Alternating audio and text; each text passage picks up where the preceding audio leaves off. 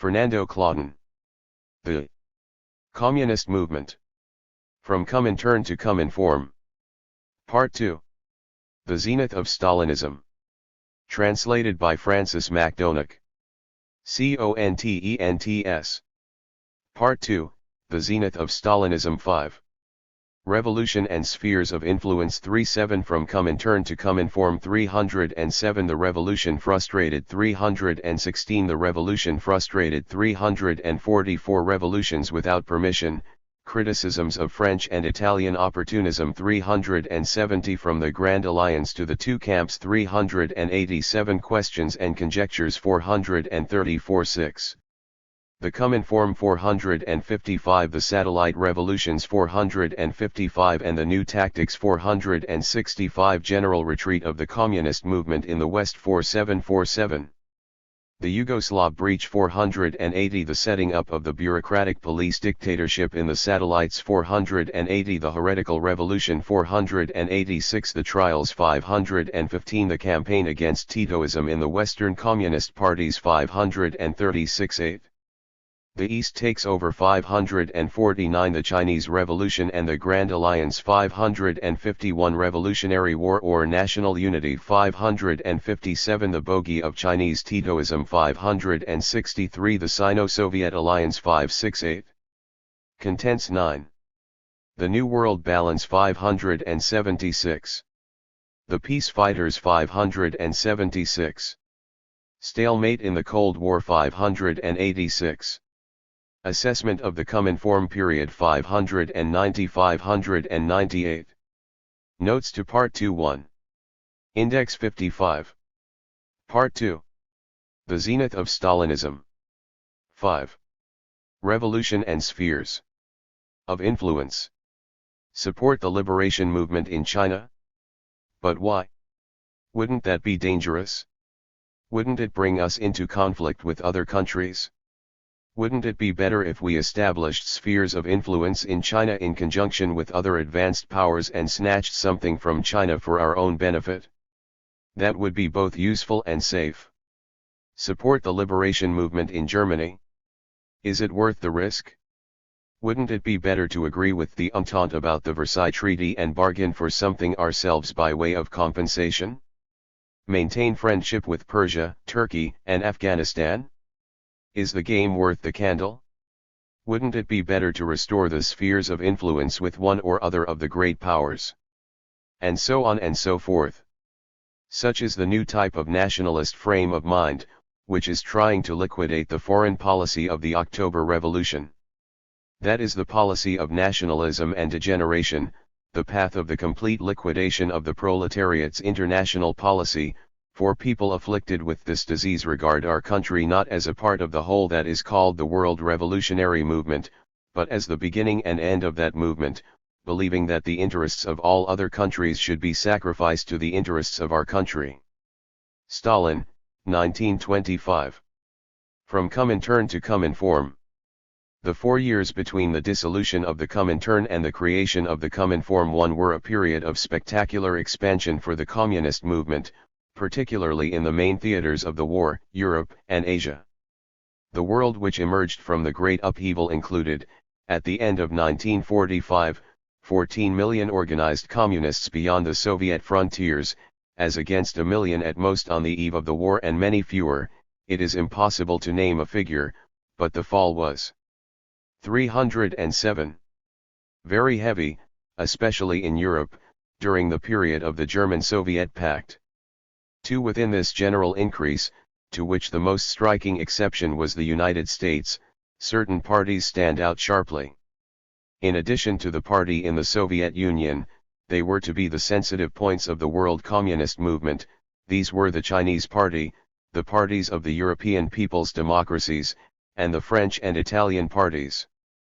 The Chinese Party increased its membership during the war against Japan from 40,000 in 1937 to one greater than 200,000 in 1945, and strengthened its position as leader of the Great Asian Revolution. By the end of 1947 it had 2,700,000 members, and during the summer of the same year, a little before Stalin decided to set up the COMINFORM, the Liberation Army went over to the offensive against the Kuomintang. The decisive turn in the Civil War had been taken and the victory of the revolution was taking shape on the horizon. 8. At the outbreak of the war, all the communist parties in the future people's democracies were operating in secret and, except for the Czechoslovak Party, had for years led a precarious existence. Their organized forces were reduced to a few thousand militants, and in Romania and Hungary their political influence was tiny. The Polish party had been almost destroyed by the Stalinist purges and repressions of the late 30s, and the same purges had also, though to a lesser degree, affected the Yugoslav, Hungarian, and Romanian parties. In 1947 these parties together had a total membership of over 7 million and power was either already in their hands or within their reach. France and Italy contained the two senior communist parties in the developed capitalist world. The Italian party shot from 5,000 members in 1943 to 2 million in 1946. On a more modest scale, the French party grew from 300,000 at the outbreak of the war to almost a million in 1946. Both became the hegemonic parties within the working class, and extended their influence into other social sectors, especially among intellectuals. Both took part in the governments which followed the liberation in 1947. 308. The numerical growth, and even more the political influence, of other communist parties remained well below the levels we have just mentioned, but is worth noting in a number of cases. In 7 small European countries within the developed capitalist zone the total number of active communists rose from under 100,000 at the outbreak of war to around 600,000 in 1946 to 7. And even the always tiny British Party, which had had 18,000 members in 1939, touched 50,000 in 1944. The communist parties of Austria, Finland, Belgium, Denmark, and Norway joined the governments of the immediate post-war period. During the war the Greek Communist Party became the main organizer and leader of the National Liberation Front and the People's Army. Only the last-minute intervention of the British Expeditionary Force in December 1944 prevented the triumph of the revolution. In 1946 the Greek Communist Party organized armed struggle, which reached a climax in the last months of 1947, at the same time as the creation of the COMINFORM. At the other end of the Mediterranean the Spanish Communist Party was rebuilding its organization under fascist terror and supported a large guerrilla movement.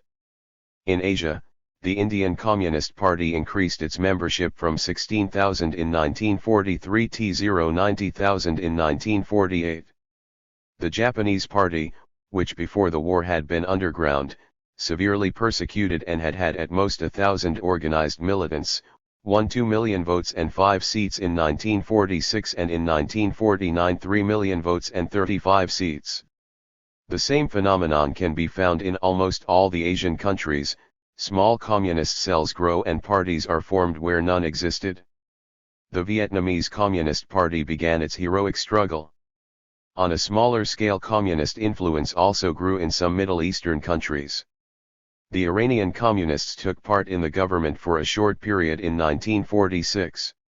The Latin American parties combined had 90,000 members in 1939.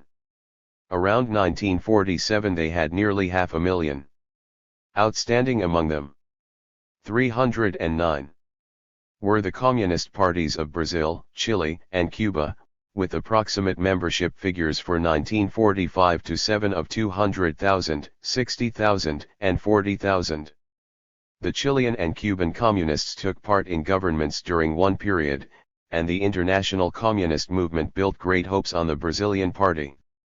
Brazil may soon become the American Russia, was a favorite saying. The most important exception in this general growth of the communist movement in the first years after the war was, as has already been said, the United States. The world capitalist superpower remained impermeable to Marxism, and the tiny Communist Party experienced no more than a short burst of growth in 1944, when its General Secretary, Earl Browder, decided to transform it into an ambiguous communist political association, ready to collaborate in order to ensure the efficient functioning of the capitalist regime in the post-war period. Registered nevertheless, even in the United States, in spite of the crisis in the Communist Party, a slight leftward shift could be seen in the labor movement. The American Federation of Labor refused to join in setting up the World Trade Union Federation, but the other large trade union grouping of the American proletariat, the Congress of Industrial Workers, joined the WFTU with the Soviet unions and other trade union groups led by the Communists. Trade union unity was widely restored at national level, and with the creation of the WFTU in February 1945, unity on a world scale was achieved for the first time since the October Revolution. Another sign of the radicalization of the labor movement was the growth of the left wings within the social democratic parties and the tendencies favorable to common action with the communists. At the center of this worldwide array of labor movement forces and of Communist Party growth stood the state and society bomb of the October Revolution, now enhanced with a new prestige. The Soviet system had refuted Trotsky's pessimistic predictions and had emerged stronger from the Great Trial, and world opinion recognized the decisive contribution made by the USSR to the defeat of Hitler's imperialism. The effect produced by the Soviet military victories on the workers and peoples of every continent can be compared with the echo produced in its day by the October Revolution, but with one difference. The Soviet 310 Union now appeared as more than the exemplary incarnation of the socialist revolution. For broad sectors of society far removed from communism, the USSR was the supreme champion of all progressive causes, of the independence of peoples and peace between states. The communist parties benefited from this renewal and increase of the Soviet Union's prestige. Together with the important role they had played in the struggle against Nazi occupation, it was one of the main causes of their development in this period. The communists, and with them the most radical groups of the labor movement, were filled with euphoric optimism about the prospects for revolution throughout the world. The impressive demonstration of Soviet military power gave them unlimited confidence in the eventual success of the struggle for socialism, both in the countries where it took the form of armed struggle and in those in which it developed under the protection of the Red Army, and also in those in which it seemed about to take a new path, the conquest of the state by the use of the machinery of bourgeois democracy. Communists were convinced that any revolutionary action, armed or peaceful, would receive the firm support of the invincible fortress of socialism. It was true that the impunity with which the Anglo-American intervention against the Greek Rising had developed was not a good sign, but this discordant note was not enough to darken the overall picture. Iveon knew that Yugoslavia was helping the Greek partisans, and who could doubt that behind Yugoslavia was the action of the great Soviet power? Was not this the rallying cry of international reaction? In short, after the setback of the interwar period, the world revolution seemed to have resumed its march with irresistible force. It is true that, for the moment, it had stopped once more before the developed capitalist countries. Once more its path did not resemble that described by Marx.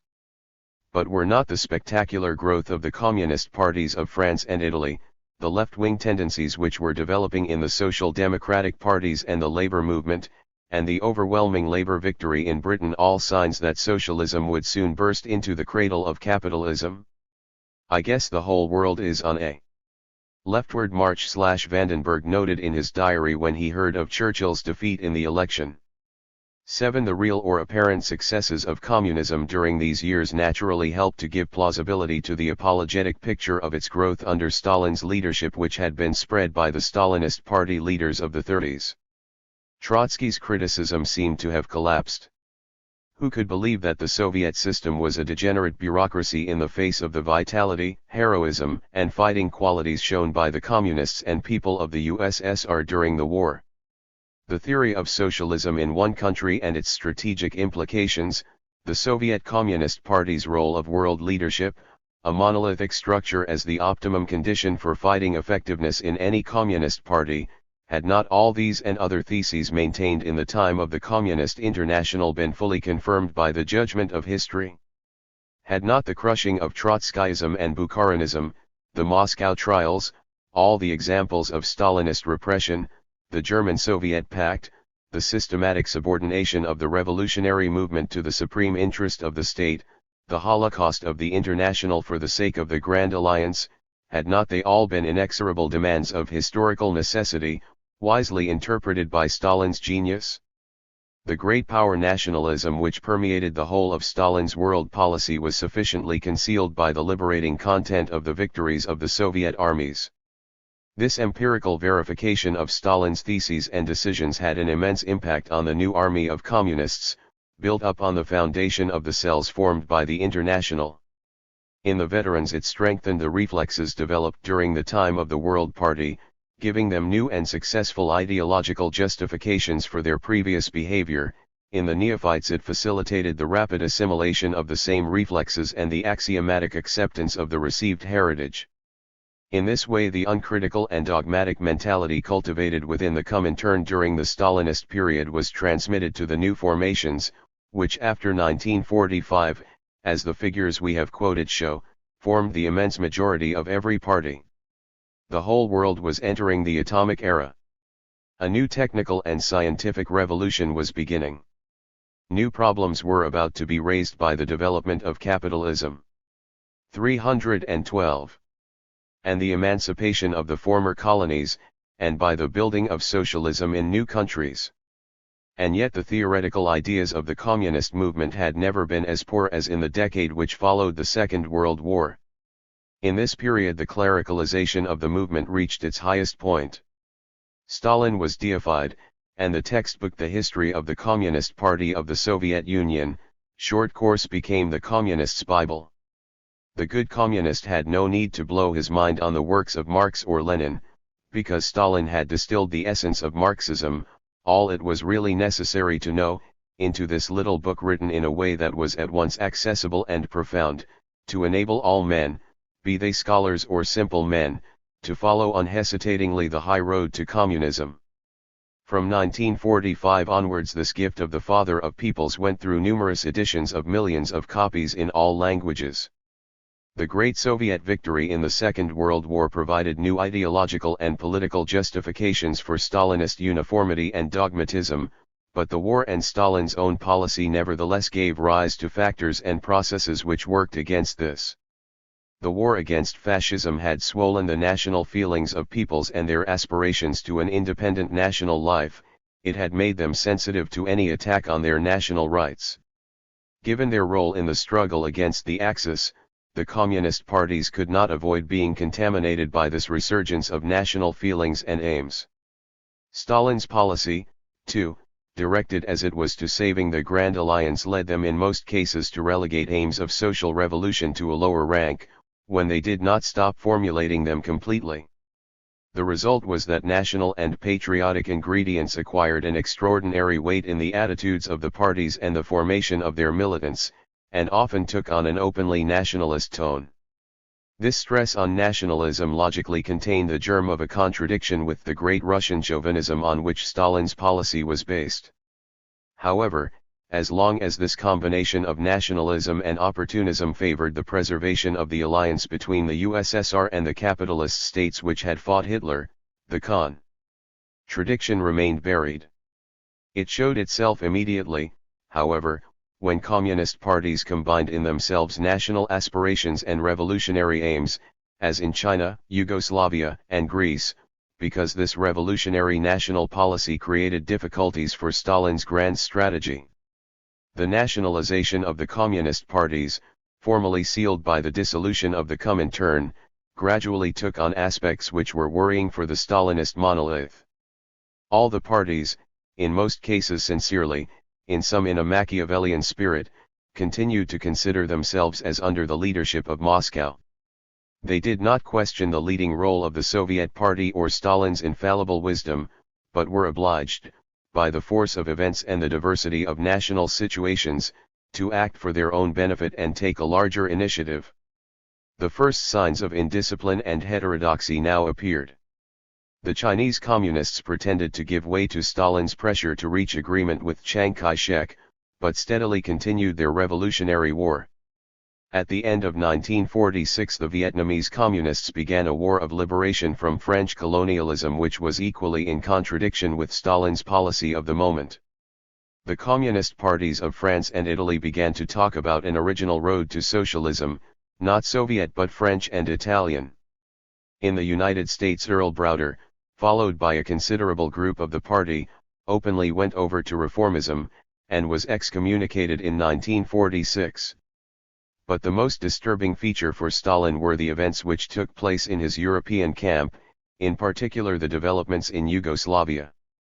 The resulting internal situation of the communist movement, in the period from the dissolution of the COMINTERN to the setting up of the COMINFORM, was complex and contradictory. The ideological and political foundations of the Stalinist monolith were mutually reinforcing, and the prestige and authority of Stalin and the Soviet Communist Party reached unheard-of proportions, but at the same time centrifugal tendencies began to grow and hostile attitudes appeared which were a threat to the monolithic cohesion of the movement. The 1948 Yugoslav rebellion made the first wide breach in the worldwide structure of the Stalinist monolith and revealed the fundamentally opposed character of the contradiction between Russian nationalism and revolutionary move. 3. Ments with their roots in their national situation. The Yugoslav rebellion, by the total isolation it experienced within the communist movement, also revealed the immense force which the monolith's ideological and political grip still exercised on the movement as a whole. The struggle against the Yugoslav heresy had the further effect of tightening this grip and giving it for a time an increased aggressiveness. Even before the Yugoslav incident, the monolithic cohesion of the movement which emerged from the war had already stood up to a test on ground more familiar to veterans of the Comintern. This was the Great Switch of 1947, caused by the crisis in the anti-fascist alliances. This crisis exposed the whole element of opportunism in Stalin's policies since 1941, both at the international level, with regard to the Grand Alliance, and on the national level, in the policies of the majority of communist parties. The switch took place, however, without the parties holding any serious discussion about the policy followed so far, about the crucial period of the war and the period immediately following it, or about what should be done after that. It was decided by Stalin and his immediate assistants and then imposed on the whole communist movement, without a single voice being raised to protest against the procedure followed and without any indication that there was the slightest divergence from Soviet theses and instructions. Among these instructions was the constitution of the COMINFORM. The communist movement found itself from one day to the next with a new center of leadership without having had the slightest part in its creation. Everything was decided at a secret meeting in Poland in 1947 attended by representatives of the 9 parties which, at Stalin's wish, were to form the new body, those of the Soviet Union, Poland, Czechoslovakia, Hungary, Romania, Bulgaria, Yugoslavia, France, and Italy registered. Not even the central organs of these parties had discussed in advance the subjects dealt with at this meeting, the new international situation, the policy to be followed by the communist movement in this new situation, the setting up of the COMINFORM, etc. In the following chapter we shall discuss the problems arising from the communist movement's new line, adopted at the meeting which set up the COMINFORM. Before that, however, it is appropriate to analyze the 3i5 process which led to the switch of 1947. We must start with the problem which the meeting in Poland found itself obliged to discuss, though it did it in a truncated fashion, avoiding the main element, Stalin's policies, and without being willing to recognize openly its true nature, the problem of the frustration of the revolution in France and Italy. The Polish meeting had to deal with this difficult problem, however, even if it was in a half-hearted manner, since it was a main element in the political process which inevitably produced the situation of 1947, in which the grand illusions prompted by the Grand Alliance melted to reveal the Cold War and the hopes of a peaceful, democratic, and parliamentary road to socialism in Europe revealed their emptiness. The revolution frustrated.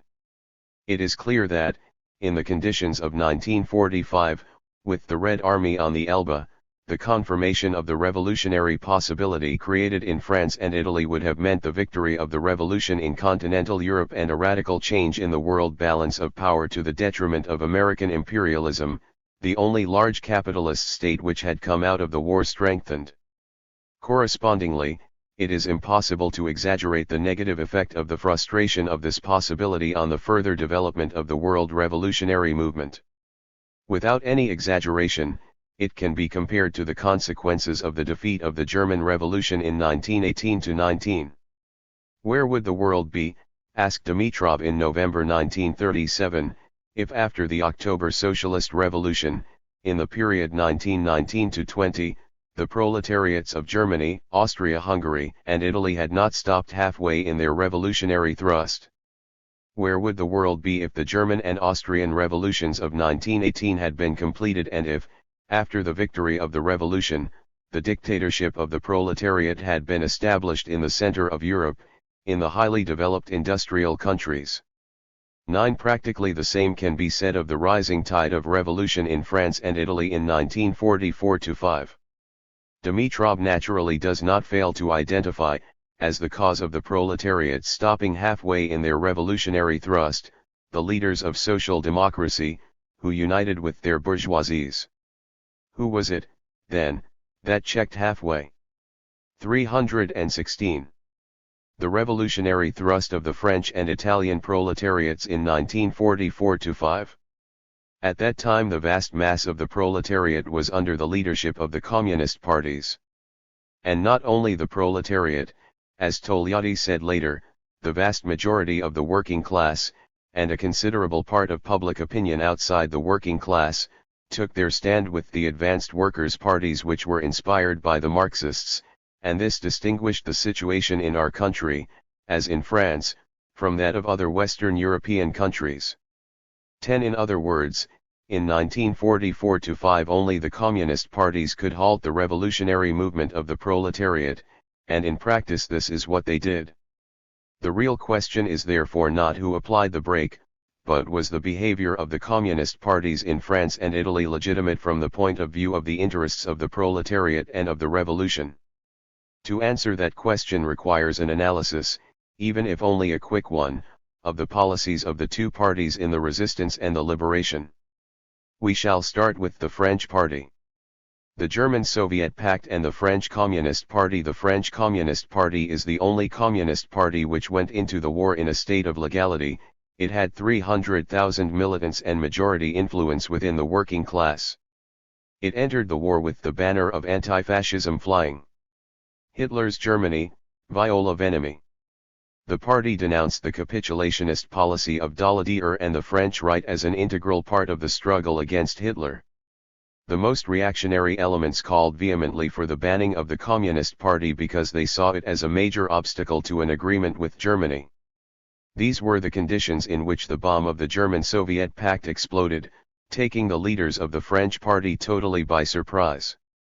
As an immediate reaction, the party leadership justified the pact as a supreme effort to preserve peace, but it fully maintained its support for national defense against Hitler's aggression. On September 1, 1939, the Communist Parliamentary Group unanimously proclaimed the unshakable determination of all communists to stand in the front line against Hitlerian fascist aggression, and on September the Communist deputies voted for war credits. 11. The government banned the communist press and, on September 26, the party itself.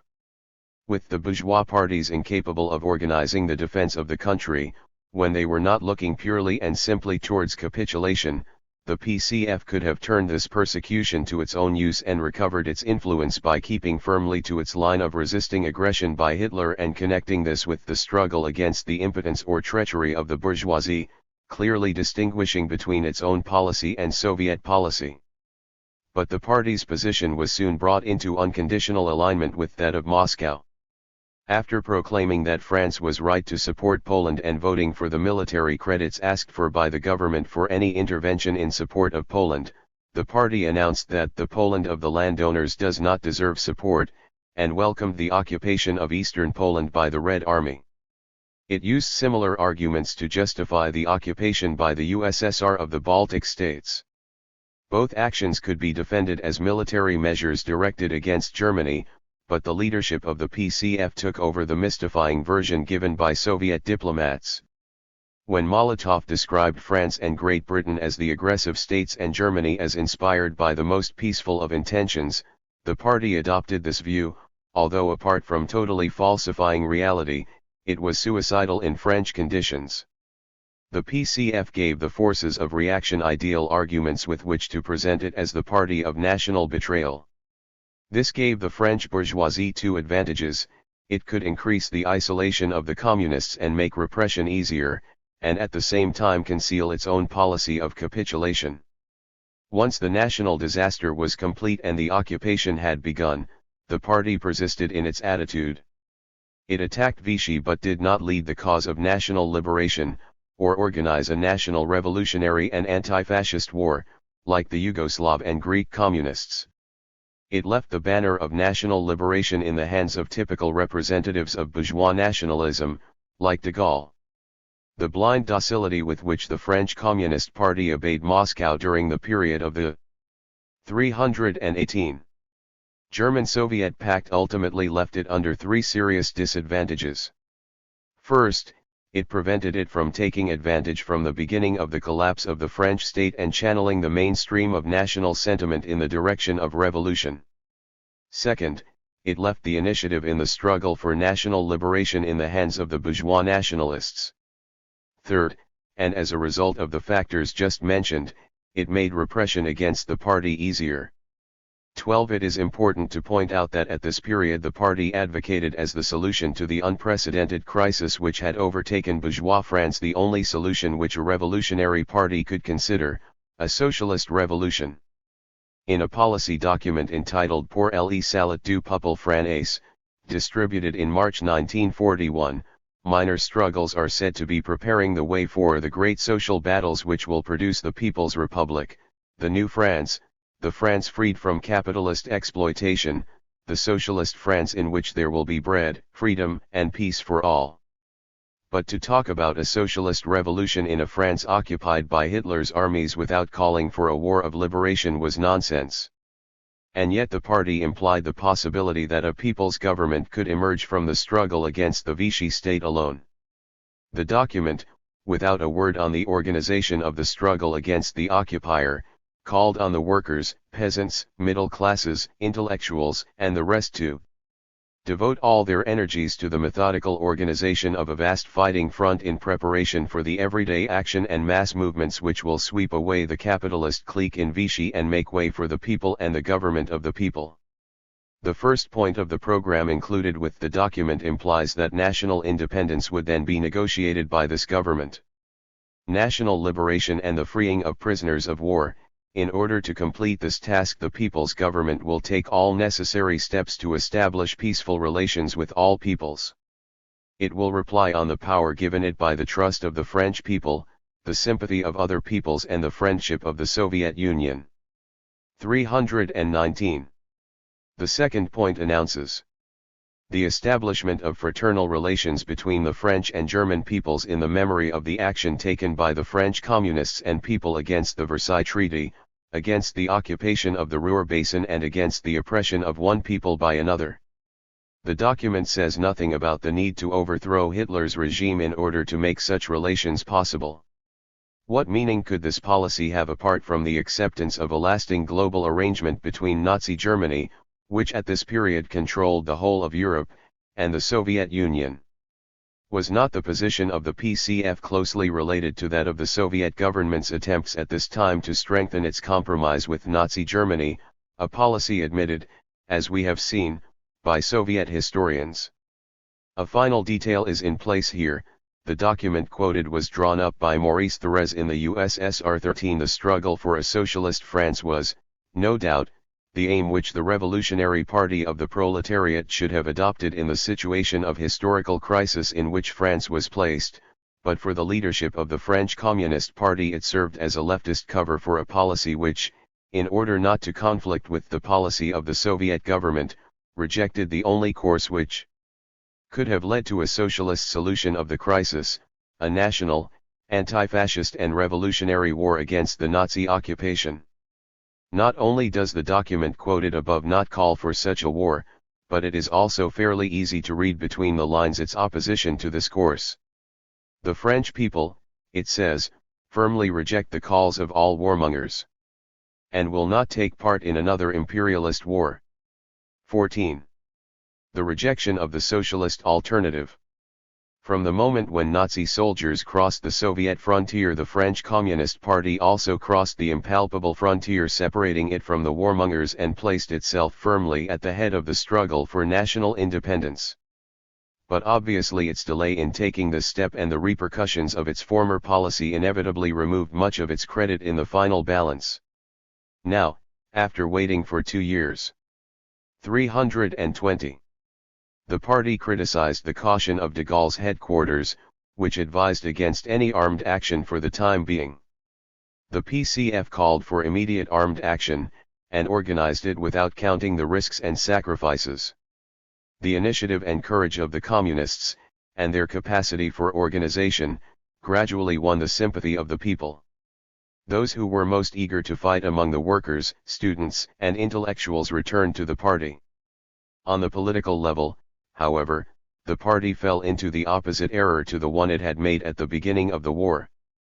Whereas, during the first period, Great Britain and the United States were described as enemies of the French people, from June 22 communist propaganda immediately stopped all criticism of those who had now become great democratic states and allies. Until June 22 de Gaulle had been a mere agent of the city, and Gaullism had been described as a fundamentally reactionary and anti-democratic movement whose aim was to rob France of all her freedom in the event of an English victory. 18 After June 22 de Gaulle naturally became an ally, and criticism of the reactionary, anti-democratic essence of Gaullism disappeared from PCF documents. The party, however, for a long time maintained an attitude of reserve towards the general. In May 1942 Molotov had a discussion with de Gaulle in London. In return for de Gaulle's assurance that he would support the Russian demand for the opening of a second front, Molotov announced his agreement with the general's claim that all Frenchmen, and the peoples of the French colonies, should unite under his leadership. 16 In the following months the PCF joined the London Committee and appointed Fernand Grenier as its representative on it. In a letter of January 10, 1943 T0 the Central Committee of the PCF, de Gaulle took note of their joining the committee and laid down, in a way which left no room for ambiguity, the principle of the subordination of the party to the Gaullist leadership. The letter said, "The arrival of Fernand Grenier, the Communist Party's decision to join the National Committee, which he brought in your name, its readiness to place at my disposal, in my capacity as Commander-in-Chief of the French forces, the units of courageous irregulars which you have formed and inspired, these are all signs of French unity. I am sure that the 321 representatives whom I have appointed will find in the leaders of the PCF a readiness to cooperate in achieving a spirit of sacrifice and the same loyal discipline which already exists within your organizations." And on the 21st of the same month Grenier wrote in El Humanite, "We are reflecting the feelings of Frenchmen in proclaiming our confidence in General de Gaulle, who was the first to raise the standard of the resistance." 17 In February, the communist deputies detained by Vichy in Algiers prison were released. They had remained in prison even though Algeria had been in the hands of Anglo-American troops since November 11, 1942. And in June of the same year, by apparent coincidence it was a few days after the disbanding of the COMINTERN, the French Committee for National Liberation, which had just been formed and had its headquarters in Algiers, revoked the decree of September 1939 by which Daladier had declared the Communist Party illegal. The composition of the CFLN, with Generals de Gaulle and Giroux at its head, could not have been more reactionary. It grouped together the men sent by the bourgeoisie to obtain their credentials as resistance fighters and to ensure the safeguarding of their interests, according to the Histoire de la Resistance produced by a commission under the chairmanship of Jacques Duclos. But this did not prevent the leadership of the PCF from greeting the formation of the CFLN with the following statement: "All Frenchmen look to the French Committee for National Liberation to organize France's active participation in the war against Hitler by mobilizing all the resources, energy, and will of France overseas, for the material and moral support of the patriots who are successfully waging a difficult and glorious struggle on the soil of the fatherland." 18. At this period the PCF saw entry into the CFLN as fundamental to its policy, and imposed as a condition the committee's acceptance of a platform of which the following was the most progressive demand: the development of democratic and social policies which will galvanize all French energies and create enthusiasm for the participation of all in the war of liberation. Although this general declaration was hardly compromising, and would even have helped the representatives of the upper 322 bourgeoisie to obtain credentials as resistance fighters, de Gaulle rejected any conditions, no doubt as a firm demonstration of the principle of his absolute leadership, just as he refused to allow the party's representatives to the CFLN to be appointed by the party itself. Only de Gaulle could appoint them. In the end the party joined the CFLN without agreement by the general to any compromise. 19. It is true the party at the same time was very active in developing its own forces in the National Front. It advocated the coordination of the different organizations and tendencies in the internal resistance. The spring of 1945 was an important stage in this process. The MUR United Combat, Franctireur, and Liberation, the CGT reformed underground, and on May 27 the National Council of the Resistance was set up, representing all organizations and tendencies. During the discussions which led up to the formation of this body a particularly interesting problem arose. The only organized party existing in the resistance was the Communist Party. In the beginning de Gaulle did not want the party represented as such on the CFLN. Faced with the impossibility of imposing this wish, however, he looked for another solution, which is described in Duclos' history as follows: in order not to let the Communist Party be the only party to have the title Party of the Resistance, that other political groups should be represented on the committee. The reconstitution of the old parties would both reinforce the Gaullist cause in the eyes of the Allies and form the only effective barrier to communist influence. Duclos continues. This move, however, met violent opposition from the resistance movements. The Vichy regime had discredited many politicians. Although there were individuals in all parties who were members of resistance organizations, no party except the Communists had reformed underground. The resistance movements vigorously opposed this reappearance of the parties. The underground newspaper Défense de la France wrote, "It seems right and proper that the Communists should be represented on the Liberation Committee because they are actively engaged in the 323 common struggle, but it would be hard to accept the presence of representatives of the old movements." The question was, without any doubt, a vital one. It raised the fundamental problem of what sort of result the struggle should have. The alternatives were to return to the traditional political system which had brought the country to a national catastrophe, or to create a new, unified force inspired with the spirit of the resistance, in which the Communists would be given a leading position. This was a unique opportunity offered to the party to put itself at the head of a reforming current and guide it towards a radical transformation of French society. But the party turned the scales in favor of the past and supported the Gaullist proposal. Duclos explains this action as follows. It is a fact that political life in France is traditionally expressed in broad currents which are one of the characteristic features of French bourgeois democracy. Political apathy and the condemnation of parties have always in France been weapons in the hands of reaction. In view of all this and of the need to reach rapid and effective unity in the national struggle, the Communist Party agreed to the formation of the CNR on the principles proposed by Jean Moulin. In a report to the London Committee, Moulin paid tribute to the Communist Party's desire for unity. 20. The characteristic features mentioned by Duclos did indeed constitute an indisputable fact. A second and equally indisputable fact was that reaction had more than once exploited the impotence of social democratic and radical petit bourgeois political parties. But a third, and again indisputable, fact which Duclos' arguments ignore is that the traditional political parties, French bourgeois democracy, had just suffered the greatest collapse in their history, and it was not now reaction which disowned them, but the new revolutionary forces which had come into being in the resistance. Reaction, on the other hand, was clutching desperately at the characteristic features of bourgeois democracy. The fourth indisputable fact, which later events were to demonstrate, was that by supporting the Gaullist solution the PCF was preparing the way for the restoration of French capitalism. The tribute paid to it by the London Committee was fully justified. It was indeed necessary to secure 324. Rapid and effective unity in the national struggle, but everything depended on the way the struggle was understood and, secondly, on the direction it should take. If it was to lead to the restoration of traditional bourgeois democracy, the unity chosen by de Gaulle, with the support of the PCF, was certainly the most effective.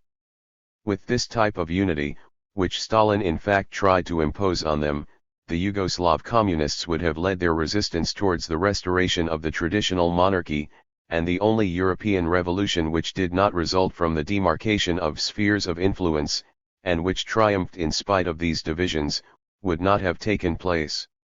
During 1943, and especially during the early months of 1944, the unified resistance network grew strongly throughout France, and in this network the Communists occupied key positions which gave them an opportunity for leadership in organizational matters. But the ability to lead in the decisive battles which lay ahead and to lead towards revolution, and success in French society, did not depend merely on positions within the resistance apparatus or on ability to organize armed struggle, or even on a spirit of sacrifice and courage in the fight, where the Communists were equally exemplary. All this was not enough. What was needed in addition, and in the first place, was a political line and the will for such a revolutionary transformation within the party leadership. The national uprising, followed by the Allied landings in Normandy, gave reality to the problem of power. The greater part of France, including Paris, was liberated by the armed forces of the resistance with the help of the masses, without the direct intervention of the Allied armies. The liberation committees almost everywhere became organs of power, and the patriot militias proved themselves genuine mass organizations. 21. The Communist Party was the main force in this great popular rising.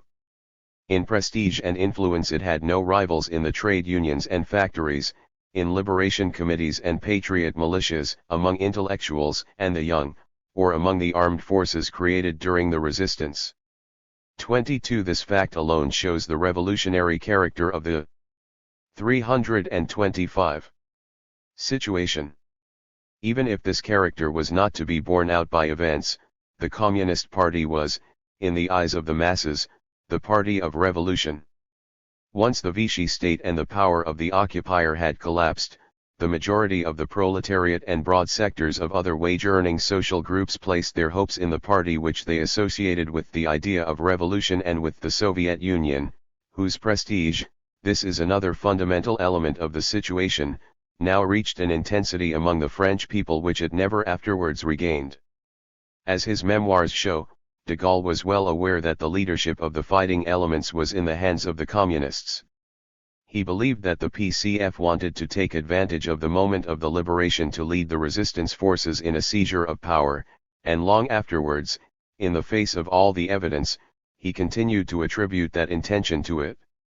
Benefiting by the confusion of battle, overpowering the National Council of the Resistance, many of whose members, aside from those already committed to the party, might be accessible to the temptation of power, taking advantage of the sympathy which the persecution they had suffered, the losses they had endured and the courage they had displayed had gained them in many circles, exploiting the anxiety aroused in the people by the absence of all law and order, employing, finally, an equivocation. By publicizing their adherence to General de Gaulle, they intended to appear at the insurrection's head as a kind of commune which would proclaim the Republic, answer for public order and mete out justice. Furthermore, they meant to be careful to sing only the Marseillaise, and to run up no flag but the tricolor. 23. The plan attributed by de Gaulle to the Communists had no existence in reality, but it must be admitted that it was an excellent plan.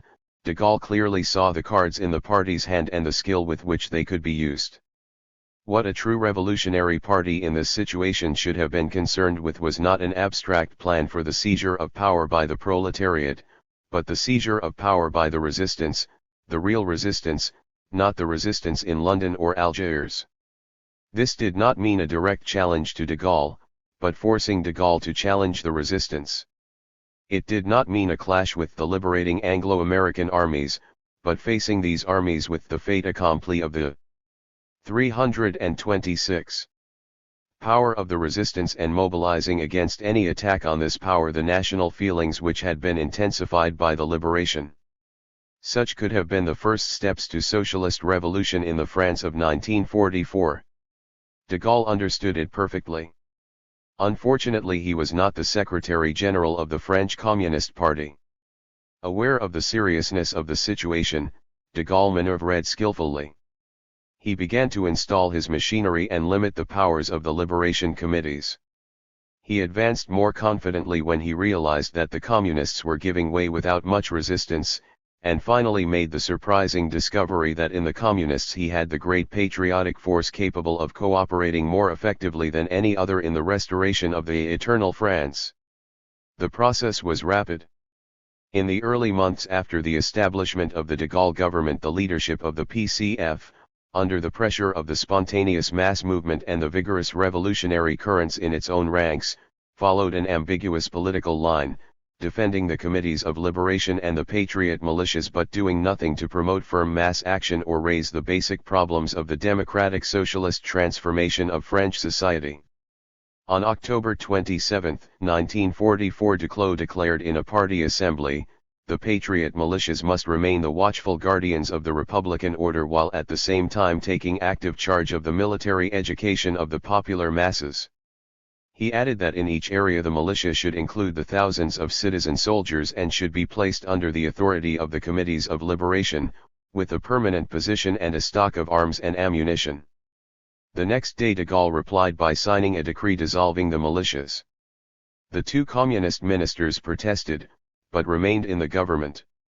The party leadership gave internal instructions to maintain the organization of the militias, not to surrender arms, to form secret stores, etc., but it did not mobilize the people against the direct attack on the powers of the resistance clearly visible in the general's intentions.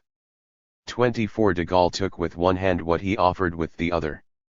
On November 6 the decree announcing an amnesty for Thérèse appeared in the Journal Officiel. Discussing this action in his memoirs, de Gaulle wrote, "Thérèse has made many requests to me. I have decided to perform this act of clemency after very careful thought. Bearing in mind 327. The circumstances of the past, the events which have taken place since and the needs of the present, I believe that the return of Thérèse to the leadership of the Communist Party may in fact have more advantages than disadvantages. The needs of the present, as described by the General, were to trim the Communists' claws and deprive them of the powers they are usurping and the arms they are displaying." His calculation of the advantages the return of Thérèse might have proved correct. The General Secretary of the party returned to France on November 27. His first major slogan was, "One state, one police force, one army 5. De Gaulle commented, "From the moment of his return to France Thérèse has been helping to clear up the traces of the patriot militias. He has opposed attempts at usurpation by the liberation committees and the acts of violence on which overexcited groups have embarked." 25 And in fact, as soon as Thérèse arrived, the party organizations received internal instructions to disband the militias and surrender their arms. In the report he made before the Central Committee on January 21, 1945, Thérèse publicly advocated the disbanding of the militias and all irregular armed groups. While these might have been justified before and during the rising against the supporters of Hitler and Vichy, he said, law and order should now be guaranteed by the regular police forces. In the same report Thérèse advocated that local and departmental committees of liberation should make no attempt to take the place of the official administrative bodies. 26 The moment chosen by de Gaulle to pardon Thérèse was not determined only by motives of domestic politics. The general was preparing to visit Moscow, and to have had to turn up there with the Thérèse case still on his hands would have been annoying. On the other hand, granting an amnesty to Stalin's influential disciple would be an excellent introduction. Everything was very well arranged. On November 6 the decree was published, On the 27th of the same month Thérèse arrived in Paris, and on December 2 de Gaulle met Stalin in Moscow. The general's aim was to strengthen his position vis-à-vis Great Britain and the United States by the signature of a bilateral pact with the USSR, and he SUC 328. Seized in this after laborious maneuvers. If the amnesty granted to Thérèse eased agreement between de Gaulle and Stalin, the Franco-Soviet pact eased agreement between de Gaulle and Thérèse. The cogent arguments put forward at the Central Committee meeting on 2 January 1945 against any limitation of the authority of the new French state cannot have been totally unconnected with the happy outcome of the Moscow negotiations. 27. The restoration of La France Eternelle. At the same time as it was efficiently cooperating in the elimination of the usurpatory tendencies of the Committees of Liberation and the last survivals of the Patriot militias, the party placed the armed forces of the resistance, which were under its control, at the full and complete disposal of the Gaullist and Allied High Command, and merged them in the French Grand Army, for the formation of which Thérèse had argued passionately from the moment of his arrival on French soil. In other words, the party liquidated the popular armed forces built up during the resistance. At the same time as this general destruction of the political and military foundations for a new popular power which had been created during the resistance and liberation, the party threw itself into another battle for the restoration of La France Eternelle, the notorious battle for production. This began immediately after the liberation of Paris. In a report presented to a meeting of trade union militants on September 10, 1944, Benoît Frachon called on the workers to rebuild our large industry on more rational foundations and ensure its full return. Reconstruction, he explained, should not benefit the financial and industrial oligarchies, but that was a problem which would be solved when the time comes for the people to be consulted about the form of government they wish to adopt. At that time we shall give our opinion about the disappearance of the trusts and the appropriate methods for replacing their domination by an economy at the service of the nation. But for the moment, and without waiting for the last word from the ballot boxes about who should benefit from the reconstruction, the workers must work hard. The secretary of the CGT, who was also a leader of the Communist Party, suggested that they should form patriotic production. 329. Committees. On March 24, 1945 he presented his report to the CGT National Committee. In the meantime the workers had received a small increase in wages, less than the modest 50% demand made by the CGT while it was still underground, and prices had risen. During this time, said Frachon in his report, justified discontent has spread in the ranks of the working class. If, in spite of this, strikes have been practically non-existent, this is due entirely to the workers' strong sense of national duty and to the authority of the CGT and its militants. 28. It was indeed true that the party, under the leadership of Thérèse, had worked hard to instill a strong sense of national duty into communist or CGT workers. In the early stages the main justification offered was the war effort and the fact that Germany's defeat was not yet complete. In fact the outcome of the war was already settled, as Stalin had implied in his speech of November 6, 1944, and French arms production could have little influence. What was not yet settled was the question whether the struggle and sacrifices of the French workers would result in the consolidation of French capitalism on more rational foundations or in an economy at the service of the nation. The war effort 5, in the context we have described, could only help to paralyze and demoralize the forces capable of imposing the second alternative. The defeat of Germany brought no break in the battle for production 5, instead it reached its peak. Thérèse found another argument which was not spectacularly new, having been used by all the social democratic parties every time they took part in a bourgeois government, as the communists were now doing. The workers, then and now Thérèse said, should not make excessive demands or strike, but increase production, because it was in the interest of the rich bourgeoisie to create difficulties for a government with socialist ministers. In his report to the 10th Party Congress in June 1945 Thérèse did as well as if not better than his social democratic predecessors and contemporaries. Where does the mortal danger for our country lie? It is in the field of production. If the trusts and their agents oppose the effort for reconstruction and production, this means that it is in the interest of the people. 330. Of the working class, to work and produce, in spite of and against the trusts. It was of course no part of the intention of the trusts and their agents to oppose the workers' desire to work and produce, and Thérèse was unable to give the Congress a single convincing piece of evidence for this alleged intention of the trusts. What could hardly have delighted them, on the other hand, was the idea of democracy with the trusts removed, which Thérèse presented as the party's long-term aim. But then again, there was no need for it to worry them too much either, since it was an aim which was to be reached by means of parliamentary legality, in conditions of authority and stability. The most hopeful prospect for our country, declared Thérèse in the same report, is the maintenance for a considerable time of a government of broad national and democratic unity, which will ensure the best conditions for authority and stability.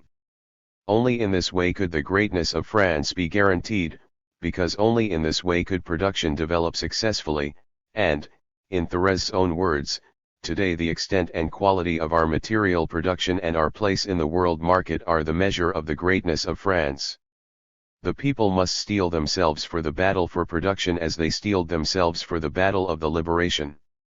The task is to rebuild the greatness of France, to secure in more than words the material conditions of French independence. The remark was directed at those, inside or outside the party, who used revolutionary phrases to criticize the line followed by the leadership of the PCF. We must fight the leftist ideas of a few sectarians who think, even if they do not always put it clearly into words, that we may have abandoned the revolutionary line. Fortunately, the Central Committee, under the far-sighted leadership of Thérèse, had shattered the plan of reaction, which was trying to push the most advanced elements of democracy and the working class into adventures in order to divide the people. Throughout the report, Thérèse mentions the concepts revolution and revolutionary only in a pejorative sense. He had already, in his January speech to the Central Committee, reached the stage of criticizing the use of this concept by making an indirect parallel between it and the concept of national revolution used by the Vichy regime. 33i. We who are communists should not at the moment make explicitly socialist or communist demands. I say this at the risk of appearing lukewarm in the eyes of those who are forever using the word revolution. It has a certain popularity, but 4 years of national revolution under the auspices of Hitler have warned the people against the demagogic misuse of certain terms emptied of their meaning. Thérèse put into circulation the term Hitler-Trotskyists, and called for vigilance to expose and expel from the party all disruptive elements, troublemakers, agents of the enemy, Hitler-Trotskyists, who usually hide behind left-wing phrases. 29 The battle for production reached its climax with Thérèse's visit to the mining areas in the Department of the Nord. In spite of the campaign by the party and the CGT, the miners had sometimes resorted to strikes, and Thérèse rebuked the communists who had taken part in them. In a speech on July 21, 1945 to an assembly of communist miners at Waziers, he said, "My dear comrades, I am now putting the problem to you as responsible men. In the name of the Central Committee and in the name of the decisions of the Party Congress, I tell you quite frankly that we cannot approve the smallest strike, especially when it breaks out, like the strike last week in the Bethune mines, on the fringe of the Union and in opposition to the Union. As a result of the strike 30,000 tons of coal had been lost, and Thérèse exclaimed, 'It's a scandal, a shame. It does great harm to the Union and the interests of the miners.' 30 A year after the Waziers appeal, Thérèse was congratulating himself on the results achieved. Coal production has increased by over 50%. With over 160,000 tons a day, we have beaten the pre-war level by 8%. It is a marvelous success. France is the only country, with the exception of the Soviet Union, which has such a result to be proud of. We should congratulate our miners, who have not spared their sweat and their toil." 31 In December, the Association of Public Service Workers decided to organize a warning strike, and a monster meeting was held in the Vélodrome de Hiver to prepare it. The speakers, even those of the SFIO, insisted on the need for a general strike. It was opposed only by Henry Reynaud, a communist leader of the CGT. In present circumstances, said Reynaud, a general strike would be catastrophic. By shutting down the railways, it would starve the country.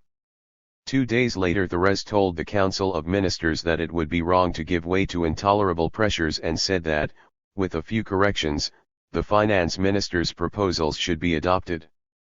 32 Referring to this year, 1945, which the French Communist Party might have called, using the language of the Cuban Communists today, the year of production, de Gaulle wrote in his memoirs. As for Thérèse, even in his efforts to advance the communist cause, he will serve the national interest on a number of occasions. His constant call is for the maximum of work and production at any price. I shall not try to understand him. I am satisfied if France is served. 33. It was soon to become clear that the communist cause was not making much progress, but that France, or rather the French bourgeoisie, was indeed being well served. In June 1946 Thérèse found himself obliged to make the following statement to the Central Committee. The situation is very serious. It was to reach this position, and if possible to make us retreat even further, that the rich French bourgeoisie, in the strength of its long experience and great capacity for maneuvering, has made skillful use of all its resources and all its men in turn. At the moment of the liberation the bourgeoisie made no direct assault on the popular movement, but tried to divert it, to loosen it and break it up. They 333 prevented the union of the forces of the resistance and gradually reduced the influence of the National Committee of the Resistance and the local and departmental committees of liberation. 34. This statement was revealing, because what it meant was, 2 years after the liberation, 2 years in which the communists had formed part of the government, what had made progress in France was not the popular movement which emerged from the resistance but the rich bourgeoisie, which had strengthened its economic position and had recovered its political influence. Thérèse's original tactic of fighting against the trusts by making the workers work harder and longer and tighten their belts had led to the strengthening of the trusts. The checks on the mass movement and the decision to refrain from actions which could have attacked the legal order so as to avoid any risk to the national union had led to the restoration of the dictatorship of the bourgeoisie in the nation. The soft peddling of proletarian demands in order to avoid frightening the middle groups had had the effect of making these very groups swing to the right, towards the parties of the bourgeoisie, which now displayed an increasing determination which contrasted with the cowardice and weakness of the party of the proletariat. Thérèse himself admitted this in his report. The path to a new democracy exclusively through the winning of a parliamentary majority had led to the restoration of the worst form of the old democracy, the traditional democracy of bourgeois France. Communist parliamentary cretinism was now yielding the same fruits as social democratic parliamentary cretinism. The PCF leadership's attempt to offload onto the SFIO the responsibility for the failure to form a socialist communist government based on the parliamentary majority enjoyed by the two parties was useless. Everyone knew that right-wing socialists would never accept such a possibility without being forced into it by a powerful mass movement, and Thérèse's leadership had seen to it that the mass movement which emerged from the liberation was strangled at birth. Even the left-wing socialist and union militants who might have sincerely supported a socialist communist government expressed justified reservations about the future which such a formula might hold in store for them. It is true. 334. That Thérèse did make several references at this time to a possible French road to socialism, differing from that followed by the Bolsheviks, but these occasional remarks were not supported by any serious theoretical work and amounted in fact to extrapolating from the experience of the Eastern European people's democracies, with the omission of the small detail of the part played there by the Red Army and other instruments of Soviet power. For the rest, the French Communist Party's enslavement to Stalin and his dogmas was so plain that it was hard to regard Thérèse's timid toying with heresy as anything more than a tactical maneuver. 35 By admitting that at the moment of the liberation the bourgeoisie made no direct assault on the popular movement, but had tried to divert it, to loosen it and break it up, Thérèse was accepting the arguments of those, inside and outside the party, who had at the time demanded an offensive revolutionary policy, capable of developing the powerful popular and workers' movement which the national rising had brought into being. If the rich bourgeoisie had not dared to make a direct attack on this movement, that was because they had felt its revolutionary potential. But who had gradually reduced the influence of the National Committee of the Resistance and the local and departmental committees of liberation? The rich bourgeoisie, or the policy argued for and imposed by Thérèse from the moment of his return from Moscow. In another part of his report, Thérèse again referred to the devious tactics, of which they now feel strong enough to boast, which were designed to contain and divert the people when they could not attack them directly. In August 1944, 3 registered what could be more logical than for the bourgeoisie to boast. It was less logical for the Secretary General of the Communist Party also to claim credit for a policy which had been so marvelously adapted to the devious tactics of bourgeois reaction. Nevertheless, Thérèse defended the line followed since the liberation, which he considered completely correct. If some small faults had appeared, they could be traced to the work of the sections and federations. With all the unconcern in the world, as if he had no responsibility in the matter, Thérèse criticized certain comrades who are not free from parliamentary illusions. In the context of the report, however, this criticism 335 has no other function than to act as a formal balance to the real attack, which is directed at the left. Discontent with the existing line had become widespread in the party, and Thérèse found himself obliged to recognize it, even while minimizing it. He quoted specific cases, a resolution from a cell in the Yonne which criticized the leadership for cooperating in the government and making one concession after another, and another from the Hautes-Pyrénées which charged it with collaborating with reaction and giving support to anti-democratic laws. Thérèse invited the party to oppose these positions strongly. Those who defended them had not understood that we have become a party of government, they are calling in question our general line. To convince the recalcitrant, Thérèse produced the great argument, the unanswerable argument, which was to continue in use for years to justify the policy of the PCF at the liberation. Those who criticized this policy, said Thérèse, have not even learned from the article of the American journalist Walter Lippmann, who wrote in Le Figaro that Anglo-American troops were ready to intervene if the Communists should come to power in France. 37 We shall return later to this supreme, and at first sight so solid, justification. For the moment it ends our quick examination of PCF policy up to its exclusion from the government. Neither the serious situation which had been created nor the discontent among the party membership, which anyway was easily crushed by the traditional methods of ideological intimidation and administrative measures, were enough to make the party leadership introduce changes in its policy.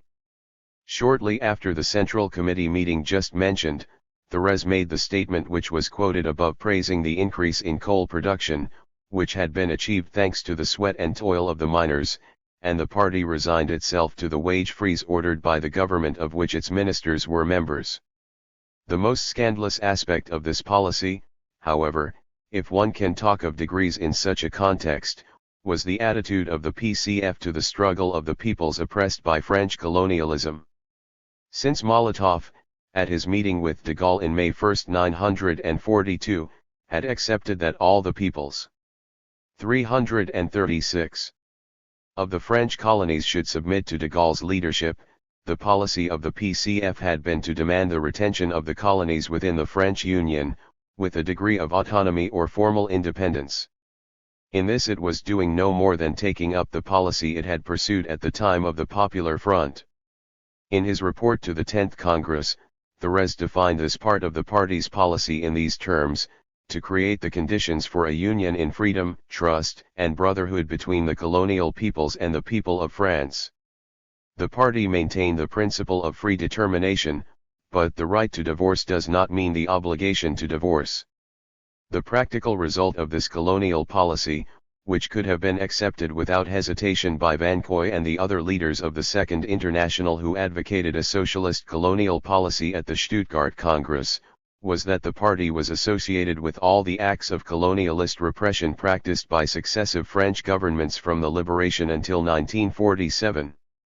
After the savage repression in May 1945 in the Constantine district of Algeria, in which thousands of Algerians were killed, 38 the communist ministers stayed in the government, and at the 10th Congress, a month after the butchery, Thérèse made this statement: "When we talk of democracy, we cannot forget that one of its demands is a broader and more comprehensive attitude towards the people of the colonies.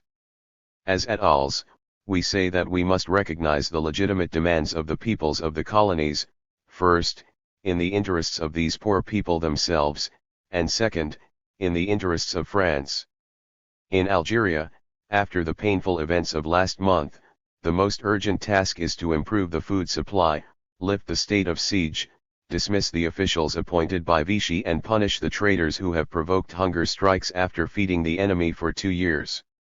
We must demobilize and send home the Algerian soldiers, NCOs, and officers who belong to the age groups not called up in France, and, finally, we must apply the order of March 7, 1944 on the extension of democratic freedoms in Algeria."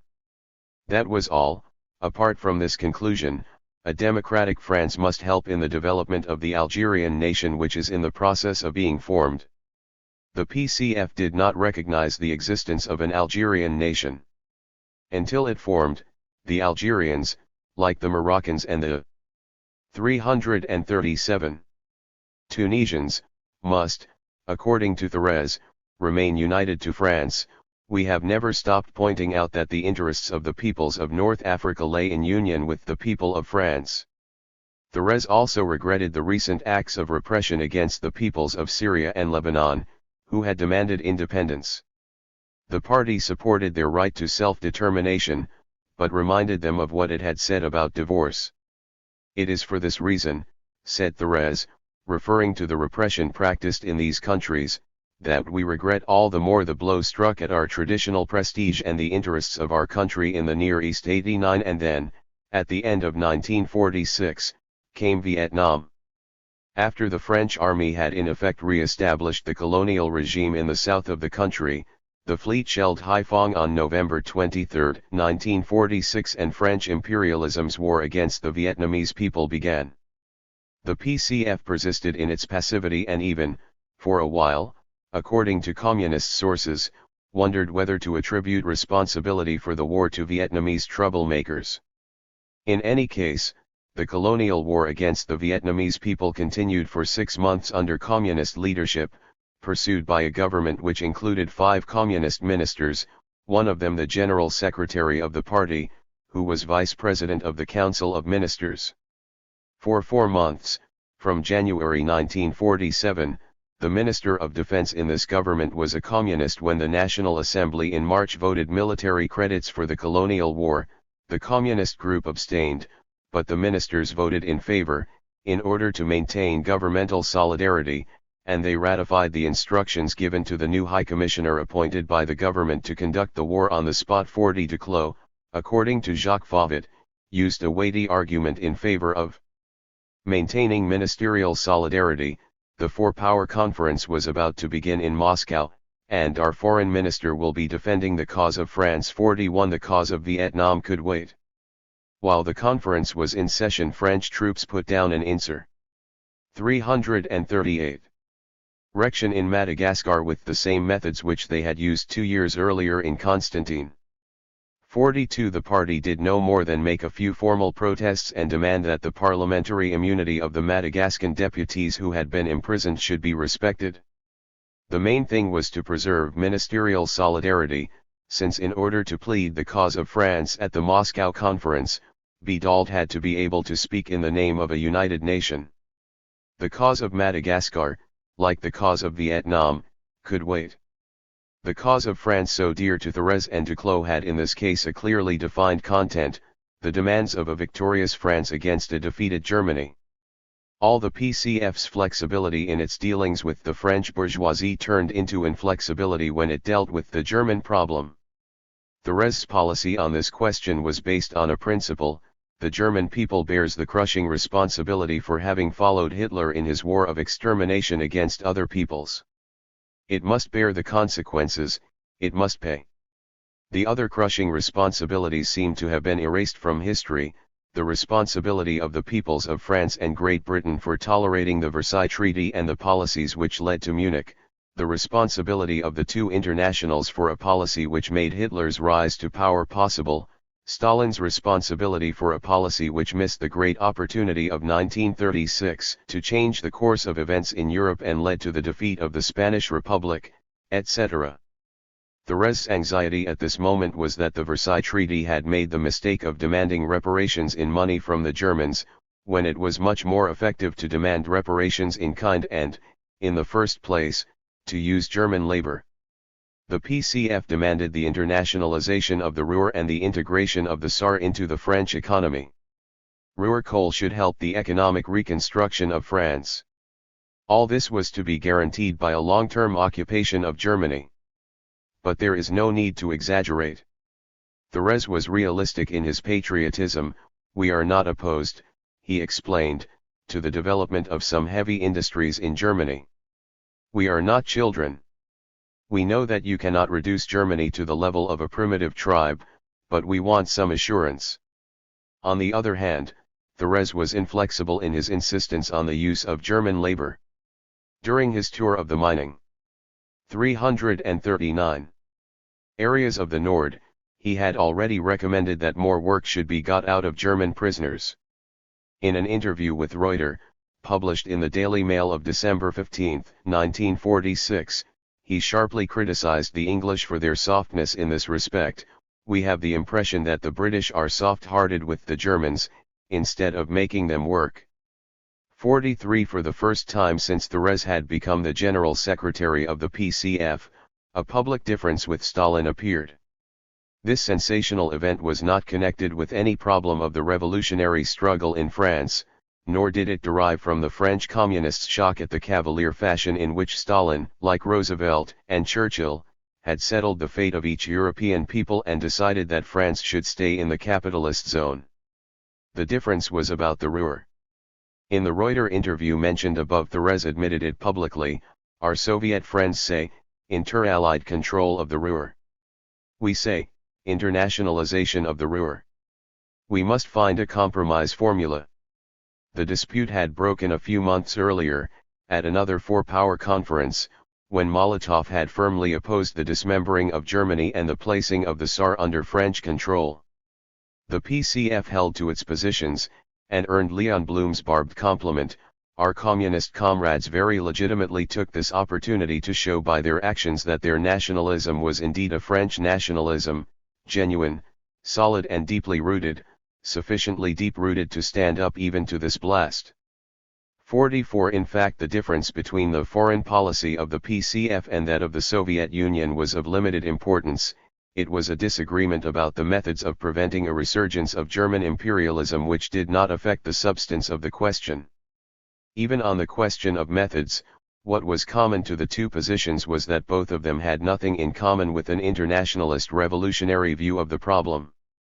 This in no way detracts from the significance of the fact that the son's first gesture of independence from the father took place in the area of nationalism. In any case, disputes of much greater importance soon banished this small seed of conflict between the emerging communist nationalism of the French and the all-powerful communist nationalism of the USSR. The truth was that the Grand Alliance had in practice ceased to exist. 340. American imperialism had launched itself firmly on the establishment of its world dominion. It offered the European bourgeoisie the manna of dollars in return for submission. It also offered them its military protection, and it was then the sole possessor of the atom bomb, against the Red Peril. And while Thérèse and Duclos were free with concessions, what sort of concessions we have already seen: to maintain ministerial solidarity, to allow Bidult to defend the cause of France with the support of national unity. The French foreign minister signed a separate agreement with Bevin and Marshall about the Ruhr coal. In return for the manna which became known as the Marshall Plan, the French bourgeoisie abandoned its German demands and turned firmly towards integration into the American bloc. But before they would part with their dollars, the United States insisted that the communist parties should leave the bourgeois governments of Europe. In practice, the operation went off briskly, without meeting serious difficulties. In each case a different pretext was used to conceal the new master's orders, but everywhere the result looked the same. On March 19 Spock formed a government without the Belgian communists. On May 5 Ramadier dismissed their French counterparts, and on the 30th of the same month de Gasperi reconstituted his government without the Italian communists. In the case of France the pretext was the big strike in the Renault factories. After 3 years of the battle for production and of anti-strike policies on the part of the CGT and the Communist Party for the greater good of national unity and the greatness of France, at the end of these 3 years, which had resulted in a wage freeze under a government in which socialist and communist ministers were a majority, the idea began to take root in the consciousness of the workers that they could fight a battle of their own. The CGT tried to neutralize the discontent by presenting a series of modest demands in March 1947, but it took no real action and discouraged others from taking any. On April 25 the Renault workers joined a strike, which had apparently been started by the Trotskyists and immediately supported by members of the socialist and Christian unions. In government circles the PCF were accused of being the instigators, and Ramadier put the question of confidence in the government's economic and social policy to the 34I National Assembly. Confronted with thousands of striking workers and deep and increasing unrest among those who were not yet on strike, the party could not approve the extension of the wage freeze in such an ostentatious way without doing severe damage to its reputation with the workers and making the position of its left wing, which was involved at Renault, much weaker. Just as Ramadier took advantage of the opportunity to obey American orders under cover of domestic pressures, the PCF also was not going to miss the chance of striking 2 blows at once. It hoped, on the one hand, to bring about a crisis in the government which had just taken a dangerous step towards accepting American policy, and, on the other, to refresh its image as the party of the defense of proletarian interests. The first plan failed. Ramadier did no more than reorganize his government without the communist ministers. But the vote against the government's economic policy did not mean that the party intended to mobilize the masses against that policy. In Parliament, Jacques Duclos removed Ramadier's fear of an extension of the strikes. Only fools talk about a general strike now. 45 more than ever, the party presented itself as a party of government. It continued to think that the agreement between Bédault, Bevin, and Marshall on Ruhr coal was only a dangerous, but not irreparable, episode.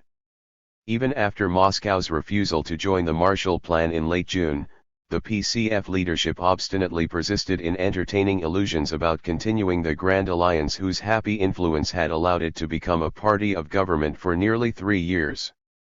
And right up to the COMINFORM meeting at the end of September, it still did not realize that the time for change had come.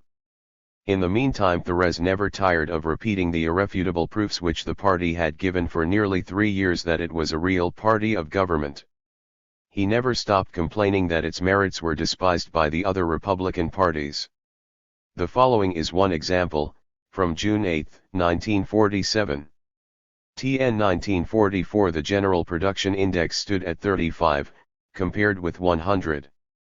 342. Before the war. At the end of 1946 it was 90. And after the First War? In 1919 the production index was much lower, it stood at 57. In 1920 it was 62, in 1921 55, in 1922 78, in 1923 it reached 88. In other words, thanks to the working class the country has recovered in 2 years, whereas 5 years were needed to achieve the same result after the last war, although the difficulties were less.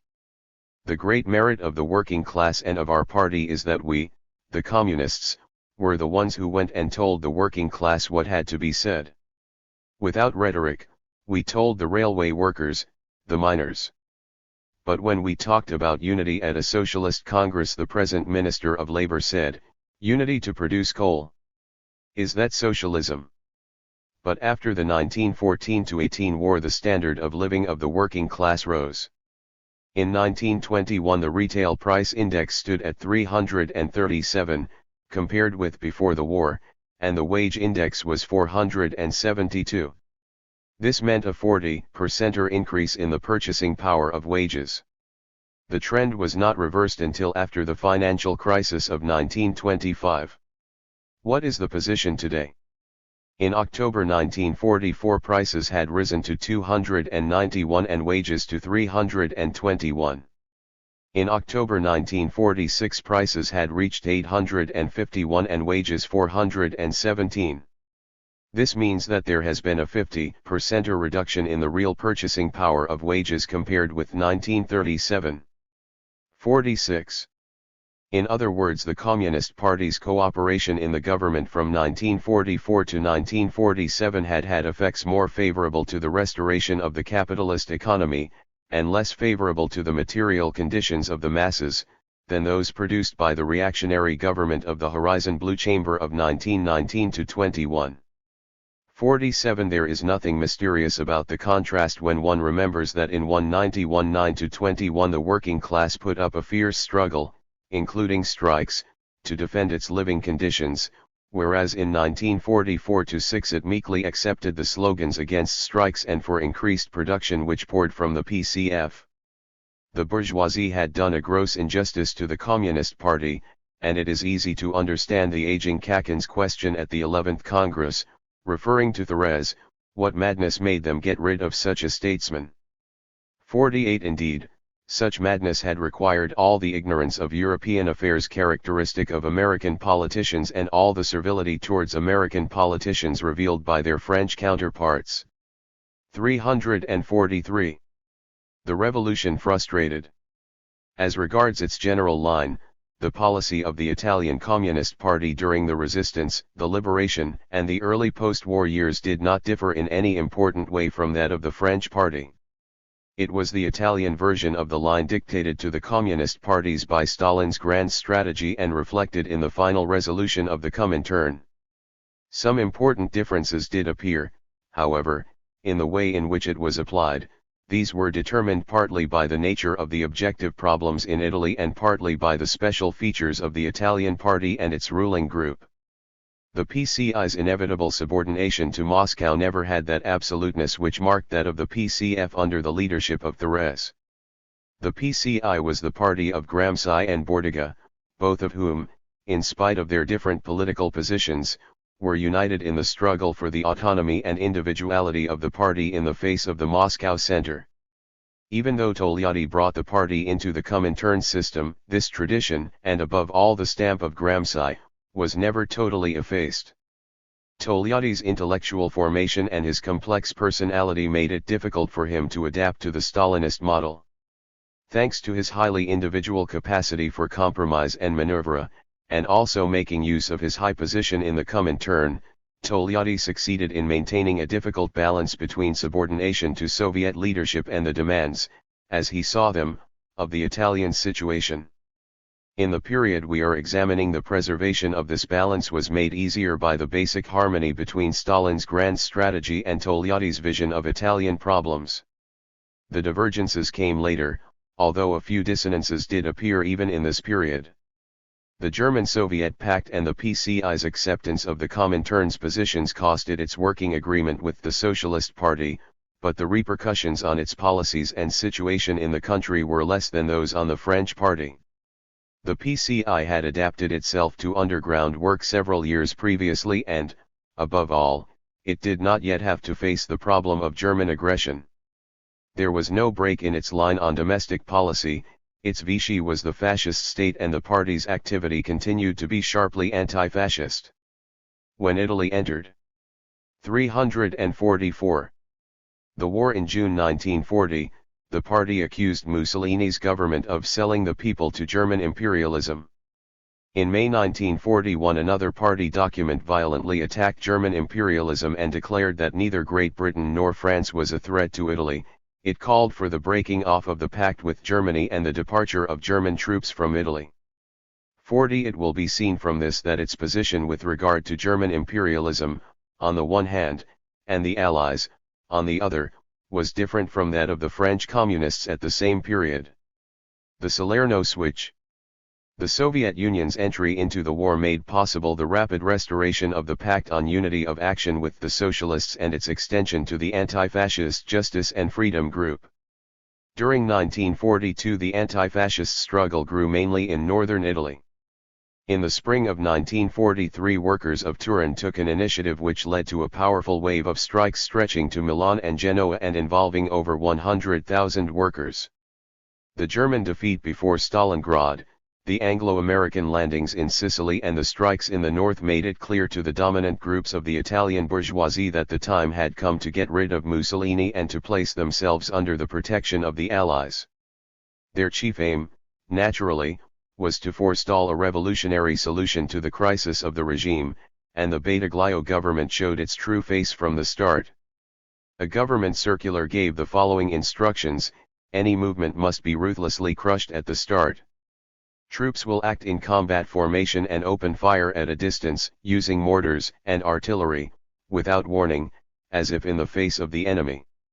No shots are to be fired in the air for any reason, but at the body, as in combat, and if any act of violence, even an isolated one, is committed anywhere, those responsible are to be immediately executed.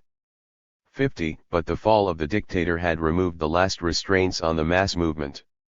The anti-fascist parties came into the open, the official unions passed into the hands of commissars appointed by the United 345 anti-fascist committees which formed everywhere.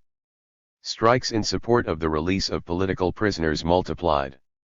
In the factories workers' commissions were elected, the first elected bodies to appear in Italy after the fall of Mussolini. During this time the Germans, who already had 7 divisions in Italy, dispatched another 18 and occupied the north and center of the country, while the Badoglio government took no defensive measures.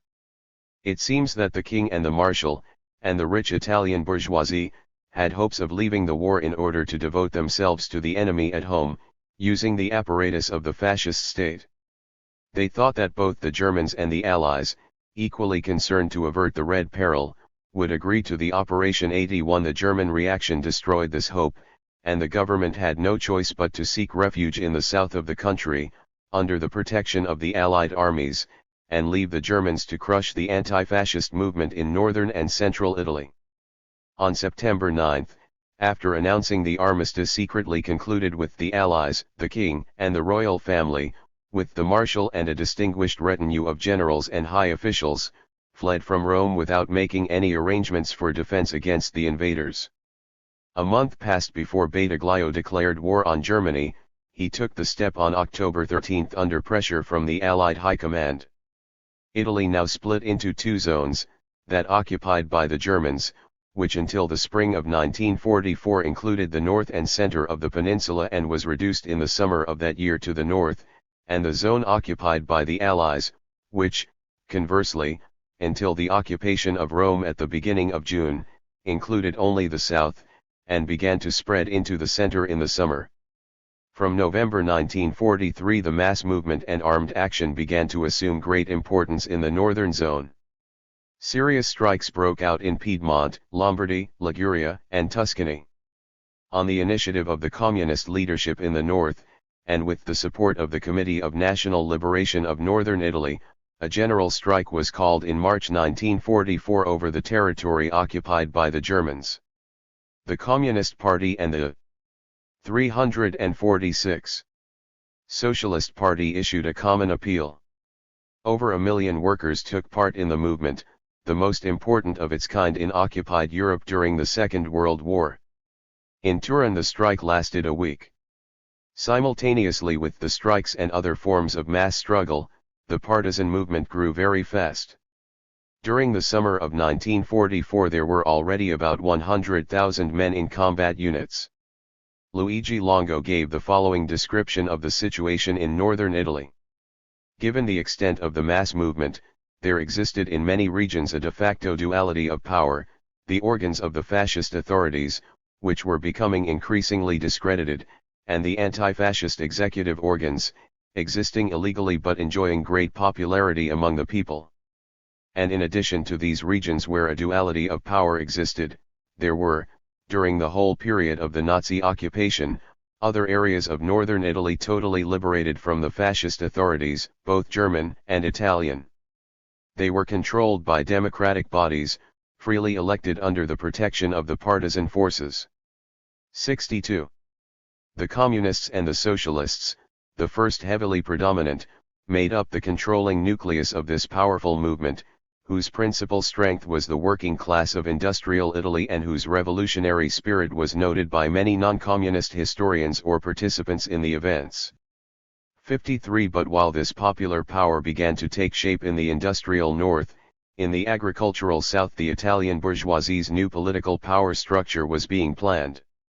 Shortly after the fall of Mussolini, the left-wing leaders had tried to come to terms with Badoglio on a number of points in order to organize the struggle against the German occupation, but the tacit complicity of King and Marshal with the Nazis, and the Marshal's policy of anti-popular repression, made any agreement impossible. After the abandonment of Rome, the problem of the formation of a government representative of the anti-fascist forces and willing to conduct a vigorous fight against the German troops became urgent. Meanwhile, the Big Three gave de facto recognition to the Badoglio government, and in their statement on Italy, published at the end of October 1943, after a few generalities on the democratization of the Italian political system, they explicitly recommended the entry into the 347 government of representatives of the sectors of the people who have always opposed fascism. On November 12, Pravda published an article by Togliatti which included the following: the measures proposed in the statement correspond exactly to the interests and aspirations of the Italian people. They form a program around which all the democratic anti-fascist forces of the country must rally to secure their rapid implementation. 54. It was useless to point out that the essence of this program, which had been signed by the representatives of Churchill and Roosevelt, was the setting up of a bourgeois democracy in Italy. To begin the reconstruction, the program required a compromise between the anti-fascist parties and the Badoglio government, which these parties with reason regarded as a survival of fascism. Togliatti's position, which followed very closely the arrangement reached by the foreign ministers of the Big Three at their Moscow conference, was markedly different from the position maintained at that point by the PCI in Italy itself. According to an internal document of the party leadership active in occupied Italy, dated October 1943, the mission and function of the working class in the present events are to put itself at the head of the struggle for national liberation and, through that struggle, to win an influence among the Italian people which will enable it to become the leading force in the creation of a genuine popular democracy. This should be the party's policy. The document mentioned two mistakes to be avoided. One was to identify the aims of the resistance with those of proletarian revolution, which meant falling into infantile extremism. But an ever more serious error, on the side of opportunism, would be to underestimate the importance of the problem of political leadership in the complex of forces within which the working class is active, and to accept the demands of the reactionary forces represented by Badoglio and the monarchy in the name of a misunderstood unity. These representatives may be allowed an auxiliary role, but not a leading role, in the fight against fascism and for national liberation. 55. 348. It is symptomatic that this document should have been published as an article in the party's illegal publications in December, that is, after Moscow radio had indicated Togliatti's position. The Socialist Party's policy at this period was not to the right of that of the PCI, far from it. Even the Action Party announced that the aims of the resistance could not be limited to the establishment of a bourgeois democracy. 68. In the south of Italy, the PCI, the Socialist Party and the Action Party led a vigorous campaign against the King and the Marshal. Towards the end of January 1944, a joint congress of the anti-fascist parties, attended by delegates from the Committee of National Liberation, met at Bari. 67. The Action Party put to the Congress a series of measures which were supported by the Communists and Socialists, as well as by the CLN delegates. These included a demand for the immediate abdication of the king, the suggestion that the Congress should constitute itself a representative assembly for the country until the election of a constituent assembly, and the appointment of an executive junta to be responsible for relations with the United Nations.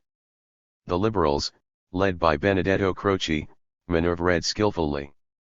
The philosopher admitted that the king was the surviving representative of fascism, but stressed that the Action Party's proposals could only be carried out by an act of force, an impossibility in view of the presence of the Allied forces. The only solution, he said, was to bring pressure to bear on the king to force him to abdicate. The Congress hesitated.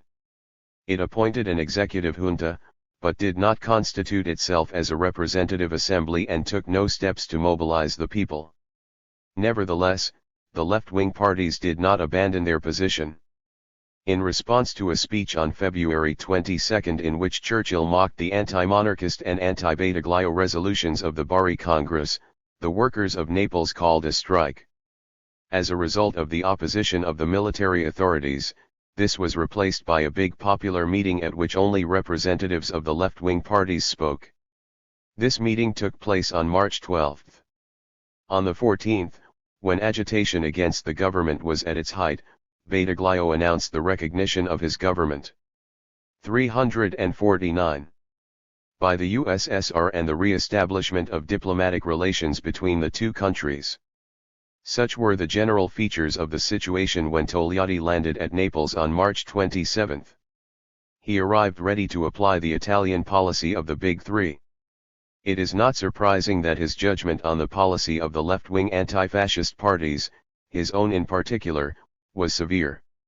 Years later, he told his biographers that the PCI at the time had taken a dangerous path, which could lead nowhere, by going so far as to organize meetings against Churchill and to study, with the other anti-fascist parties, the possibility of organizing a popular consultation, not on the initiative of the government but on that of the parties. 68 In the twinkling of an eye Togliatti extricated the party from the impasse in which it had been caught and set it on the road to success and national unity. On March 29 the party leaders of the southern zone met, and Togliatti, taking the bull by the horns, proposed the postponement of the problem of institutions until it was possible to call the Constituent Assembly, and the unity, as a priority, of all political tendencies to take part in the war against Germany, in other words, the immediate setting up of a government of national unity. At first, according to the same biography, most of those present were astounded, but Togliatti expounded his proposal so clearly and so convincingly that no one could object. 69 According to other sources, some old party leaders were not so easily convinced, but Togliatti, apart from his talent as a polemicist, had behind him all the prestige of the Communist International and the Soviet Union. He had just returned from Moscow. Who should know better than Stalin what was good for the Italian people? If the Soviet Union had recognized the Badoglio government, there could be no doubt that the cause required it so. 60 The Italian Communist Party's switch of policy, the Svolta di Salerno, as it was later called in the history of the PCI, finally made it possible to overcome the resistance of the socialists and the members of the Action Party. The sacrifice of Victor Emmanuel Hai, who, yielding to pressure from Benedetto Croce and Roosevelt, announced his intention to abdicate and appoint his son Umberto as regent once Rome was liberated, made the compromise easier. But still the birth of the government of national unity proved very difficult. At the last moment. 350. The Liberals and the Action Party were about to ruin the whole undertaking, but Togliatti led the counter-attack with the support of Badoglio, the Socialist Lizardi and the Christian Democrats Rodino and Gervolino, and in order to find a solution to the situation he had to agree to join the government himself. Gervolino said later that, if the question of religion had not been raised, he could have become a communist himself, and he welcomed the spirit of sacrifice shown by the communist leader in accepting a ministerial post. If you had refused to join the government, he told Togliatti, it would have been said that you regarded it as a government of fools and that that was the reason why you didn't want to take part in it. 61 It is not clear whether this is a reference to the undistinguished role the anti-fascist leaders were engaged in playing. Having up to the very last moment denounced the king and Badoglio as survivals of fascism, and denounced their tacit sabotage of the war against Germany, they now agreed to be ministers of this king, under the leadership of Marshal Badoglio, in the name of the war effort against the invader and to eliminate the last traces of fascism. It was not too much to ask of the key man of the operation, the man whom the proletariat regarded as their representative and the representative of the Soviet Union, that he should guarantee by his presence the sincerity of the anti-fascist and democratic ideals of the brand new government, which would take office once it had sworn its collective oath to the king. In PCI documents and historical accounts influenced by the party's official point of view, the formation of this government of national unity under the leadership of Badoglio has been presented as an essentially Italian operation, directed mainly by Togliatti. In reality, it was a Big Three operation, and, according to Soviet sources, the credit for the idea belongs to the Soviet Union. The Soviet Encyclopedia puts it very clearly, on the initiative of the USSR, which had established direct relations with the Italian government on 1 March 1, the Badoglio cabinet was reorganized on April 22, 1944 to include representatives of the 6 parties of the anti-fascist coalition. 62 The initiative is easy to understand from the Soviet point of view. In spite of the presence of a representative of the USSR on the Consultative Commission for Italy, which had its headquarters in Algiers, it was the Allied Military Commission which in practice held the real power. Diplomatic recognition of Badoglio gave the USSR an opportunity of direct intervention, and the reorganization of the Badoglio government, with the entry of the Communists, increased those opportunities. For Stalin the problem was not to get the PCI to adopt a strategy capable of giving a revolutionary resolution to the crisis of Italian capitalism. Stalin had ruled out that solution in advance. Immediately it became clear that Italy would be liberated by the Allied armies. The problem was to place on the Italian political chessboard pawns which could check the influence of the Allies. Of course, Stalin's initiative for the reorganization of the Badoglio government could be implemented only with the agreement of the British and Americans. When one remembers that exactly at this time, in order to give satisfaction to Churchill and Roosevelt, Stalin was bringing pressure to bear on Tito to come to a modus vivendi with King Peter, it is not surprising that Churchill and Roosevelt should have brought pressure to bear on King Victor Emmanuel to reach a modus vivendi with Togliatti. 63 The game was the same. From national unity to Christian Democrat monopoly, thus national unity was created. The Communist Party, in the glory of its twofold prestige as the party of revolution and the party of order, began to grow rapidly.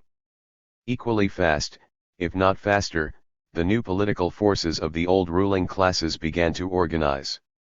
For this purpose they could make use of the magnificent guarantee provided by the left-wing parties, which meant a unique opportunity to combine traditional ideology, the drug of religion, with the new, fresh aspirations to liberty and democracy, even with socialism. These new 352 political forces of the old ruling classes grew rapidly, absorbing the remains of fascism, the old and experienced civil bureaucracy, the even older and even more experienced clerical bureaucracy, the armed forces of the old state, etc. It was an unquestionably just development, since the sun of national unity, of the Secondo Risorgimento, was to shine equally on all Italians, independently of their religious beliefs and their political sympathies. After the liberation of Rome, the government of national unity demonstrated its anti-fascism and democratic spirit by substituting Bonomi for Badoglio at the head of the government. A reformist social democrat in his youth, Bonomi was expelled from the Socialist Party in 191 because of his excessive social chauvinism, and in 1921 became leader of one of the governments which left the way open for fascism. In the biography of Togliatti, which he himself revised, there is the following appraisal of Bonomi. In spite of all the time that had passed, there could still be seen in him traces of the period in which he had been active in the working class movement and had known its problems and successes. It was probably this that led him to see in communist policy a new form of his old reformist possibilism. This was the source of his sympathy for Togliatti and the excellent relations between the two men, but also of the frequent serious disagreements. His dominant fault was his excessive concern for the fate of the old state apparatus and the outward forms of government. 64. Indeed, Bonamy took jealous care of the old state apparatus, and systematically built its main components into the new structure. On the other hand, the condition of the mass of the workers caused him little concern. Their duty was to support the war effort with stoicism, in a spirit of national unity. The Rinnovamento Sociale, which all the parties as a matter of course had included prominently in their programs, would be carried out once the enemy were beaten, when the guns had fallen silent and the electorate had spoken. As Togliatti had unambiguously said in his first public speech after his return from the USSR, the problem for the Italian workers today is not to do what was 353 done in Russia. The problem for today was the defeat of Hitler's Germany, and to succeed in that task, which Togliatti described as the most revolutionary task of all at that time, we must guarantee order and discipline in the rear of the Allied armies. Basic social problems would be considered when the Constituent Assembly met. For the time being, the party had a program which included thorough agrarian reform and other economic, social, and political reforms which, when they were carried out in the new democracy, would prevent a small group of greedy, selfish, and corrupt men from once more concentrating in their hands all the wealth of the country and using it to suppress freedom and impose a policy in conflict with the national interest. To those who accused the party of abandoning revolution, Togliatti replied, "Leave us alone. It's our business, and we know a bit more about it than you." 65 And, indeed, it was rather presumptuous to give lessons in this business to a man who had been one of the highest leaders of the World Party of the Revolution.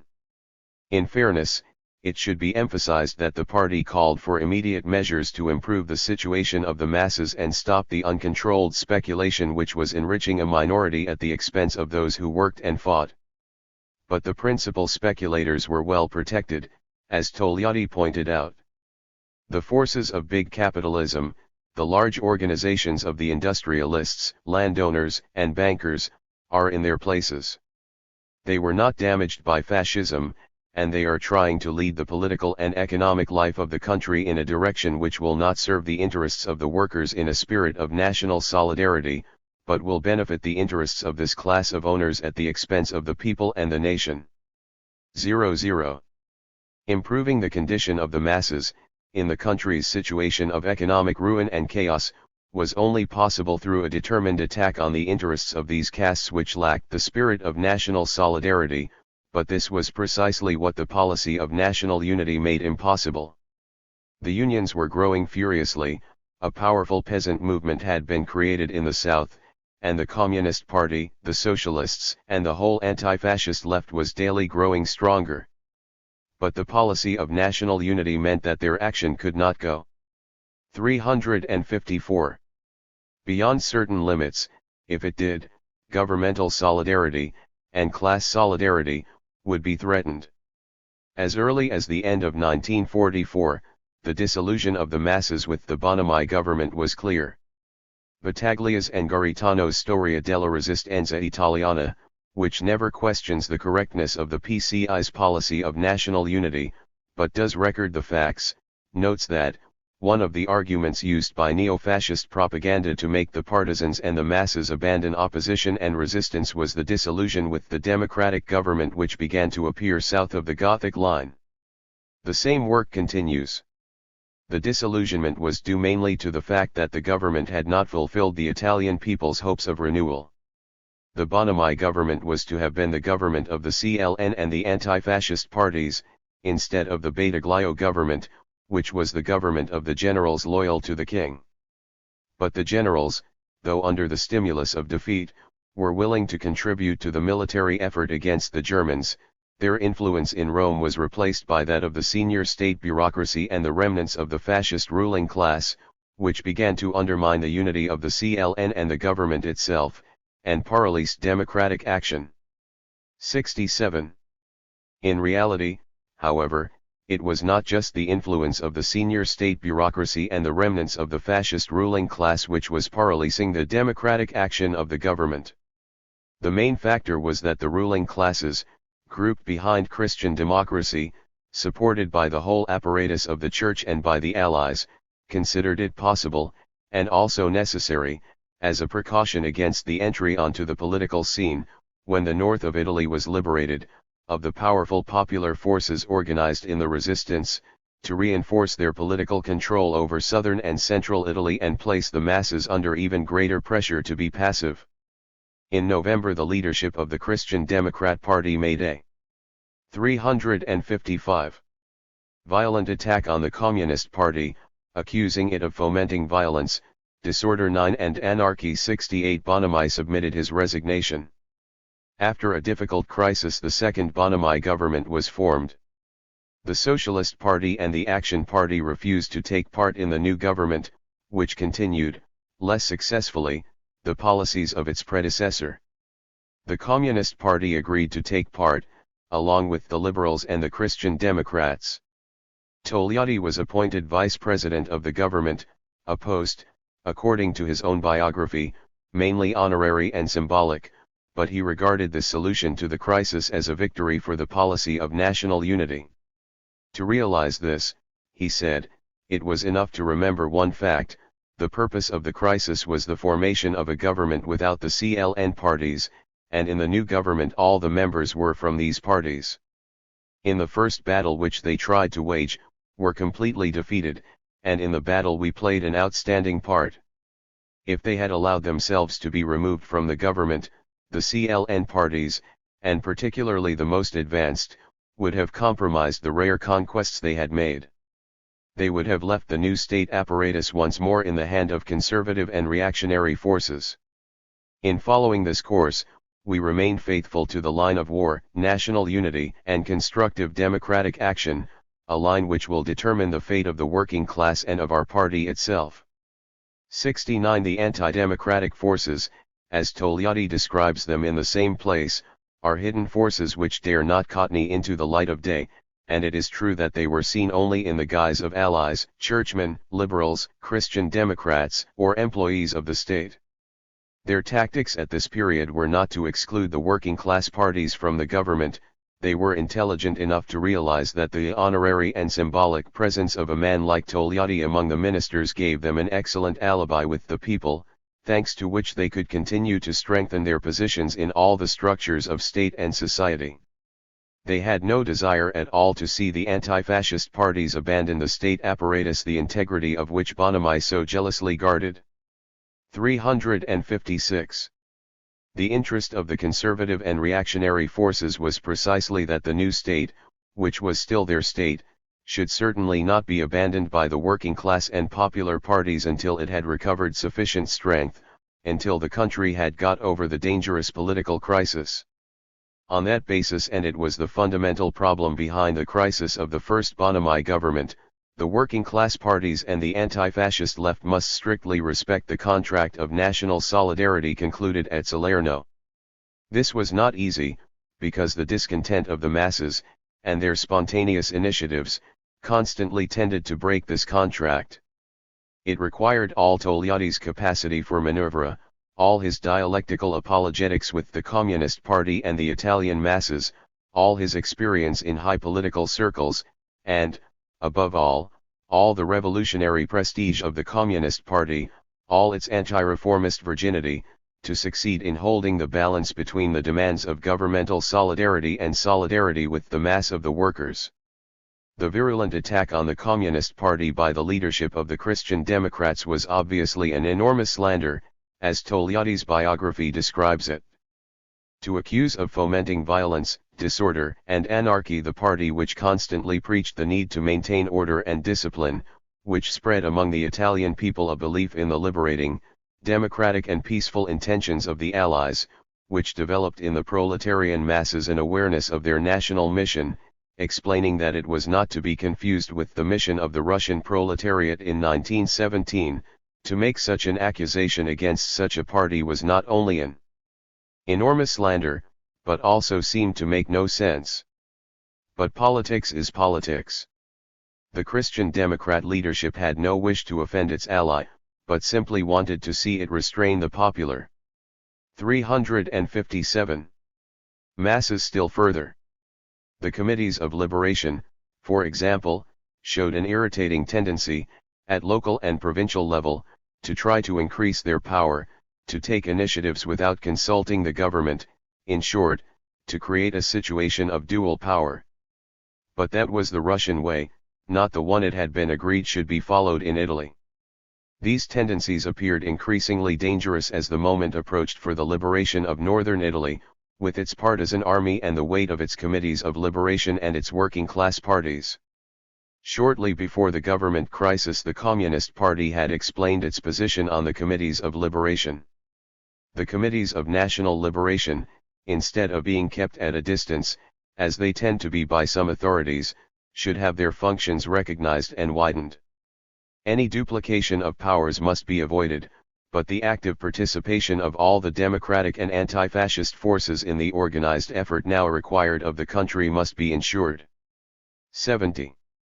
The Christian democratic attack on the PCI and the government crisis were intended to ensure a political development in which tendencies towards a duplication of powers would be firmly checked and the active participation of the democratic and anti-fascist parties would remain strictly within the limits set by the government itself.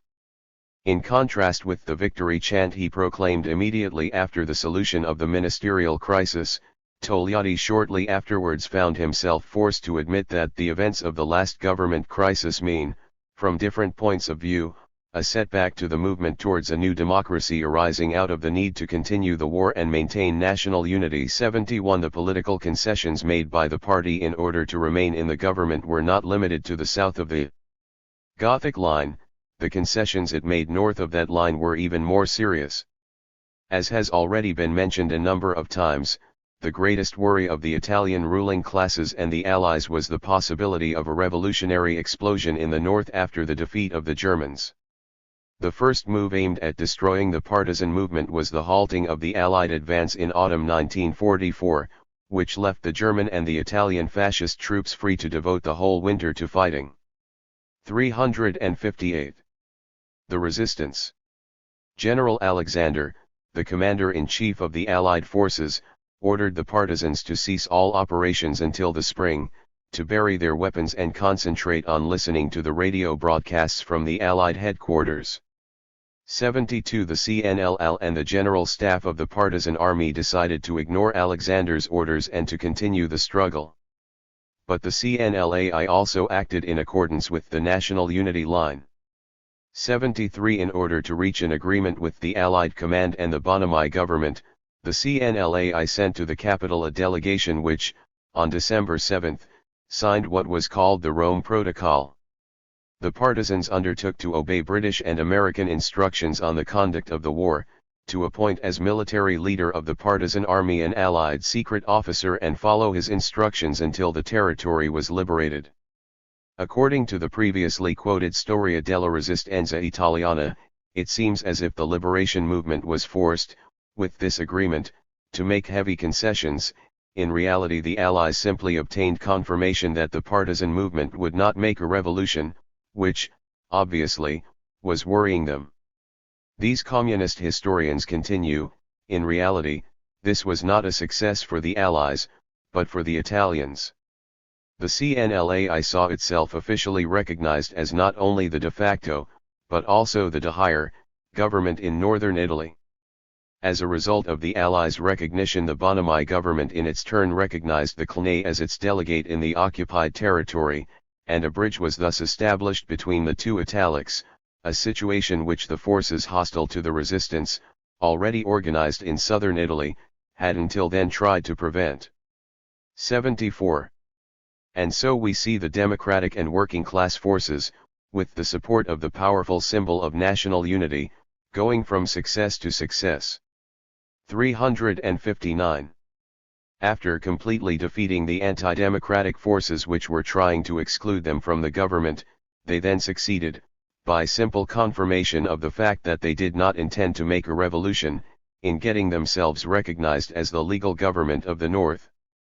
The Allies and the Bonomi government generously allowed them to exercise their power as the legal government by fighting the Germans and the supporters of Mussolini, and the Allies in their turn gave the latter complete freedom to destroy this legal government and its brave partisan units.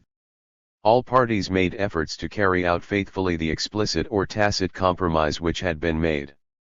The German troops, with the support of the neo-fascists, launched one offensive after another against the partisan army, while the Allies scrupulously observed the truce they had granted until the spring. South of the Gothic Line, the Bonomi government and the anti-fascist parties did nothing to mobilize the people against this criminal complicity of the Allies. The partisan army and the fighting working class of the North held out on their own against the fascist offensives during the long hard winter of 1944-5. In this trial they not only showed themselves to be the legal government, but demonstrated the real power of industrial Italy. 76 Towards the middle of April 1945, when Germany was already practically defeated, the Allies went over to the offensive on the Gothic Line. The partisan army and the working class took the lead with a general rising. By a combination of military actions and strikes against the authorities, they liberated all the large towns and the greater part of the territory before the arrival of the Allied forces. The situation was described by Luigi Longo, who was one of the chief leaders of the resistance and the rising in northern Italy. At the beginning of April, more than 300,000 partisans began fighting in northern Italy and liberated one after another the towns of Bologna, Modena, Parma, Piacenza, Genoa, Turin, Milan, Verona, Padua, and the whole region of Venice before the Allied troops arrived. The partisans saved the industrial installations and lines of communication which the Germans were preparing to destroy, took tens of thousands of prisoners, and succeeded in capturing considerable quantities of arms. Everywhere the partisans set up national liberation committees as the authority and 360 executed the main leaders of Italian fascism. For 10 days, until the arrival of the Allied troops and authorities, the national liberation committees directed the whole political, social, and economic life of northern Italy. The police forces were taken over by the partisan units which were not involved in military operations against the German troops. 76 So for 10 days the working class and the mass of the people of northern Italy had controlled the power and the main industrial enterprises of the country. They had 300,000 organized fighters, and possessed a considerable quantity of weapons taken from the Germans. On the eastern frontier was the Yugoslav army, in full control, on the Austrian border the Soviet army. But there was also the Rome Protocol, the policy of national unity, and Yalta. The end of this part of Longo's report to the founding meeting of the COMINFORM is brief. When the Allied authorities reached the north with their troops, they began to remove from important posts the men of the resistance appointed by the National Liberation Committees, and replaced them with officials from the old administrative apparatus. And the Rome government, as soon as the Allies handed over to it control of the whole country, speedily replaced all the people appointed to responsible positions by the National Liberation Committees with alleged specialists, i.e. officials of the old administrative apparatus. 77. A Soviet historian gives a more complete account of what happened. The Anglo-American military administration declared a state of war in the north of Italy. It abolished all the democratic arrangements made by the National Liberation Committees and dismissed from the administrative service all those who enjoyed the confidence of the people, replacing them with reactionary officials.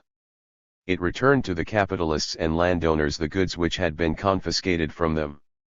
The occupiers disarmed the partisan detachments and went on to dissolve the National Liberation Committee for Northern Italy. 78.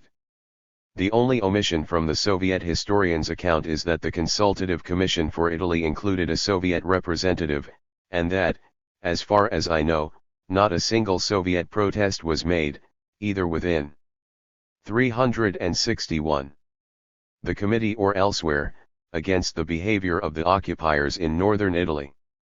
There was also no mention of the fact that the PCI was the first to encourage the disarming of the partisans. As Togliatti reminded it at the party's 5th Congress, we are all united by our agreement to have no recourse to violence in the struggle between the parties.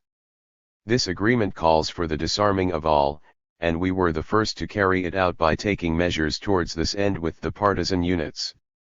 79 The rising in northern Italy aroused enthusiasm and hope in the people. It was said at the time that the south wind, the reactionary policy of the traditional ruling classes, camouflaged under anti-fascism, was opposed by the north wind, the desire on the part of millions of workers, peasants, and intellectuals for far-reaching social and political changes.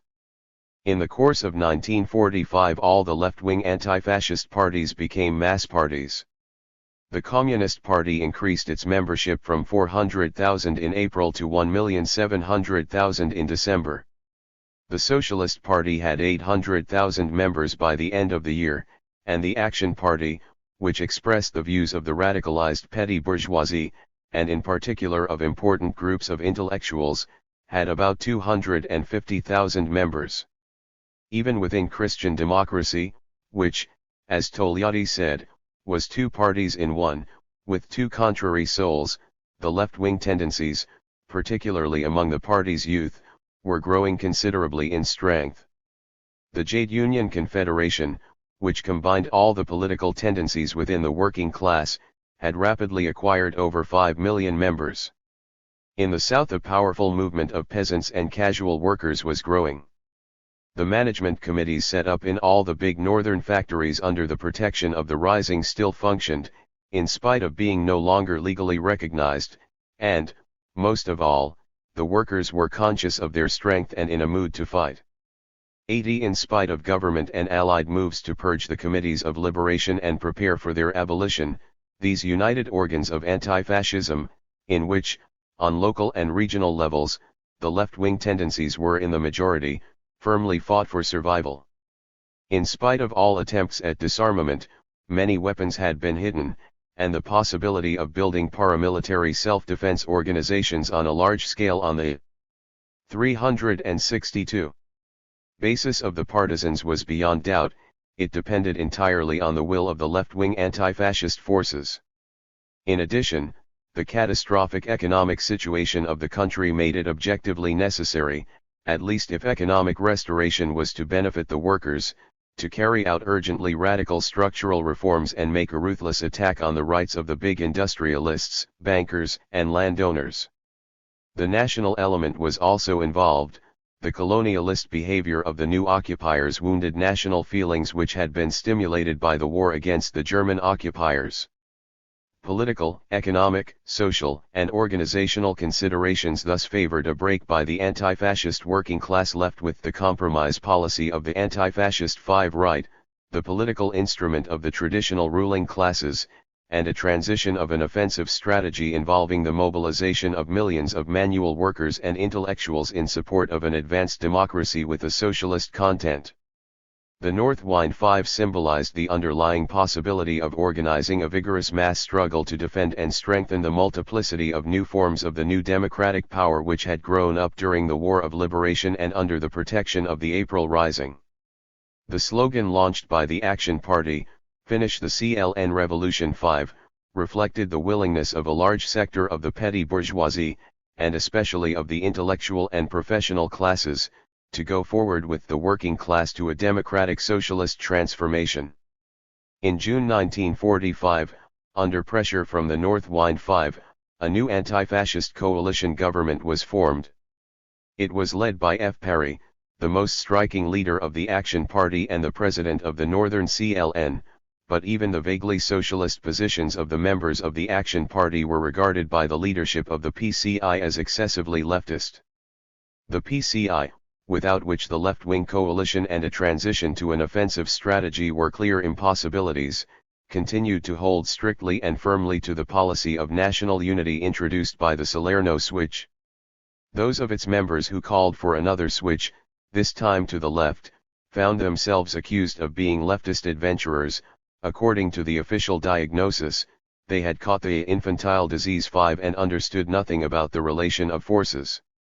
No PCI document of this period or later provides the least analysis of 363.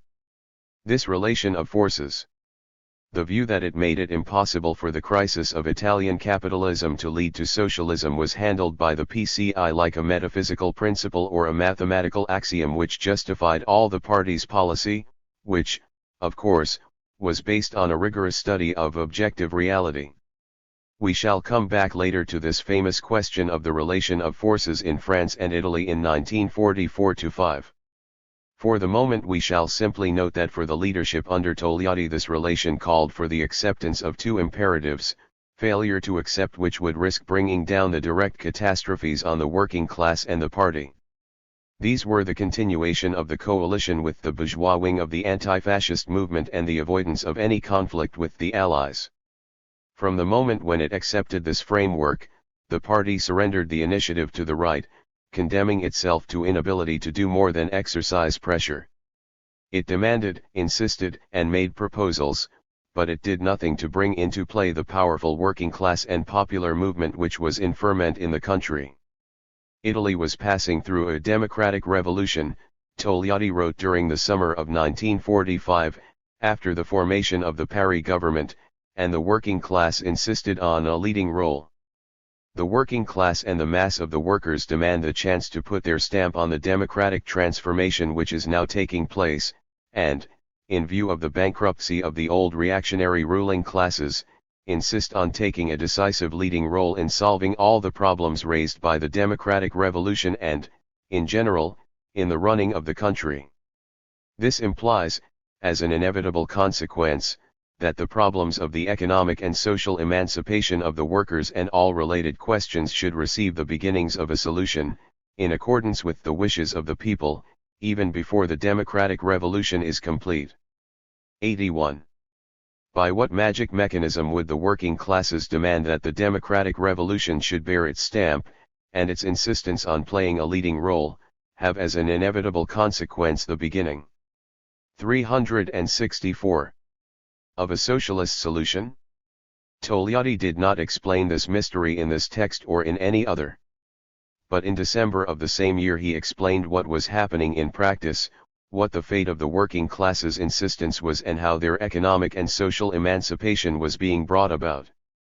It is not possible to move forward in a system where the government is paralyzed because every time it is necessary to take effective measures in any field the left-wing parties which are working out a logical democratic program face constant blackmail, which forces them to submit to the inertia of the government and even to accept anti-democratic measures in order to avoid crises which would lead the country to chaos. 82. It emerges from this passage that the paralysis affected only the logical democratic program, anti-democratic measures were applied, but democratic measures got no further than the resolutions of the left-wing parties or their leaders' speeches. In the face of blackmail, the threat of the breakup of the coalition government or Allied intervention, the PCI and with it the other left-wing parties resigned themselves to the reactionary policy of the right and accepted compromises which it would have been hard to classify among those which Lenin regarded as admissible for a revolutionary party. And following a logic which is always demonstrated in social crises, in the absence of a party capable of placing itself firmly at the head of the masses, the floating groups in the middle began to drift towards the right. The crisis of the Paris government took place in December. While the working class was insisting on playing a leading role, the bourgeoisie, its old and new castes reunited, consolidated its positions within the state and put de Gasperi at the head of the government. The Chronique de Vita Italiana of Togliatti's biographers described it thus: the north wind suffered a decisive check. All political discussion centered on the question monarchy or republic, and the social pressure produced by the April Rising was contained. The north and south winds compromised. 83. In fact, in place of the disturbing topic capitalism or socialism, which in some form had occupied the center of the political 365 struggle since April, all parties reached a tacit agreement to give priority to the question monarchy or republic, which was much less dangerous to the ruling classes and particularly good for inflaming the imaginations of the South. During this time the dismantling of the committees of liberation and the elimination of the resistance at all levels went ahead systematically. The real centers of bourgeois power and the Allies wasted no time. The purges made no progress, but the General Secretary of the Communist Party continued to run the Ministry of Justice with exemplary competence. 84. On June 2, 1946 the voters chose a republic, and at the same time ratified the dominance of Christian democracy in Italian politics. At the time of the Salerno meeting the Christian Democrats had been one, and far from the most influential, of the parties of the anti-fascist coalition which joined the Badoglio government. After 2 years of national unity they had become the leading party in Italy. The elections for the Constituent Assembly, held on the same day as the referendum on the Constitution, gave them 8 million votes, compared with 4,300,000 votes for the PCI and 4,700,000 votes for the Socialist Party. These 8 million votes represented the majority of the peasants and the urban petty bourgeoisie, and even a proportion of workers. This social mass voted for the party manipulated by the big industrialists and landowners because it saw no essential difference between it and the working class parties, as far as social aims were concerned, and it had the advantage, on the other hand, of reconciling them with the church and religion. According to a PCI leader, the Christian Democrats presented themselves at the elections for the Constituent Assembly with a social program of structural reforms which corresponded to the aspirations of the Catholic workers and was substantially identical with that of the Communists and Socialists. Togliatti stressed this point immediately after the elections, and admitted that the Communists and Socialists had made a mistake in not distinguishing themselves sufficiently from the Christian Democrats, in reply to the statements they made almost everywhere that their economic and social program was no different from that of the Communists and Socialists. The left did no more than call on the Christian Democrats to declare clearly in favor of a republic. 88. 366. But this was nothing new.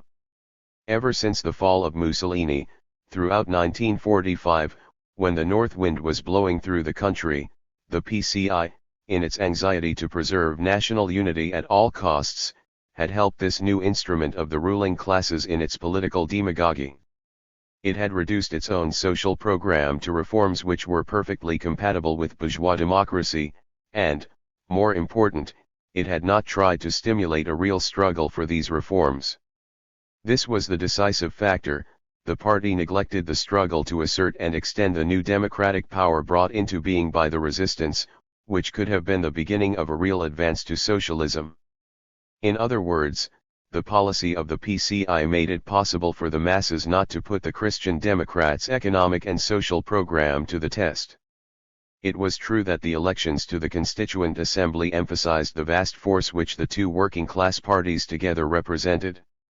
The 40% of the electorate which had voted for them included a large majority of the industrial and agricultural proletariat, and considerable sections of the peasantry and urban middle classes and of the intellectuals. But after the elections the role of this force in the political process continued to be that of a brilliant second rather than of the star. The comment of Maurice Vossard, one of the historians of European Christian democracy, was well justified. Basically, though they jibbed at times, as long as the policy of tripartism lasted, Togliatti and Nani always gave way before the leader of the Christian Democrats. 87. The structural reforms were once more postponed. According to the same writer, the leaderships of the anti-fascist parties had agreed before the elections that the functions of the Constituent Assembly should be limited to drafting and voting on the Constitution. He adds, in short, everything went off as though a tacit agreement had been made from the beginning between the two big mass parties to allow de Gasperi to surmount the two main difficulties he would have to face after the liberation, the vote on the peace treaty and that on the new constitution, which would, in particular, have to choose between ratifying or not the Lateran Treaty. De Gasperi secured the support of his own party and the Communists, who between them formed a majority of the Assembly, for the ratification of the peace treaty, while the same majority, against the opposition of the Socialists, the 367 Action Party and many liberals, included in the new constitution the substance of the Concordat which had been inseparable from the Lateran Treaty and proclaimed the Catholic religion the state religion, granted legal validity to religious marriage, banned divorce, and guaranteed clergy salaries. 88. To complete our analysis of the reasons which brought about the frustration of the revolution in Italy and France. The revolution victorious and the revolution throttled from the first day of the German occupation, the leadership of the Yugoslav Communist Party worked out and applied a policy in which national liberation and the revolutionary transformation of the country were closely linked. 98. The second aim was regarded as one to be achieved, not after the victory over the invader, but in the course of the war itself. As each piece of territory was liberated, the power of the people was established there, based on bodies set up with the direct participation of the people and the resistance fighters. The most characteristic aspect of this revolutionary orientation was the construction of this new popular power, rather than the radicalism of the program. The program was, on the whole, moderate, though directed towards the transition to socialism. Its immediate objective was agrarian revolution, which was carried out as the line of battle moved on. Anti-fascist unity, unlike that of France and Italy, was conceived on the following basis: it included all the parties, groups, tendencies, and individuals who declared themselves in favor both of the aims of the program and the methods by which it was to be carried out, excluding 372. Not only collaborators with the invader but also those who favored the restoration of the monarchical system, and even those who wanted to preserve the capitalist system in the political framework of a bourgeois parliamentary democracy. For this reason the War of Liberation inevitably took on at the same time the form of a civil war against the bourgeoisie and the big landowners. A struggle on this scale required resources on a level with its revolutionary ambitions. Small partisan detachments and local surprise attacks and campaigns of attrition against the enemy proved insufficient to determine the fate of the revolution. They would have been enough to prepare the ground and facilitate the operations of the armies of the great powers, as in France and Italy, but not to allow the people to decide its own future. The Yugoslav Communist Party therefore tackled, from the very beginning, the problem of forming a regular revolutionary army, capable not only of defeating the invaders but also of winning the respect of the Allies. This approach, which was carried out in spite of enormous difficulties, was one of the key factors in the victory of the Yugoslav Revolution. In the unitary logic of men like Thérèse and Togliatti, the Yugoslav Communists' policy seemed pure adventurism, and this is in fact how it was regarded in the leading circles of the Comintern until its abolition, that is, during the most difficult period of the struggle in Yugoslavia. Instead of uniting the greatest possible number of allies against the enemy, did it not mean flinging part of them into the arms of the enemy? Colonel Draza Mihailovic and his Chetniks, the military arm within the country of the royal government in exile in London, recognized by the Big Three, followed this course towards collaboration. This was not because the Yugoslav colonel was less opposed to Hitler or less patriotic than de Gaulle or Badoglio, but because the Communist Party had right from the start pursued revolutionary objectives, which the Communist parties of France and Italy, also right from the start, had abandoned.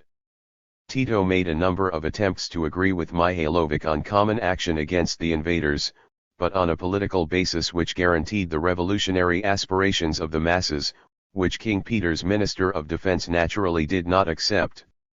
This 373. Clash between the emergent popular power and its army of liberation on the one hand and, on the other, the right-wing forces which a Salerno-type policy of national unity might have kept as allies of the Communists did not isolate the Yugoslav Communist Party and the Popular Liberation Front. The opposite happened, it isolated Mihailovic and his Chetniks, who were obliged to reveal before the people their reactionary aims, the preservation of the old exploitative social system which they held out as the reward of the sacrifices and heroism of the resistance fighters. The strengthening of the revolutionary army and the establishment of the new power in the liberated areas increasingly pushed Mihailovic into a tacit, and sometimes open, alliance with the occupiers, which only further increased his discredit and isolation. Another result was that the royal government in exile in London lost its military base in the country. So did Churchill. This policy of the Yugoslav Communists had from the start a disturbing effect on the Grand Alliance, and for this reason was firmly opposed by Stalin.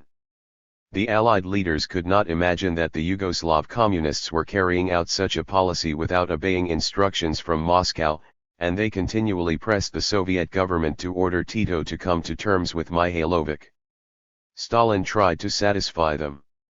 Although the Yugoslav Communist leadership regularly informed Moscow about the situation of civil war which existed between the Liberation Army and the Chetniks, Soviet propaganda described Mihailovic as the commander of all the forces of the Yugoslav resistance and ignored the role of the Communists and the Popular Liberation Front and the appearance of a new revolutionary power in the liberated areas. Obeying Stalin's orders, Dimitrov sent messages to Tito urging him to change his policy. The following example is dated March 5, 1942.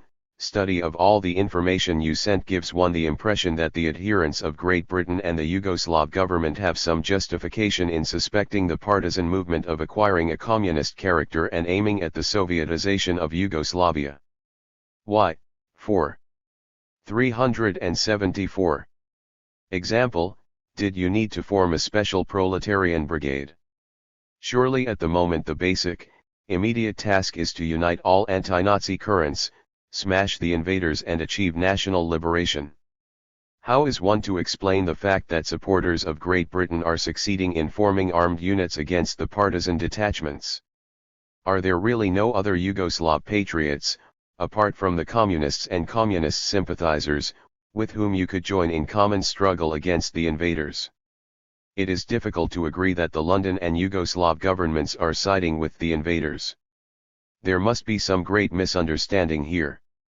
We honestly request you to give your tactics serious thought, and your actions as well, and make sure that on your side you have really done all you could to achieve a true united front of all enemies of Hitler and Mussolini in Yugoslavia in order to attain the common aim, the expulsion of the invaders and would-be conquerors. If anything remains to be done, you should urgently take measures and inform us.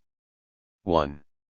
Tito was also asked to consider his struggle not solely from the national point of view, but also from the international point of view, from that of the British-Soviet-American coalition. In reality there was no misunderstanding, there were two totally different policies. One was Moscow's, according to which the war against Nazi Germany should have no aim other than national independence and, at the most, bourgeois democracy. The other was that of the Yugoslav communists, who combined the struggle for national independence and democracy with socialist revolution. This did not make their policy any less national, but, on the contrary, more deeply national, which explains its results, than that of the French and Italian communists. At the same time the Yugoslav Communist Party certainly looked at the struggle from the international point of view, from that of the British-Soviet-American coalition. But this point of view differed from Stalin's. It was the Yugoslav Communists' point of view. As they were very soon to show, they were capable of intelligent maneuvers in the face of the maneuvers of the British and Americans. They succeeded in obtaining their aid while at the same time forcing them to face the reality of the Yugoslav revolution. In this sense they taught the great leader a brilliant lesson in revolutionary tactics, but we shall return. 375. Later to this Stalin-Dimitrov document, which tells us so much about much more than the Yugoslav problem. Another form of pressure used by Moscow was to refuse the Yugoslav fighters' requests for arms and ammunition. The excuse given was technical difficulties, which were certainly considerable, but, as was discovered later, when the royalist government archives were transferred to Belgrade, at precisely the same time as they were refusing to send arms and ammunition to the Liberation Army, the Soviets were offering military supplies to the Chetniks and were willing to send a military mission to Mihailovic's headquarters. For over 2 years, without receiving any outside help, the Liberation Army fought simultaneously against the German and Italian armies, which launched 6 large offensives against them, against the troops of Netic and Pavlik and against Mihailovic's Chetniks. In the autumn of 1942, when the Liberation Army already had a strength of 150,000 fighting men, divided into 2 army corps of 9 divisions, the Anti-Fascist National Liberation Council of Yugoslavia decided to meet in Bihać, the capital of newly liberated Bosnia, and form a provisional government. Moscow strongly opposed the idea. This time the Yugoslavs gave way, but a year later they decided to go ahead. In October 1943, when the conference of the foreign ministers of the USSR, Great Britain, and the USA was to meet in Moscow, Tito sent the 3 governments a memorandum informing them that the AVNOJ recognized neither the king nor the government in exile in London, that it regarded itself as the only representative of the Yugoslav people and intended to establish a democratic republic based on the Committees of Liberation. The conference ignored the message, and continued to recognize King Peter's government as the sole legal representatives of Yugoslavia. In reply, the Yugoslav revolutionaries called a Second National Assembly of the AVNOJ and legalized the establishment of the new state. While Stalin, Roosevelt, and Churchill were in conference at Tehran and began the Great Division of the world into spheres of influence, the delegates from the Committees of Liberation from every comer of Yugoslavia gathered at Jajce, the old capital of the Kings of Bosnia, and a 376 dared the London government in exile deposed. King Peter and the members of the Karađorđević dynasty were condemned to perpetual exile. The problem of the choice between a monarchical or republican system, however, was left for after the war. The assembly decided to give the new state a federal structure, and elected a provisional government. When news of these decisions reached Moscow, Stalin's rage exploded. Manuelski sent a message to Tito that the chief was extremely annoyed and was saying that it was a stab in the back for the USSR and a maneuver against the Tehran Conference.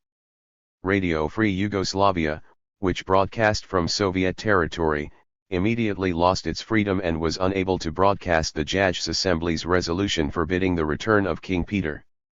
Broadcasts prepared by the Yugoslav Communist representative in Moscow were censored. 8 But meanwhile London and Washington, having obtained on-the-spot information about the real balance of forces, the discredit and impotence of Mihailović and the power of the Liberation Army, decided to yield to facts and try to reach a compromise with Tito. Only then did the Soviet government recognize the decisions of the Jajce Assembly. Molotov made a statement which brought this position out sharply. The events in Yugoslavia, which have already been accepted by Great Britain and the United States, are regarded by the Soviet government as capable of contributing to the success of the struggle of the Yugoslav peoples against Hitler's Germany. These events are a sign of the remarkable way in which the new Yugoslav leaders have been able to unite all the forces of the country. 4.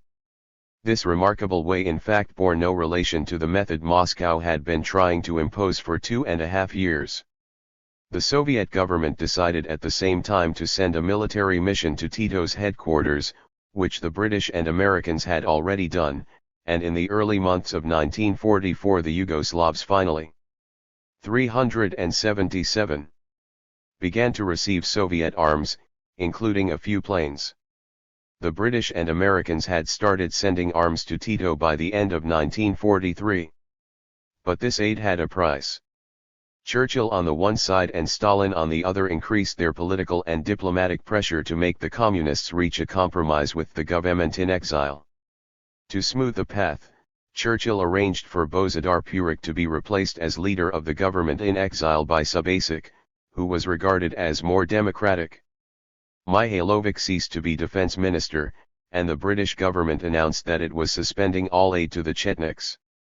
Faced with this combined pressure from the British and the Soviets, the Yugoslav party leadership maneuvered.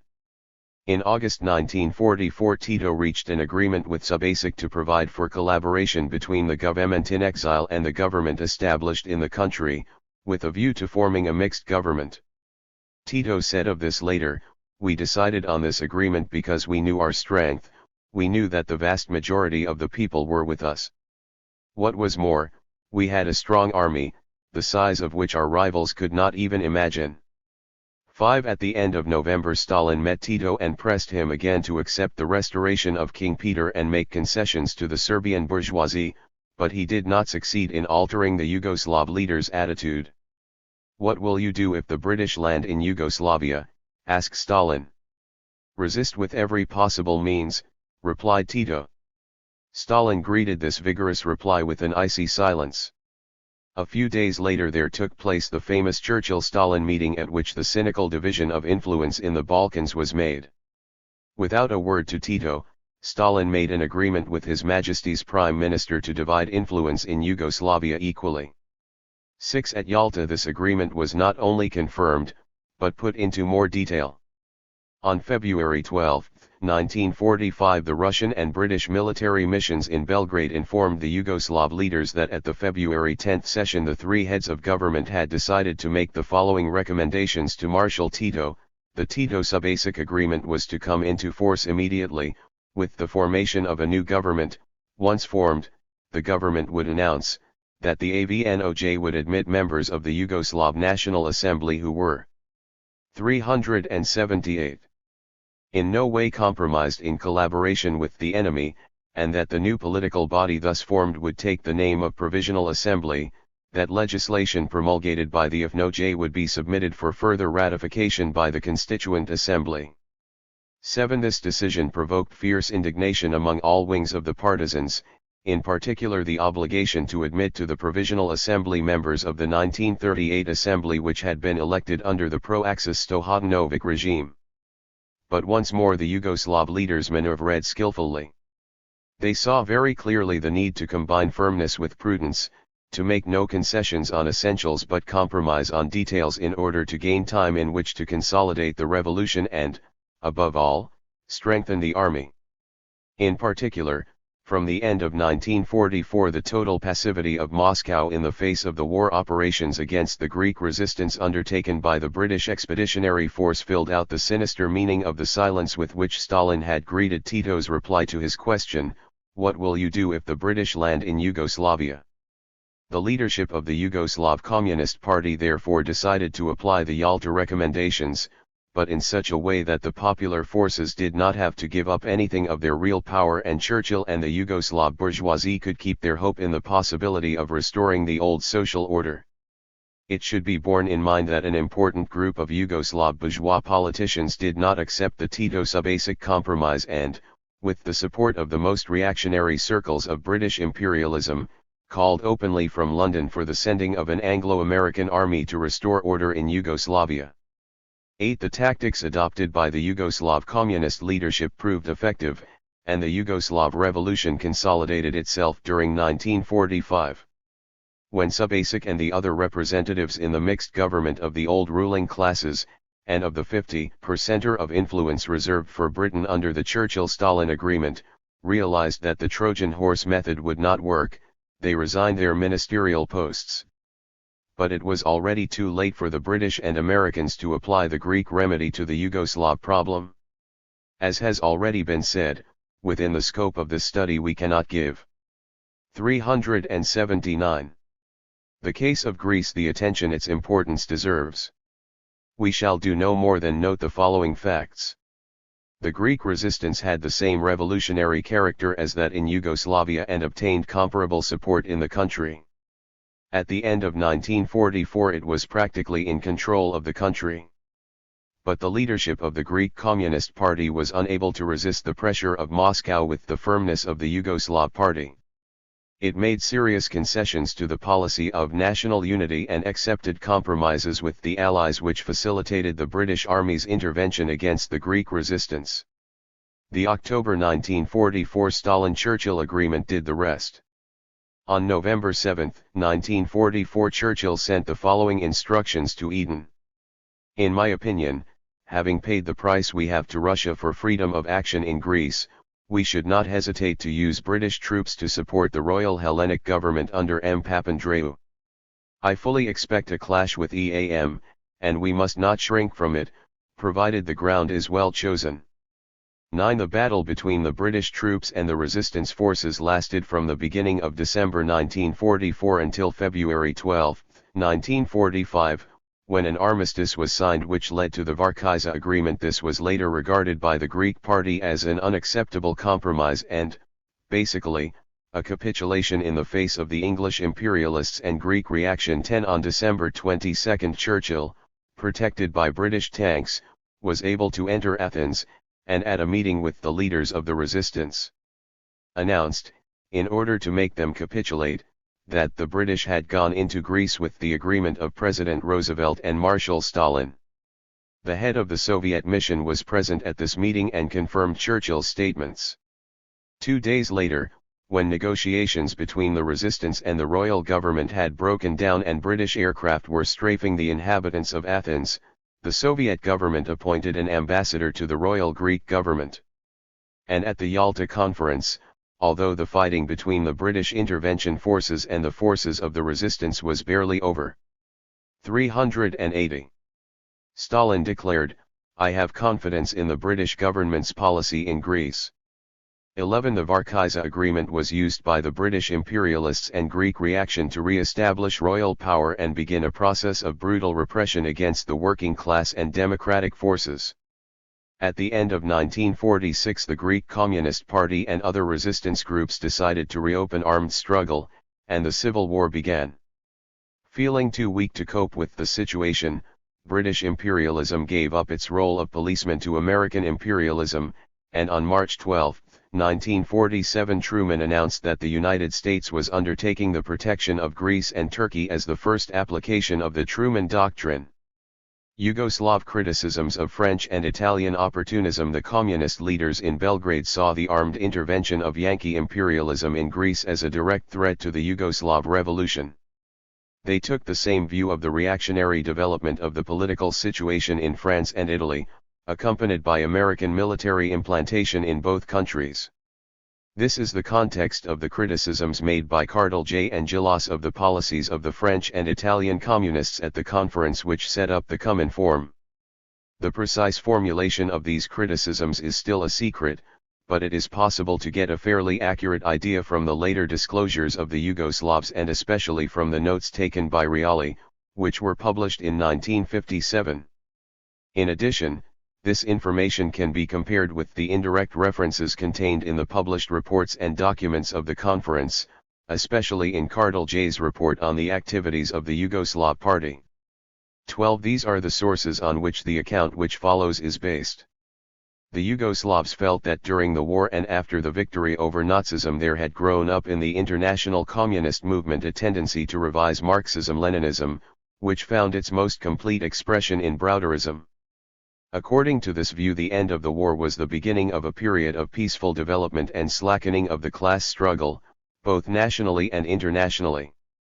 The policies of the communist parties of France and Italy, the Yugoslavs implied, were 381. A particular expression of this tendency. Its starting point was the belief in the possibility of a peaceful, legal, and parliamentary road towards the seizure of power by the working class. To some extent it was a repetition of the view accepted by the Social Democrats after the First World War. The Italian and French communists had regarded the governments in which they took part as the beginning of a people's democracy, which, according to the Yugoslavs, was a serious mistake. While these views were being maintained, the conspiracy to expel the communists from the government was already being formed. It had been in the interests of the bourgeoisie to collaborate with the communists because the bourgeoisie felt their weakness, and the communists should have used this situation to occupy key positions, but they did not do so. On the contrary, with their theory that governments of collaboration with the bourgeoisie meant the beginning of popular democracy, which would now develop from this basis by legal and parliamentary means, they had achieved nothing but the disarming of the masses and the spreading of illusions about Christian democracy and other bourgeois parties, and about social democracy. The French and Italian communists should have realized that their honeymoon with the bourgeoisie and social democracy could not last. It could be no more than a struggle in which victory would go to those with the greatest boldness, the clearest vision and the fewest illusions about parliamentary coalitions, and who were able to win the support of the masses in order to seize power. We maintained very close relations with the Italian comrades during the war, said the Yugoslavs. We invited them to study our experience, the approach which enabled us to liberate a great part of our territory and to build an army. But they were unwilling to take the path of insurrection. They said that it was necessary to curb the revolutionary developments in the north of Italy to avoid cutting it off from the south. Togliatti believed that the communists would have been able to seize power only in part of the country, and that this would result in the division of the country and the loss of its unity and independence. Instead of creating anti-fascist unity from below, by setting up organizations with mass support, composed of all the tendencies genuinely prepared to take part in armed struggle and the establishment of a GNU 382. In popular power, the French and Italian communist leaders made the mistake of forming an anti-fascist front from above, based on equal representation of the different parties, working class and bourgeois, even though the aim of some of these parties was to restrain or stop armed struggle and to prevent any real transformation of the country. The published text of Cardinal J's report on the activities of the Yugoslav Party contains the following passage, which is a clear reference to the French and Italian communists. Some people have claimed that the formation of national liberation committees and the implementation of the democratic and revolutionary demands of the majority of the people would in the end alienate certain social sectors and certain political groups from the anti-fascist front. The Communist Party of Yugoslavia has firmly fought these views. If the Yugoslav Popular Front had adopted these views, it would not have had the support of the masses, or rather, the majority of the people would not have been willing to take up arms and fight with the selflessness they have shown. If they fought with such zeal, it was because they knew that they were fighting for their democratic and social ideals as well as for national liberation. Practice has shown that the close association between the national liberation movement and the process of the people's democratic revolution, far from weakening the fighting spirit of a national uprising, gave it an exceptional attraction for the majority of the people. 13. The Yugoslavs sharply criticized the PCF for allowing and even helping in the disarming and disbanding of the resistance forces at the end of 1944 and the beginning of 1945. They refused to accept the French leaders' arguments that the war was not over and any firm action against de Gaulle's policies would have meant a confrontation with the Allies, which in turn would have produced a deterioration in the relations between Britain and the United States and the Soviet Union.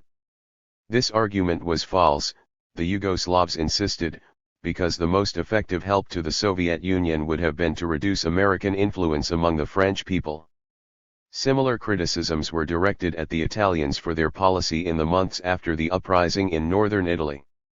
Cardinal J. and Gelos contrasted the behavior of the Greeks, who had opposed the British by force of arms even though the war against Germany was not over, and their own action, the Yugoslav Communists' fight. 383. Against the Allied-supported government of King Peter and its chetniks. The Yugoslavs criticized the general attitude of the French and Italian communist leaders towards the British and Americans. They criticized their failure in practice to condemn Anglo-American policy openly, which made it easier for imperialism to recover its position. They criticized their illusions about democracy, imperialism, and the improvement of imperialism, and the way they spread these illusions among the masses. The French and Italian communist parties were also accused of failing to give effective support to the armed struggle which the communists and other left-wing forces had been waging in Greece since the end of 1946. They did not support the struggle, the Yugoslavs claimed, because the leaderships of these parties believed that the Greek civil war was a lost cause from the point of view of the popular forces, and would very soon be over. The French and Italian leaders' argument, that the imperialists wished to create a situation of the Greek type in their countries to give them a better chance of crushing the forces of democracy and the working class, was false, Cardinal J said. The situation was the opposite. The Americans were afraid of the development of a similar struggle in France and Italy because that would be a serious threat to their position. The Yugoslav Communist Party delegates proposed that the founding meeting of the COMINFORM should study ways of providing effective help for the struggle of the Greek people, but they received no support. This, in essence, was the Yugoslav Communist Party's criticism of the policy followed by the Communist parties of France and Italy in the period 1941-7. To judge from the information available, it appears that Gomulka was the only other member of the conference to express a view close to that of the Yugoslavs. He maintained that the French and Italian communists had had an opportunity to press for radical change in their countries at the moment of the liberation and had not used it.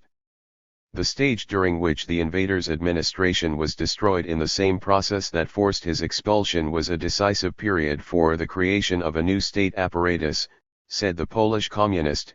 If there existed more favorable conditions in the countries liberated by the Soviet army than in those entered by the Anglo-Saxon armies, there. 384.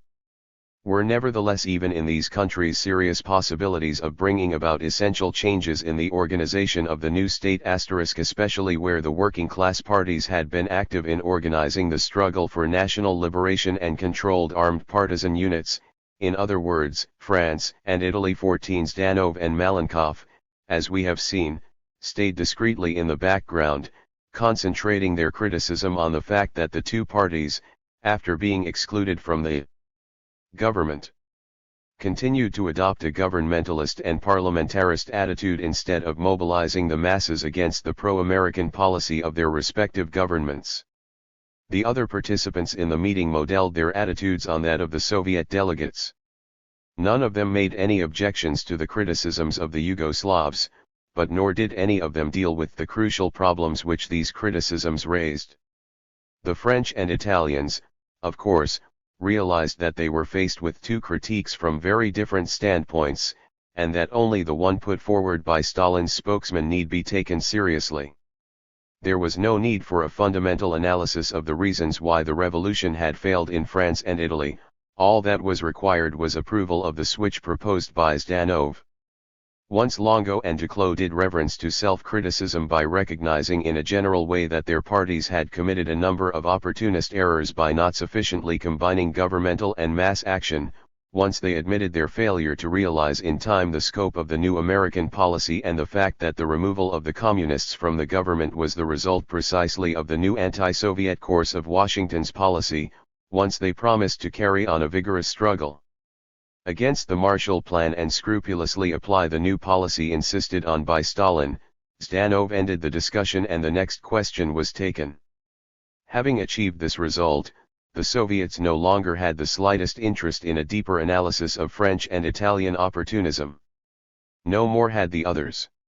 All the participants in the meeting were sufficiently aware of the problems to realize that the Yugoslavs' criticisms implicitly entailed a criticism of the policy imposed by Stalin on the communist movement during the period of the Grand Alliance, and they all knew that this aspect of the question was taboo. Longo and Duclos could have 385 used this argument to defend themselves and to accuse the Yugoslavs of criticizing Stalin's policy through them.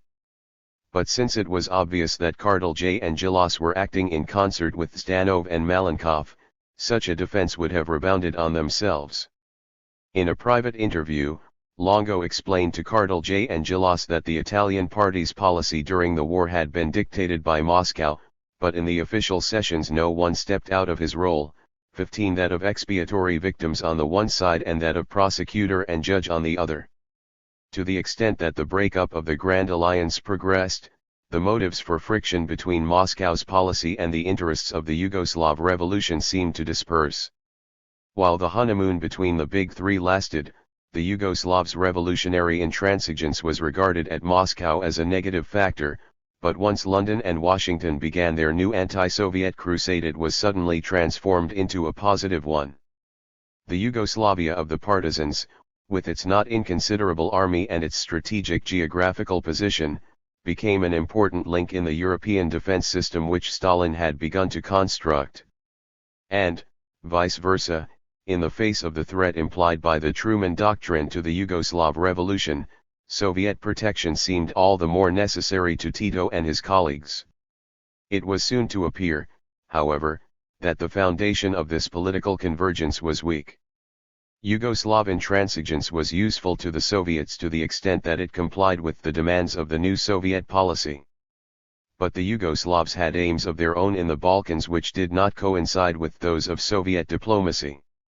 Moreover, Stalin's plans for his European outposts clashed with the Yugoslav desire to maintain national independence.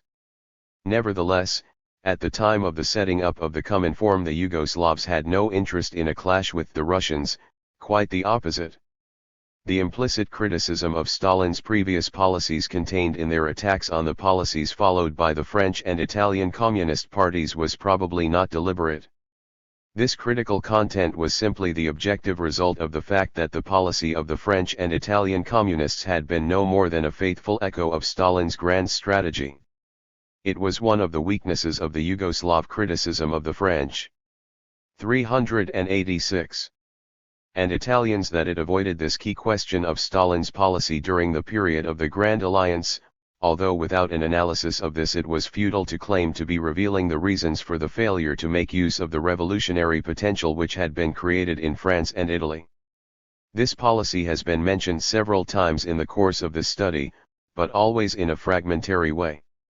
The preceding sections, which have examined the policies of the communist parties of France, Italy, and Yugoslavia and looked briefly at the situation in Greece, have recorded the specific, local effects of the advice and instructions which issued from Moscow. Our study of the reasons for the dissolution of the Comintern and other passages in the first part of this book have also referred to some general features of this policy of Stalin's. 10. We have not yet, however, attempted the comprehensive examination which is indispensable if we wish to obtain an equally comprehensive understanding of the reasons and process of the failure of the revolution in Western Europe. The following section will attempt this examination. From the Grand Alliance to the two camps. Stalin's policy during the Second World War was based on two main strategic rules, which have already been mentioned in previous chapters. 17. The first, which was formulated towards the end of the 1920s after the check to the revolutionary movement which began with the Russian Revolution, and derives from the theory of socialism in one country, can be stated as the subordination of revolutionary action in any part of the world to the interests of the Soviet state. The second, which came into being in the 30s after the defeat of the German proletariat by Nazism, was the result of the loss of confidence in the revolutionary capacity of the Western proletariat, and called for giving priority to the exploitation of contradictions between the imperialist powers, and the subordination of any revolutionary action to this priority. The second rule is no more than the practical application of the first, in view of the inability of the Western proletariat to create a revolution. Given that the main object was to guarantee the security of the Soviet state and that revolution outside the USSR seemed unlikely, the only course open was the exploitation of inter-imperialist rivalries. 387. A typical example of the application of this twofold golden rule was Stalin's policy towards the Spanish Revolution and the French Popular Front. Its first large-scale application, however, was Stalin's policy during the opening phase of the Second World War, when it was taken to its ultimate conclusion and did not stop at the monstrous step of signing an important pact with fascism and restraining popular struggle against it, precisely in order to facilitate that pact. 18. The same principles continued to dominate all Stalin's policy after the invasion of Soviet territory by the Nazi armies. The way in which the anti-Hitler coalition was conceived, the political motives which dominated collaboration in military operations, the content of the political aims given to the war, the role assigned to the communist parties, all the main aspects of Stalin's policy in the context of the Grand Alliance adhere strictly to these two rules. During the 10 years between the 1935 Franco-Soviet Pact and the Yalta Agreement, the supreme aim, the security of the Soviet state, also took on a significance far removed from that which it had had in Lenin's time. In the second half of the 1930s it meant essentially the maintenance of the status quo in Europe, in other words, the system of the Versailles Treaty. During the period of the German-Soviet Pact it began to include territorial expansion, the revision of frontiers, annexation, and the winning of spheres of influence. In the war against the Axis powers this new content, the imperialist and colonialist substance of which was not completely revealed until many years later, with the invasion and occupation of Czechoslovakia, completed its domination. The supreme aim took a specific form in Stalin's policy, the search for a durable compromise with American imperialism which would allow joint control of the world. The war against the Axis powers took on a progressive and liberating content from the moment at which it began to lead to the destruction of the fascist regime and of the form of national oppression which Nazi and Japanese imperialism had established in a series of countries and was trying to spread to others. The war tended to turn into a revolutionary war once the movement of the struggle against fascism led to a conflict with the ruling classes which had used fascism to maintain their domination, once the war brought into action the proletarian classes or 388. They acquired arms and a consciousness of their power. But Stalin's policy, and still less that of Roosevelt and Churchill, was not the faithful expression of this content. If Roosevelt and Churchill, in spite of their declarations and promises about the freedom and independence of peoples, pursued essentially imperialist aims, Stalin, with his similar promises and declarations, was pursuing the aims of the bureaucratic class which had replaced the revolutionary October proletariat in the leadership of the Soviet state. The new autocrat of all the Russias and the conservative bureaucracy whose symbol he was could not carry the revolution to other peoples after castrating it in their own country. They could not encourage in other countries the freedom and democracy they denied to the workers of the USSR. Stalin's foreign policy could be no more than the reflection of his domestic policy. The Soviet armies, like those of the Allies, performed a liberating function insofar as they destroyed the fascist regimes and crushed Nazi imperialism, but at the same time they established a new form of oppression. The British and Americans brought with them support for capitalism, the establishment or the claim to establish their world dominion and the continuation of colonialism under different forms. The Soviet armies brought with them the establishment of a new social order, a copy of the Stalinist model, in which the abolition of capitalist private property did not mean the taking over of the means of production by the workers themselves, but their exploitation by a new privileged social group, whose bureaucratic domination was based on ideological mystification, the abolition of political liberties and the most enormous police apparatus in history. The Soviet armies also carried among their equipment great Russian nationalism's plans for domination and expansion. The time had come which confirmed Lenin's fear of the reappearance of great Russian nationalism under the banner of October. The great mystification. Of course, while the liberating and anti-fascist aims of the war could be openly proclaimed, the other aims of the British and American 389 capitalists and the Stalinist bureaucracy had to be carefully concealed. In the art, old as history, of disguising the most dishonorable actions under the noblest ideals, each of the three leaders drew on his own experience, and Stalin's was as rich as that of his eminent colleagues. They immediately found a common language. The inevitable differences which arose between them had nothing to do with principles. All three always agreed in praising them at the very moment that they were trampling them underfoot. The differences stemmed from their very natural inclination to get the greatest advantage from the new division of the world. Of course, immediately one of the three felt himself injured, he would brandish the sacred principles fiercely and accuse the others of wanting to infringe them.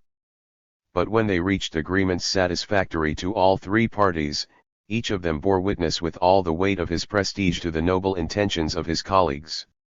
In this respect Stalin's role was by far the most important. His enormous credit among the masses of workers throughout the world as the symbol of socialism and the October Revolution rendered an invaluable service to the representatives of imperialism during the second great global crisis of the capitalist system. During the first, Wilson, Clemenceau and Lloyd George did not have such luck.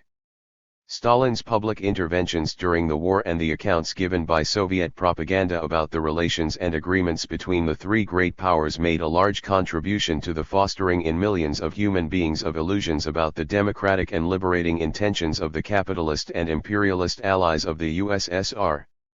The propaganda of the communist parties, with rare exceptions, had the same effect, and the same can be said of their policy of alliances. This deception of the peoples was the necessary condition which enabled the great demarcation of spheres of influence between British and American capitalism and the Soviet bureaucracy, the bartering of economic, political, and strategic interests to be carried out with the maximum of docility on the part of the victims. When, in his report to the founding meeting of the COMINFORM in 1947, Zdanov announced that the world had split into two camps, and described the allies of yesterday as rapacious imperialists, he could not avoid giving some explanation for such a radical change. Only the day 390 before, as it were, Stalin had still been expressing his confidence in a worldwide understanding with the other superpower. 19. The division of the world into two blocks and the transformation of the Allies whom 5 years of Soviet and Communist propaganda had presented as collaborators in building a new, just, democratic and peaceful world into rapacious imperialists or agents of American imperialism could not have come about by magic in the summer of 1947. The division and the transformation must have had a history. Stalin's spokesman now therefore found themselves obliged to produce a new version of the period of the Grand Alliance. It was equally mystifying, but revealed a little of what previously had been carefully concealed. Now the true aims of the imperialist powers allied to the USSR were revealed, but the objectives pursued by Stalinist policy continued to be concealed. The declaration adopted by the 9 parties said, in effect, that during the war there had existed in the camp of the anti-Hitler coalition a difference about the aims of the war and the definition of the tasks involved in the organization of the world after the war.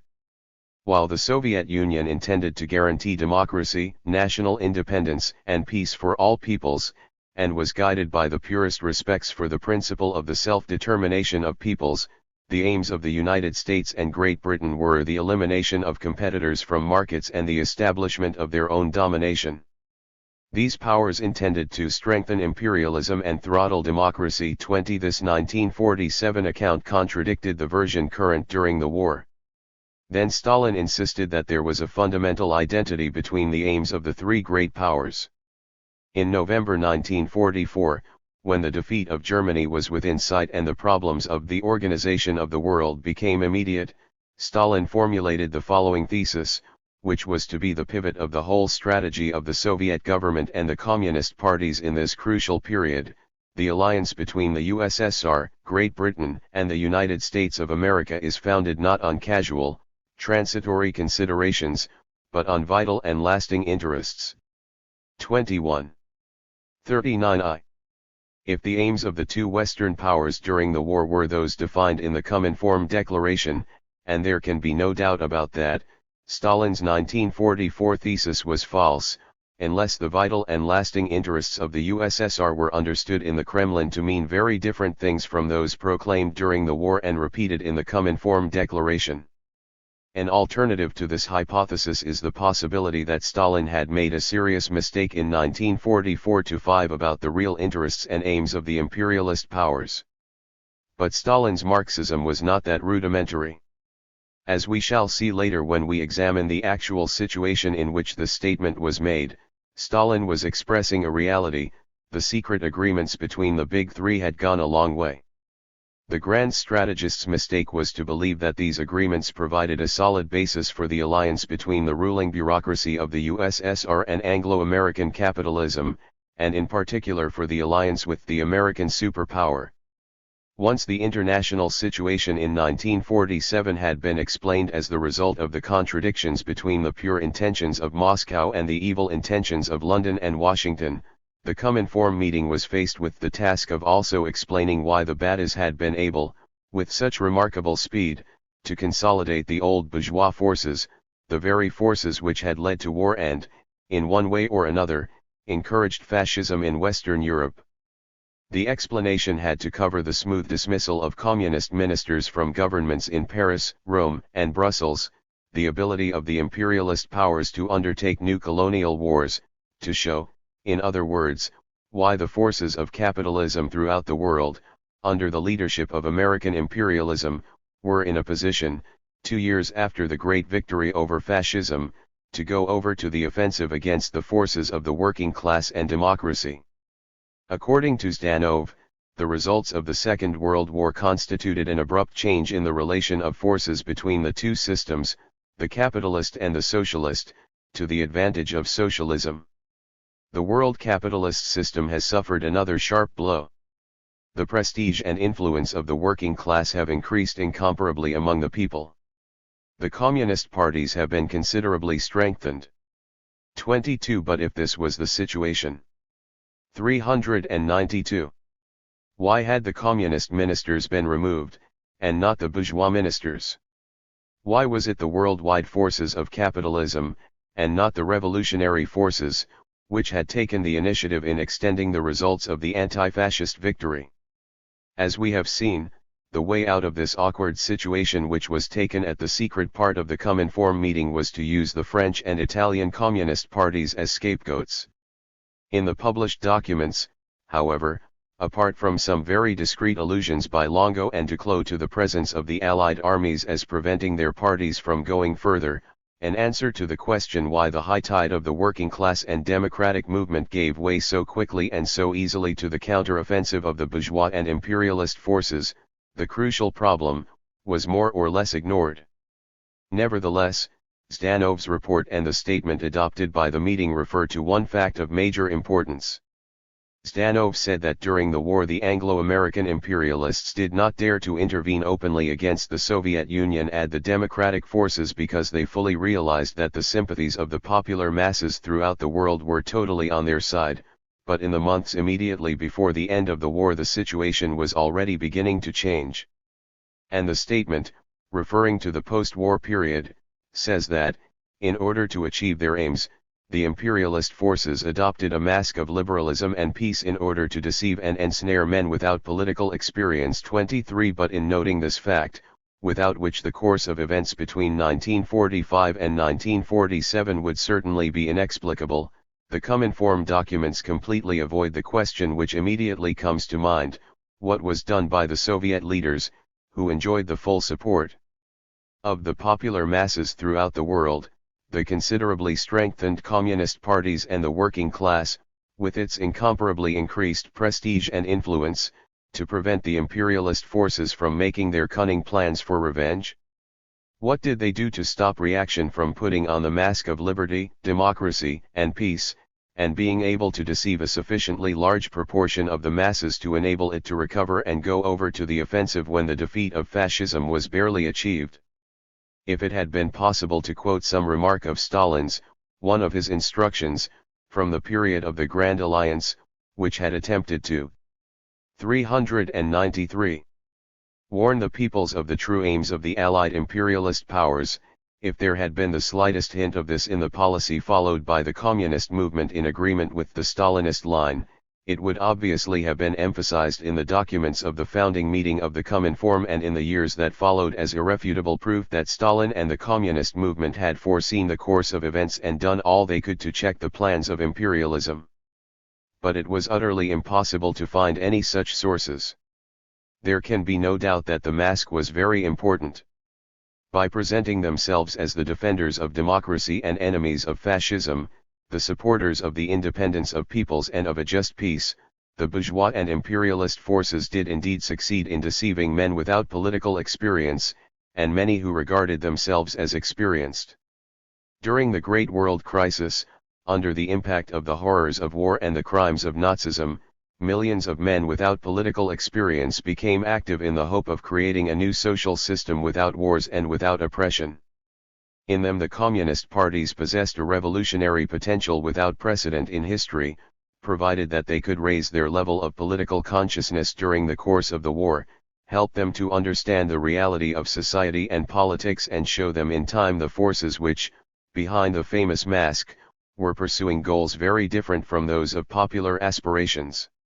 This however would have made no sense unless the strategy of the communist movement had, from the very first day of the war, taken as its main objective to give a revolutionary outcome to the second general crisis of the capitalist system. In such a strategy the decisive factor could only be the strength of the popular masses, their political consciousness and their organization. In this strategy the whole activity of the communist parties and the Soviet state would have had to be devoted to bringing this factor into play. This indispensable exploitation of inter-imperialist contradictions, or of contradictions within each country between the fascist forces and the democratic bourgeoisie, would have had to be seen as accessory to the development and constant reinforcement of the proletarian and popular forces. But Stalin's strategy, the strategy of the Soviet bureaucracy, to which the policy of the communist movement subordinated itself, was 394. Completely the opposite. It was based, as we have said, on giving absolute priority to the exploitation of inter-imperialist contradictions and on the subordination of the actions of the popular forces to the requirements of that priority. During the period of tacit alliance with Hitler's Germany this strategy was reflected in a limitation of the struggle against fascism and the abandonment of the standard of democracy, anti-fascism and national independence to the bourgeois and imperialist enemies of Germany. During the period of alliance with the anti-Nazi powers, it was reflected in a limitation on the action of the popular masses, in order to contain it within limits acceptable to these powers. This attitude necessarily entailed concealing from the masses the true aims of Anglo-American imperialism and tacit collaboration with it to deceive the peoples. But this was not all. The fundamental aim of the Soviet leaders, the division of the world into spheres of influence and the consolidation of the division through a compromise with the Washington government, required something more than concealing from the peoples the true aims pursued by the imperialist powers. It required endorsing the credibility of their apparent aims, since this was the only way in which the apparent aims of the USSR itself could be made credible. In other words, this was the only way of justifying the identity of the vital and permanent interests of the three great powers. Since the fact that the USSR was beginning to employ imperialist methods had to be concealed at all costs, if the myth which sheltered the Stalinist bureaucracy was not to collapse, it was also necessary to pretend that these methods had been abandoned by the United States and Great Britain. Earl Browder's theories, which were put forward immediately after the Tehran Conference, were only a clear and extreme formulation of what Soviet and Communist propaganda was saying, hardly more discreetly at the same time. The common background shared by Browder's position of January 1944 and the views of more important communist leaders is clear. Capitalism and communism have begun to march together towards the peaceful society of tomorrow. Our meeting here in the Crimea has reaffirmed our common determination to maintain and strengthen, in the peace to come, that unity of purpose and of action which has made victory possible and certain for the united 395 nations in this war.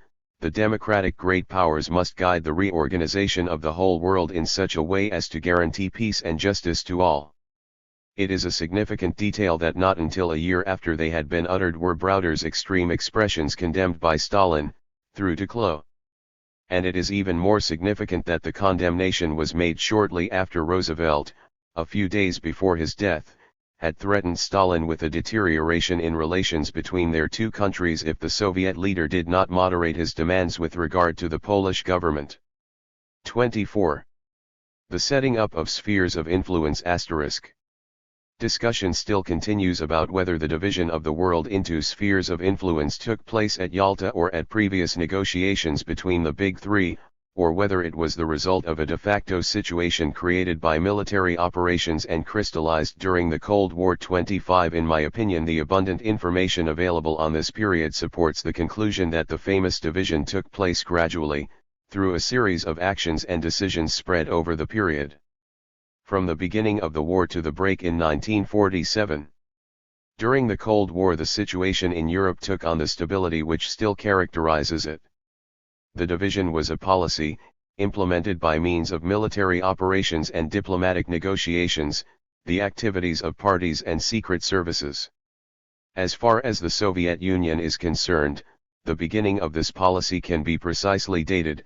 It begins with the secret 396 doses of the German-Soviet Pact. After the Nazi attack on the USSR, the problem of areas of influence was immediately raised in the negotiations between the Big Three, and was equally quickly accompanied by mystification about the real aims of the three powers spread by propaganda. When Nazi Germany attacked the USSR and so removed the check placed on the activities of the communist parties and popular masses by the German-Soviet Pact, Roosevelt and Churchill realized the political urgency of competing with Stalin, who had announced in his speech on July 3, "Our war for the defense of our fatherland will merge with the struggle of the peoples of Europe and America for their independence and for democratic freedoms." In the Declaration of Principles known as the Atlantic Charter, issued on August 14, 1941, the leader of the largest colonial empire and the leader of the largest capitalist power solemnly proclaimed that their countries seek no aggrandizement, territorial or other. They desire to see no territorial changes that do not accord with the freely expressed wishes of the peoples concerned. They respect the right of all peoples to choose the form of government under which they will live, and they wish to see sovereign rights and self-government restored to those who have been forcibly deprived of them. They will endeavor with due respect to their existing obligations, to further the enjoyment by all states, great or small, victor or vanquished, of access, on equal terms, to the trade and to the raw materials of the world which are needed for their economic prosperity. And promised a peace which will afford security that all the men in all the lands may live out their lives in freedom from fear and want. The democratic emblem of the Atlantic Charter, the very Stalinist Soviet historian Dvorin was to write years later, was intended to conceal the true imperialist aims of the North American and British governing circles. 26. This was perfectly clear to Stalin and the Dvorins from August 14, 1941, but did not prevent the Soviet government from publishing, on September 24, a declaration of adherence to the Atlantic Charter. Even if it is admitted that this gesture was necessary to obtain assistance from the United States, and that the time was not right to 397. Reveal the real aims of imperialism, the Soviet government could very well have suggested in the friendliest way to its new allies that, simply to collect the greatest number of allies against the common enemy, they should grant, or at least promise, national independence to the colonies. This would have been all the easier since it was the direction in which Roosevelt's policy was moving, not, obviously, from anti-imperialist feeling, but to facilitate the penetration of North American capitalism into the colonial world, which had hitherto been a European reserve. But the Soviet government did not take this opportunity of putting to the test, even discreetly, in the eyes of the peoples of the world, the democratic emblem of the Anglo-Saxon imperialists. The Stalin-Eden interviews of December 1941 enable us to understand why. With no attempt at concealment, no doubt regarding this distinguished representative of British imperialism as an ideal partner in discussions about a share out, Stalin explained his first ideas for changes in the map of Europe. East Prussia would have to be taken away from Germany, in order to compensate Poland for the territories which Russia had annexed, and also the Rhineland and perhaps Bavaria. Independence could be given to Austria, and the Sudetenland restored to Czechoslovakia. The area of influence acquired by Italian fascism should be divided between Yugoslavia, Greece, and Turkey, and should France not re-emerge as a great power, Great Britain might well keep bases at Boulogne and Dunkirk, as well as in Belgium, the Netherlands, Norway, and Denmark. In return for this gracious concession to His Majesty's government, Stalin asked for only one thing, which he made the essential condition for the signature of the Treaty of Anglo-Soviet Alliance proposed by Eden. Great Britain was to recognize immediately the Soviet frontiers as they had been established by the division of areas of influence between Stalin and Hitler under the secret clauses of the 1939 Pact. The Anglo-Soviet Treaty of Alliance, Stalin explained, could consist of two public parts, one dealing with the military alliance during the war and the other with the settlement of European problems after the victory. There should also be added to these two public documents a secret protocol recording Great Britain's recognition of the Soviet frontiers of 1941. Eden opposed these suggestions. 398. And invoked the Atlantic Charter. Stalin replied, "I thought that the Atlantic Charter was directed against those people who were trying to establish world dominion. It now looks as if the charter were directed against the USSR." 27. Commenting on this edifying scene in his History of the Cold War, André Fontaine remarks that Eden could have reminded Stalin of the first decisions of the Soviet power, repudiating secret diplomacy and publishing the secret treaties negotiated by the Tsars. Eden, of course, was not so indiscreet. He could only welcome Soviet diplomacy's unambiguous return to the time-honored methods of which Tsarism was a past master, as Marx noted more than once. It was the first essential for an understanding. Stalin's interpretation of the Atlantic Charter was in fact in perfect accord with the views of its authors. It was directed solely against new aspirants to world dominion, but not against the oppression of peoples by British colonialism or American imperialism, or against the subjection of the peoples of the former Tsarist Empire to Great Russian nationalism. Eden's use of it was not more than a polemical feint, and Stalin's severe reprimand was perfectly understood by the English minister, who was completely unconcerned at the fact that the peoples of Finnish Karelia, the Baltic states, the eastern territories of Poland, Bessarabia, and Bukovina were not to be free to choose their destiny. His only concern was to safeguard the traditional interests of British imperialism in Eastern Europe. As has been seen, the negotiations on the sharing out of areas of influence between the Big Three began on the first day of the Grand Alliance and were carried out in careful synchronization with the public activities designed to camouflage them and deceive the peoples. Shortly after the conversations between Eden and Stalin, the United Nations Declaration was published, which ratified the Atlantic Charter and carried, as well as the signatures of Great Britain, the United States and the USSR, those of other countries whose names alone are eloquent proof of the fidelity of the first two signatories to the principles proclaimed in the document: India, Panama, Haiti, Cuba, the Dominican Republic, etc. We shall not follow all the twists and falterings of the secret negotiation on the one hand and the public mystification on the other, with its close connections with the policies imposed by 399. Moscow on the Communist movement. We shall limit ourselves to pointing out some of its more important episodes. In May 1942, the Anglo-Soviet Treaty of Alliance, for a period of 20 years, was signed. It did not include recognition by Great Britain of the Soviet frontiers of 1941, but this did not mean that the Russians had abandoned their demands. They had simply been postponed.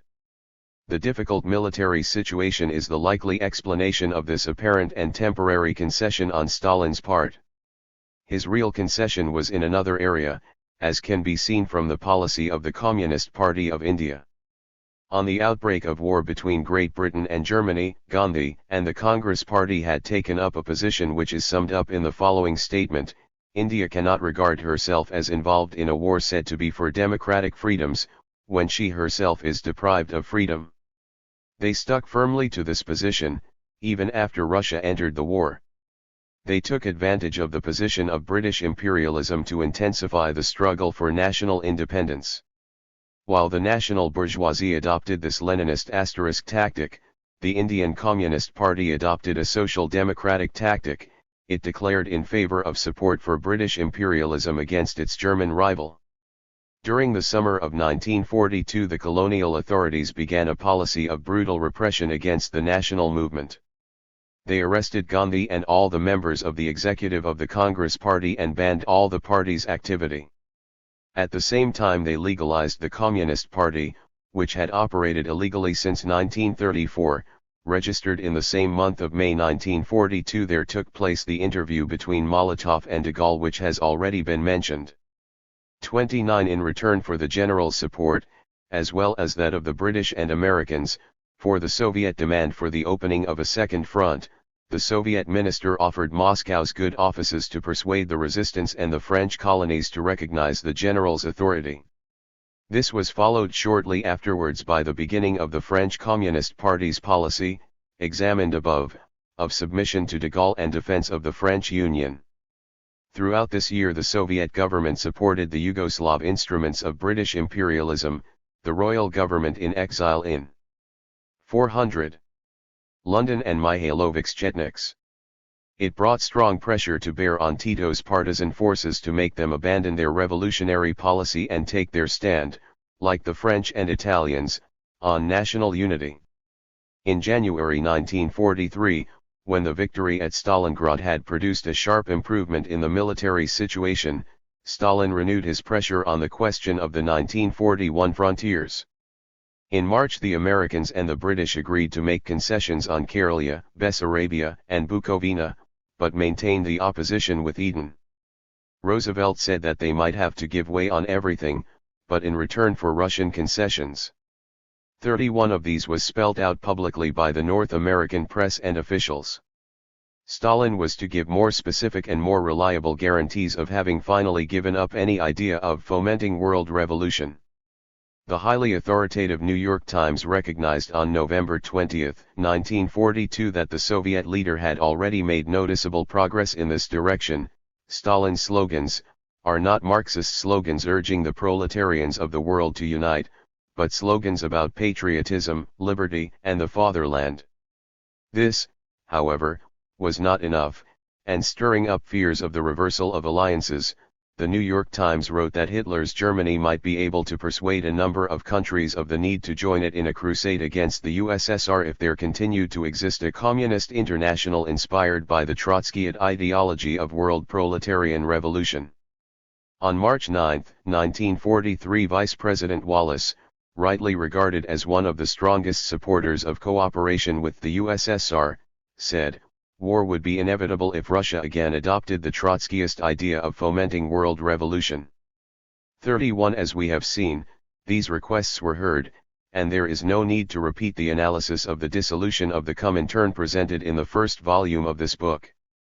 That dissolution symbolized the abandonment, not of the Trotskyist idea of world revolution, but of any idea of bringing the terrible crisis through which the capitalist system was passing to a revolutionary conclusion. None of the necessary conditions for such a conclusion, however, was known in advance. They 401 depended to a great extent, though not completely, on the direction taken by the advanced forces while the war was still going on. The direction indicated by the Comintern's last words meant a limitation in advance of the aims of the proletariat and the masses, their reduction to what was compatible with the permanent and vital interests of the three great powers. The specific, practical definition of what was admissible exactly followed the course of the secret agreements between the three, without giving the peoples the slightest chance of giving their opinion.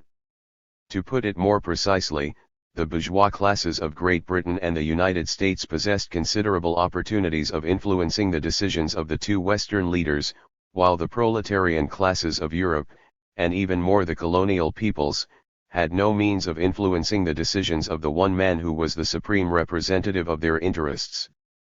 The only chance would have been for the communist parties to adopt an independent revolutionary policy, but the leaders of these parties had long ago become unquestioning vassals of the Kremlin. The exception of Tito merely confirms the rule.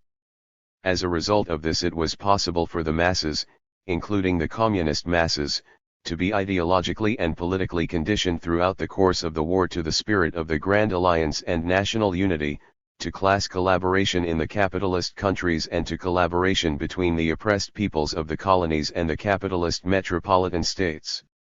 Writing in 1936 about the Franco-Soviet Pact of 1935, and drawing on Lenin, Trotsky said, "However one may judge the advantages or disadvantages of the Franco-Soviet Pact, still, no serious revolutionary statesman would deny the right of the Soviet state to seek supplementary supports for its inviolability in temporary agreements with this or that imperialism. It is only necessary clearly and openly to show the masses the place of these partial and tactical agreements in the general system of historical forces. In order to make use particularly of the antagonism between France and Germany, there is not the slightest need of idealizing the bourgeois ally, or that combination of imperialists which temporarily hides behind the screen of the League of Nations. Not only Soviet diplomacy, however, but 402. In its steps the Communist International systematically paints up the episodical allies of Moscow as friends of peace, deceives the workers with slogans like collective security and disarmament, and thus becomes in reality a political agent of the imperialists among the working classes. 32.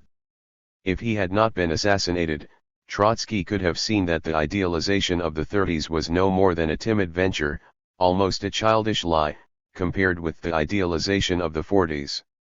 The same scale could be applied to the deception of the masses.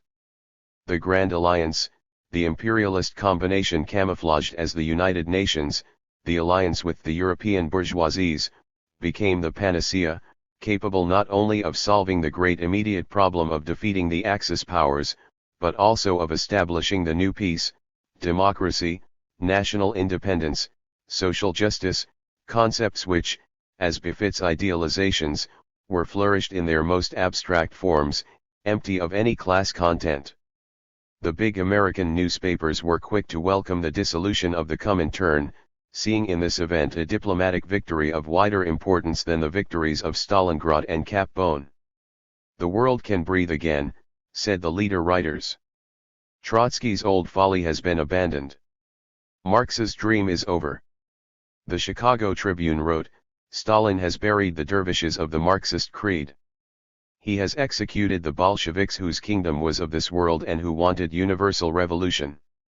And the New York Times, acting as spokesman for the American government, called for this great decision to be followed by specific measures, the abandonment by Moscow of the Polish patriots, recognition by the Yugoslav partisans of the émigré government in London and participation of the French communists in real unification. 33 The first demand was wasted breath, because Stalin was not prepared for any substantial concession on the Polish question. In the case of the Yugoslavs, the Western demands were satisfied only in appearance, although in this the fault was not Stalin's but Tito's. On the other hand, the participation of the French communists in real unification fulfilled the most secret desires of the great American paper and its advisers. Once the train of history had lost its engine, it was open to the three to go on peacefully with the work of translating their permanent and vital interests into specific decisions, at least in so far as such an ambitious operation was within the control of the great conductor. The first milestone on this new stretch was the conference of the foreign ministers of the USSR, Great Britain, and the USA, which was held in Moscow in October 1943. The communiqué issued at the end of this conference stressed that only maintaining the closest collaboration and cooperation between the three great powers would make it possible, once hostilities had ceased, to preserve peace and stimulate to the full the political, economic, and social well-being of the peoples. Among other measures, the conference prescribed the new political system which was to be established in Italy after the fall of Mussolini and the declaration of war on the Axis powers to be made by the Badoglio government. This was an excellent opportunity for the Big Three to show how they understood the application of the principles set out in the Atlantic Charter and accepted by the USSR. They agreed to grant the people of Italy the right to the final choice of its own form of government, once the war was over. Until then real power, in all fields, and not just those concerned with the conduct of military operations, would remain with the Allied military authorities. During this time, which the Allies expected to be long and which in fact lasted 2 years, the people of Italy would retain the right to the final choice of the government of its liking, while the Allied authorities exercised the right to create political structures which would condition the Italian people to their liking, to avoid the possibility of surprises when that people was finally allowed to exercise its right. The first specific measure designed to ensure this political development was the decision to keep Badoglio as leader of the government, against the wishes of the main anti-fascist forces. We have already seen how the prestige and political skill of Togliatti contributed decisively to the subjection of the Italian communists and the whole Italian left to the plan of the Big Three and made them follow the path of real unification urged by the New York Times. The Soviet position on the Italian question, together with its position on the French question, confirmed Stalin's choice in the share out of areas of influence, which was already partly visible in his conversations with Eden and which can be summed up as concessions in the West to keep the East. Indeed, in a strategy based on a share out, there was no other choice, because the instrument of the strategy was the movement of armies, not the action of the masses of the people. If Stalin's strategy had included the revolutionary struggle in Europe as a primary factor, the situation created in Italy by the fall of fascism would have provided it with an excellent opportunity. The wave of strikes which had shaken northern Italy in the spring of 1943, and the formidable mass movement of the summer, showed clearly that the crisis of Italian society was ready to turn into a revolutionary crisis, and this was confirmed in the following months by the exceptionally rapid development of the partisan movement under the predominant influence of the communists, socialists, and members of the Action Party, and the impressive general strike by 1 million workers in the occupied zone. 34. The only point of real convergence between the Allies and the Italian bourgeoisie on the one hand and the Italian workers on the other was the struggle against Hitler's Germany, which could either help to strengthen the revolutionary content of the crisis, as in Yugoslavia, or, on the contrary, to dilute it. This depended, basically, on the direction taken by the advanced forces in Italian society, but the position of the Soviet Union enabled it to exercise considerable influence.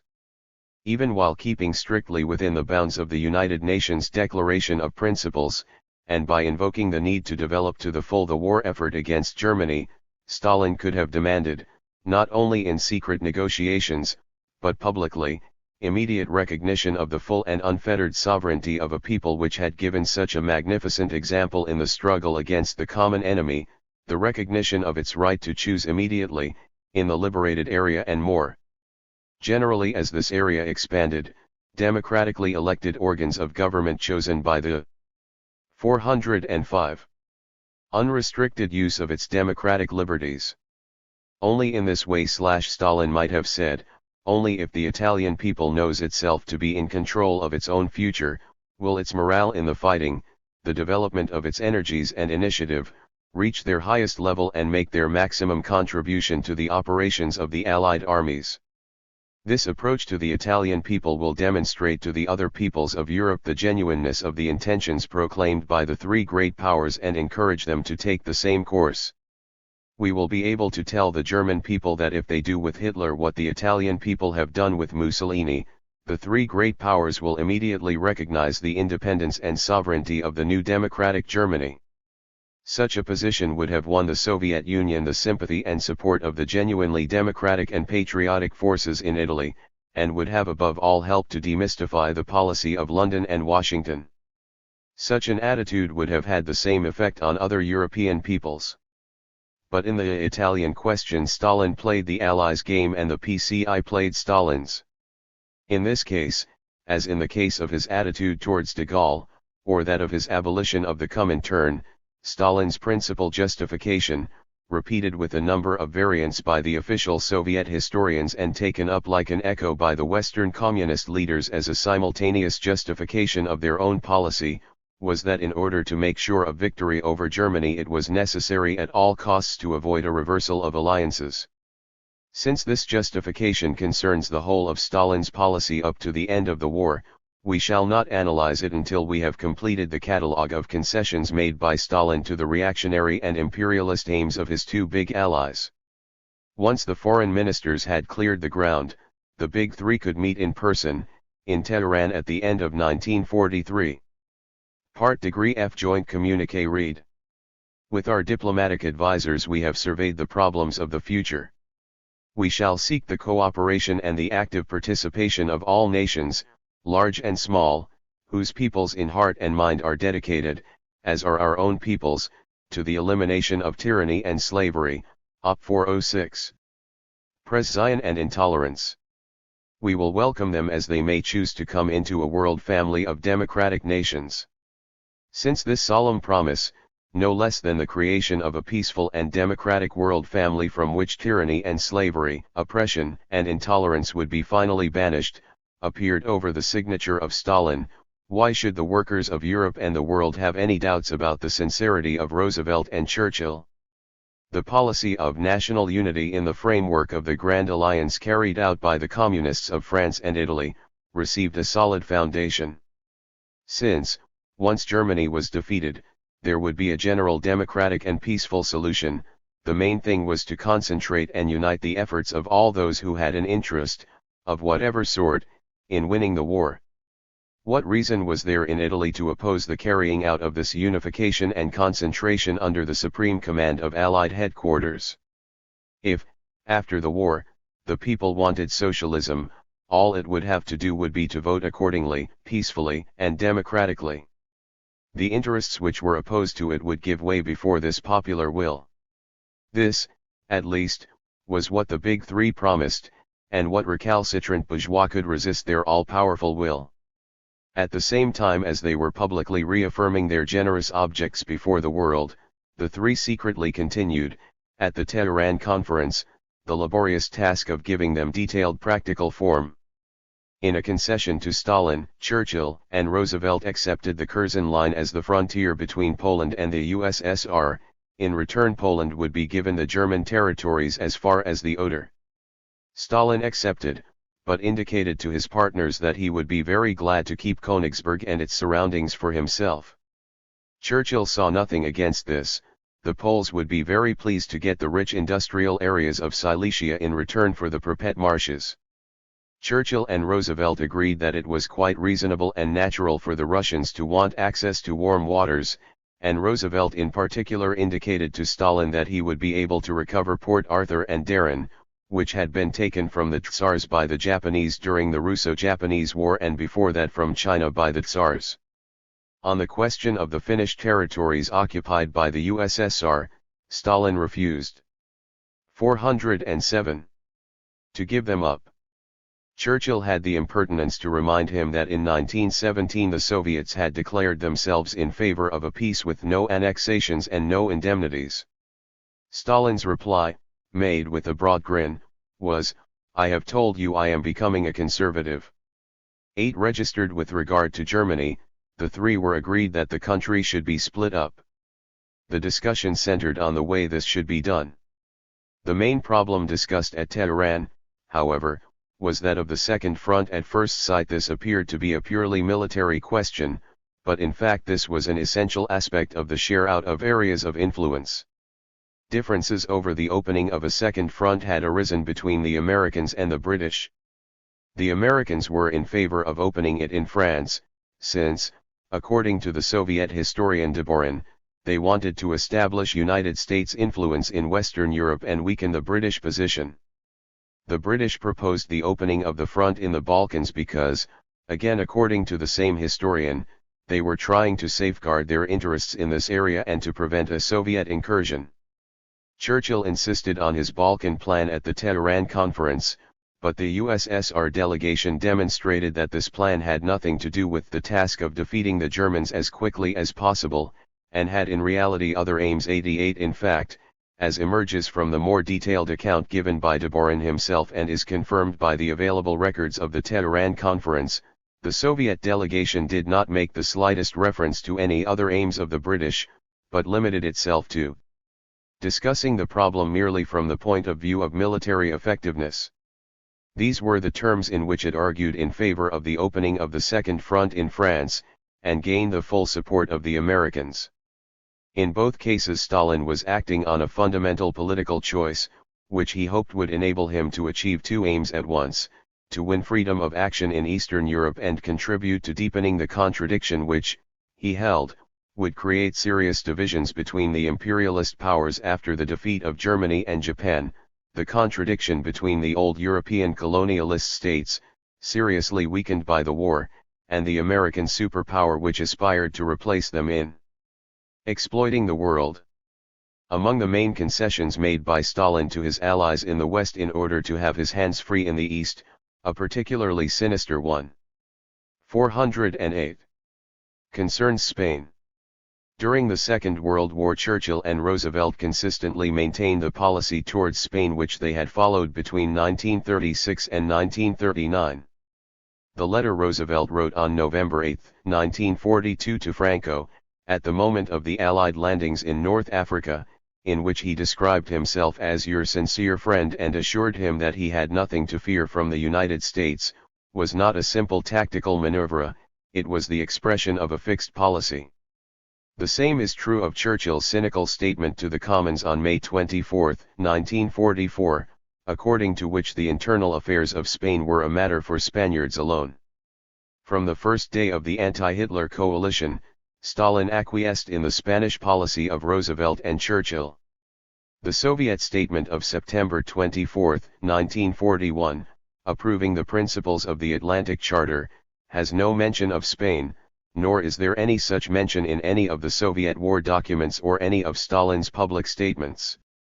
The same silence will be found in the record of the negotiations between the three, from the Stalin-Eden meeting at the end of 1941, when Stalin began his attempt to reform the map of Europe, through Tehran and the different foreign ministers' meetings, to Yalta, Franco's fascist dictatorship remained untouchable.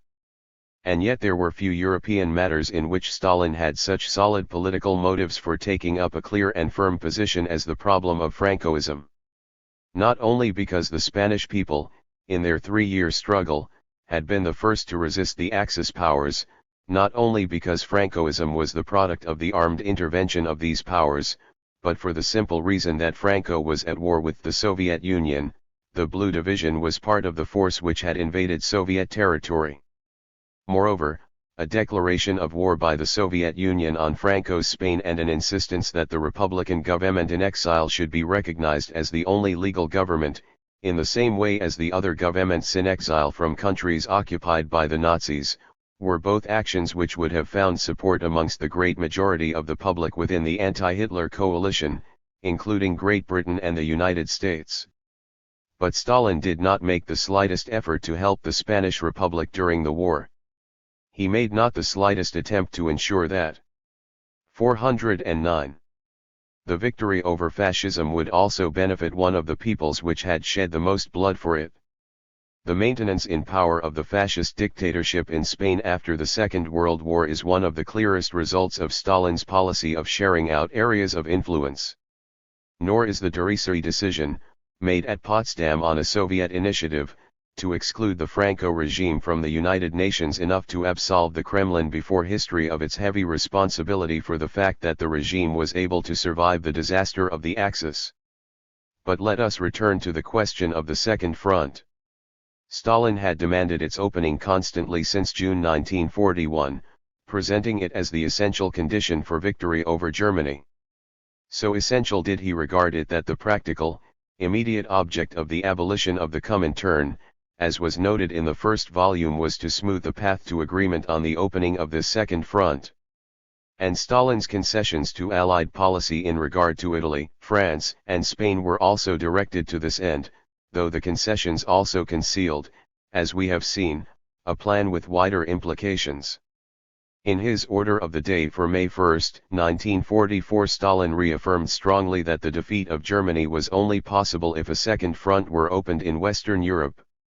After the Normandy landings, he was constant in his praise for the precision with which the decision of the Tehran Conference on joint actions against Germany had been carried out. The brilliant realization of that decision, said Stalin, is one of the striking indications of the consolidation of the front of the anti-Hitler coalition. 37 Following the Kremlin's lead, the Communist parties had carried on for 3 years a violent campaign for the opening of a second front, and it is therefore hardly surprising that at the moment of the landings the communist press should have greeted the event as the fulfillment of what all mankind has daily been eagerly asking and hoping for. 88 From 1947 on onwards, once the Grand Alliance had collapsed and under the pressure of the demands of the new Soviet foreign policy and the evidence of the facts, which meanwhile had fully revealed the secret intentions behind the Second Front, the Kremlin found itself compelled to destroy this myth of its own creation. Soviet historians were given permission to reveal this facet of history, provided always, of course, that they ignored the awkward questions this critique could provoke. 410. About Moscow's policy during the period of the Grand Alliance. The Soviet historian's version, which is still in circulation, can be summed up in the following 3 points. 1. The dominant idea of Anglo-American strategy in the military operations in Europe was to let Germany and the USSR weaken each other as much as possible and meanwhile to develop Allied military power to the maximum in order to be able to intervene at the right moment with fresh forces and impose the sort of peace which was in the interests of imperialism. The military aid and food supply to the USSR was what was strictly necessary to prevent a German victory and prolong the German-Soviet duel until this right moment should come. 2. These calculations proved wrong in the course of 1943. After the victory at Stalingrad and the further heavy blows struck by the Soviet army at the enemy during the spring and summer of 1943, Germany's war weariness became clear, while the military potential of the Soviet Union was increasing day by day, both as regards the manufacture of weapons and the mobilization of human resources and as regards the fighting spirit of its armies. At the same time, the extent of the resistance movement in the occupied countries seriously alarmed the Anglo-American leaders. In these conditions, a further delay in the opening of a second front in northern France would involve the risk of severely weakening the post-war position of the United States. The British and American leaders found themselves obliged to make a sharp change of policy, which they did in August 1943 at the Quebec Conference. 39 At this meeting Churchill tried to assert the British interest in having the second front opened in the Balkans, but the Americans imposed the decision which corresponded with their interests. Once this decision had been taken, Roosevelt and Churchill left for Tehran, where the British Prime Minister again defended his Balkan plan, but Roosevelt and Stalin were in complete agreement in favoring a landing in France. 3. During the early months of 1944 it became clear that the Soviet Union was capable of defeating Nazi Germany and liberating the European countries, including France, with no forces but its own. 40. In addition, the French People's Liberation Struggle, which was tending to 411. Turn into a general insurrection against the German invaders, had begun to worry world reaction. This prospect seemed to overcome the last hesitations in London and Washington, and the Allied landing on the Normandy beaches was carried out with the sole aim of frustrating the democratization of the countries of Western Europe and blocking the route to the west to the Soviet Army. 41. This Soviet version of history rests on a solid analysis of Western documents and has been borne out by the policy practiced by the American imperialists in Europe from the moment that their armies set foot on the continent. Soviet historians have been able to respect the truth on this specific question, if we ignore the inevitable simplifications and elements of propaganda of a version submitted to the judgment of the party, because after 1947 Moscow had no need to continue to lie about this section of history. On the contrary, for the reasons already mentioned, it had to reveal the truth about it. From this point Soviet historians could make use of such a reliable tool as the class interest, which must inevitably have dominated military and political decisions in London and Washington. It would indeed have been absurd if Anglo-American strategy had been inspired by a wish to promote the strengthening of the Soviet Union and the coming to power of the European working class parties. Nor were the Soviets alone in holding the view that at the end of 1943 and the beginning of 1944 the USSR was capable of defeating Germany and liberating Europe with no forces but its own and those of the national resistance movements. In November 1943 Roosevelt thought that by next spring, the way things are going in Russia now, maybe a second front won't be necessary. 542. And in May 1944 Admiral Leahy, Roosevelt's chief of staff, argued in a report on the relation of forces at that time that in the event of a break in the Grand Alliance and war with the Soviet Union, the United States could at the most defend Great Britain, but not defeat the Soviet Union. In other words, we would find ourselves involved in a war which we could not win.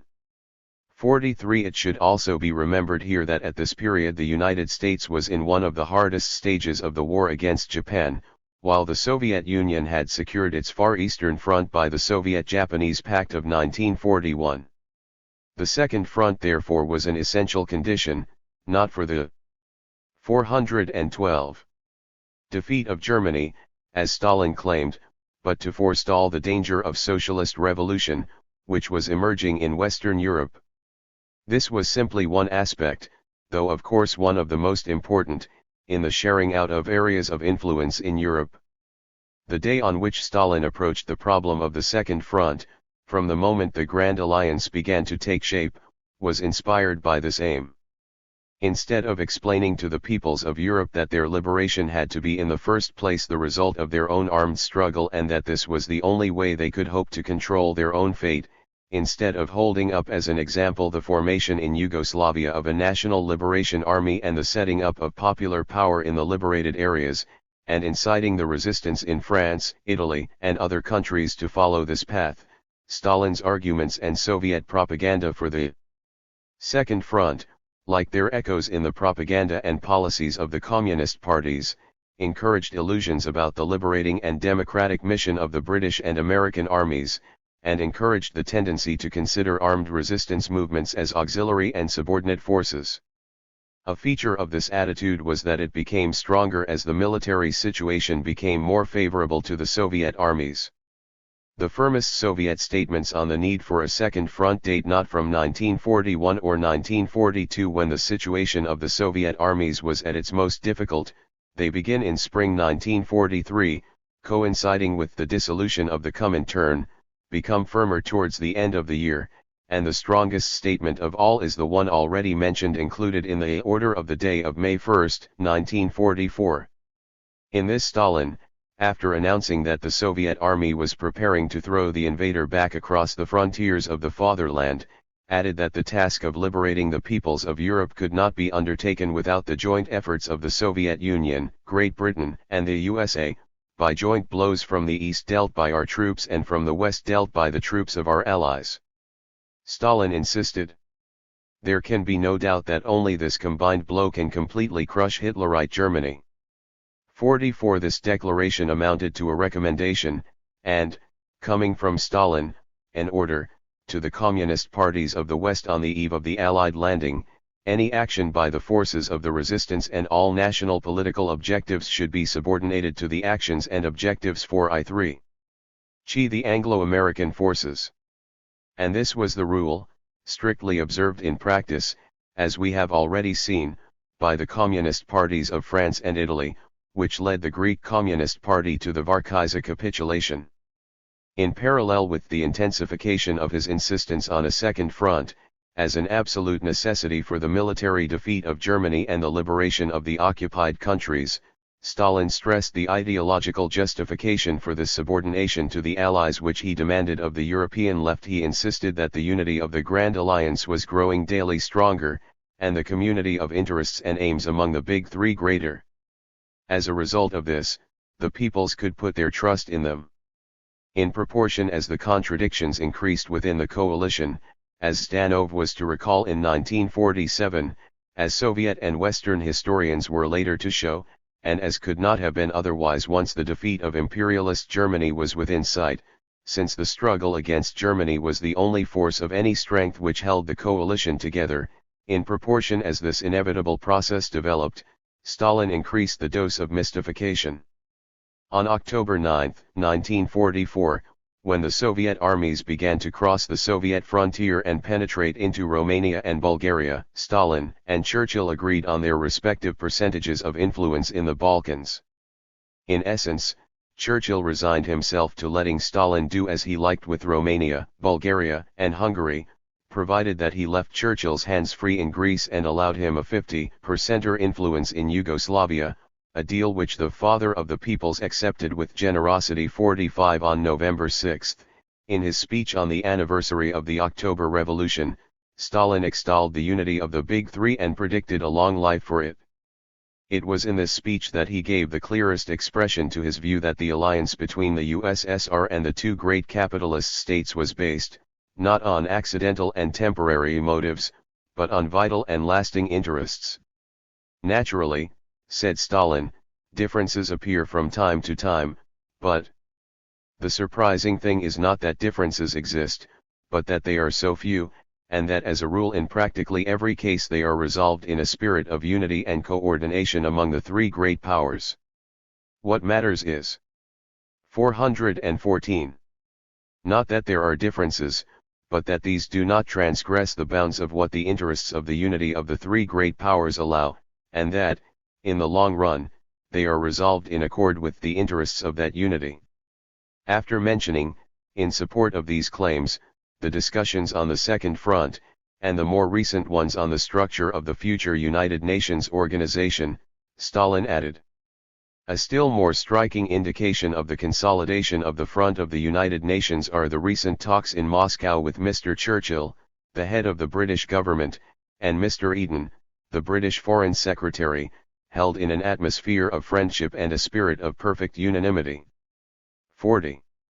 Thus the negotiations which had seen the secret completion, with consummate cynicism, of the share out of areas of influence in the Balkans, in which Stalin had left Churchill, as he put it in his telegram to Eden of November 7, 47, the freedom to launch the British Navy and British tanks and aircraft against the Greek people. This typical example of secret diplomacy and disregard for a people's right to self-determination was presented by Stalin, on an occasion as appropriate as the anniversary of the October Revolution, as the most striking proof of the unity between the three great powers. The armed British intervention against the Greek resistance aroused strong opposition among liberal opinion and working-class circles in Great Britain and the United States. Leading newspapers, including the London Times, expressed their disapproval.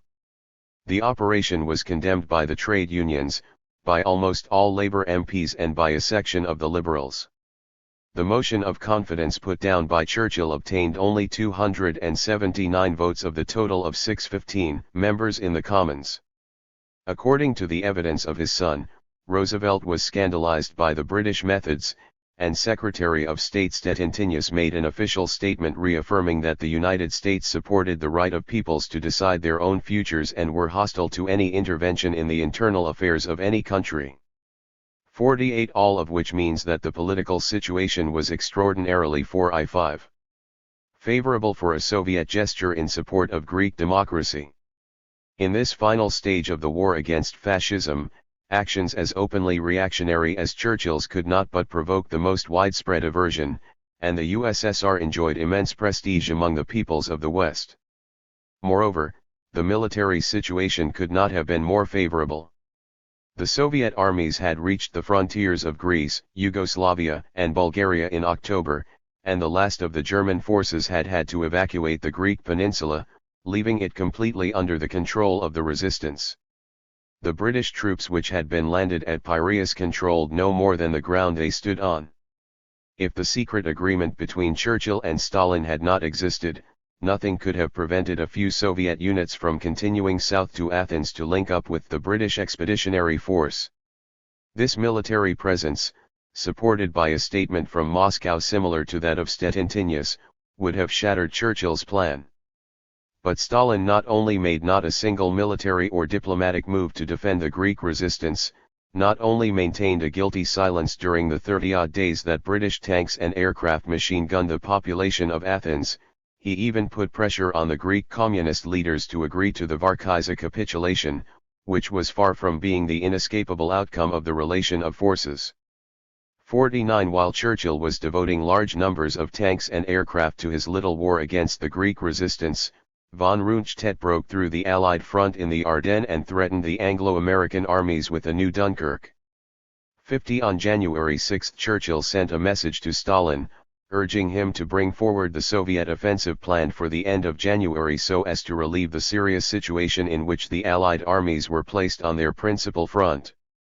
Stalin could have asked why the Allied armies did not attack on the Apennine front, and why the armored divisions and aircraft engaged in Greece against the Greek people were not sent to that front, on which an Allied offensive could rely on the powerful support of the partisan army active on the territory occupied by the Germans.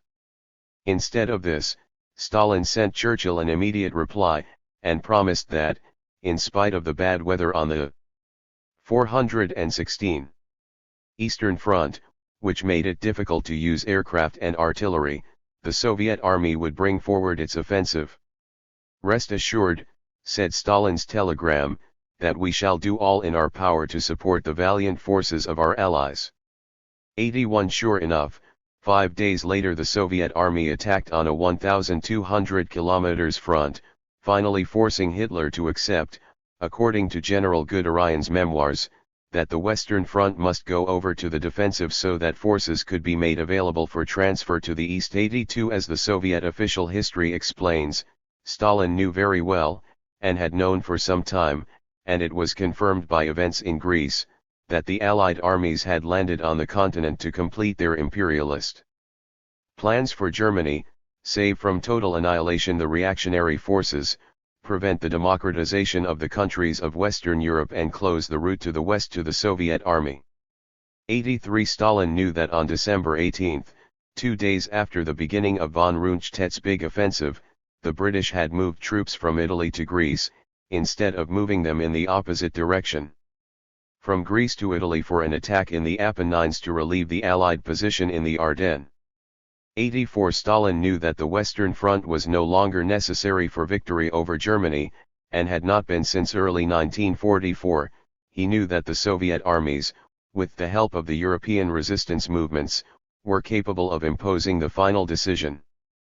But Stalin did not hesitate to accept a considerable increase in Soviet losses, the inevitable result of mounting an offensive in bad weather conditions, which made it difficult to use aircraft and artillery, and drawing to the Eastern Front part of the German troops stationed on the Western Front, in order to help the valiant forces of the Allies. He did not hesitate to take a decision which, in such a situation, would inevitably not hesitate to have the effect or facilitating the further advance of the British and American armies towards the heart of Germany, and equally of facilitating operations against the Greek resistance fighters and giving the Allied troops in France and Italy greater freedom of movement to meet any action by the resistance which threatened the bourgeois system in these countries. The Soviet historians, who reproduce the official version, justify Stalin's decision of November 7, 1945 by saying that by acting in this way the Soviet government was fulfilling, disinterestedly, consistently for I-7 and honorably, the commitments it had undertaken and giving necessary help to its allies. 55 If we ignore the disinterestedness and the honor, the language of this apologetic justification gives a quite accurate description of the real content of Stalin's action. Stalin was indeed consistently fulfilling the commitments he had made to his imperialist allies, to precisely the same extent as he failed to fulfill his duty to the European Revolution. However, apart from a few vague phrases, such as those just quoted, the Soviet official history gives no explanation of the immediate reasons which determined the decision Stalin made on January 7, 1945. While there were general motives, which are perfectly intelligible in the light of Stalin's overall policy, commitments undertaken, it is certain that considerations stemming from the particular moment at which the decision was taken also played a part. The Soviet historians do not reveal these, but hint at them when they stress that the German offensive in the Ardennes was planned with a specific object in view, to teach the Allies, by dealing them a sudden blow, that their interest lay in a separate peace. 56 By his generous gesture, Stalin in all probability intended to show his allies how much it was to their advantage to keep a Sauznik so generously disposed to help with the carrying out of Anglo-American plans on the continent. In other words, Stalin wanted to avoid the threat of a separate peace. But, as we shall see, he had no fear of taking such risks when questions affecting the agreed Soviet areas of influence were involved. To ward off the possibility of a separate peace he was prepared to make concessions, provided that they affected only the interests of the revolutionary movement in the areas of influence assigned to the British and Americans, and not in his own.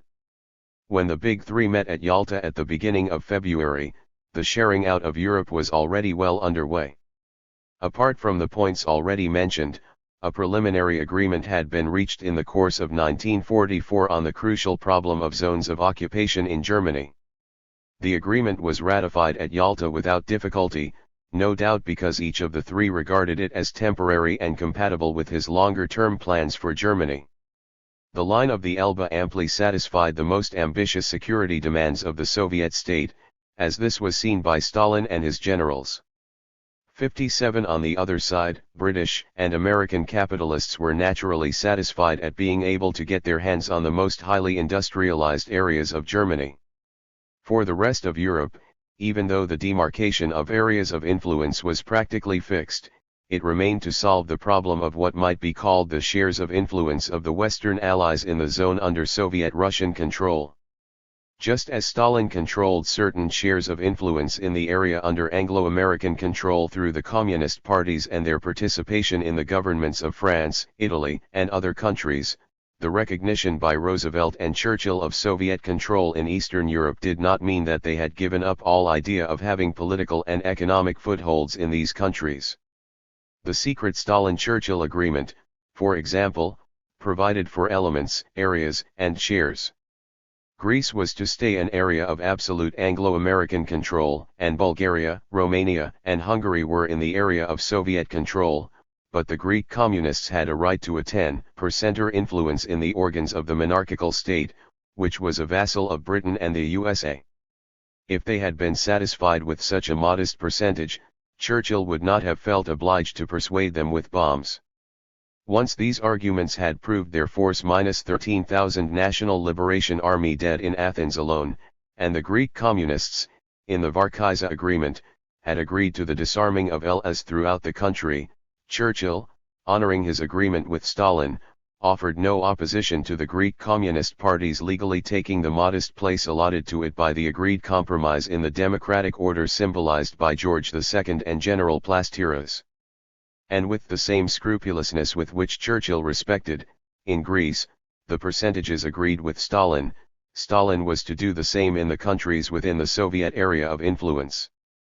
The problem was tackled in practical terms at Yalta, in the cases of Yugoslavia and Poland. With regard to Yugoslavia, the Big Three limited themselves to making an explicit recommendation that the Tito-Subasic Agreement 419 should be implemented rapidly. 58. The difficult problem at Yalta, as in the previous negotiations, was Poland. Stalin saw Poland as the central link in the chain of defenses which was to protect the security of the Soviet state, and this is why the new Polish state had to offer guarantees to the Kremlin in all areas. The genuinely pro-Soviet forces were, however, very weak in Poland. During the period of the German-Soviet Pact, Stalin had treated the Polish nation and people as enemies. His methods had been indescribable and had had the predictable effect of sharpening the traditional anti-Russian feelings of Polish nationalism, which were comparable only with Polish fears of Germany. Even the small communist groups had not escaped Stalin's blows. 69. There is consequently nothing surprising in the fact that the main forces of the Polish resistance should have formed around the bourgeois and social democratic parties, which as early as 1939 had set up a government in exile based in London, which was recognized by the Western Allies as the legal government of Poland. Thus, to secure the Polish state he needed, one which would be unconditionally pro-Soviet, a sure link in the defense system. Stalin could not afford the smallest concession to any democratic process, whether of bourgeois democracy or proletarian democracy. He could rely only on the setting up, by authoritarian measures, of a state apparatus under the firm control, especially in army and police matters, of the Soviet security services. To obtain this it was necessary, among other measures, to destroy the organized armed forces of the resistance, which were very strong and under the control of bourgeois or social democratic leaders. The political short-sightedness of these leaders, which led them into the premature Warsaw Rising of 1944, made Stalin's schemes easier. The German troops took the task of doing to the Polish nationalist resistance what British troops were a little later to do to the Greek revolutionary resistance. 60. At any rate, the basic problem of the hostility of the great majority of the Polish people to Poland's entry into the Russian defense system still remained unsolved. Roosevelt and Churchill were prepared to make large concessions to the motives of security pleaded by Stalin, but insisted on a share of influence in the new Poland and in addition pressed for the appearances of democracy to be preserved. Both were under heavy pressure from public opinion, which had been aroused. 420. To sympathy with the cause of Poland from the beginning of the war. They finally succeeded at Yalta in persuading Stalin to widen the provisional government put together in the Kremlin and installed in Warsaw by the Soviet army, by adding a number of figures who had the support of the government in exile. The final administration was to be produced by general elections which the new provisional government would organize as soon as possible. The Western Big Two had hardly arrived back in their capitals when they learned that their colleague in the East had not the slightest intention of carrying out his undertaking. Stalin was insisting that discussions on the new Polish government should be limited to people who have demonstrated by deeds their friendly attitude to the Soviet Union, who are willing honestly and sincerely to cooperate with the Soviet state. 61 And who better than Stalin himself to determine the degree of friendship, honesty and sincerity towards the Soviet Union in the minds of the candidates for the Polish government. Stalin rightly insisted that his qualifications in the matter should be recognized, a step which threatened to make the Western share much smaller than the Soviet share of influence in Greece. The two Western leaders reacted vigorously. In one of his last messages to Stalin, Roosevelt gave a barely disguised warning that any solution which would result in a thinly disguised continuance of the present Warsaw regime could lead to the breakup of the Grand Alliance. 62 Churchill sent a similar message to the Soviet leader at the same time. Stalin would not move, even though this threat of a break was given additional plausibility by its coincidence with a very significant event, the first occasion on which the possibility of a separate peace between the Nazis and the Western Allies acquired any substance. Around the middle of March, representatives of the Allied High Command had had secret conversations in Switzerland with representatives of the German High Command. They had already started when the Western powers, no doubt fearing that the Soviets would be informed by the other side, notified Moscow, justifying the talks by the pretext of a possible capitulation by the German army occupying northern Italy. The Soviet government asked to take part in the talks, but the British and Americans refused, which could only increase Moscow's suspicions. In a 421 message to Roosevelt dated April 3, the Soviet leader claimed that it was certain that the talks in Switzerland had led to an agreement with the Germans, whereby the German commander on the Western Front, Marshal Kesselring, is to open the front to the Anglo-American troops and let them move east, while the British and Americans have promised, in exchange, to ease the armistice terms for the Germans. Thus, continued Stalin, what we have at the moment is that the Germans on the Western Front have in fact ceased the war against Britain and America. At the same time they continue the war against Russia, the ally of Britain and the USA. 63 These alarming signs were made worse a few days later by the death of Roosevelt and the succession as president of Truman, who had told the New York Times in 1941 that in his view, out of Germany and Russia, the United States should support whichever seemed to be winning. 64 But Stalin still made no concession over Poland. In a message to Truman and Churchill dated April 24 he set out with unparalleled cynicism his view that each of the big three should decide, without interference from the others, the form of government to be established in countries they considered vital to their national security. Another circumstance that should be borne in mind is that Poland borders on the Soviet Union, which cannot be said about Great Britain or the USA. You evidently do not agree that the Soviet Union is entitled to seek in Poland a government that would be friendly to it, that the Soviet Union cannot agree to the existence in Poland of a government hostile to it. I do not know whether a genuinely representative government has been established in Greece, or whether the Belgian government is a genuinely democratic one. The Soviet Union was not consulted when those governments were formed, nor did it claim the right to interfere in those matters, because it realizes how important Belgium and Greece are to the security of Great Britain. I cannot understand why in discussing Poland no attempt is made to consider the interests of the Soviet Union in terms of security as well. 65. At the same time as he was fighting on the diplomatic front to obtain 422. The same freedom in Poland as Churchill had in Greece, Stalin ordered the Soviet army and security services to begin the methodical elimination of the activities of the non-communist resistance. He did not refrain from using methods such as the following. The principal military and political leaders of the resistance were invited to friendly conversations by the Soviet military authorities, they were given safe conducts and guarantees of safety. Once they reached the place proposed for the meeting they were all arrested and taken secretly to prisons in Moscow. Several months later they appeared before a Soviet military tribunal and were sentenced to 10 years imprisonment on charges of attempted sabotage against the Soviet army. Many local resistance leaders were similarly arrested and executed without trial. 6. Registered It will be seen that Stalin had no hesitation in risking the Grand Alliance if the stake was Moscow's control over the countries which history had designated as part of the Soviet defense system. At the same time, however, and at Stalin's orders, Thérèse was disarming the resistance and putting the Communist Party under the leadership of de Gaulle, arguing from the danger of a reversal of alliances.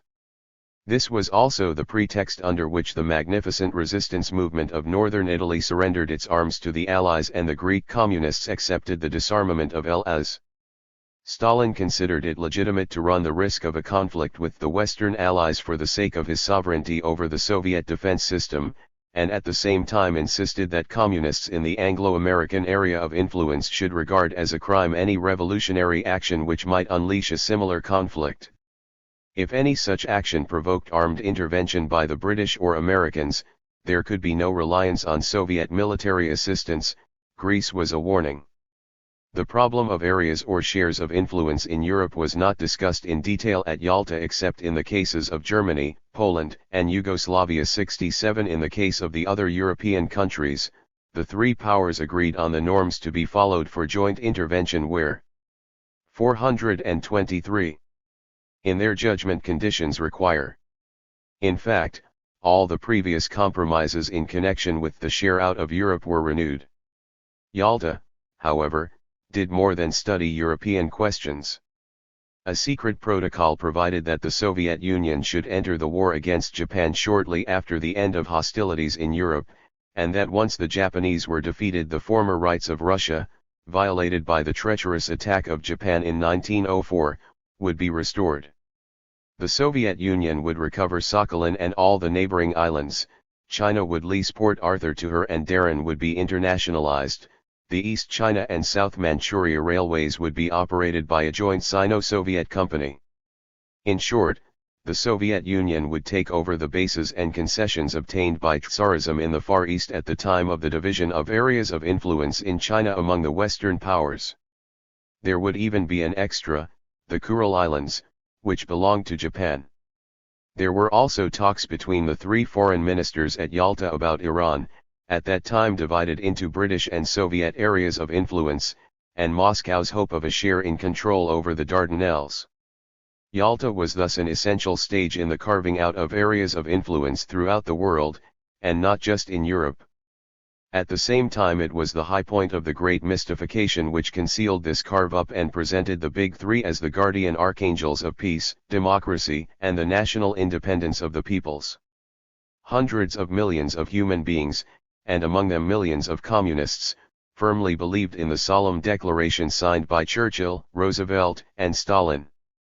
Our meeting here in the Crimea has reaffirmed our common determination to maintain and strengthen in the peace to come that unity of purpose and of action which has made victory possible and certain for the United Nations in this war. We believe that this is a sacred obligation which our governments owe to our peoples and to all the peoples of the world. Only with continuing and growing cooperation and understanding among our three countries and among all the peace-loving nations can the highest aspiration of humanity be realized, a secure and lasting peace which will, in the words of the Atlantic Charter, afford assurance that all 424. The men in all the lands may live out their lives in freedom from fear and want. The undoing of Stalin's opportunism.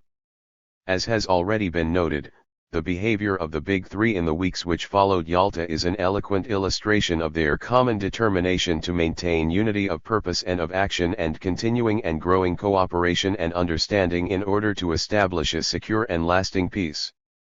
The Western powers accused Stalin of not respecting the agreement about Poland. Stalin accused the Western powers of negotiating separately with Germany. Every day brought new causes of tension. Churchill showed himself particularly aggressive. He tried to convince the American leaders that Soviet Russia, exalted until that moment by Churchill himself as a heroic and loyal ally, in fact represented a mortal danger to the free world.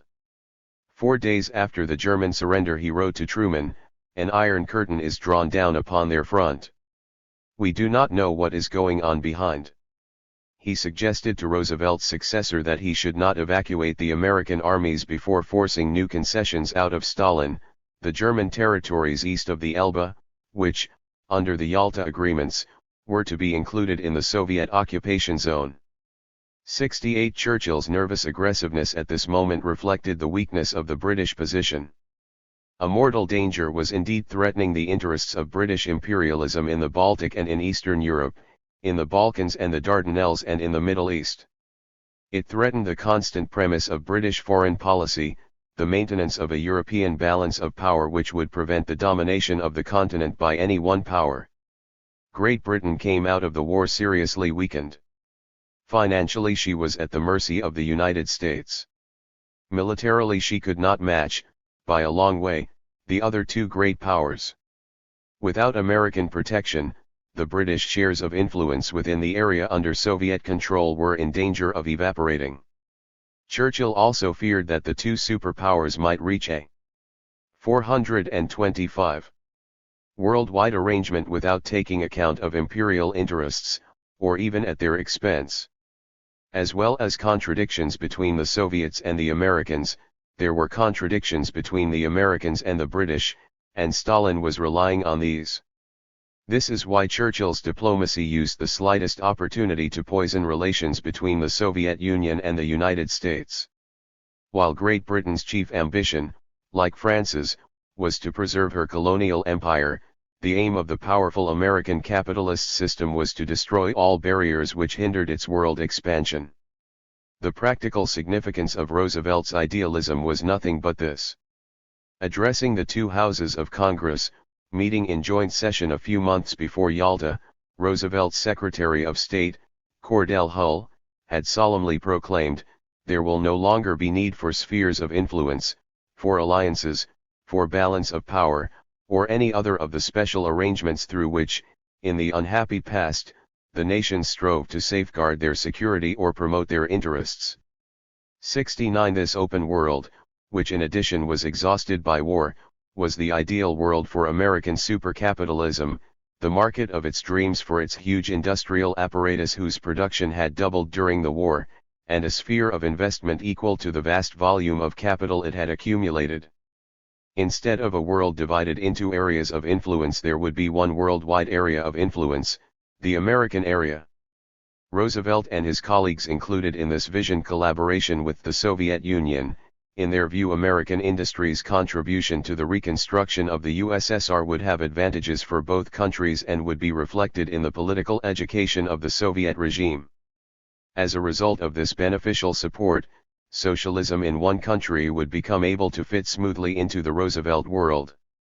The proofs of goodwill which Stalin had given during the course of the war, the dissolution of the Comintern, the policy of national unity followed by the communist parties, the abandonment by the Latin American communist parties of the struggle against Yankee imperialism, etc., encouraged Roosevelt and his colleagues to believe in the viability of the Pax Americana. Other facets of Stalin's Realpolitik, however, conflicted with Roosevelt's view. This was true above all of the doctrine set out by Stalin in his document of April 24, which was quoted above. 426. On the Polish question and applied in practice from 1939 in the Baltic states, Bessarabia, and the rest, the doctrine according to which each of the big three could do as he wished with the countries as he considered vital to his security.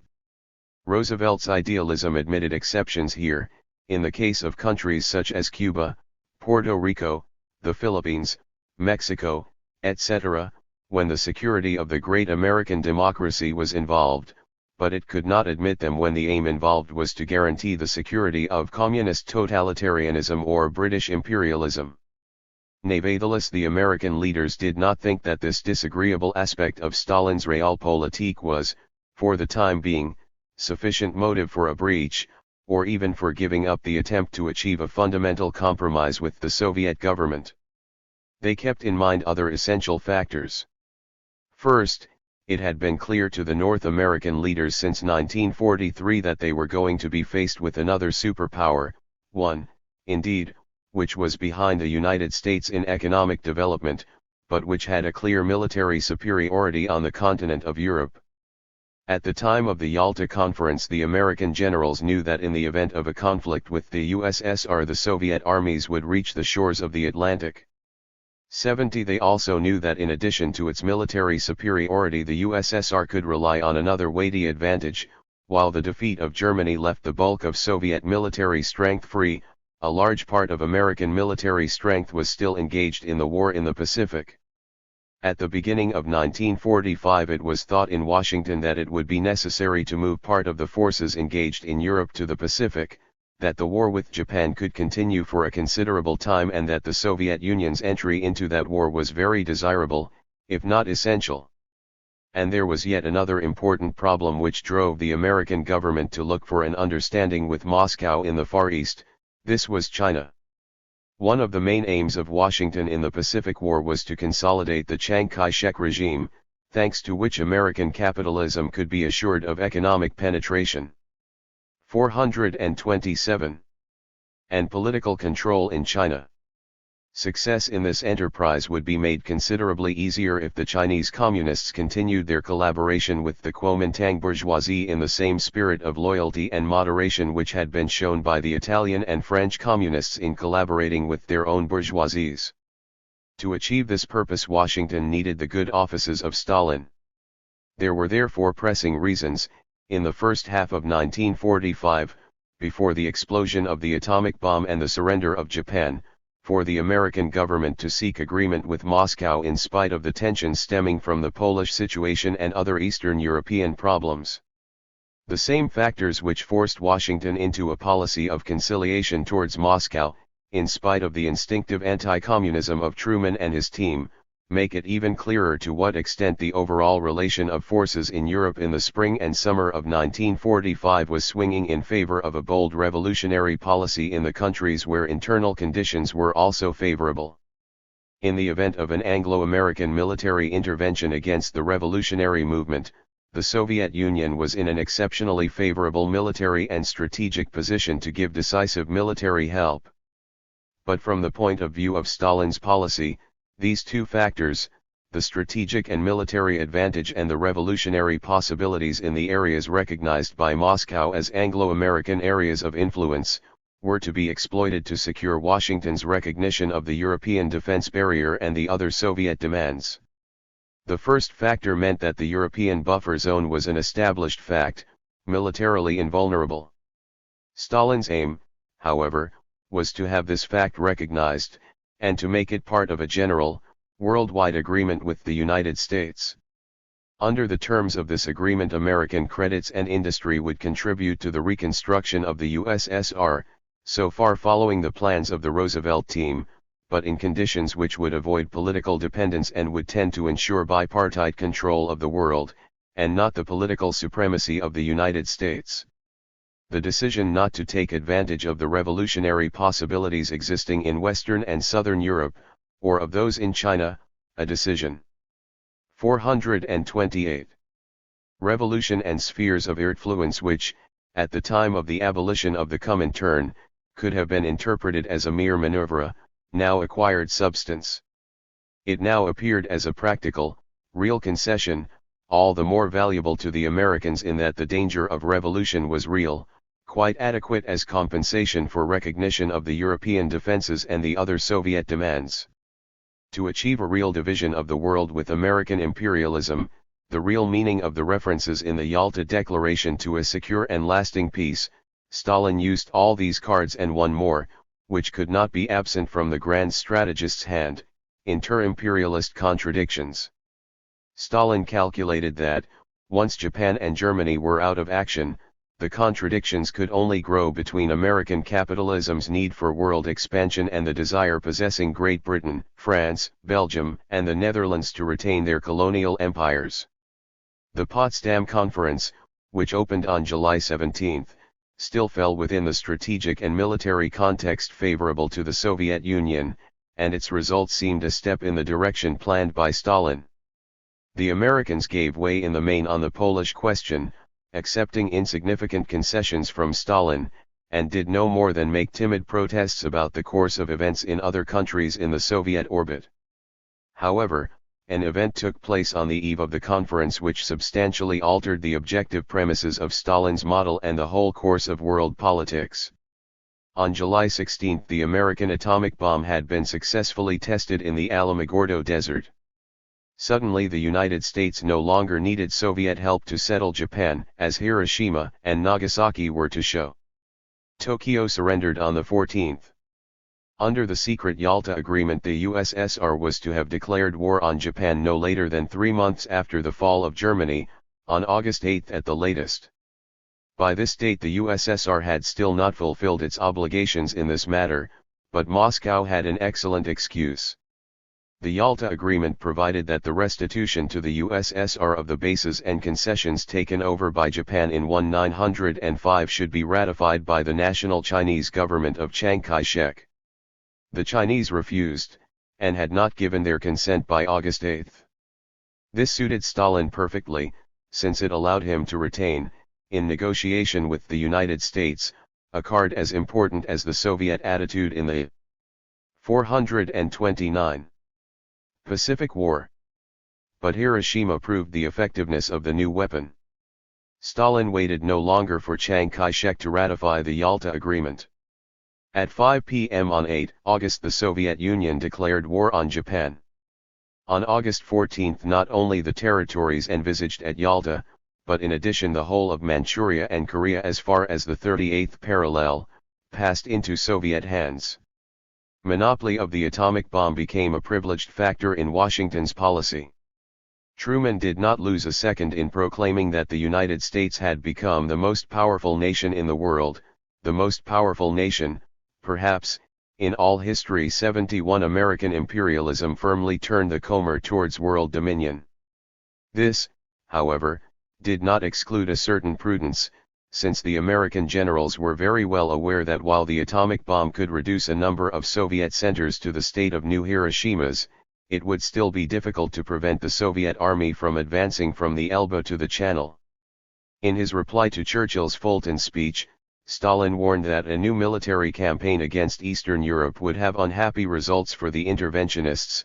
We can say with certainty that they would be defeated, as they were defeated 26 years ago. 72 In Washington the warning was taken seriously, and Truman did not follow the advice of those who urged him to brandish the bomb to force the USSR to fall back to its frontiers. Kennan's so-called Containment 5 policy was chosen.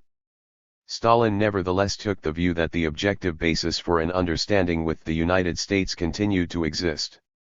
I do not believe in the real danger of a new war, he said in September 1946.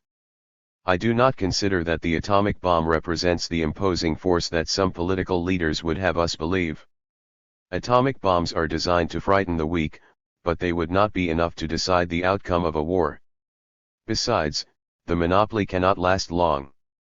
I am convinced that international collaboration, far from decreasing, can only increase. In other words, the bomb made no fundamental change to the relation of forces and was at the most a temporary advantage. The solution still, therefore, lay in understanding. A month later he replied with a firm no to the question whether tension between the United States and the USSR had increased. In 430. December 1946, in reply to Roosevelt's son, who asked him whether collaboration between the USSR and the United States was possible, Stalin said, "Yes, of course. It's not only possible, it is the only wise course, and completely within the realm of possibility." The Soviet Union, according to Stalin, was ready to make a long-term economic agreement with the United States, involving a substantial development of trade and American loans. As the main element of the Soviet contribution, Stalin offered explicitly to pursue a common policy with the United States on Far Eastern questions. 73 China was in fact one of the most important cards Stalin thought he still held. After the surrender of Japan he had pressed the Chinese Communists to come to an arrangement with Chiang Kai-shek, 74 and at the Big Three Foreign Ministers' Conference held in December 1945 there was agreement on the need for a united and democratic China under the control of a national government, based on wide participation by the democratic forces in the organs of the national government and the end of civil disorders. Fundamentally this was a solution of the national unity type, as in France and Italy, which would ensure the leadership of the Chinese bourgeoisie and the development of the country into a bourgeois democracy. But the Chinese Communists would not adapt to this solution, in spite of Stalin's pressure, and in 1946 Chiang Kai-shek, with the help of American planes, technicians, and money, launched a large-scale offensive against the People's Army. At the end of 1946 things were going badly for Chiang Kai-shek and his protectors, and the offer Stalin made in his conversation with Roosevelt's son to follow a common policy with the United States in Far Eastern questions took on a very precise meaning, to put pressure on the Chinese Communists in order to reach a solution to the Civil War which would be satisfactory to common interests. In Washington, however, Stalin was thought to be playing a double game. Who could believe that the Chinese Communists were pursuing an independent course? This, nevertheless, 43I, was true. In an internal document of April 1946 addressed to the restricted group of the CCP leadership, Mao analyzed the international situation and regarded it as possible that a compromise would be established between the USSR and the United States. This compromise, however, he said, does not require that the peoples of the different countries of the capitalist world should therefore make compromises in their own countries. The aim of the reactionary forces, he added, is resolutely to destroy all the democratic forces they can destroy and prepare to destroy later those they are unable to destroy at present. Faced with this situation, the popular democratic forces must apply the same principle to the reactionary forces. According to a note in the Chinese edition, in this document Mao was criticizing certain comrades who hesitated to meet the offensive launched by the United States Kuomintang bloc with the Revolutionary War 75. We may take it that the comrades referred to supported Stalin's line as it emerged from the agreement between the three powers in December 1945. During the 2 years between Potsdam and the announcement of the Marshall Plan, the policy of containment under the protection of the atomic umbrella and by not sparing the dollars began to produce its first results. In Greece, terrorist repression forced the communists once more to take the path of armed struggle. In France and Italy, the reconstruction of the military and civil structures of the capitalist state went ahead rapidly, and the working class movement, as we have seen, lost ground. Moscow was forced to withdraw its troops from northern Iran and was unable to obtain the military base it had demanded on the Turkish coast near the Dardanelles. In the Far East, the Soviets were completely excluded from intervention in Japan, which became an American protectorate. It was in Germany, however, that the Western Allies dealt the severest blow to Soviet plans. Moscow failed to secure four-power control of the Ruhr, which would have enabled it to restrict considerably the real power of the Western Allies in their occupation zones and to prepare the way for a further extension of Soviet influence over the whole of Germany.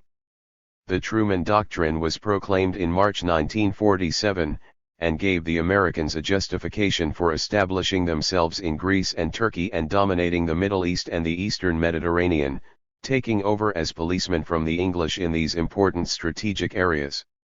With the Marshall Plan, Washington laid the foundation for a rapid reconstruction of German economic strength and completed the subordination of the European bourgeois governments, as well as opening up a huge market to North American industry. In Paris, Rome, and Brussels, the orders of the great benefactor were rapidly obeyed. The communist ministers were dismissed and the advance towards socialism in democratic and parliamentary legality was unceremoniously stopped. Nor was the possibility ruled out in Washington that the lure of dollars would attract some of the people's democracies. The favorable reception given at first to Marshall's offer by the governments in Warsaw and Prague showed that this hope was not without foundation. But to imagine that Stalin could give way on this was a serious misapprehension. During the summer of 1947, Stalin found himself trapped in a situation which the Soviet state had always tried, with success, to avoid since the time of Lenin, the formation of an anti-Soviet bloc made up of all the capitalist states. The situation in 1947 had the additional feature that the bloc was taking shape under the leadership of the most powerful state in history. There could be no doubt that this was disaster for the peace Stalin had sought, the peace which was to ratify the division of the world into areas of influence on the basis of a worldwide Soviet-American agreement. It was the collapse of peace based on the abandonment of revolutionary struggle and the practice of class cooperation on a world scale, in order to make it possible for the two superpowers to collaborate and to ensure the peaceful building of communism in one country. 76 With his usual pragmatism, Stalin had projected onto the new situation which emerged from the war the role played by imperialist. 433. Contradictions between the world wars and during the Second War. The cornerstone of Stalin's strategy throughout these periods had been, as we have noted, the exploitation of these contradictions and the total subordination of revolutionary possibilities to this exploitation, both within the capitalist states and in the colonies. From the point of view of the interests of the Soviet state, seen from a nationalist point of view, this strategy proved extremely effective. Nevertheless, the second great world crisis of the capitalist system, the defeat of fascism and the crushing of German and Japanese imperialism, was followed, inevitably, by a new surge of revolutionary struggle in both the capitalist metropolitan countries and the colonies.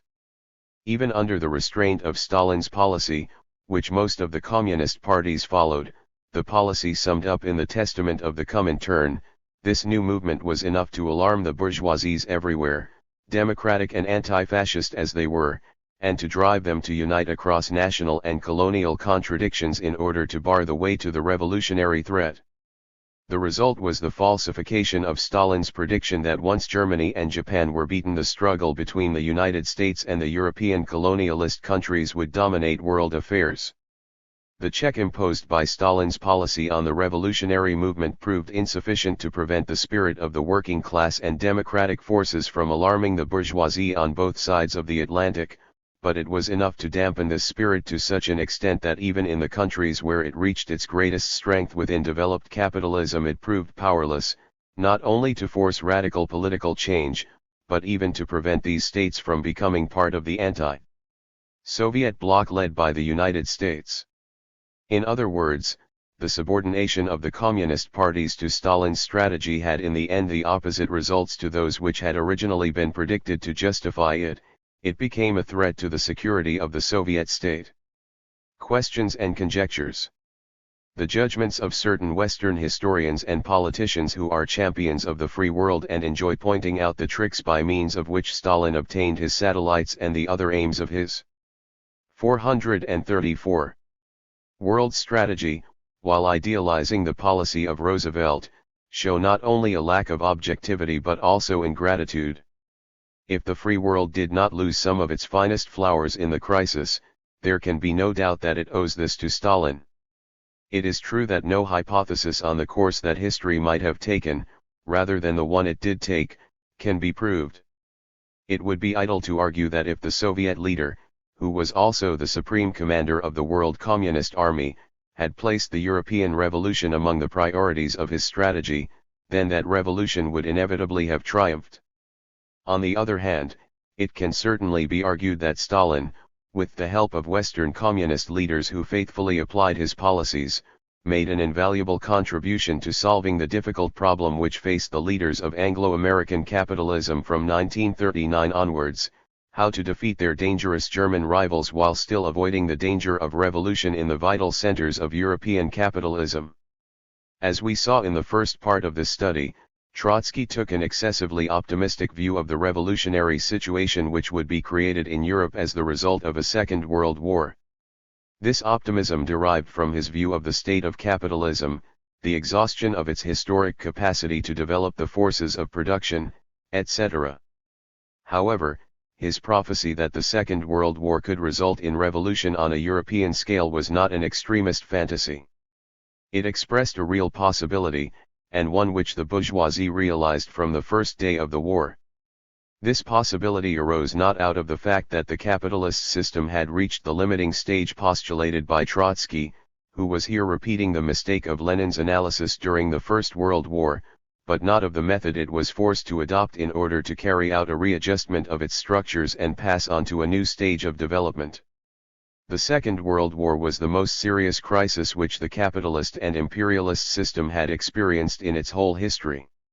Yet, at the same time, it revealed spectacularly, even while the war was on, but even more afterwards, the vitality which the system considered as a whole still possessed, the enormous potential of its industrial, technical, and scientific structures, its ability to manipulate the masses and keep them in subjection to the values, ideologies, and political attitudes.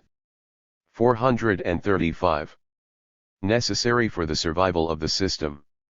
It demonstrated the political intelligence of the old ruling classes, and their skill in maneuver, the fruit of centuries of experience. Like the War of 1914-18 and the economic crisis of 1929, the Second World War showed, on a much larger scale, that the death throes of dying capitalism would last a good while longer. The global vitality of capitalism, however, included ossified structures which came into sharp conflict with the movement of the system, which was based on three power centers: Germany, Japan and, above all, the United States. The control exercised by old Anglo-French capitalism over vast colonial territories and over the backward areas of southern and eastern Europe was a serious obstacle to the expansive potential of these centers. Anglo-French capitalism, threatened in its most precious interests, was not prepared to yield without a struggle. For American capitalism, which had a large field for expansion at hand in Latin America and could more easily advance into the Anglo-French colonial territories, the problem did not present itself as one involving war. For German and Japanese capitalism, however, the only way open was the traditional one of war.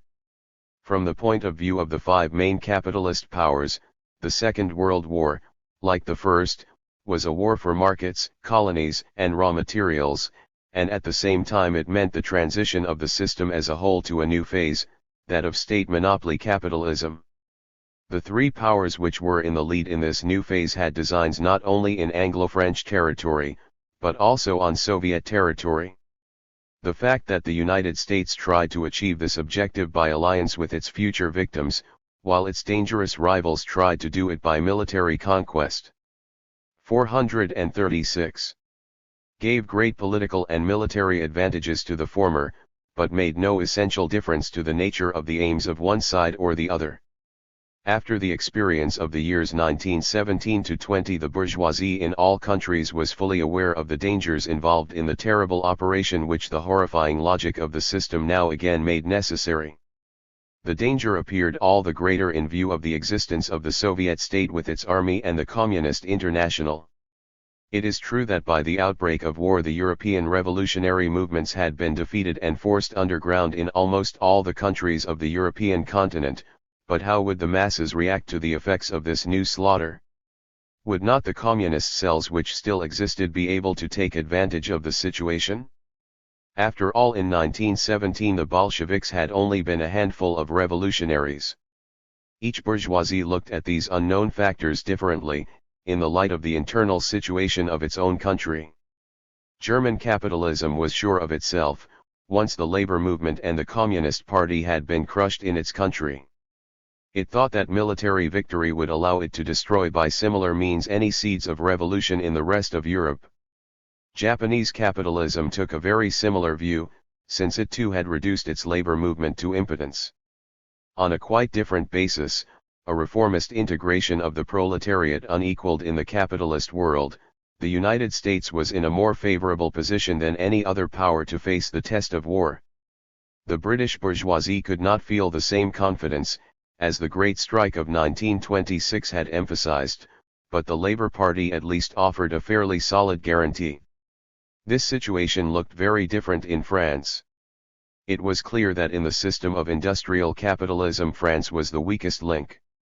Added to the obsolescence of its political and economic structures was the radicalization of the proletariat, shown by the social explosion of 1936, the hegemonic position acquired by the Communist Party within the labor movement and the spread of communist influence among large groups of intellectuals and other social sectors.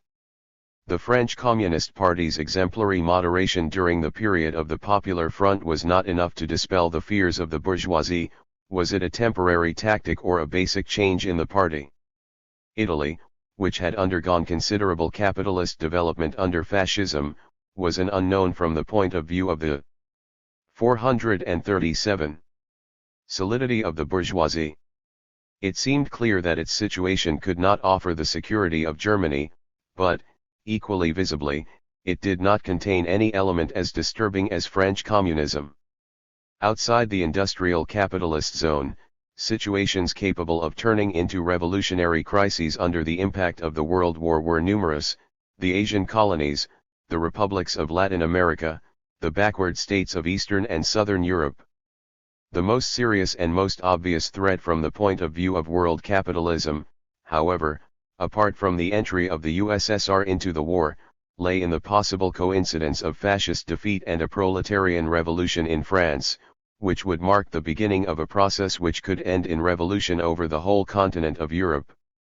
The British and American bourgeoisie were fully aware of this danger, and their whole policy, all their strategic plans and military operations throughout the war, were profoundly influenced by it, particularly in the last stages of the conflict, when the presence of the Soviet Union, now the first military power in Europe, poised for victory, made itself felt everywhere.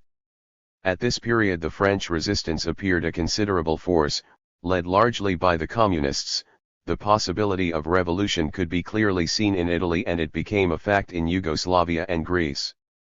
The Americans and the British were in agreement on two fundamental aims: the need to defeat their rivals and save capitalist and industrialist Europe from proletarian revolution. They were also naturally in agreement about the need to forestall or crush, as the case might be, any threat of revolution in other parts of the world, and especially in China.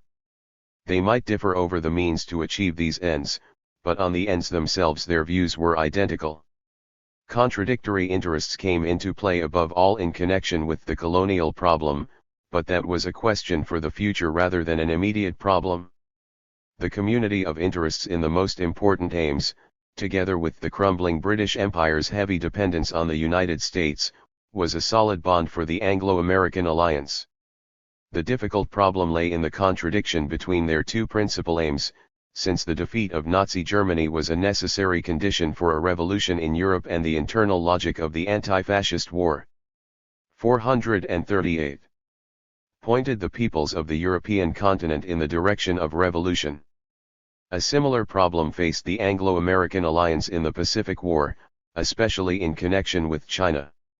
In the minds of the leaders in Washington and London, however, the Far Eastern problem was less dramatic than the problem in Europe. At that time they underestimated the chances of the Chinese Communists and the other revolutionary movements in Asia. The necessity to forestall revolution in Europe logically forced the governments of Great Britain and the United States to seek a compromise with Germany, and, as is well known, they devoted all their efforts to this right up to the outbreak of war. But the logic of German imperialism was quite different. For it, military victory on the European continent and in the British Isles would enable it to achieve simultaneously two aims: to remove for an indefinite period any threat of revolution in Europe and also to secure an economic and political basis for future expansion. This program of German imperialisms represented for the British and Americans no less a threat, and above all a much more immediate and precise one, than the possibility of revolution in Europe. Faced with the unavoidable necessity of defeating Germany in order to protect its vital interests, the Anglo-American alliance was obliged to explore another course which might combine the defeat of Germany with the preservation of capitalism in France, a wide-ranging agreement with the Soviet state and the communist movement. This possibility showed itself first at the time of the Popular Front, but its first important demonstration, which showed how far the Soviets could go in this direction, was the German-Soviet Pact, in support of which the Kremlin did not hesitate to force the communist parties to abandon their anti-fascist strategy. Nevertheless, this action was not entirely conclusive, because the Soviet Union had signed the pact with Germany in a position of weakness, and it was not therefore a sufficient basis to predict Soviet behavior in a position of strength, such as they would enjoy if the Nazis were defeated. But the British and Americans had no alternative to this course, though they combined it with the elementary precaution of acting in such a way that the USSR would be weakened to the maximum in its duel with Germany. Experience was to show, as we have seen, that the compromise desired 439 by Washington and London was perfectly possible. It enabled them to overcome the underlying contradiction between their main European aims, the defeat of Germany and the prevention of continental revolution. They were less successful in Asia, but the responsibility for that was not Stalin's. From 1943 onwards, the possibility of a revolutionary outcome to the anti-fascist war in Europe was clearly visible in four countries: France, Italy, Yugoslavia, and Greece. The defeat of Germany came into sight at the same time, together with the important part to be played in that defeat by the Soviet armies, whose general offensive developed rapidly on all fronts during the summer of that year. It was the year when most of the British and American press shouted its warnings, and when the leaders of the Anglo-American coalition demanded the dissolution of the Comintern and the clear acceptance by the communist parties of a political line excluding any prospect of revolution. It was the year in which Stalin willingly accepted these demands, since they did not affect his strategic and political aims, and indeed could be useful to him as bargaining counters in the great negotiation with the Allies. The Yugoslav communists resisted Moscow's instructions, the Greek communists hesitated, and during 1944 made concessions to Moscow which were to prove fatal to them. Thérèse and Togliatti accepted Stalin's line unconditionally, since anyway it coincided with the neo-reformist turn in these leaders' political views which had begun at the time of the Popular Front. The leading groups in these two parties, which had been formed in these views, offered no resistance. From this point the possibility of revolutionary development in France and Italy was seriously threatened. The position was as it would have been in Russia in the course of 1917, if Lenin's April theses had been rejected by the Bolshevik Party. The bourgeois revolution would have consolidated itself, one way or another, but the proletarian revolution would not have taken place, and historians and revolutionaries would still be arguing whether the possibility had really existed and whether or not Lenin was a leftist adventurer, as they are 25 years later about France and Italy. 77. The simple fact that the argument continues without any sign of being settled is sufficient proof that historical scholarship has found the 440 famous possibility solid enough. It was not fantasies which aroused the fear of the French and Italian bourgeoisie and their American protectors in those years. The bourgeois Italy which had emerged from the Risorgimento had known no more serious national crisis than the one which began in 1943, and the 831,116 can be said of France since the Paris Commune. The national disaster of 1940 had spotlighted the weakness of French capitalism. The state collapsed and was replaced by a caricature state in the service of the occupier. The calamities of war were increased by the humiliation of a shameful defeat and the German occupation. The causes of all this were clear: out-of-date social and economic structures, rotten and impotent parliamentarism, colonial parasitism, and technical backwardness. The ruling classes and their political groupings were discredited. It was they who bore the full responsibility for the disaster. But the most serious aspect of the situation from the point of view of the French bourgeoisie was the clear shift to the left which took place in the proletariat and other sectors of society, reflecting a realization of the causes of the crisis and the location of responsibility. The reason why the masses quickly turned to the Communist Party, in spite of its absurd policies during the period 1939–41, and why the party acquired leading positions in the resistance, was that the most active and advanced sectors, expressing the still confused movement among the masses, were looking for a radical solution to the crisis of the bourgeois system. The same phenomenon unfolded in Italy. The responsibility of the fascist regime for the national crisis was inextricably bound up with that of the big industrialists and landowners, who had shown themselves incapable, in 15 years of dictatorship, of overcoming the chief weakness of Italian capitalism, the underdevelopment of the South, and had led the country into colonial adventures and imperialist wars. The fascist dictatorship itself, however, was also the result and the proof of the impotence of the Italian bourgeois democracy which emerged from the Risorgimento. The ruling classes of the peninsula had failed with both these forms of government, and the formidable mass movement which followed the fall of Mussolini, with its clear inclination to the left, and the striking advance of the Communist Party, were a reflection, even 441. Sharper than in France, of the tendency towards a revolutionary solution of the national crisis. Never before in the history of either of these countries had the real movement so strongly or so objectively challenged the bourgeois order. Never before had the mass of the workers, the intellectuals, the whole society, lived through such an exemplary demonstration of the need for a new economy, a new state, for the rule of a new social class. Could the Communist Party fail to consider the socialist alternative without losing its raison d'etre? Could it let such an opportunity as this go by without carrying the critique written into events by the real movement over onto the level of political theory and action? Two aspects of the problem must be distinguished here. One is the exploration to the full of the objective situation, of common experience to raise the political consciousness of the masses and create an informed desire for revolutionary change, the working out of tactics and a strategy which could organize and prepare the forces capable of imposing such a change, with the principal aim of a seizure of power, not by the Communist Party, but by a combination of all the social and political forces willing to support a socialist alternative. This was the inescapable duty of any Marxist revolutionary party in a situation of radical national crisis, such as existed in France and Italy in 1940–45.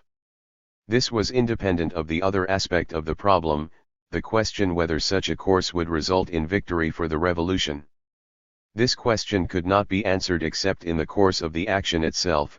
Only the action, in combination with other factors, could create the favorable situation, the relation of forces which would make possible the decisive step, the seizure of power.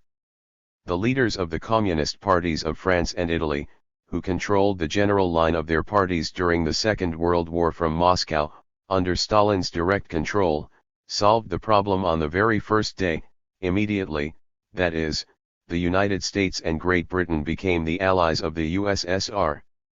In France and Italy. 442. There could be no socialist outcome, the aim was to be the restoration of bourgeois democracy. Such an abdication, such a denial in practice of what communists thought they were and continued to proclaim that they were, required theoretical and practical justifications of comparable weight.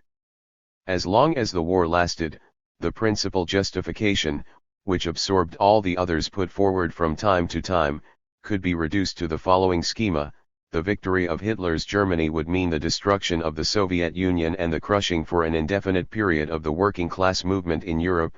Therefore, the principal aim must be victory over Germany. To ensure the defeat of Germany, the essential condition was to ensure the solidarity of the anti-Hitler coalition. Raising the problem of a socialist perspective, making the aim the seizure of power by the proletariat, would inevitably lead to a confrontation with the Western Allies which would threaten the chances of victory. Therefore, it was impossible, at the present stage, to consider the socialist alternative. This reasoning presented itself as indisputable, the product of simple common sense. Only hardened leftists, Trotskyists and other irresponsible elements, Hitler-Trotskyists in Thérèse's language, could question such basic truths. The motives which led the majority of active communists, notably those of France and Italy, to accept this common-sense logic have already been mentioned. The initial propositions were, of course, indisputable. On the other hand, proposition, from which and derived, contained a thesis which was much less indisputable. This maintained that the cohesion of the anti-Hitler coalition, understood as the alliance of the United States and Great Britain with the Soviet Union and the alliance of Germany's European bourgeois rivals with the working class and anti-fascist movement, was an indispensable condition of victory. This view excluded the possibility that there could develop in the course of the war a new relation of forces based on an alliance of the Soviet Union with the liberation movements of the European peoples which would be capable of ensuring the defeat of Germany and upsetting the plans of the Anglo-American imperialists. The exclusion of this possibility a priori was reflected in the refusal to adopt a policy which could help to create it. As the official 443. Soviet history recognizes, this possibility took tangible form towards the end of 1943 and the beginning of 1944, when the Allied landing on the continent was no longer necessary to ensure the defeat of Germany. Its essential aim was to save Western Europe from revolution. Would this aim have been achieved if the policies of the French and Italian communist parties had been different, if they had been like that of the Yugoslav communists? The possibility of carrying on the struggle on two fronts was given a practical demonstration in Yugoslavia from 1941 onwards. The main enemy was the fascist occupier and his quislings, and the secondary target was the Allied enemy, which was trying, while the war was still being fought, to establish the foundations for a restoration of the regime of the bourgeoisie and large landowners and of the country's dependence on Anglo-American imperialism. This strategy also proved itself just as effective in the war against Hitler as the strategy which attempts had been made to justify in the name of simple common sense. The scale of operations carried out by the Yugoslav Liberation Army against the occupier far surpassed that of the operations of the French and Italian resistance. Paradoxically, the strategy inspired by simple common sense recoiled against its main apparent justification, to obtain the greatest efficiency in the fight against the occupier. The practical effect of the refusal of the French and Italian communist parties to give a revolutionary content to the war of national liberation in order to avoid a conflict with the policy of the Western Allies and the national bourgeoisie was not only to make it easier for the Allies and the bourgeoisie to restore the bourgeois order, but also to lead to a failure to mobilize against the invader energies and forces among the people which could only have been brought into action by revolutionary fervor, an awareness of struggling for social emancipation, for the power of the workers. We have seen in detail in the previous pages how common-sense logic led the communist parties of France and Italy to subordinate themselves, the proletariat and all the forces of the left to the leadership of the Western Allies and the bourgeois wing of the resistance, whose policy was to reduce to the minimum the participation of the working class and popular forces. The national unity, urged as more powerful because it was broader, proved in practice both narrower and 444 weaker than the revolutionary national unity created in the struggle in Yugoslavia. It is hardly necessary to explain that the type of confrontation, and the way it was linked to common action, would vary with the development of the war in Europe and other sectors, and in each country. The first necessity was for the struggle to be political, avoiding armed conflict as much as possible, especially in conditions unfavorable for the revolutionary forces. The Yugoslavs provided a model of political intelligence in the way in which they understood the dialectic of confrontation and common action, combining the open political struggle with united actions when possible, armed confrontations with the Chetniks and negotiations with the royal government and the Allies. At the same time as they were creating their own power and building a revolutionary army, they allowed the old English fox to think that he could obtain by negotiation what he could not take by force. They even managed to get weapons delivered to them by the Western Allies before receiving Soviet supplies. The problem for the Italian and French communists, assuming that they were interested in a revolutionary policy, was not, of course, to imitate the Yugoslav strategy, but to work out their own strategy of confrontation and common action. Nevertheless, the Yugoslav example indicated some of the essential conditions for tactics of this sort. The first of these was the formation of the working class and left-wing anti-fascist forces into an independent movement, with its own program and its own completely autonomous armed forces. The second, the creation of a new popular power in the course of the war against Hitler by encouraging, as far as circumstances allowed, the direct participation of the masses in the new power. Other equally important aspects could be mentioned, but this has already been done in the section on the struggle in Yugoslavia. Was it really true that the situation in France and Italy made a similar course impossible? It is significant that in the face of the Yugoslav criticisms at the founding meeting of the COMINFORM, the French and Italian communist leaders did not even try to assert the impossibility of this. They evaded the core of the problem by claiming that if they had tried to take power, the British and American armies would have intervened to prevent 445 them. This was evading the core of the problem, because they were being criticized, not for not trying to take power, but for following, from as early as 1941, a policy which implied the abandonment in advance of any such aim, a policy, indeed, which adopted the opposite aim, the restoration of bourgeois democracy, a policy of subordination to the bourgeois allies. The danger of intervention by the British and American armies did not arise in France until the summer of 1944. What stopped the French Communist Party from having a policy in the previous 3 years designed to prepare the working class, ideologically, politically and organizationally, for a struggle to give a socialist ending to the unprecedented crisis of bourgeois France? Why, instead of helping to tie the resistance to Gaullist leadership and the old system of the bourgeois parties, did it not support and lead the opposing tendencies which appeared in the resistance? Why, when faced with the restoration of the old power which Gaullism represented, did it not fight, right from the start, for the creation of a new power arising out of the resistance and based ultimately on the mass of the workers? Many signs showed the depth of the revolutionary current. In spite of the ultra-opportunist policy of the PCF during those 3 years, the liberation meant, that in many areas, as non-communist historians admit, the working class and popular forces had power within their reach, the masses flocked to the Communist Party and supported the left-wing movements in the Socialist Party, the unions, and other organizations. These signs also made it starkly clear, in retrospect, that if a different policy had been followed in the previous period, the level of consciousness of the movement, its fighting spirit and its desire to enforce a radical change would have been much stronger.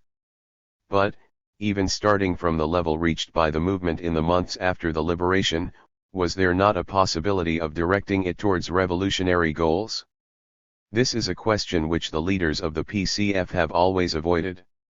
To left-wing criticisms they have always replied, and continue to reply, that the combination of conditions favorable to a takeover of power did not exist. 78 That, however, was not the question. The question lies in the fact that the party followed a policy designed to eliminate any possibility of the emergence of conditions favorable to a takeover of power. 446. Not only by the party, but also by the whole of the revolutionary wing of the resistance. Their policy was that of a fire brigade at the outbreak of a fire. In the period between the liberation of Paris and the capitulation of Germany, no one except the Communist Party and the unions it controlled could have prevented the gathering development of the mass movement. In reply to the Gaullist policy of abolishing the committees of liberation and the patriotic militias, the embryo of the dual power created by the resistance, the PCF could have organized strikes, factory occupations, mass demonstrations, and other forms of action. It could have encouraged the transformation of the liberation committees into direct organs of the masses, supported by the organs of workers' power in industry. The party had the power to promote movements of this type and to encourage the unity of the left around a program of socialist democracy. The problem of power could be considered realistically only in the context of a policy intended to strengthen the mass movement, dissipate illusions about Gaullism and the Allies, etc. But, as we have seen, the policy of the PCF was quite different. It cooperated with de Gaulle in the elimination of the resistance. It told the working class that it would have to tighten its belt in order to restore the capitalist economy. It held back, which was perhaps worse, the liberation movement in the French colonies. It disseminated illusions about the peaceful, parliamentary road. It continued to idealize the Allies. This was a new version of the traditional reformist, nationalist policy of the right wing of French social democracy. In Italy, the possibility of carrying out a policy which dialectically combined the war against Hitler with the struggle for a socialist outcome became actual with the fall of Mussolini, when, in Togliatti's words, 79 the old foundations of the bourgeois state collapsed, including its military organization, and there began the largest popular insurrection in the whole history of Italy, which was led principally by communists, socialists, and progressive intellectuals. When Togliatti landed at Naples in 1944, the need to choose between two policies, confusedly reflected in the conflict between anti-fascism and the king, Badoglio, and the Allies, began to appear. One policy attempted to associate the 447 working-class parties and the petty bourgeois left against the monarchy, the traditional right and the Allies. The other tried instead to weaken the contradictions, to form a closer association of left and right, working class and bourgeoisie, under the sole command of the Allied military authorities and behind the slogan "First win the war." The first political line might have led to the formation of the new historical bloc discussed by Gramsci. The second, the policy of national unity, in the event eased the task of the old ruling classes and led finally to the restoration and modernization of Italian capitalism. It was not national unity, but national differentiation, which could have upset the game of the old ruling classes, which had been plain since the fall of Mussolini. It could have revealed to the masses the forces which were genuinely struggling for the social and political renewal of Italy, its national independence, and those which were working for the return of the big industrialists and the landowners, with the aim of placing Italy in subjection to a new imperialism. National unity did not, in spite of Togliatti's claims, give the working class the leading role, it merely gave it the illusion of that role. Real control was in other hands. In order to make themselves a real hegemonic class, the working class would have had to combine in action the problem of national liberation with that of agrarian revolution in the South and the islands, with the struggle for socialist democracy. Togliatti's strategy, a reproduction of that adopted by the Comintern in the Spanish Revolutionary War, dissociated these aims at the very time that the real movement, the serious crisis of social and political structures, the awakening of the masses, was tending to join them in a single revolutionary process. During the 2 years between the Allied landings and the rising in the north, the PCI did nothing to organize the struggle of the peasant masses for the land, and opposed the tendencies in favor of fighting for a socialist solution which began to emerge within the great proletarian movement in the north. The policy of national unity consisted in practice of holding back the mass movement in order to avoid the breakup of the coalition government and any confrontation with the Anglo-American military authorities. The movement of the masses, asserting itself at every level as an autonomous power, with its own program, was the only force UL 448. Timatelli capable of preventing the restoration of traditional power which gradually took place. The military presence of the Allies would have required, of course, different methods from those used by the Yugoslavs, an essentially political type of confrontation.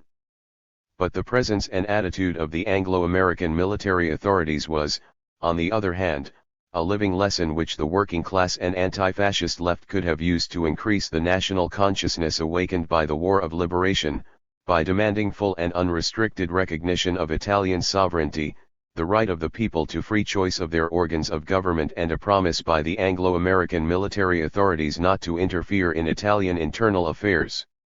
The essential obstacle to the development of a strategy to push ahead with the fight for the land and for other revolutionary changes did not lie in the Italian situation. It lay in the PCI leadership's submission to the line laid down by Moscow. Such a strategy could have extended the foundations of dual power and increased the political isolation of the Allies and the right. It could have created a powerful independent movement of the working class parties and the left-wing anti-fascist forces, and made it possible to connect the great proletarian rising in the north with the revolutionary movement in the south.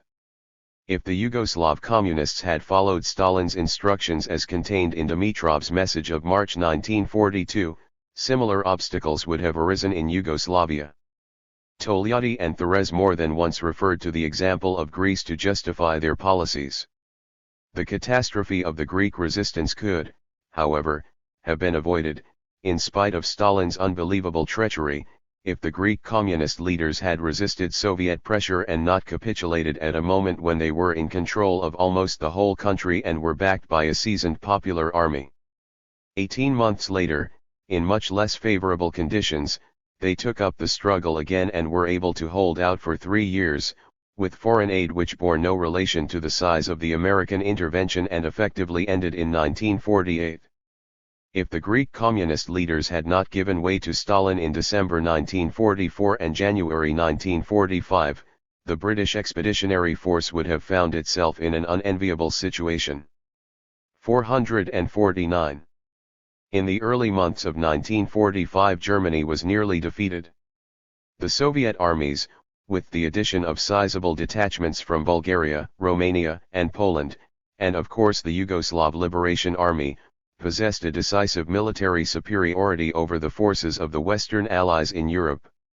The United States was tied up, for how long it was impossible to say, in the war in the Pacific. It was the moment when the democratic and reforming ideals of the resistance enjoyed the maximum of popular enthusiasm.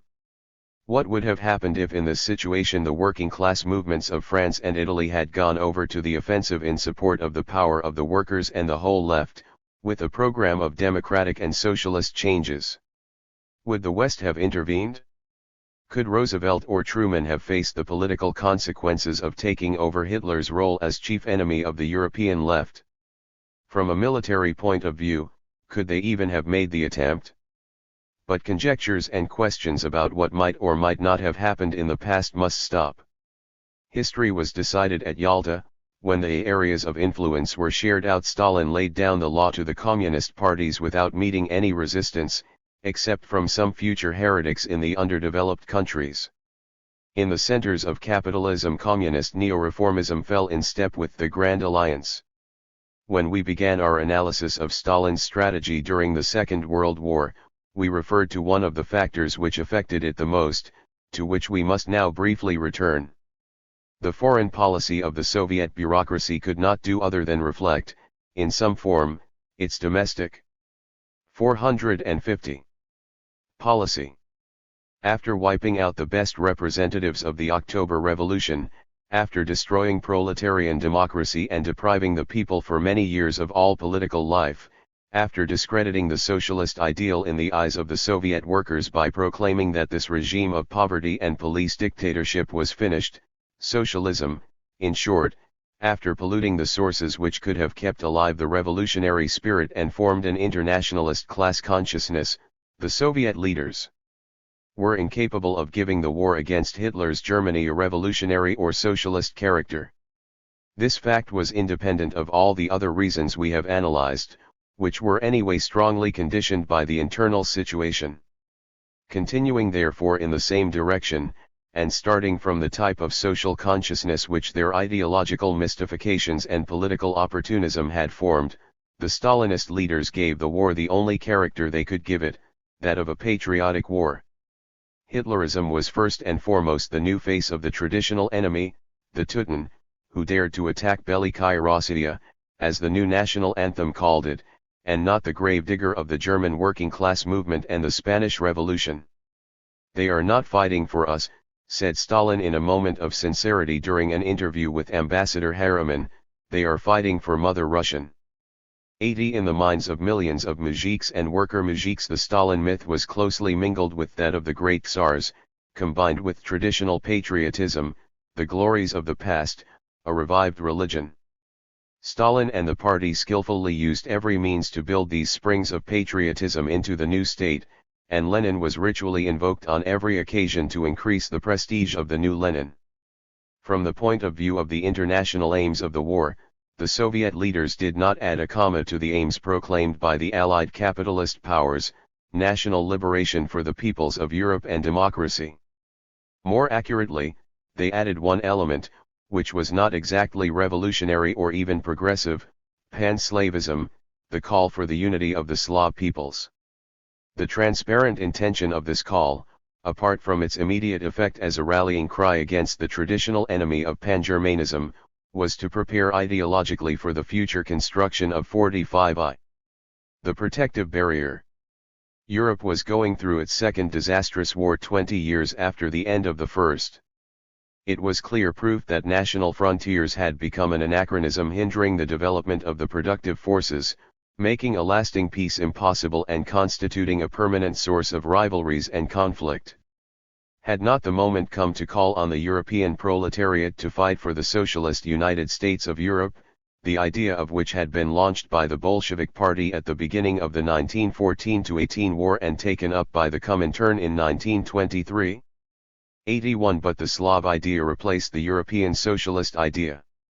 The Slavs must unite, the other peoples of Europe could stay in their national shells.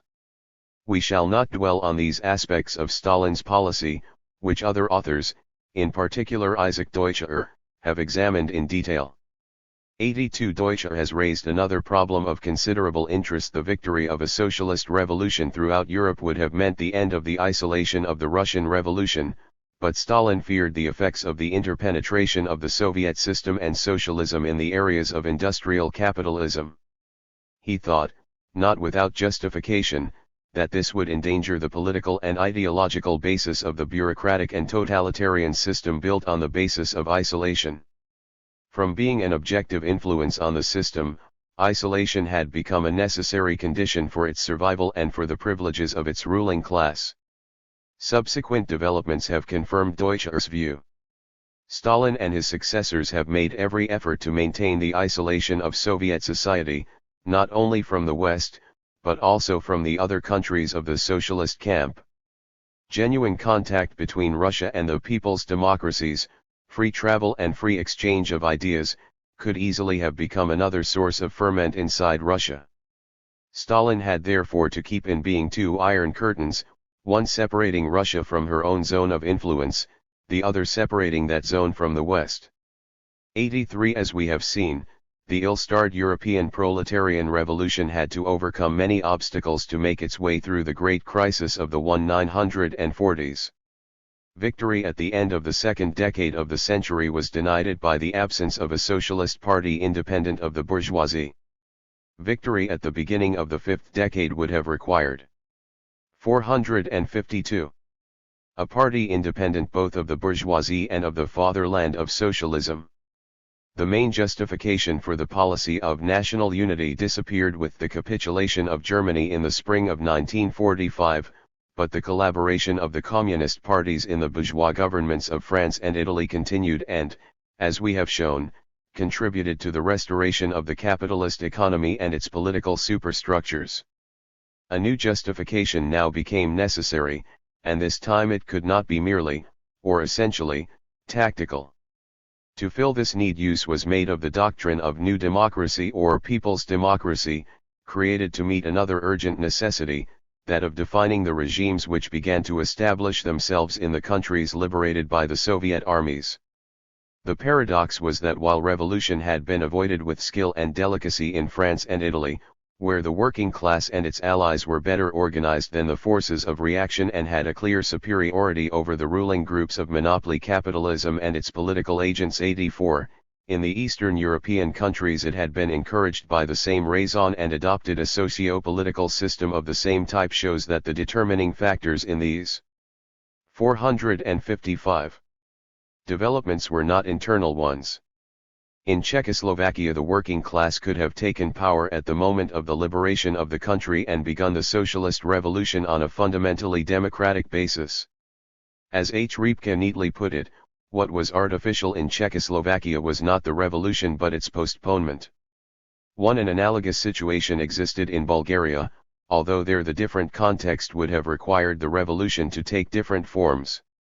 In Poland, however, given the widespread of existing political forces, the existing conditions only provided a basis for a bourgeois democracy, within which communism and socialism could have worked to win the support of the masses.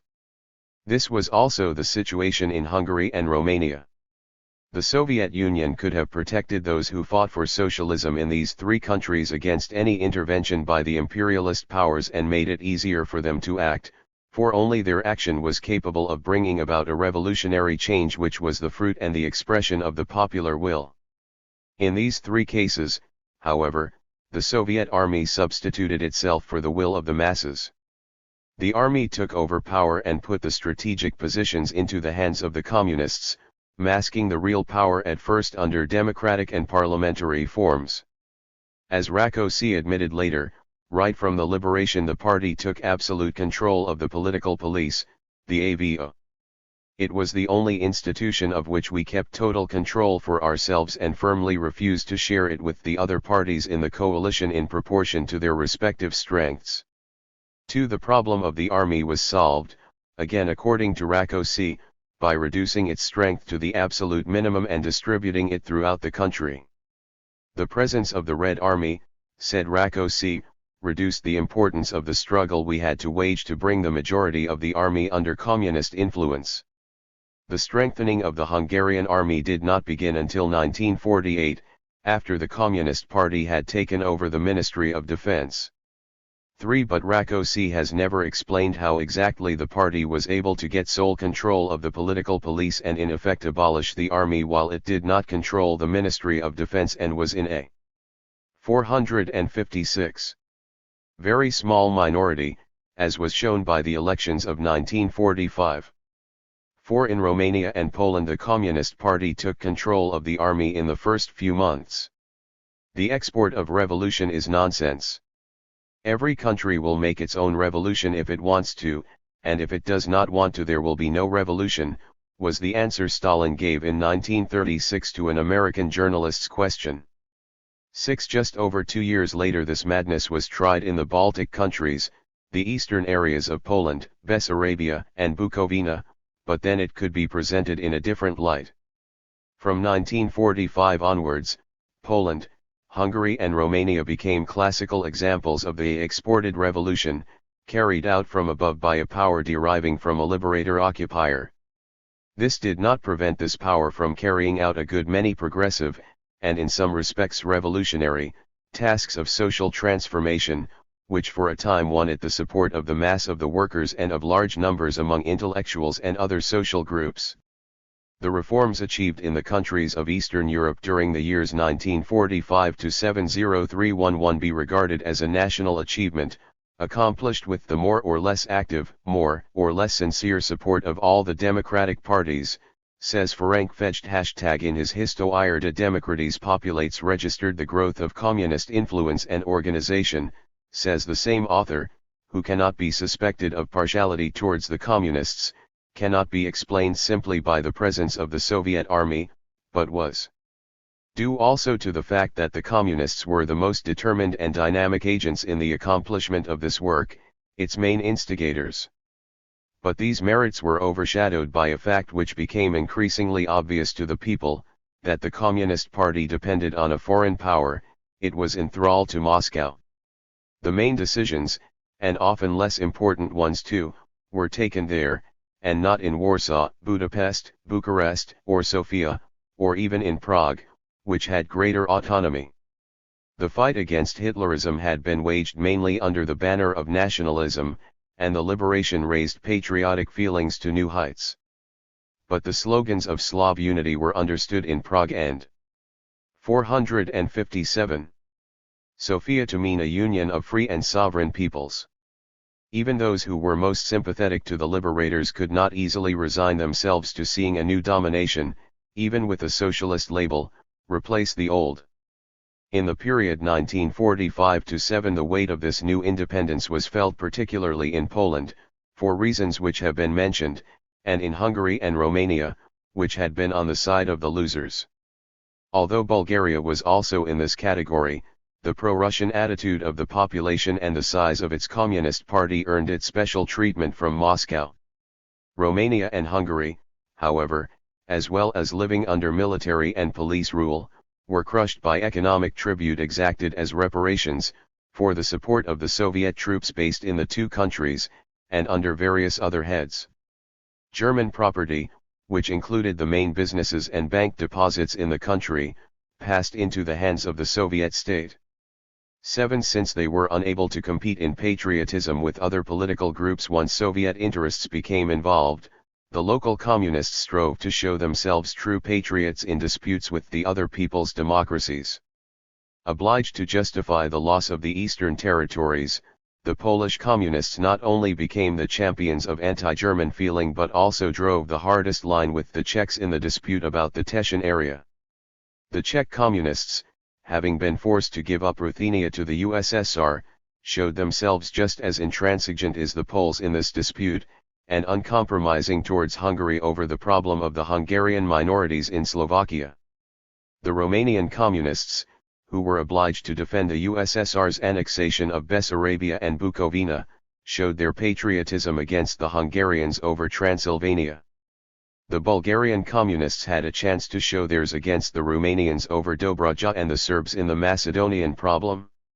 Moscow acted as arbiter in all these quarrels, in which one virtue notable by its absence was socialist internationalism. 8. 458.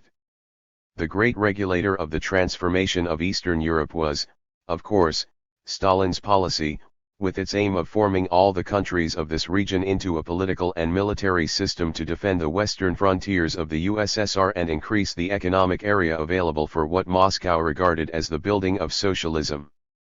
This implied the establishment of regimes which would give the Kremlin adequate political guarantees. During the stage with which we are concerned, Stalin tried to reconcile the construction of these regimes with an attempt to reach a permanent global agreement with the United States. Real power was to remain in hands which the Soviet Union could regard as safe, but it suited Stalin at the same time to observe as ostentatiously as possible the principles of formal democracy laid down in the Yalta Declaration and other documents such as the United Nations Charter and the Potsdam Agreements.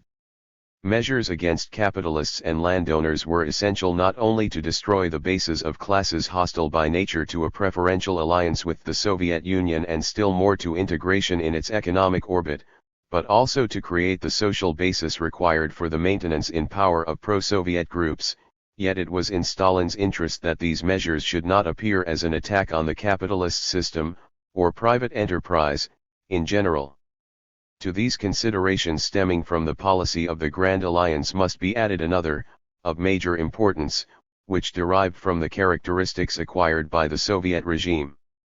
This could not allow the revolutionary process begun in the neighboring countries to produce socialist democracy, with organs of political and economic control which genuinely derived from the working people and were under their control. Only a process of this sort could quickly stir up and harness the energies and ideas of the masses, educate them and remove them from the ideological influences of the old ruling classes, build a solid barrier against the policies of imperialism and so provide the USSR with its strongest defense. However, neither the Soviet bureaucracy nor the leading groups in the communist parties, which had been formed in the Stalinist period, were compatible with such a process. The exception of the Yugoslav way, which to some extent was a step in this direction, confirms the rule, and what it reflected was nothing other. 459. Then the formation, during the National Revolutionary War, of a leading group with new characteristics. 9. The considerations which we have just been examining, taken as a whole, in large measure determined the economic and political structures of these people's democracies. They determined the postponement of socialist revolution in Czechoslovakia and its replacement by what Gottwald defined as democratic national revolution. They determined the fact that in Bulgaria, though Dimitrov headed the government and power was more or less in the hands of the communists and other left-wing groups, the party decided that the task was not the building of socialism but the consolidation of the democratic parliamentary system. 10. In response to these considerations, the democratic national revolution was exported to Poland, Romania, and Hungary, where the actual control of power by the communists, who lacked the political base which would have allowed them to exercise it, was concealed behind a facade of sham parliamentarianism. The communists were forced to become election fixers, as the reactionary parties had been before, but even this method was not enough to channel parties like the Smallholders Party in Hungary and Petrov's Agrarian Party in Bulgaria, in which the main bourgeois forces had taken refuge, into the mainstream of new democracy. With the expert help of the Soviet Secret Service, plots had to be fabricated to justify repression against these parties. The parliamentary system was very soon to turn into farce, even in Czechoslovakia, the only one of the 5 countries in which it had possessed some authenticity. The path taken in the countries of Eastern Europe after their liberation by the Soviet army was completely new to the communist parties.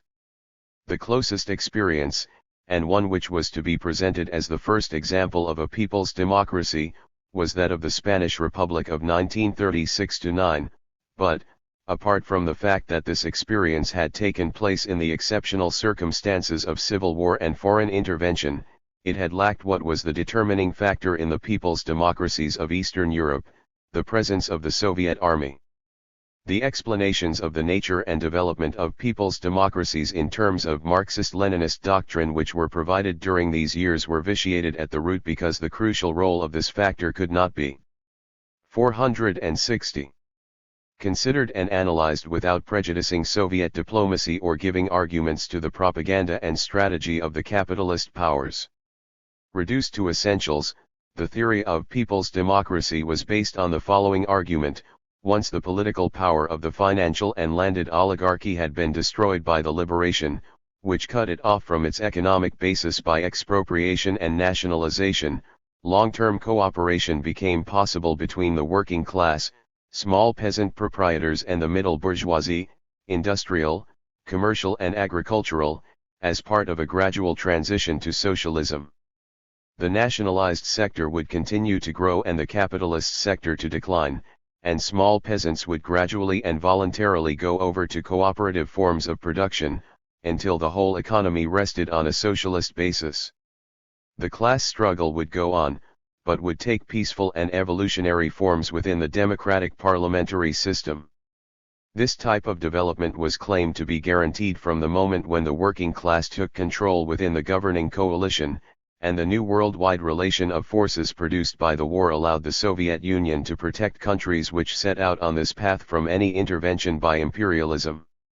This, said the Soviet theorists and the communist leaders of the people's democracies, was a road to socialism different from the Soviet one, and one which had been opened as a result of the new historical conditions created by the definitive building of socialism in the USSR and the victory of the Soviet state in the Second World War.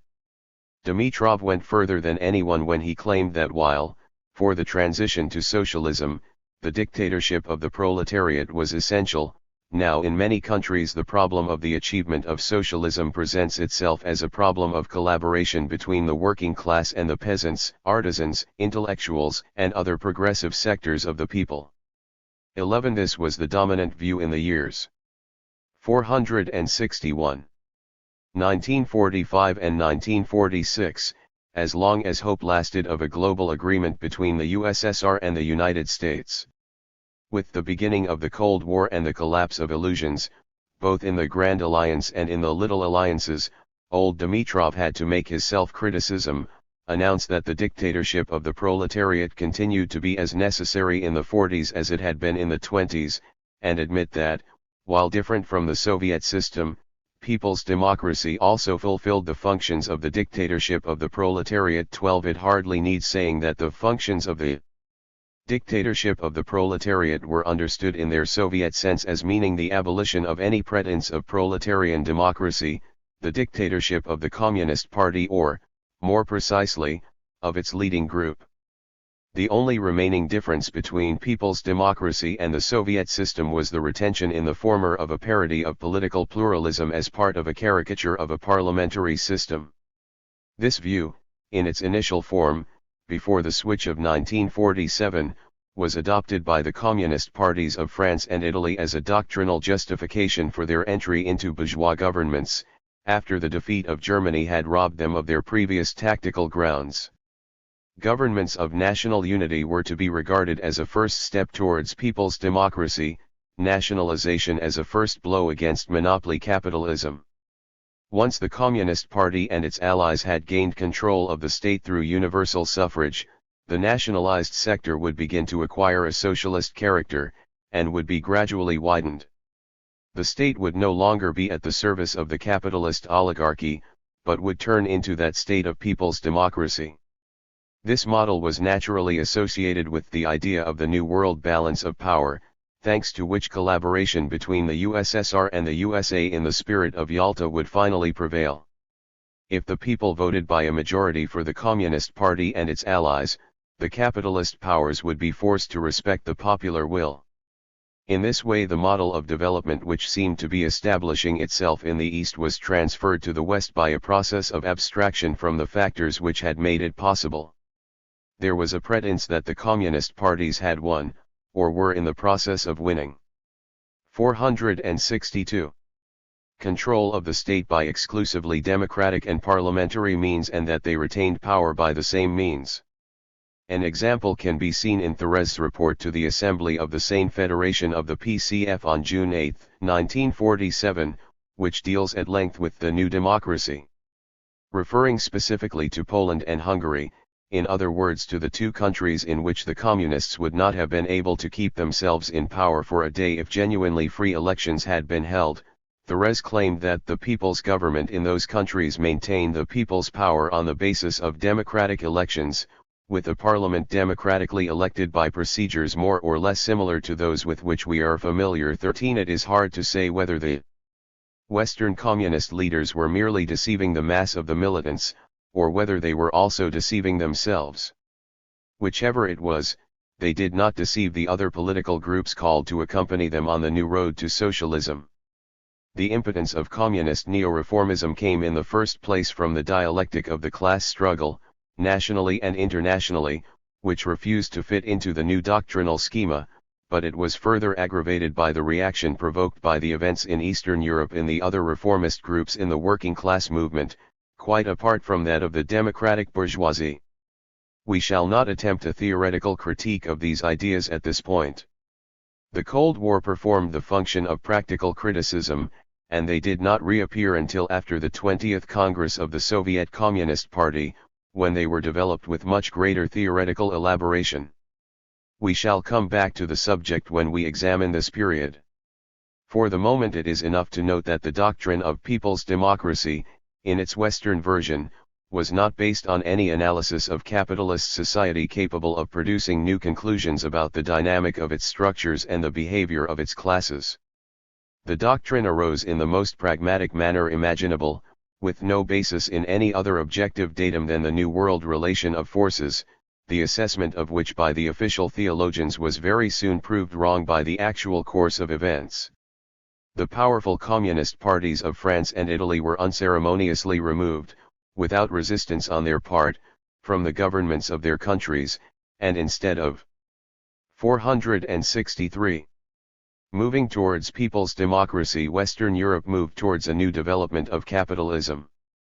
American capitalism established a firm base in Western Europe. In the East the class struggle sharpened. The bourgeois classes, encouraged by the American superpower, used every means to intensify their opposition to any reforms which reduced their economic base and to the increasing political monopoly of the communist parties. American imperialism's economic offensive, with the mirage of the Marshall Plan, confirmed the futility of the idyllic course dreamed of during the period of Yalta and the Liberation. In the face of world capitalism, the economic fragility of the people's democracies became clear. The economies of these countries depended heavily on trade with the West, and this dependence began to be felt heavily when a start was made on reconstruction. In Czechoslovakia, for example, between the third quarter of 1946 and the first quarter of 1947, imports from the USSR fell by half and exports to the USSR by a third. In the same period, imports from the United States tripled and exports to the United States increased by half. In the first quarter of 1947, the USSR was in sixth place in Czechoslovakia's foreign trade, in both imports and exports. This tendency, as we have seen, continued to grow. 14. In view of these facts, and on the basis of the illusions which still existed about national and international developments, it is easy to see why the Czech government decided, on July 4, 1947, to take part in the Paris Conference summoned to discuss the Marshall Plan. Similar tendencies appeared in other people's democracies. In 1945 the USSR took 93% of Polish exports and provided 91% of its imports. In 1946 the percentages were 50% and 70%. 18. The Polish communists also declared themselves in favor of discussing the American aid proposals. Such tendencies were, of course, incompatible with the construction of a satellite system, at least in the form conceived by Stalin. On July 8, 1947, while the Polish government was deliberating with the intention of taking part in the Paris Conference, Moscow radio announced that Poland had refused to take part. On the same day a Czech delegation left for Moscow, where Stalin put the problem to it in a way that had at least the merit of clarity, since the 464 intention of the Marshall Plan was to isolate the USSR, there was no point in talking about it. Other tendencies which threatened the cohesion of the satellite system appeared at the same time. In spite of their subordination to the USSR, and probably without any intention of questioning it, a number of the people's democracies made plans for bilateral links and treaties of alliance. Yugoslavia especially emerged as a pole of attraction. The Yugoslav plan for a Balkan federation, for the formation of a state running from the Black Sea to the Adriatic and ruled by Tito, who had already given proof of his independence, was more than enough to awaken Stalin's morbid suspicion. 10. In this way during the summer of 1947, the development of the situation both within the satellites and in Western Europe and the new, frankly anti-Soviet line adopted by Washington called for a drastic revision by the Kremlin of its previous policy, both in Soviet foreign policy and in that of the communist parties of East and West. It became necessary to tighten the screws. The setting up of the COMINFORM was a result of this necessity. The COMINFORM and the new tactics. Stalin reacted to the New World situation with his own logic. Now at the height of his glory, Sure of his infallibility and used to the autocratic methods he had imposed for 20 years both on the Soviet state and party and on the international communist movement, he could not for an instant consider subjecting the policy followed so far and the new problems created to critical analysis by the movement. Looking down at events from his Olympian height, he did not even feel bound to go through the formality of holding a world conference or congress to give the appearance of collective sanction to decisions taken in advance, as had been done with the last congresses of the Comintern. All he need do now was summon representatives of the parties he considered useful for the specific ends he had in view. Adding to the Soviet Party the parties of the people's democracies and the two main parties of the capitalist world gave him, he thought, a sufficiently representative body to take over the role played until its dissolution by the executive of the 465 Comintern, that of imposing on the communist movement as a whole the line decided by the Soviet leadership. In addition, the composition of the Cominform was determined by very exact considerations. The main line of Stalin's reply to the American offensive was to form the satellite countries into a monolithic bloc under Soviet control. For this reason the parties of these countries were invited to the secret meeting in Poland. Secondly, Stalin's main battleground in the situation of that time was Europe, and here he had two closely linked aims, to ensure the invulnerability of the satellites and to prevent the success of the American plan to combine all the Western European countries, including West Germany, into a single bloc led by Washington. This explains the presence at the Polish meeting of the two most important parties of this area. These two parties, as we have seen, were to be cast as scapegoats for the failures produced by their fidelity to the Kremlin's policy, and to give them an opportunity of redeeming their opportunist errors they were given a special task, the upsetting of American plans in Western Europe. On the other hand, no communist party from the colonial world, not even the Chinese Communist Party, was invited to the founding conference of the Cominform. Nor was the Greek Communist Party, which was at that very moment engaged in armed struggle against American intervention. There is a simple reason for these absences. Stalin's aim, contrary to the opinion held at the time by the politicians of the free world, was not to unleash a worldwide revolutionary struggle against American imperialism. His strategic objective was still the same, only his tactics had changed. Stalin intended, by taking a hard line, to force Washington to recognize the division into zones of influence within the framework of a worldwide compromise guaranteeing bipartite control of the world by the two superpowers. The concessions Stalin was ready to make to reach this agreement related to the colonial world and in particular the Far East. As for Greece, he had already abandoned it to Churchill, and if it was handed over to the Americans he was not going to make a fuss. All these nuances are reflected in the report made by Zdanov in Stalin's name to the Conference of the Nine Parties. This report has a special importance for the course followed by the communist movement. 466. Until the death of Stalin. Just as the tactical and strategic line of the communist parties between the dissolution of the Comintern and the formation of the Cominform was defined in the 1943 resolution, so it was defined for the next 5 years by Zdanov's report and the statement of the nine parties, which did no more than sum up the main ideas of the report. After 1953 the Cominform in practice ceased to exist, and a change could be seen in the general line of the communist movement in response to the new turn in Soviet foreign policy.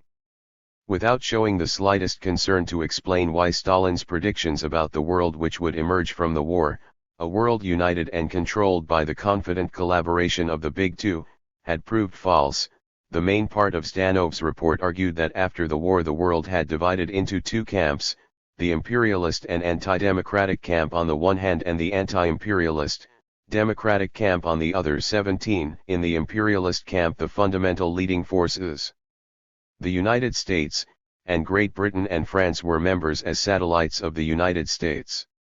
Then comes a list of states who play a supporting role. The imperialist camp is supported by colonial states such as Belgium and the Netherlands, countries with reactionary and anti-democratic regimes such as Turkey and Greece, and countries which are politically and economically dependent on the United States, such as, for example, those of the Middle East and South America, and China. Lastly, the imperialist camp also draws support from the reactionary and anti-democratic forces in every country and from the military opponents of yesterday. In the anti-imperialist camp, the base consists of the USSR and the countries of the new democracy. Adherents of this camp are Indonesia and Vietnam, and sympathizers include India, Egypt, and Syria. The anti-imperialist camp draws support from the working class and democratic movement in all countries, from the fraternal communist parties, from the national liberation movements in all colonial and dependent countries, and from the help of all the democratic and progressive forces which exist in each country. In this camp the leading role is taken by the Soviet Union and its foreign policy 9. It will be seen that the term camp in the first place denotes a block of 467 states. Social and political forces not organized into states play only a subordinate, make-weight role. Each camp is built up around its leading state. It has a base, made up of this guiding state plus the states directly under the control of the leader, and can rely on the support of other political and social forces. The communist parties outside the base of the anti-imperialist camp act as a make-weight. And indeed, the function they in fact performed in applying the line laid down by the Kremlin followed this definition very closely. The strategic objectives of the two camps, in Zhdanov's formulations, were as follows. The aims of the imperialist camp are the strengthening of imperialism, preparation for a new imperialist war and the struggle against socialism and democracy.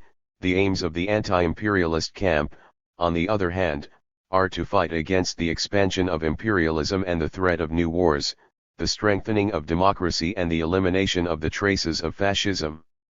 The fundamental task of the anti-imperialist camp is described as to ensure a lasting democratic peace.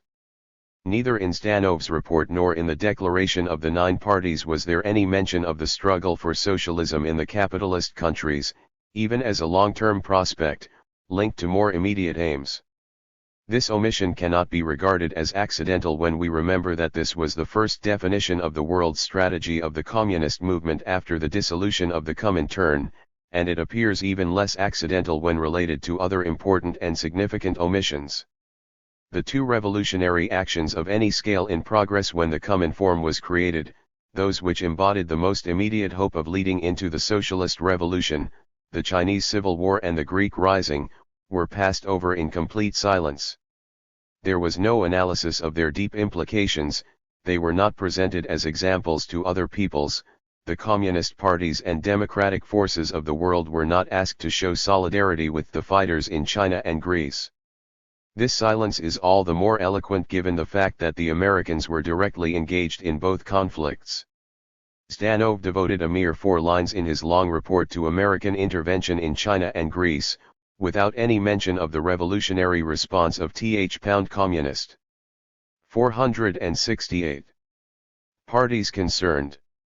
In contrast, he devoted a large part of his report to a denunciation of the Marshall Plan, the main aims of which he described as follows.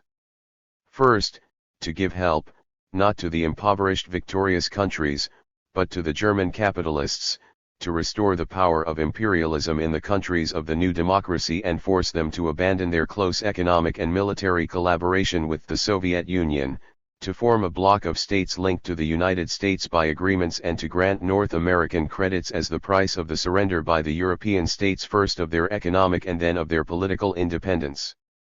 In short, the Marshall Plan, according to Zhdanov, meant a refusal by Washington to grant the USSR the large-scale economic aid she had sought since Yalta.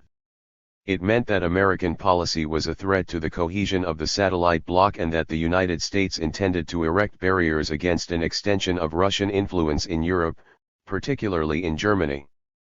As a result, the true motives underlying Stalin's mobilization of international communism and its allies against the plan for the enslavement of Europe appear in full clarity. This is why Zhdanov's report ended by stressing the special task which fell to the French and Italian communist parties.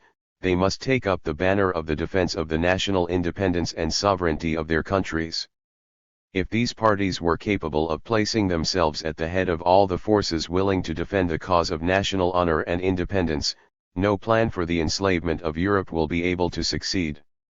With the exception of the 1944 resolution which dissolved the Comintern and marked the abandonment of the struggle to find a socialist solution to the European catastrophe, there are few documents in the history of the communist movement which so clearly reflect the subordination of the world revolutionary struggle to the demands of Soviet foreign policy as this report of Zdanov's. This is expressed not only in the definition of aims, of priority fronts, it also comes out in the problem of forms of struggle, in the attitude to armed struggle as a form of revolutionary action. The silence about the civil wars in Greece and China is due not merely to Stalin's willingness to make concessions in this part of the 469 world.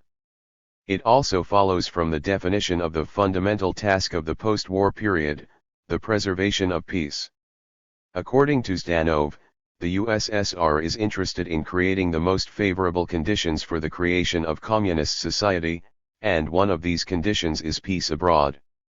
But the Soviet government believed, in Vyshinsky's words to the United Nations a few days before Zdanov's report to the COMINFORM, that in the present situation any new war turns without jail into a World War. 18 local wars were therefore a serious danger to the fundamental task, which was the building of communism in the USSR. Revolutionary wars, such as those in Greece and China, were therefore not the recommended forms of struggle against imperialism. They embodied the risk of involving the Soviet Union in another conflict. That is why they were not mentioned in Zdanov's report, and why the Greek fighters received no worthwhile aid from the Soviet Union and were finally crushed. And if the Chinese one day surprised the communist movement by their victory, it was a victory won by their own strength, and by ignoring Stalin's advice, which would have pushed them into a compromise with Chiang Kai-shek and the Americans. That peace should be preserved was without any doubt a strong desire of the peoples after 6 years of war, but hard reality very soon showed that, while the USSR might need its peace to build communism, the peoples of very many parts of the world needed their wars to free them from colonial slavery. They had no other way. That was their fundamental task, in spite of the sacrifices it implied. Moreover, the improvised dogma that any local war would without fail turn into a world war had no scientific basis, and events were to show its weakness. Neither superpower felt the slightest desire to unleash a new world conflagration. They brandished the risk of one for localized political or strategic ends, but no more. Nevertheless, the dogma was useful as a justification for a few capitulations and a good many acts of opportunism. The two other panels of the triptych which Stalin unveiled before the communist movement were national independence and democracy. It was the duty of communists to unite all the forces willing to defend the cause of national honor and independence. At the same time as he berated the European bourgeois liberals and social democrats who, IG 470, knowing national honor, put themselves at the service of the Americans, Zdanov made efforts to explain to the bourgeoisies of Europe the threat to their interests represented by American plans. Under the pretext of defending you against a totally imaginary threat from communism, he told them, the American capitalists are in fact trying to take over European markets and force you out of the colonies. This meant that there was a possibility, which the communist parties should make fullest use of, that one part of the bourgeoisie, the one which could understand the close connection between its pecuniary interests and the noble ideals of national honor and independence, might make common cause with the communists against the rapacious plans of the Americans. This is the essence of Zdanov's analysis. But, for this possibility to become a reality, it was necessary for the third panel of the triptych, democracy, not to go beyond pale pink. Pushing it towards red, openly proposing a socialist alternative to capitalism, would be to confirm the communist menace which was the complete justification of American policy. This is why, here again, the prospect of a socialist revolution is notably absent from Stalin's new line, just as in the previous period it had been eliminated in order not to upset the Grand Alliance. It can easily be seen that Stalin was still remaining faithful to what had been the cornerstone of his strategy since his establishment in power. The political line he laid down for the communist movement in 1947 continued to give priority to the exploitation of inter-imperialist and inter-capitalist contradictions rather than that between bourgeoisie and proletariat. Since the former had been momentarily buried under the European bourgeoisie's fear of revolution and the prospect of dollars, the primary task of the communist parties was to resurrect them. More vigorous methods would have to be used to defeat the centrist and social democratic politicians who fell in with American plans, and it could prove useful for this purpose to encourage class struggle in the economic field, contrary to the practice of the previous period. The strategic objective, however, was to re-establish national unity with the section of the bourgeoisie threatened by American expansion, to create a vast front for peace and national independence. This line, of 47I course, did not concern the communist parties of the satellite countries. There, as will be seen in the next chapter, the march towards socialism was to be speeded up, even by forcing the process by administrative and repressive measures and putting in power communist leaderships totally subservient to Moscow, in order to give the base of the anti-imperialist camp a monolithic structure. This strategy was meant to counter the American offensive and give the USSR time to catch up in atomic weapons, and its final aim was a new world balance of power which would force the United States to accept the great compromise sought by Stalin. Nor was the possibility ignored that the announcement of the counter-offensive could itself make the Americans think and induce them to make a swift change of policy. Zhdanov's report was skillfully nuanced to allow Washington to see the outstretched hand under the clenched fist. It is certainly clear that the aim was not to attack the bases of the great capitalist stronghold, but the more modest one of containing its expansion, and this is spelt out in the report. Zhdanov subsequently indicated, clearly enough to be intelligible to experts, the area in which this expansion was intolerable to Soviet interests, its European satellites, and that in which it would like an agreement recognizing the primacy of those interests, that is, Germany. As to others, Stalin's spokesman confines himself to noting the areas dominated by the North Americans and the areas they wish to dominate, without the slightest reference to any Soviet claims there and showing no interest in the revolutionary struggles going on there. With regard to Latin America, for example, the underlying meaning of Zhdanov's report was fully revealed by a statement of Molotov's a few months later. In reply to an American accusation that international tension was provoked by the Soviet Union's policy in Eastern Europe, Molotov said, "It is known that the United States of America is also pursuing a policy to strengthen its relations with neighboring countries, for instance Canada, Mexico, and also other countries of America, which is fully understandable." 19 in other. 472. Words. Let each of us respect the other's zones of influence, and everything can be sorted out. Zhdanov's silence about the Revolutionary War in Greece and China was equivalent to a diplomatic emphasis on the Soviets' favorable attitude to American interests in both the Middle and Far East. It implied, in particular, that the offer of a common policy with the United States of Far Eastern problems, made by Stalin in December 1946, 20 was still open. There was, of course, one condition, that the United States should abandon its claims to domination in Europe. Zhdanov insisted on the possibility of collaboration between the USSR and countries with different systems, on condition that the principle of reciprocity is observed and agreements made are kept. Everyone knows, he added, that the USSR has always been faithful, and continues to be faithful, to obligations it has undertaken. The Soviet Union has shown its willingness and desire for collaboration. In other words, collaboration between the USSR and the United States remained possible on the basis of Yalta, Potsdam, and the other agreements. Zhdanov added an important clarification: the Soviet government has never been opposed to the use of foreign credits, and in particular North American credits, as a means of speeding up economic reconstruction. The only condition the Soviet government made was that such credits should not be a burden and should not lead to the economic and political enslavement of the debtor state by the creditor state. In other words, the door was still open to a revised and corrected Marshall Plan which did not tend to create blocs hostile to the USSR or undermine the unity of the satellite system. The liberal circles in the United States at the time, which gathered around Henry Wallace, who had been vice president with Roosevelt, fully understood the coded message contained in Zhdanov's report. They tried to convince public opinion that Stalin's offer of cooperation should be taken up, but failed lamentably. 21 The American ruling classes felt themselves strong enough to impose a Pax Americana on the world, or, which comes to the same thing, to alter to their advantage the division of zones of influence produced by the war. 473. General retreat of the Communist Movement in the West.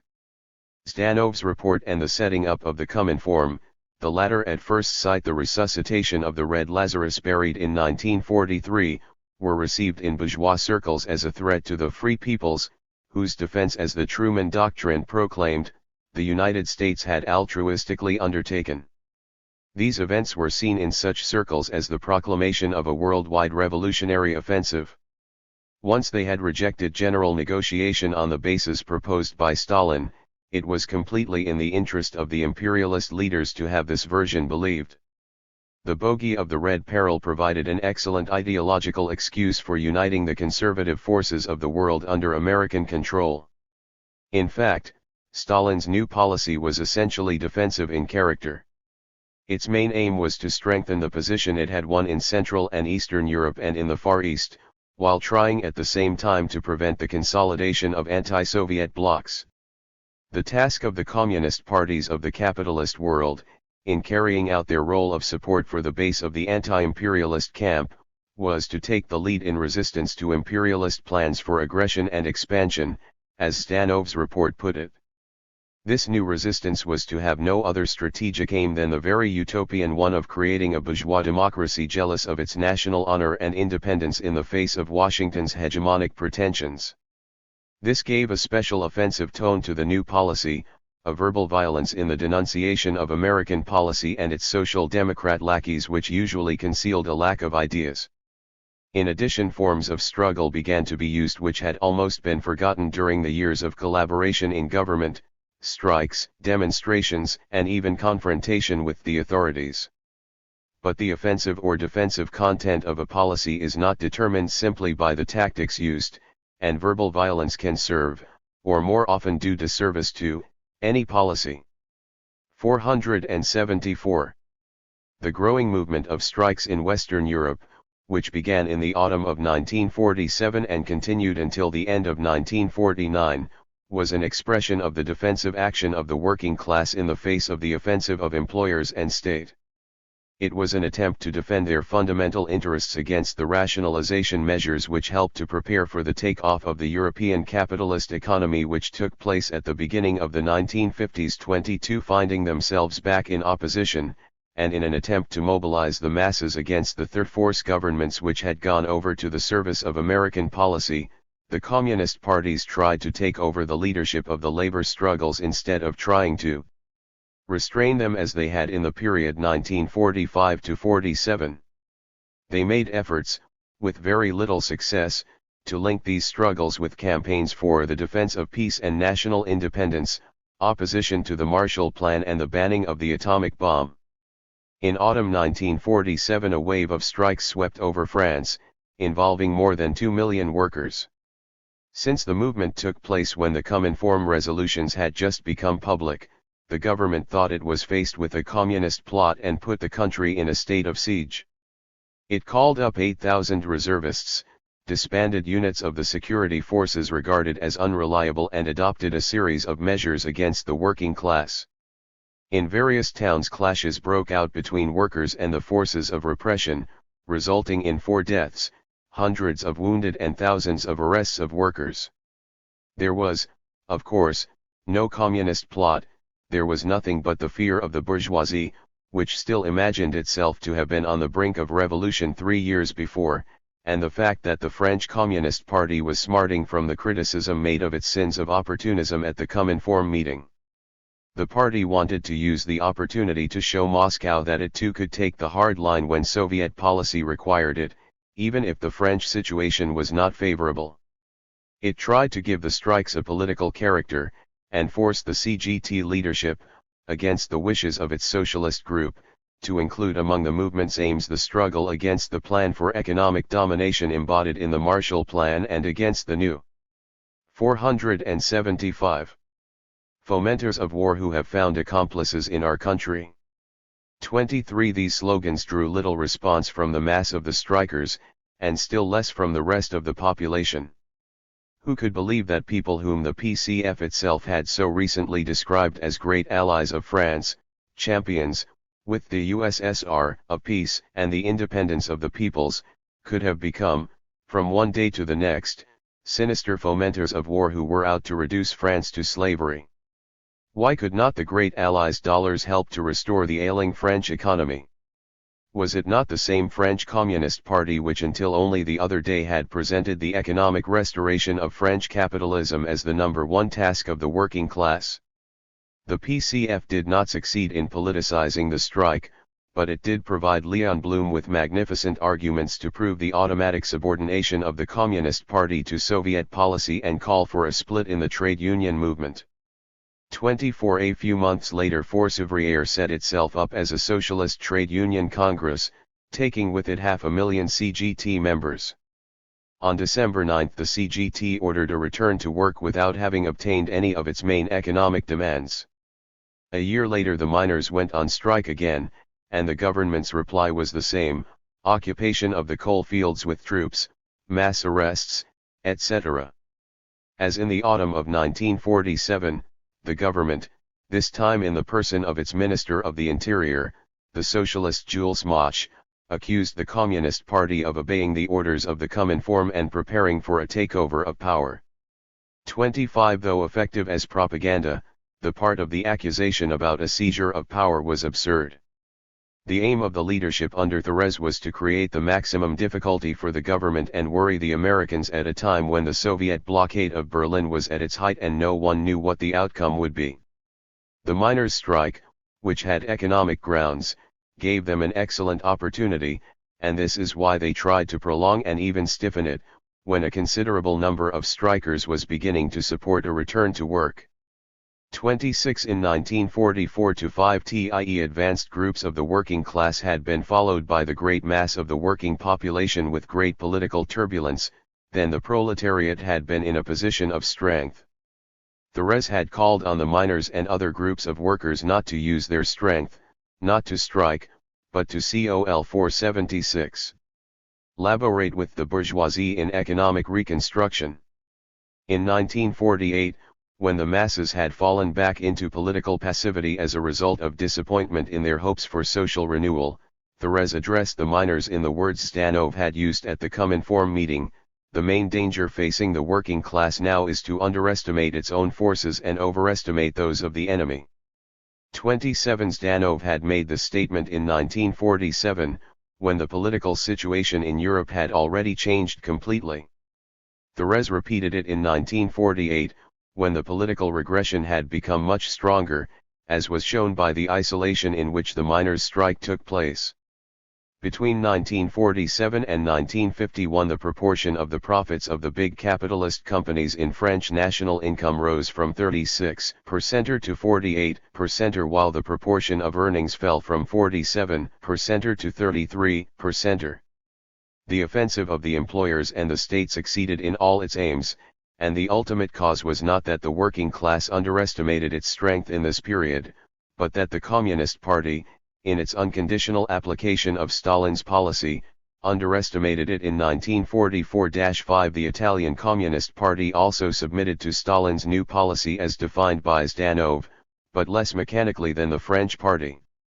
It made efforts to promote the struggle among workers and peasants, but without trying to force things, without losing sight of the fact that the political trend was going in favor of the right, as was shown by the 1948 legislative elections, in which the Christian Democrats won 48.5% of the votes and an absolute majority of seats. Moreover, unlike the French Party, the Italian Communists could rely on the solidarity of the majority of the Socialist Party, although the minority hostile to the Communists was gaining ground. The attempt on the life of Togliatti in July 1948 provoked an immediate and massive reply. 8 million workers declared an impressive general strike which paralysed the country for 2 days. Some groups in the party suggested giving the strike an insurrectionary character, but the leadership, following the advice given by Togliatti himself before he lost consciousness, ruled that given the situation that would be adventurism. They may have been right, but the July explosion showed in retrospect how strong had been the revolutionary 477 potential which the leadership of the PCI had refused to exploit in the unique situation of 1943-5. Like the PCF, the Italian party devoted all the attention demanded by the COMINFORM to campaigns for peace and the banning of the atomic bomb, against the Marshall Plan and the Atlantic Pact.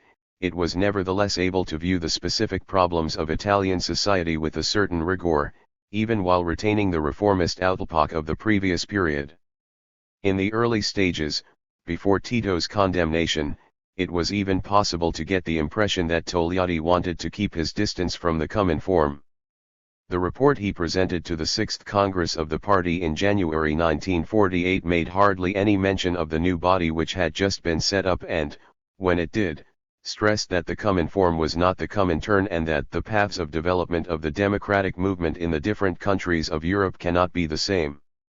Togliatti also said, "Our voluntary and fraternal collaboration has for the moment a consultative character."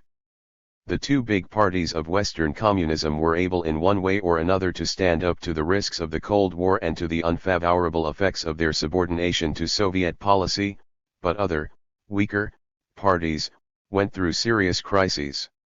The relative success enjoyed after the liberation by the communist parties of the Scandinavian countries, Belgium and the Netherlands, Austria, Switzerland, etc., was very soon over. The Spanish Communist Party was heavily hit by the Franco dictatorship, which, with the open protection of the United States, brutally intensified repression against the whole working class and democratic opposition. Without any international help, and in particular with no help from the Soviet Union, while the Americans lavished support on the royalist government, the Greek communists were obliged to give up the armed struggle in August 1949. The damage done to the communist parties of Latin America and some Asian countries was also severe. A later chapter will return to the general retreat of the communist movement in the capitalist world during the years of the Cold War. However, before giving a general assessment of this period, which, in addition to the setbacks just mentioned, includes the great victory of the Chinese Revolution and the prelude to the victory of the 478 Vietnamese, we shall analyze in turn 3 situations which contain events, tendencies, and phenomena which are of great importance for an understanding of the course taken by the communist movement during these years and afterwards. The first of these is the Soviet-Yugoslav split, its repercussions on other communist parties and the evolution of the satellites. The second is the victory of the Chinese Revolution. The last is the famous struggle for peace which became the central task of the communist movement during the period of the Cold War. 479. 7. The Yugoslav breach. Since all those outside the obedience and service of our Holy Mother the Catholic Church, fixed in their errors and heresies, strive to estrange pious and faithful Christians from our holy faith, we have decided that the true remedy is to avoid all contact with heretics and suspect persons and to extirpate their errors in order to avoid the danger of so great an offense to the holy faith and the Catholic religion in this part of the world. The General Apostolic Inquisitor of our realms and possessions, with the agreement of the members of the General Council of the Inquisition and after consulting us, has decided to set up the Holy Office of the Inquisition in these new provinces. Philip II, January 25, 1569. The setting up of the bureaucratic police. Dictatorship I and the satellites. Stalin had given the communist parties of the people's democracies the task of completing the conquest of power, eliminating from the political scene all the groups hostile to integration into the Soviet orbit, whether connected with the Western powers or hesitating between the two camps. This task was pushed ahead rapidly in the last months of 1947 and in the course of 1948. The problem in fact presented no great difficulties, since the controls of the state were already in the hands of the party and the Soviet army was on the spot or near. In Poland, Hungary, Romania, and Bulgaria, and in Slovakia, the big agrarian parties were put out of action during 1947. These parties, which had 480 enjoyed a very broad social base among the peasants and the urban petty bourgeoisie, had traditionally been the main political instruments of the liberal bourgeoisie, but after 1945 they had begun to act as a refuge for the remains of the old dispossessed oligarchies. They had connections with the Western powers. It was not possible to eliminate them by the use of democratic parliamentary tactics, and since the communist parties were unwilling to try a new type of direct revolutionary democracy, they had to fall back on that of plots. Control of the Ministry of the Interior and the efficient help of the Soviet secret services made it easy to take advantage of the contracts which the leaders of these agrarian parties maintained with representatives of the Western powers in order to accuse them of conspiracy against the regime.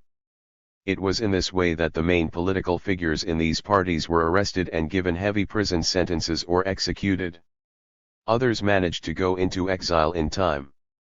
1. In the rapid progress towards a monopoly of power which the communist parties of the people's democracies began after the setting up of the COMINFORM, the most spectacular event was what has become known as the Prague Coup 9. In Czechoslovakia, where the Communist Party had the support of the immense majority of the working class, which, as a result of the country's high level of industrialization, formed the main social force, the bourgeois parties had, paradoxically, maintained their identity and cohesion much more solidly than in the other people's democracies. The reasons for this paradox have already been mentioned. In the other countries of the Soviet buffer zone it proved impossible to reconcile communist, and through its Soviet, leadership with genuine operation of a system of parliamentary democracy, but this was possible in Czechoslovakia, precisely because of the existence of strong communist influence and a numerous working class. As long as there was no break between the USSR and the United States and the internal revolution was artificially contained within limits acceptable to the liberal bourgeoisie.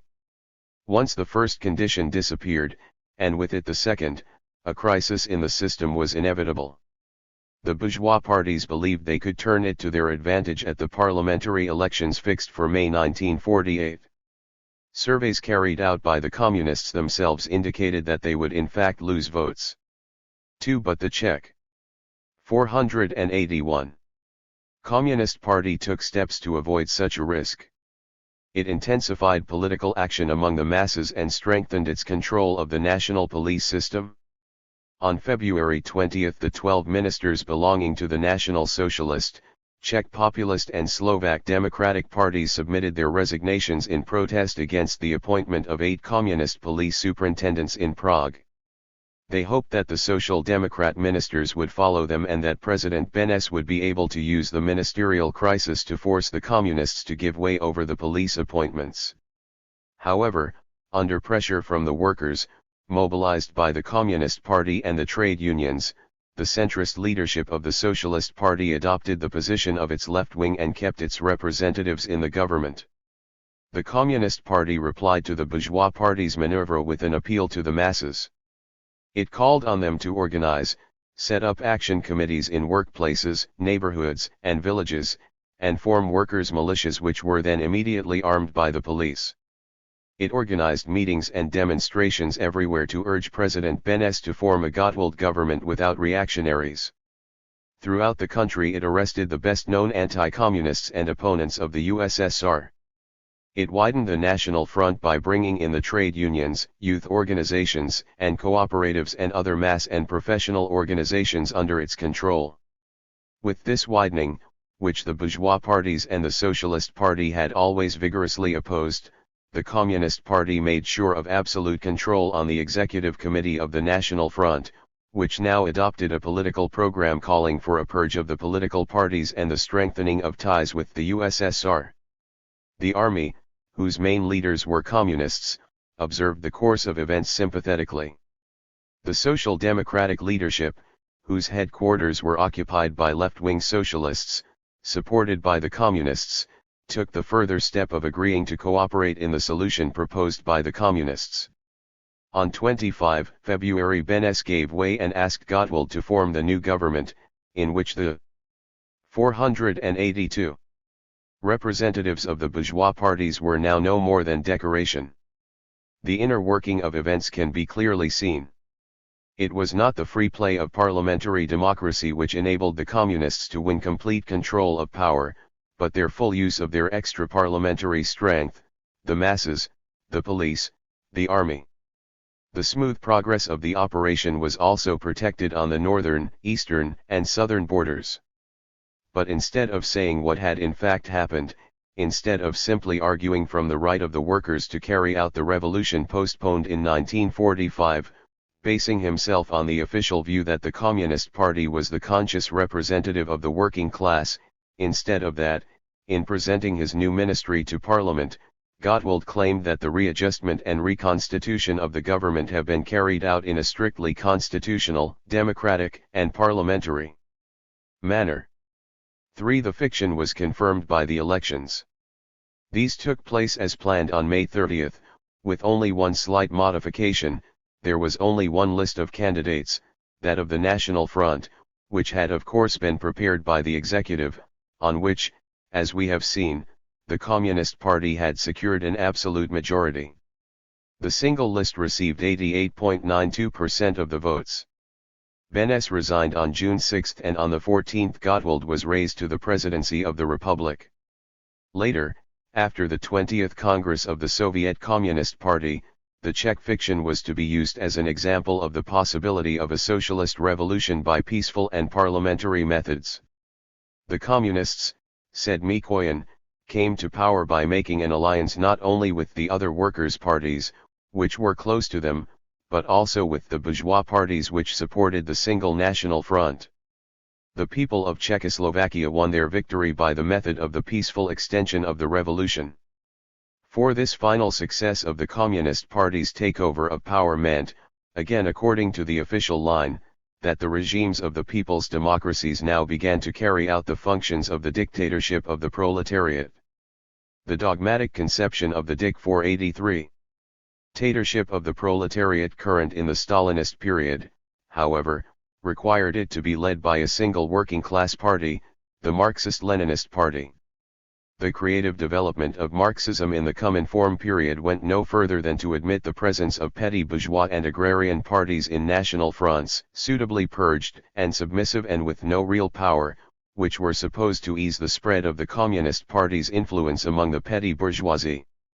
Dogma did not allow a similar method to be used with the social democratic parties, or even with their left wings.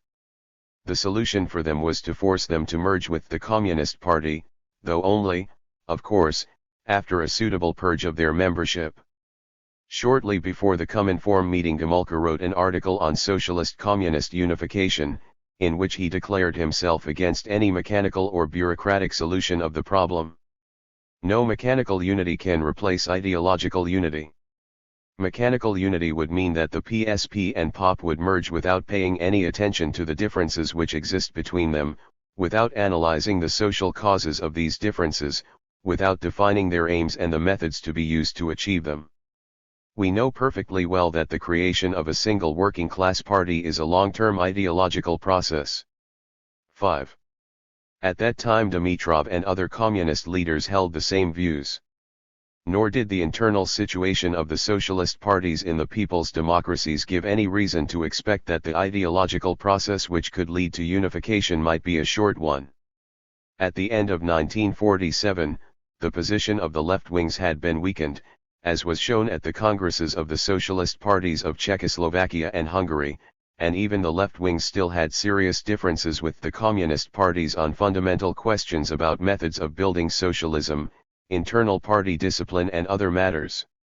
In particular, they did not accept subjection to the Soviet Party. From January 1948, however, as though touched with a magic wand, all the socialist parties of the people's democracies expressed a wish to merge with the Communist Party, in January the Romanians, in April 484. The Czechs, in June the Hungarians, in December the Poles and the Bulgarians. Curious events occurred. The 25th Congress of the Hungarian Socialist Party rejected unification with the Communists by a comfortable majority at the end of 1947. 6 months later the 26th Congress unanimously agreed to unification. At the COMINFORM meeting held in November 1949, Togliatti made a report on the problems of working class unity. The resolution adopted on the basis of his report noted that in the people's democracies historic achievements in working class unity have been registered, united working class parties, united trade unions, united cooperative, youth, women's and other organizations have been established.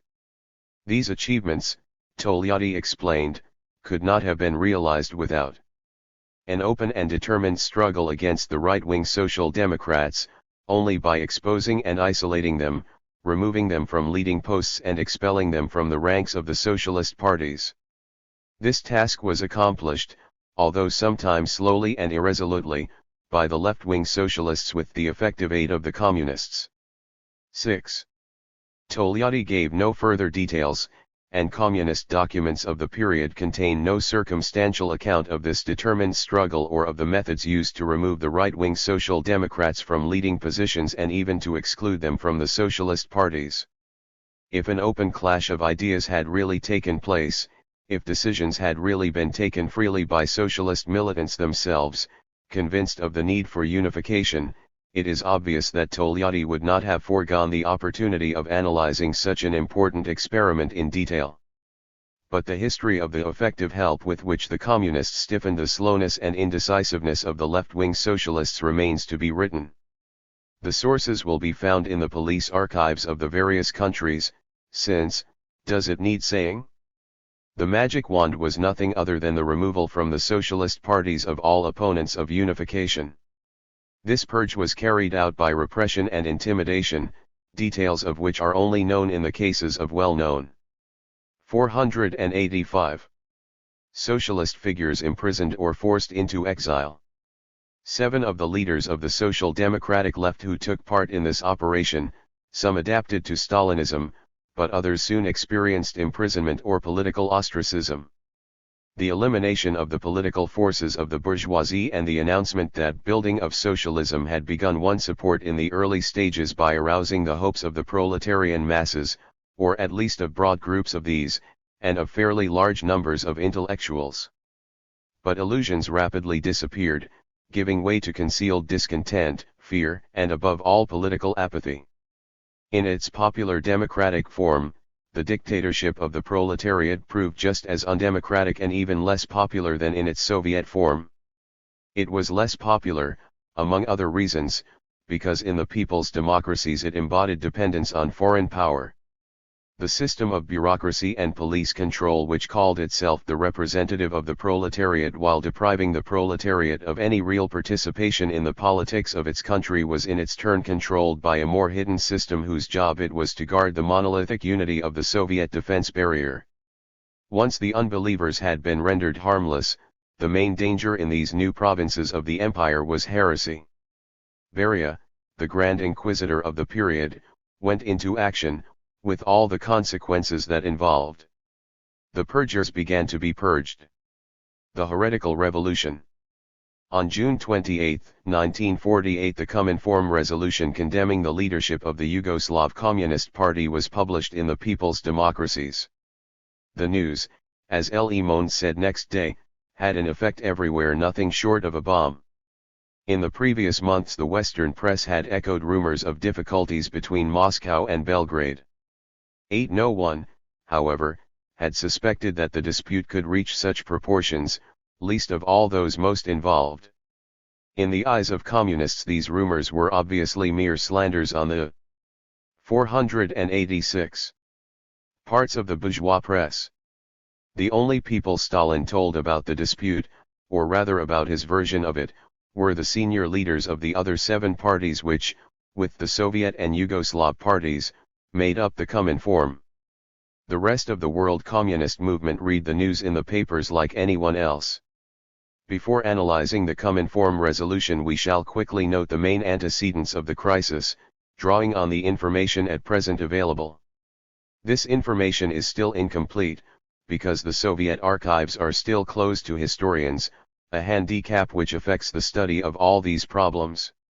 9. As we have seen, 10. The conflict which arose during the war between the policy of the Yugoslav communists and Stalin's strategy was followed by a rapprochement between the two countries, particularly after 1946, when the deterioration in relations between Moscow and Washington was particularly sharp.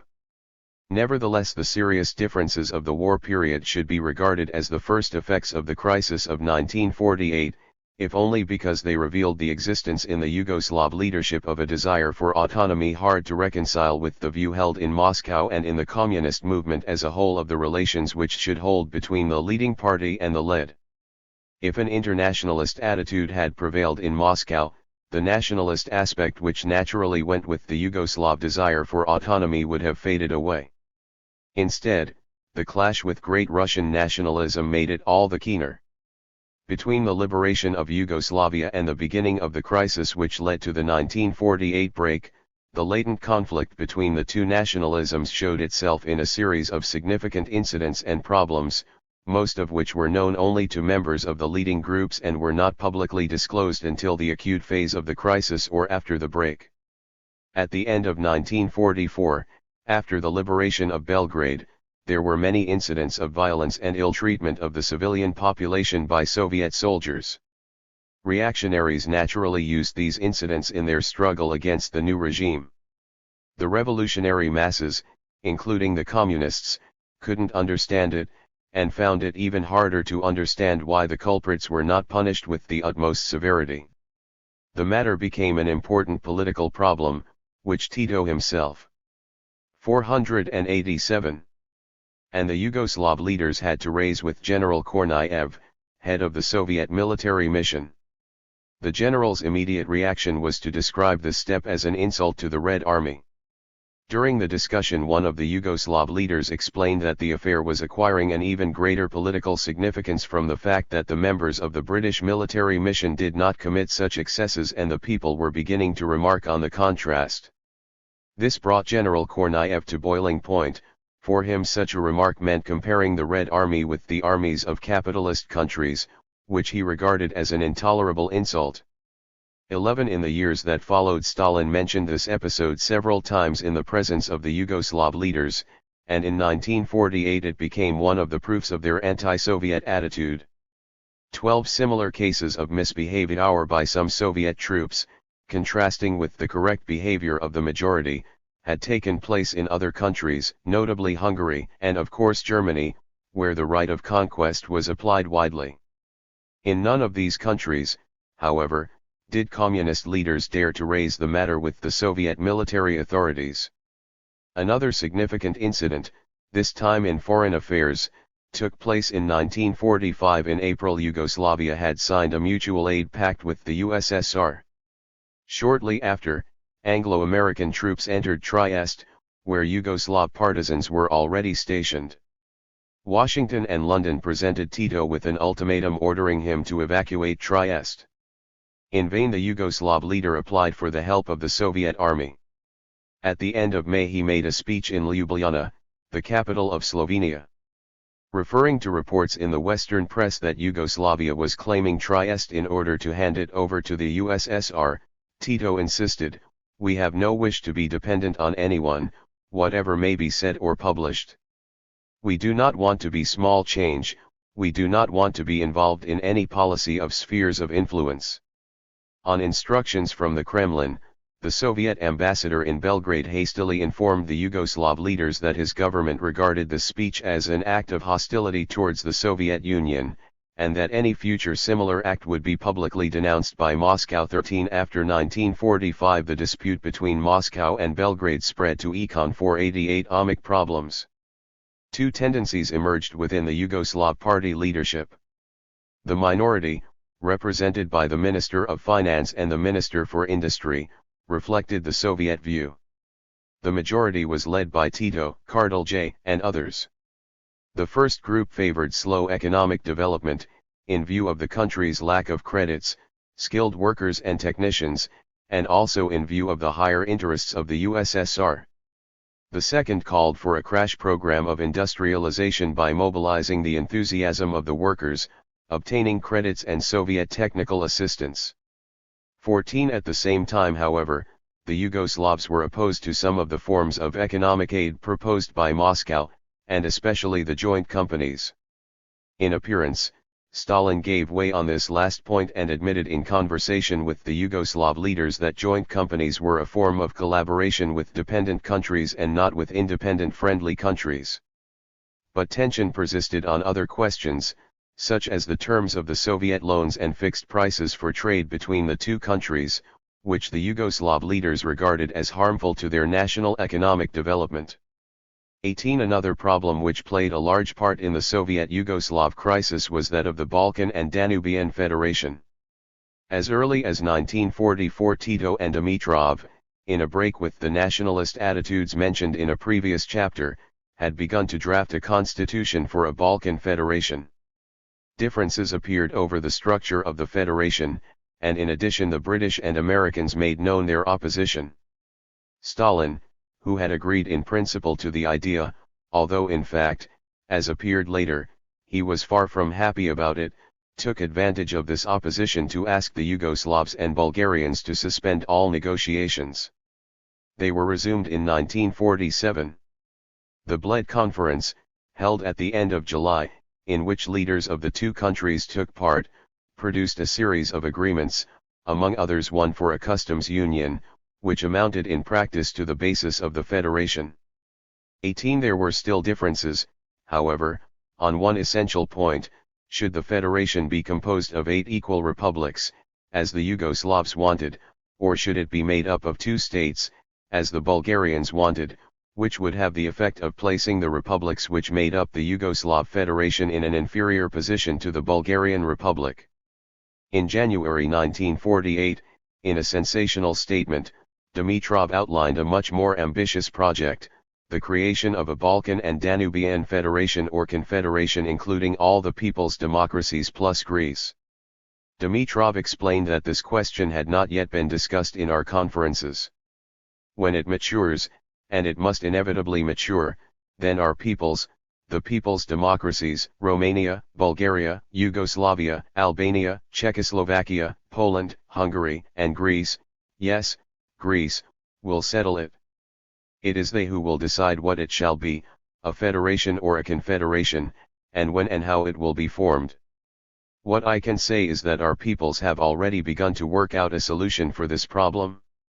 17. This statement appeared in Pravda in Moscow, but a few days later the paper published a semi-official note indicating the Soviet leadership's complete opposition. It was impossible for Pravda not to publish Comrade Dimitrov's State One meant, which was published by the newspapers of other countries, but this does not mean that the editors of Pravda agree with Comrade Dimitrov on the question of a federation or customs union between the countries mentioned. On the contrary, the editors of Pravda believe that these countries have no need of any sort of more or less dubious or artificial federation, confederation, or customs union. At the same time as publishing this public reprimand to the most distinguished figure in the world communist movement after himself, Stalin urgently summoned the Bulgarian and Yugoslav leaders. The meeting took place on February 10. Dimitrov and Kardelj tried to defend their positions. Stalin would allow no discussion, he gave orders. He ridiculed Dimitrov: "Whatever you do, you bandy words like a woman of the streets. You want to astonish the world as though you were." 490. Still Secretary of the Comintern. Faced with the plan for a Balkan and Danubian Federation, he insisted on the immediate formation of the Bulgarian-Yugoslav Federation according to the original Bulgarian plan. He ordered that once this plan was carried out the new federation should annex Albania.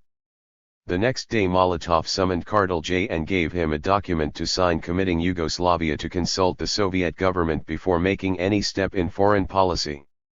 18. This meeting marked the beginning of the attack on the Yugoslavs, secret at first, whose first open sign was revealed by Le Figaro, the sudden disappearance of Tito's portrait from the shop windows of Bucharest.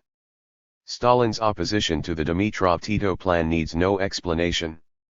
The idea of an independent association of people's democracies went directly counter to all Stalin's plans, and the interesting question the plan raises is how it could have been worked out and, still more, outlined in public by Dimitrov. There is not yet enough information available for a definite answer, but at least it seems clear that the old communist leaders' position, like those of Tito and Gomulka, who, it seems, was also in favor of the idea of some sort of federation of people's democracies. 19, shows that a movement for autonomy against the Great Protector was trying to emerge in the leading circles of the East European countries. The idea of a federation was undoubtedly connected with the idea that it was necessary to follow new roads, different from the Soviet one, in the march towards socialism. This idea had already been formulated in the previous period, and its principal theoretician, insofar as one can talk of theoretical development here, was Dimitrov himself. At the tripartite meeting in Moscow, the problem of the Balkan and Danubian Federation appeared as linked with the Greek question. The Yugoslavs and Albanians were firmly supporting, as far as they were able, the armed struggle of the Greek communists. Shortly before the Moscow meeting, the Albanian government had asked the Yugoslav government to send 2 divisions to the Greco-Albanian border. Belgrade gave a sympathetic reply, but Molotov informed the Yugoslavs that the Soviet government was completely opposed to this, and threatened that Moscow would make its attitude public if the governments in Belgrade and 49i. Tirana did not cancel their planned actions. At the meeting on February, Stalin announced without any attempt at evasion that the armed struggle in Greece had no future and that the Yugoslavs should break off their help to the Greek communists. It was obvious, in view of the military resources committed in Greece by American imperialism, that the revolutionary forces could not win without Soviet military help, and Stalin refused to get involved in this area. The inclusion of Greece in the plan for a Balkan and Danubian federation, however, amounted to a public proclamation that the communist movement was prepared to increase its help to the Greek fighters. This was a challenge to Washington which was incompatible with Stalin's strategy. Throughout this period, from the liberation to the 1948 break, another concealed, but most serious, conflict existed between Moscow and Belgrade. It remained more clandestine and secret than the others, as suited its nature, but in it was acted out the fundamental question in the dispute: was Yugoslavia to be an independent country or a socialist colony? This conflict was the underground war in which the Soviet and Yugoslav secret services engaged in from 1945. The Soviets organized their network by recruiting agents in every quarter, and above all in the leading circles of the Yugoslav Communist Party and government, in the army and the police, in the economic organizations and the diplomatic corps. The Yugoslavs tried to prevent this recruitment, and tried to discover and keep watch on the Soviet network. It was an old story, but it took place now for the first time between 2 states which claimed to be socialist and 2 parties which claimed to be communist. A first step on the Soviet side was to overcome the scruples of the Yugoslav communist contacts, between loyalty to their people and party, to which they were attached not just by ideology and national sentiment but also by the 4 years of blood and sacrifice of the War of Liberation, and loyalty to the Soviet Union, which every communist regarded as the highest expression of the revolutionary cause. The Soviet agents used arguments like this: the enemy can be found among the most important leaders, we can never be completely sure, and in this case. 492. It is preferable to rely on a higher and more experienced organization like the Soviet Union. Beria's men generally spoke well of Tito, but let it be understood that his entourage contained suspect elements who needed to be watched. 20. The same sort of things went on in the other people's democracies, with the difference that there the communist parties offered no resistance. The resistance of the Yugoslav leaders to the secret system responsible for maintaining the monolithic unity of the satellite system around the ideology and policies of Moscow was without doubt one of the main causes of the break between the Kremlin and the Yugoslav party. All these events make it clear that from as early as the end of the war Stalin had been constantly preoccupied with finding a way to bring the Yugoslavs to heel. He tried various methods, according to the political situation, mixing warnings and abrupt demands with compromises and concessions. In 1946 Stalin tried to flatter Tito's vanity, real or supposed, by praising his merits in private while disparaging Dimitrov, Therese, Togliatti, and La Passionaria.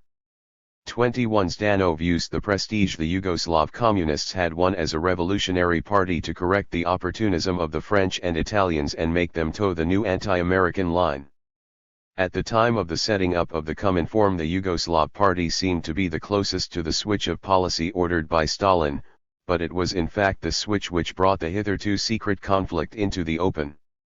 Stalin's anti-American strategy envisaged halting Washington's offensive in the areas and on the issues he regarded as vital to Soviet interests, while at the same time keeping open the possibility of a general arrangement recognizing the predominance of American interests in other areas and on other issues. One of these areas was the Southern Balkans. Stalin was not interested in challenging the status quo established in the peninsula, which implied American control in Greece and the rejection of Yugoslav claims to Trieste and Slovenian Carinthia, as well as of Macedonian aspiration to national unity. Yugoslav foreign policy, on the other hand, was centered on opposition to the status quo, and so embodied the danger of a major dispute with Washington which would involve the Soviet Union. Yugoslav adventurism was becoming a more serious danger to Stalin's new strategy than the 493. Government and parliament-centered opportunism of the French and Italian communists. Nevertheless, this problem does not seem to have been the main cause of the break. To judge from the available information, the Yugoslavs seem in the end to have accepted the demands of Soviet foreign policy. The breaking point came rather over the satellites. Yugoslavia's independent attitude was incompatible with Stalin's plans for integration. It had become a threat to the success of the plan as a whole, and not just in Yugoslavia. After the COMINFORM meeting, however, the Yugoslav leaders had not changed their attitude to this question in any way. 22 The bomb thrown by Dimitrov in the shape of the plan for the Balkan and Danubian Federation showed how serious was the danger of infection among the other people's democracies. 23 Events had got to the point at which Stalin's patience was exhausted and his morbid suspicion exploded. It would soon be necessary to kill the virus to prevent its spreading further. Stalin's determination was also doubtless influenced by his belief in his infallibility and absolute power. As Khrushchev revealed in his secret speech to the 20th Congress, Stalin was convinced that he had only to lift his little finger to destroy Tito. He was sure that if they were called on to choose between the Soviet Union and Yugoslavia, between Stalin and Tito, the Yugoslav communists would not hesitate for a second. No doubt his secret service, by giving him the information he wanted to hear, reinforced this belief. The first movement of Stalin's little finger was a message to the Yugoslavs at the end of February not to send to Moscow the trade delegation which had been due to go there in April to renew the trade agreement between the two countries. In practice this meant breaking off trade relations and placed Yugoslavia in a very difficult situation, since all its trade was with the Soviet Union and the people's democracies. The USSR took 50% of Yugoslav exports and sent Yugoslavia vital raw materials such as oil. The Central Committee of the Yugoslav Communist Party met on March 1. Tito and Kardelj, who had just returned from their meeting with Stalin in Moscow, explained the implications of the new situation. The Central Committee decided to resist Soviet pressure in all areas. It 494 was revealed later that some members of the Central Committee were agents recruited by the Soviet Secret Service, which they immediately informed of the decisions taken. From this point the little finger became more threatening. On March 18 the Soviet embassy in Belgrade informed Tito that Moscow had decided to withdraw the military advisors and instructors sent to help with the modernization of the Yugoslav army. The following day it announced the departure of the civilian group. Moscow justified the first action by claiming that the military advisors and instructors had been subjected to unfriendly treatment, and the second on the ground that the civilian specialists had not been allowed to obtain the economic information they wanted from any Yugoslav citizen, because an instruction had been issued that to obtain such information the Soviet experts should apply to the leadership of the Yugoslav Communist Party or the appropriate ministry. 24 Tito immediately wrote to Molotov expressing amazement at the reasons given by Moscow. The behavior of the Yugoslavs towards the Soviet advisors, he wrote, had been not only correct but most hospitable and brotherly. The decision about economic information had been taken because every official in our ministerial offices had been giving information, needed or not needed, to everybody. Various people handed out official economic secrets which could come, and actually did come in some cases, to the knowledge of our common enemies. We are not aware of any special understanding, such as is alleged in message, our officials to give varied information of an economic character, without the approval of our government or the Central Committee. The letter ended. From all this it must be deduced that the above-mentioned reasons have not led the Soviet government to proceed with these steps. And it would be our desire that the government of the USSR should frankly state what the matter really is, that they tell us what, in their view, is not in accord with friendly relations between our two countries.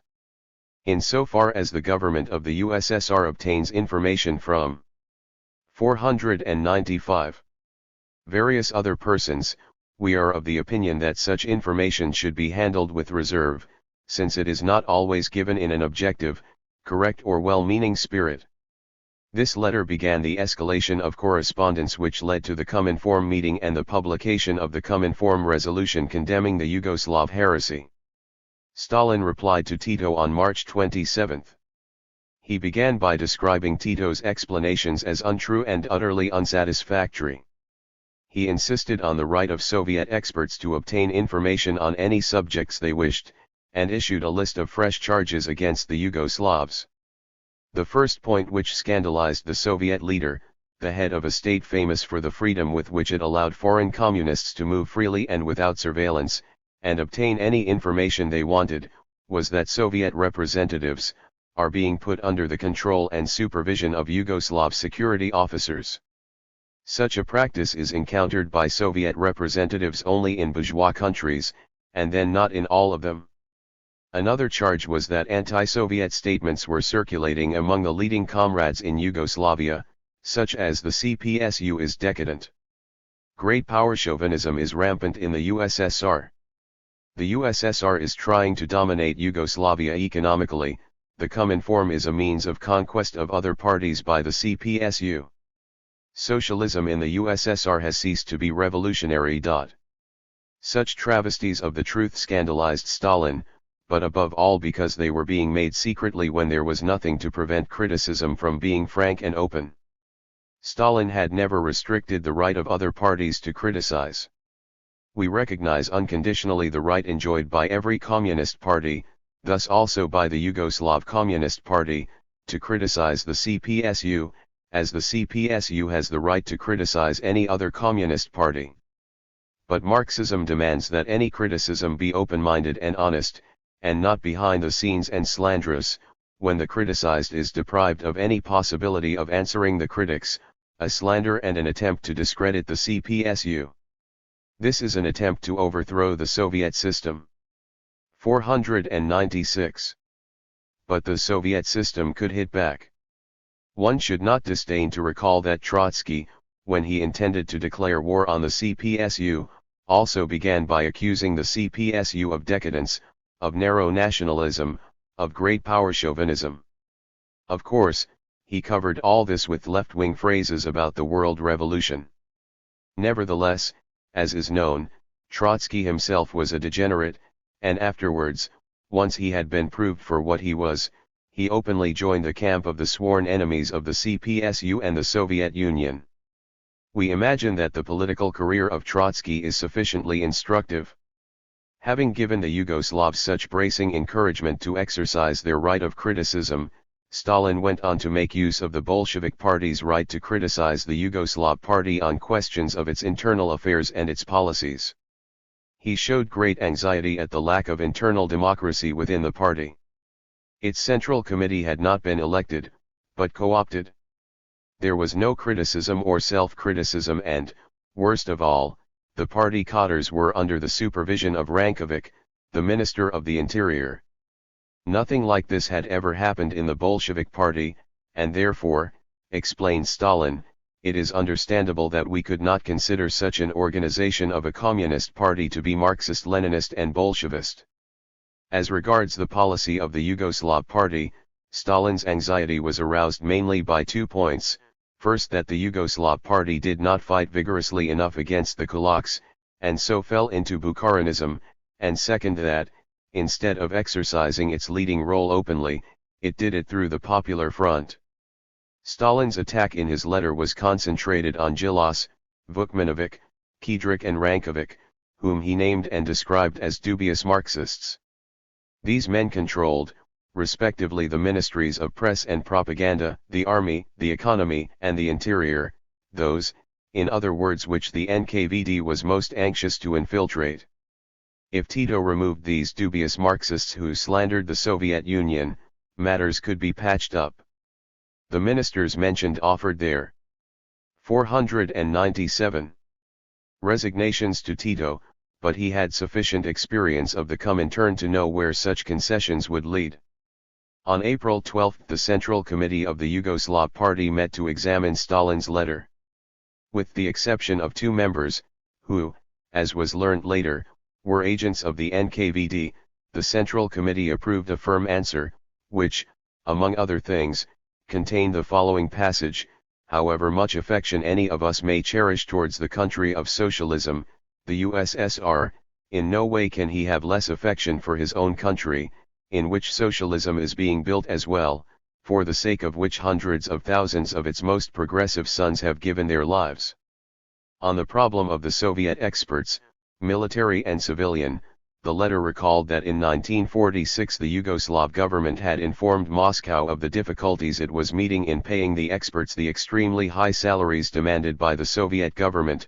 A Soviet specialist with the rank of colonel or lieutenant colonel, for example, received 4 times the income of a Yugoslav general commanding an army corps and 3 times that of a federal government minister. The Central Committee's comments on this point ended, "We felt a financial burden politically incorrect, since it was hard to explain to our people." The Yugoslav Central Committee's firmer opposition concerned the activities of the NKVD. "We consider it incorrect that officers of the Soviet intelligence service should enlist our citizens in our country whilst we proceed towards socialism, and enlist them for purposes of an intelligence service. We are unable to give it interpretation then, as being directed against our country's interests. This is being done despite the fact that our leadership and our officers of state security have protested, and have let it be known that we are not willing to tolerate this any longer. We possess evidence showing that some officers of the Soviet intelligence service besmirch our leaders with suspicions, belittle their prestige and show them as incapable of their tasks and as suspicious characters. A struggle against some capitalist country. We cannot avoid coming to the conclusion that this activity serves the purpose of ruining our unity at home, that it is meant to destroy all confidence in the leadership, demoralize the people and compro. 498. Mice their respect for the state leadership. This sort of activity be regarded as loyal towards our country, which is entering upon socialism and is the truest of allies of the USSR. We are unable to the Soviet intelligence service should its network inside Yugoslavia. We have organized a state security service and have our own intelligence service to fight against foreign capitalist enemies and the class enemy within our own country. If Soviet intelligence officers should require any information or assistance in this respect, they could obtain it any time they wanted. 25. The meeting of the Yugoslav Central Committee on April 12, 1948 was Stalin's first historic defeat. It was the first time that an overwhelming majority of the Central Committee of one of the main communist parties had defied his threats and orders. It was the first time that not only a communist party but also a revolution and a revolutionary state led by communists resisted his diktat and dared to stand up to the formidable NKVD.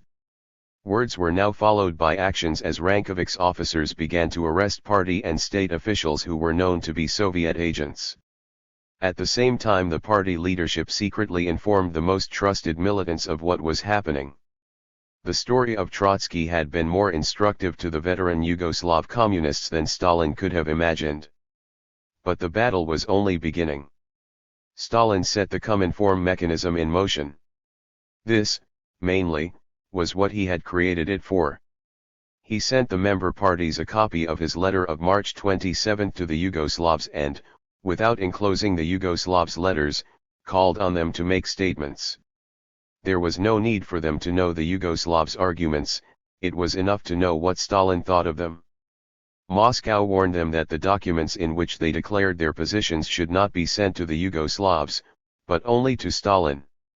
The text of the replies has not been published, but according to Yugoslav sources they were all similar, all supported Stalin unreservedly and called on the Yugoslav party to retract. Rákosi's reply in particular angered the Yugoslavs, who still remembered the horrors committed by the Hungarian fascist troops during the war. Rákosi had also complained a number of times in confidence to the Yugoslav communist leaders about the behavior of the Russian army in Hungary, accusing it of plundering the country and displaying anti-Semitic 499 tendencies. The Bulgarian reply was little different, although Dimitrov urged the Yugoslavs, according to their account, to stand firm. 26 The weight of his ideological formation, and also perhaps tactical considerations, made the old lion of Leipzig draw back submissively each time a dispute with Stalin brought him to the edge of a conflict. Stalin's next letter, a reply to the Yugoslavs' letter of April 13, was dated May 4, and marked a new stage in the escalation. It claimed that the ambassador of the USA in Belgrade is behaving as if he were a master in his own house, and that government and party posts were full of the friends and relatives of the hangman of the Yugoslav peoples, Netic. But the letter deeply offended the Yugoslavs, above all by attempting to minimize the role of the Communists and the Yugoslav Revolutionary Army in the liberation of the country and the victory of the revolution, and attributing the decisive blow to the Soviet armies. Referring to May 1944, after the German attack on Tito's headquarters, Stalin's letter said, "When the national liberation movement in Yugoslavia was passing through a severe crisis, the Soviet armies rushed, to the assistance of the Yugoslav people, broke down the resistance of the German occupying army, freed Belgrade, and thus created the conditions the Communist Party power." With his customary skill in manipulating history, Stalin this time distorted it, thereby contradicting the version of the events of summer 1944 in Yugoslavia which the Soviets themselves had given 4 years before 27, in order to denigrate the Yugoslav party and turn the other parties of the COMINFORM against it. The passage quoted ends, "The merits and successes of the communist parties of Poland, Czechoslovakia, Hungary, Romania, Bulgaria, Albania, are not in anything smaller than the merits and successes of the Yugoslav Communist Party.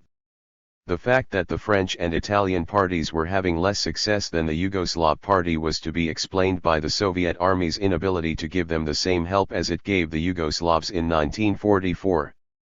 The main difference was that the leaderships of these communist parties behave modestly and do not shout about their successes, while the Yugoslav leaders have pierced the ears of all with their exaggerated 500 self-glorification.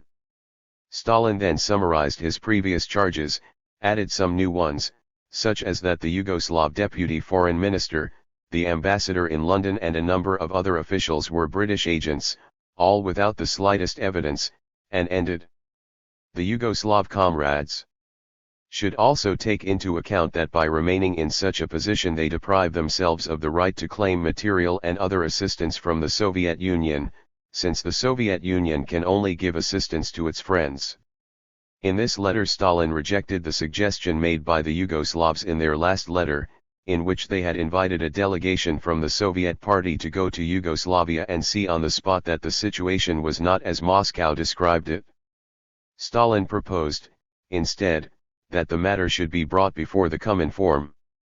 The Yugoslav Central Committee met on May 9 and rejected this suggestion in the following terms: "We do not try to avoid criticism on any question of principle. but we feel in this case deprived of a right to equality and therefore are not able to accede to your suggestion that the matter be decided by the COMINFORM Bureau. 9 parties have received your first letter and we have not been informed of this before. These parties have taken a stand in resolutions. The Central Committee meeting examined the cases of 2 party leaders and members of the government, Zujovic and Hebrang. It had been discovered that they were Stalin's agents and a decision had been made to try them. A threatening telegram arrived from Moscow, and the NKVD prepared a plan to kidnap Zujovic and take him to the Soviet Union by air. When the Soviet agents wanted to go into action, however, it was too late. Zujovic was already in prison. On May 19 a messenger from the Kremlin arrived in Belgrade and repeated the invitation to a COMINFORM meeting. The Central Committee discussed the matter again and confirmed its earlier refusal. According to later Yugoslav disclosures, in addition to the reasons mentioned above, it was felt that there was no guarantee that the delegation would be able to return safely to Yugoslavia. The specter of 1937, 501, was in everyone's mind. Many Yugoslav communists had been executed in that year in the Soviet Union. Nor had Tito forgotten what had happened at the same time to the Politburo of the Ukrainian Communist Party, which had taken a critical attitude to Stalin's policy of Great Russian nationalism. To make them see reason, Stalin sent Molotov to Kiev. Having failed to make the members of the Politburo change their minds, Molotov called a meeting of the plenum of the Ukrainian Central Committee, but this supported by a majority the position taken by its Politburo. Stalin then summoned the Politburo to Moscow to discuss the matter. Hardly had the members of the Politburo reached Moscow than they were arrested by the NKVD and shot shortly afterwards. In a sense, Tito was a survivor of the terrible Stalinist purges of the 30s, which goes far to explain his far-sighted reactions of 1948.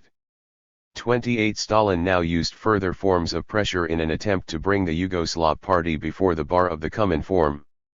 In his last letter, he accused the Yugoslavs of breaching the United Socialist Front of the People's Democracies and the Soviet Union, and spoke for the first time of treason. The Yugoslav leadership stuck firmly to its positions.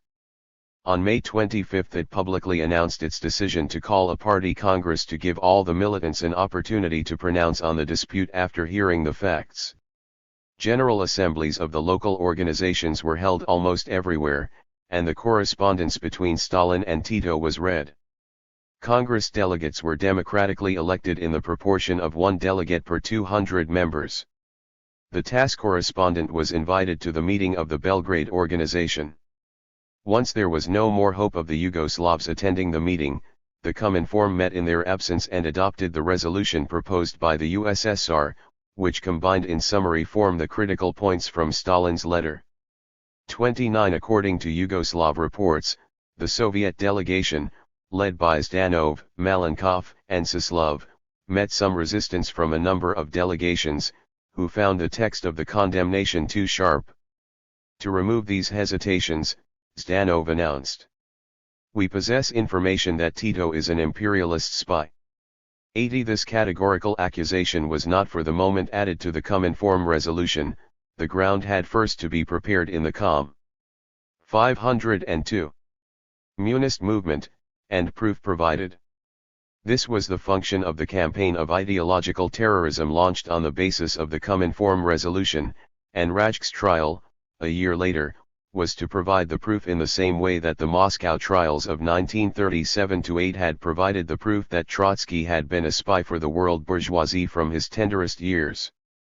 At the head of the resolution stood the true reason for the condemnation, the resistance of the Yugoslav leaders to Soviet control. The offense was, of course, presented in such a way that it could not fail to arouse the indignation of any good communist. Slander of Soviet military experts and attacks on the reputation of the Red Army, persecution of Soviet civilian experts, who were forced to follow a special routine to allow them to be watched by the Yugoslav state security organizations and followed by their agents, slanderous propaganda about the degeneracy of the Communist Party of the USSR drawn from the arsenal of counter-revolutionary Trotskyism, etc.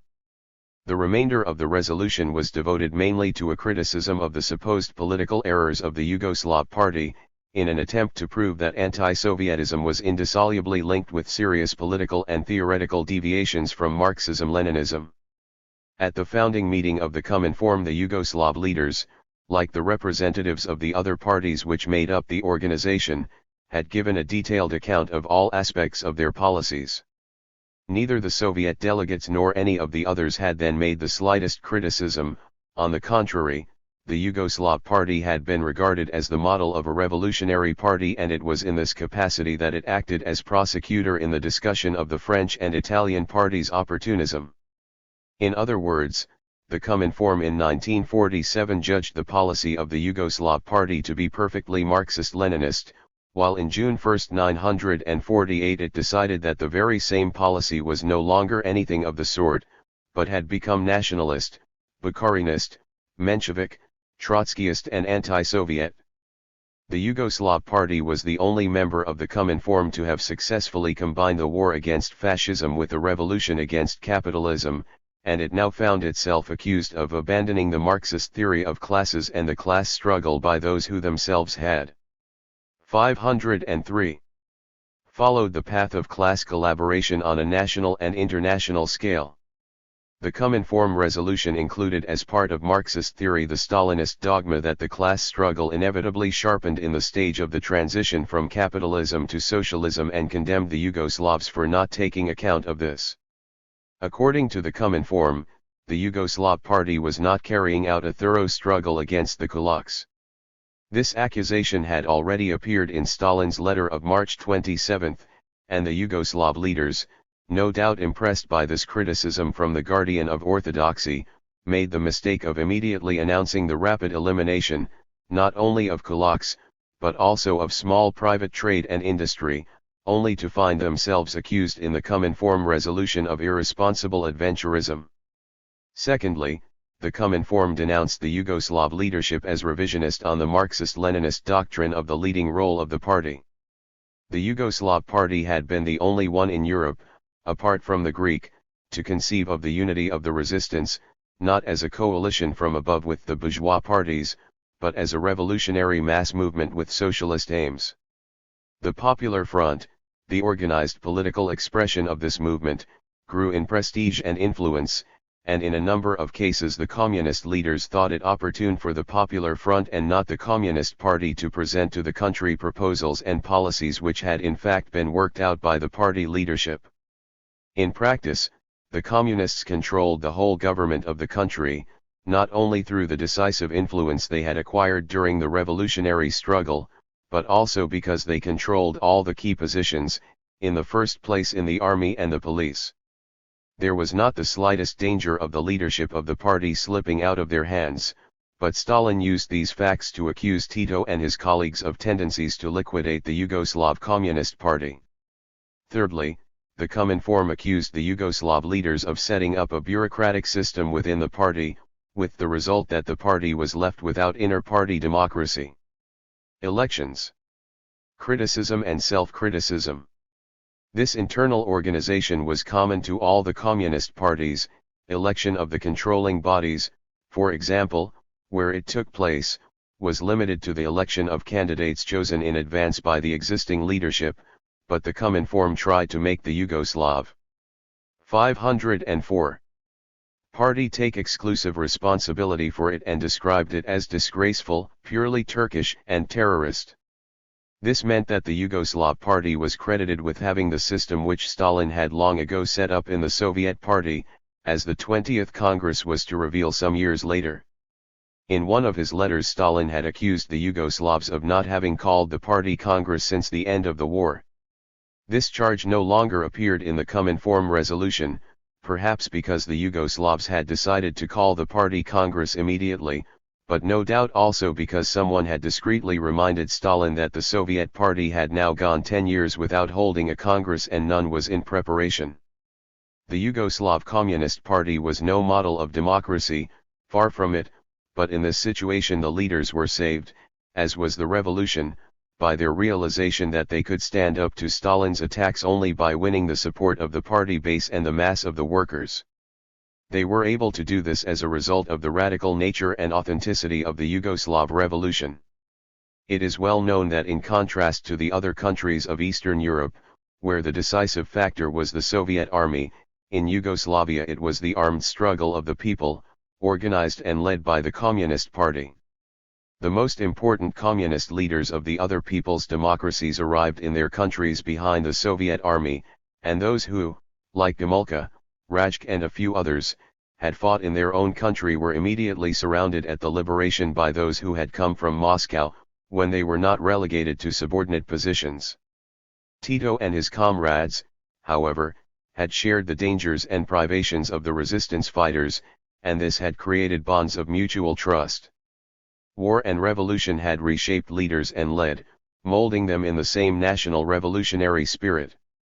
The mass of Yugoslav communists was certainly as alienated as the communists of other countries. Their consciousness was dimmed by the fetishism of ideological commodities which carried the famous label of the October Revolution. This was Stalin's principal asset. The Yugoslav party leadership realized that the only cure for the alienation of the bulk of the party was the truth. All the elements of the problem had to be put before it: Stalin's letters, the COMINFORM. 505. Resolutions, the Yugoslav replies, the activities of the Secret Service, the unilateral breaking off of trade relations and the rest. Everyone must have the opportunity to compare actions and words. Resolution ended with an appeal to the communists and people of Yugoslavia to overthrow the Titoist leadership. Stalin and his allies were sure that Tito's first step would be to conceal this document from the country and prevent its distribution. The document also contained the allegation that the Yugoslav party leaders had taken the path of outrightly deceiving their party and people by concealing from the Yugoslav Communist Party the criticism of the Central Committee's incorrect policy. When this passage was written, it was already some weeks since Stalin's letter had been read at local assemblies of the Yugoslav party. Scarcely had the COMINFORM resolution been issued when Borba, the central organ of the Yugoslav party, published 500,000 copies of the full text and the Yugoslav reply. That issue of Borba was published on June 30. On July 5 Duclos wrote in U Humanitex, the fact that the Yugoslav leaders have not published the Information Bureau's resolution shows that they are unsure of their arguments and afraid to let their people know the facts. The Yugoslav ambassador in Paris called in vain on the editor of U Humanite to publish a correction. None of the member parties of the COMINFORM, who had just accused the Yugoslav party of a lack of internal democracy, published the reply of the Central Committee of the Yugoslav Communist Party to the COMINFORM resolution. Nor did they include it in their internal bulletins. Many Yugoslav communists believed that Stalin had been misinformed. For men who professed the Stalinist religion, it was not easy, even with all the sources of information available at the time, suddenly to shift to secular Marxism, and all the harder when the Pope of the Kremlin was at the height of his glory. A meeting of communists in Belgrade decided to send him a telegram reading, "We believe sincerely in you. We believe that you will do all in your power to silence this unjust accusation against our party and Central Committee." 31 For a time the leaders of the Yugoslav party did not attack this trend. They realized that the Stalin myth could be eradicated only by the practical experience of each militant, and on the other hand they still 506 had hopes that the Soviet leaders would give way before the firm and almost unanimous reaction of the Yugoslav party and people and allow agreement to be reached. The Fifth Congress of the Yugoslav Communist Party, which opened on July 21, was held under the sway of this illusion. While strongly reaffirming the party's position and rejecting the COMINFORM accusations, Tito said, "We hope that the comrade leaders of the CPSU will give us an opportunity to show them here, on the spot, everything that is inaccurate in the resolution." 32 The resolution adopted by the Congress, while firmly rejecting the COMINFORM's indictment, authorized the Yugoslav Communist Party to rejoin the organization once the dispute with the Soviet Party was settled. After its election by secret ballot, the first time a Communist Party had used the method, the Congress ended its sessions with cheers for Stalin, the USSR and Tito. Stalin's immediate reply was to organize a coup d'état against Tito. The NKVD could rely on 3 Yugoslav generals, including the chief of the general staff, who enjoyed great prestige as a result of his role during the War of Liberation. But the 3 generals failed to persuade other officers to join them, and tried, unsuccessfully, to escape to the Soviet Union. The chief of staff was killed by a Yugoslav border guard, and the 2 others arrested shortly after. This incident showed that, in spite of the support of a large majority of the party and people for Tito's policy, Stalin could find supporters among the Yugoslav communists. Some because they had compromised themselves with the Soviet Secret Service, others because their Stalinist formation predominated over any other considerations. Faced with this danger, the Yugoslav party fell back on the same methods that Stalin used: the Secret Service, the police, all the organs of coercion controlled by the state. Already, at the Congress, Tito had called for firm resistance to all attempts to break up the unity of our party and the unity of our people, and the resolutions passed by the Congress included calls for increased vigilance and a purge of the party. However, the party leadership at the same time gave the people the chance to compare words and actions. Soviet broadcasts, which mounted a violent campaign of denigration against the Yugoslav leaders, were not 507 jammed. Stalin's letters were published on a vast scale. In the press the arguments of the other side were openly refuted. The Stalin myth gradually faded from the minds of the Yugoslav communists, and they began to remember the Tsars of the past, who had disguised their plans for expansion in the Balkans behind the slogan of the liberation of the South Slavs from the Turkish yoke. Soviet propaganda's clumsy references to the undying friendship between Russia and Serbia helped to emphasize the historical continuity of Moscow's policy. The repeated incidents on the borders with Hungary, Romania, and Bulgaria also contributed, as did the disturbing movements of the Soviet troops stationed in those countries. The Yugoslav communists and people gradually became convinced that the avalanche of ideological accusations in fact concealed a threat to their dearly bought national independence. The precise considerations which kept Stalin from using force remain unknown. We may suppose that the international tension existing at the time was an important factor. The possibility could not be excluded that a Soviet intervention in Yugoslavia would be followed by further intervention, this time from America, and extension, as it were, of her existing intervention in Greece, with all the risks that involved of a general conflict. In addition, the Yugoslav People's Army and its experience of guerrilla fighting could not be ignored. Stalin's caution no doubt made it easier for the Yugoslavs to resist. It is equally possible that, in spite of the initial failure of his attempts at ideological intimidation and the coup d'état, Stalin believed that the heretical state, whose position could hardly be more desperate, would soon collapse. Stalin's offensive also coincided with a whole series of provocations by the Western powers. During the first 3 months of 1948, American planes violated Yugoslav airspace 21 times.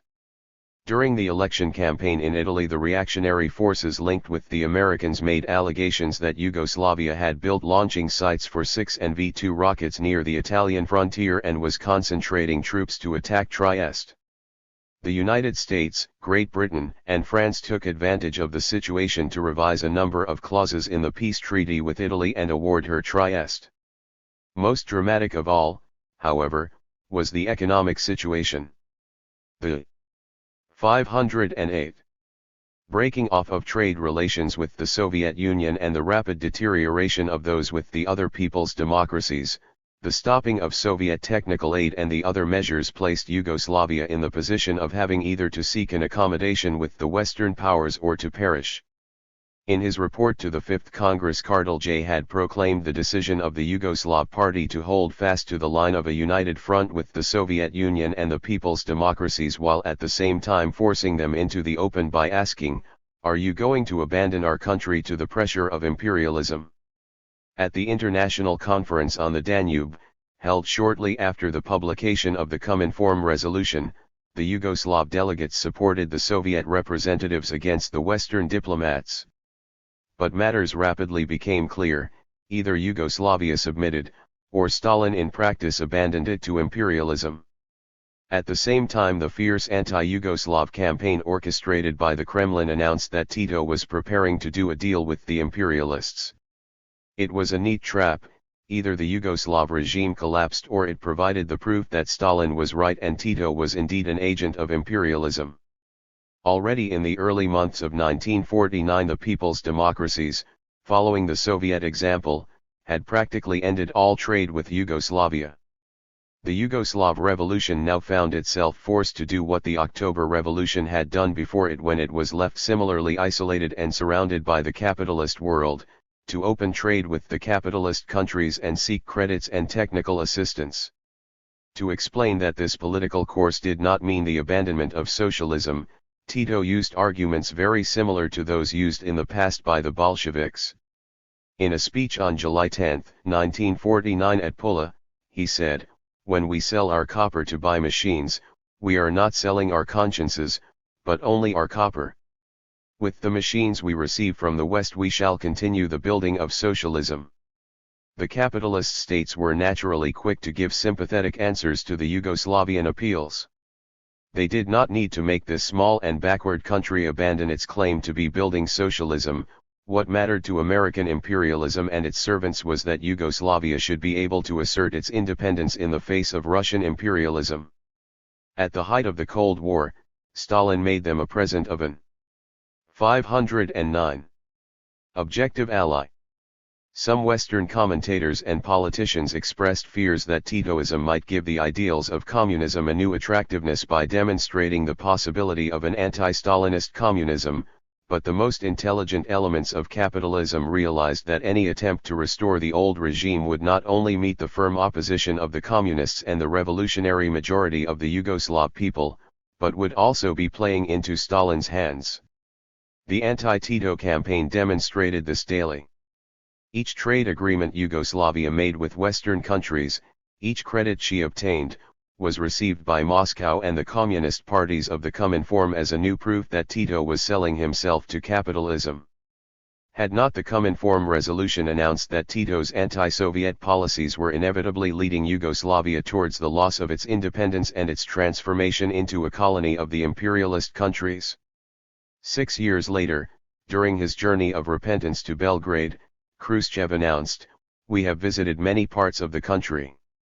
We have talked to workers and have been able to see that, in spite of the difficulties Yugoslavia experienced as a result of the deterioration in relations with us, Yugoslavia has not abdicated her sovereignty and has maintained complete independence in the face of the imperialist camp." 33 During the summer and autumn of 1949 the deterioration in Soviet-Yugoslav relations reached a critical point, and the threat of Soviet military intervention became increasingly urgent. A pretext was available in the case of White Russians living in Yugoslavia who had been recruited by the Soviet Secret Service. After the October Revolution, thousands of White Russians settled in Yugoslavia. When the new regime was established, many of them immediately announced their support for the USSR, and the Moscow government granted Soviet citizenship to about 6,000 of them, among whom Beria's organization recruited many agents. In 1949 Rankovich's police arrested some of these. Moscow came to their defense, and sent threatening notes to Belgrade. The last, date August 18, appealed to the right of Soviet citizens living in Yugoslavia to the free expression of their democratic views and described the regime's attempts to prevent them as fascist. 510. In no country except one with a fascist system is the expression of democratic views regarded as a crime. In the present state of Yugoslavia it is the ground for the illegal arrest and cruel punishment of people who criticize the fascist regime which exists in Yugoslavia. There are only two governments in Europe, the Greek and the Spanish, which regard the resolution of the Communist Party's Information Bureau as a criminal document. These two governments are fascist. From that it can be deduced that the Yugoslav government is the third government to regard the resolution of the Information Bureau as a criminal document, regarding its distribution and the very fact of knowing about it to be a sufficient basis for imprisoning thousands of people. The note denied that the COMINFORM resolution recommended the overthrow of the Titoist leadership, and claimed that it merely called for the convening of a Congress of Yugoslav communists at which the party leadership would be changed, which was perfectly proper since, the document explained, the congresses of Marxist parties do not meet to glorify their leaders, but to analyze from a critical standpoint the existing leadership and, if necessary, renew it or replace it by another leadership. In all Marxist parties in which internal democracy existed, this method of changing the leadership was natural and perfectly normal. There was no need to look any further than the Communist Party of the USSR. With regard to the ill treatment inflicted on the Soviet citizens arrested, the note described 3 cases.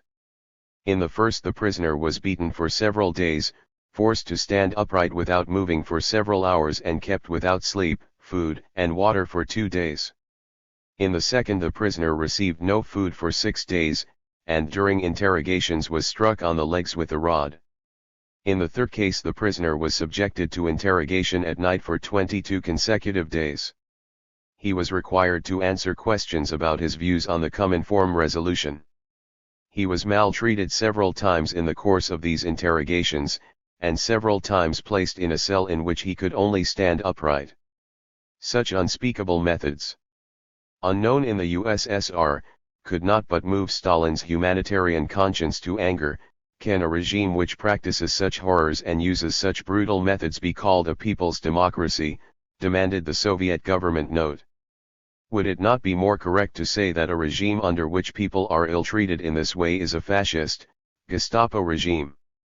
The note ended with the remark that if the Yugoslav government did not comply with the Soviet demands, the Soviet government would be obliged to have recourse to other, more effective means of defending the rights and interests of the Soviet citizens in Yugoslavia and to restrain the agents of the fascist violence which has been let loose. 34. What were these other, more effective means to which the Soviet government referred?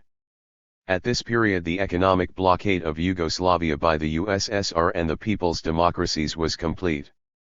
The campaign of defamation seemed to have reached its limits. Apparently, nothing was left but military intervention. The Western press was filled with alarming reports of the movement of Soviet troops in the people's democracies bordering on Yugoslavia and semi-official statements by the United States and the European countries announcing their readiness to intervene if needed. Tito again announced Yugoslavia's readiness to face any eventuality. Then, instead of Soviet military intervention, there was the Raj trial and the second COMINFORM resolution against Yugoslavia. Before this, however, a new proof of Tito's treachery was put into circulation. We have already seen that at the beginning of 1948 Stalin ordered the Yugoslav communists to stop helping the armed struggle of the Greek communists. The Yugoslav party did not comply, but the COMINFORM's condemnation made it extremely difficult for it, as may be imagined after the events described above, to go on helping the Greek fighters on the scale they needed. From the time of the COMINFORM resolution, Yugoslavia had to keep its forces practically in a state of alert, ready to go into action, should Stalin decide on military intervention. The COMINFORM resolution also had catastrophic effects within the Greek party and the partisan army. Many activists, including General Marcos, the head of the revolutionary government established in the northern mountains, did not accept the condemnation of the Yugoslav party and were subjected to a vast purge organized by Zachariads, the general seconds. 512. Retary of the Greek party. At the end of 1948, Zachariads added the post of chief of the armed forces to that of general secretary of the party. As the Greek press admitted later, the situation of the government troops in the autumn of 1948, in spite of American technicians and arms, was becoming alarming. In the course of the year, the Revolutionary Army had achieved a number of remarkable successes.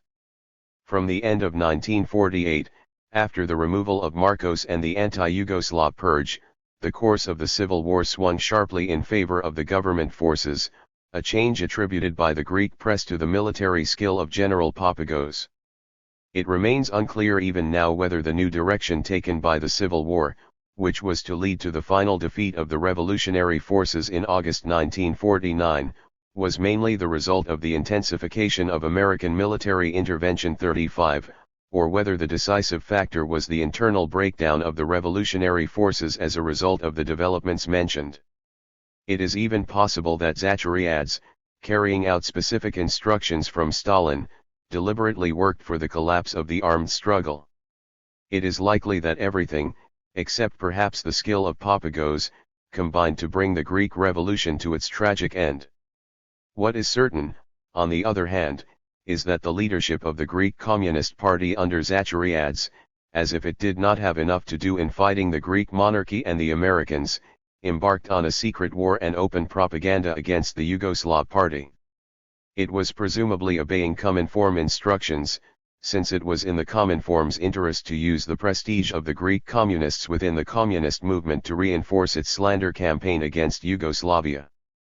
36. During the summer of 1949, when the defeat of the People's Army was almost complete, the royalist troops reached the borders of Albania and Yugoslavia. About the middle of July, the Belgrade government announced its intention to close the frontier, justifying its decision on the grounds of the repeated incursions of Greek royalist troops into Yugoslav territory.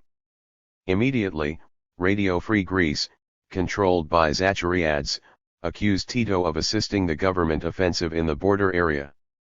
The anti-Tito campaign had a field day. Tito had sold himself to 5i3. The Americans and the Greek monarcho-fascists, he had stabbed the Democratic Army in the back. On August 28, Moscow radio broadcast a communiqué from the Albanian Ministry of Defense also announcing the closing of the border and warning that in order to preserve peace all armed persons coming from Greece, whether monarcho-fascists or Democrats, will be disarmed. This action, however, coming from a government controlled by Moscow, was not a stab in the back, but only a measure to preserve peace.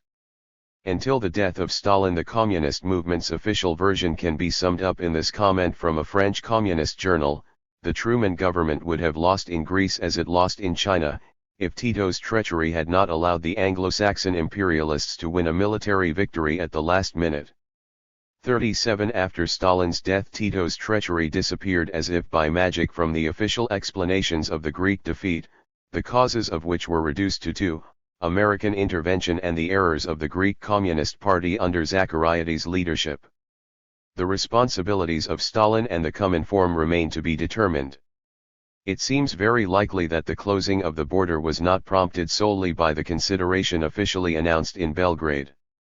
The action also fulfilled two other functions, that of preventing an incursion into Yugoslav territory of armed forces under the orders of the COMINFORM 38 and of making a gesture to smooth relations with Washington at a time when the threat of Soviet military intervention seemed to be coming alarmingly close.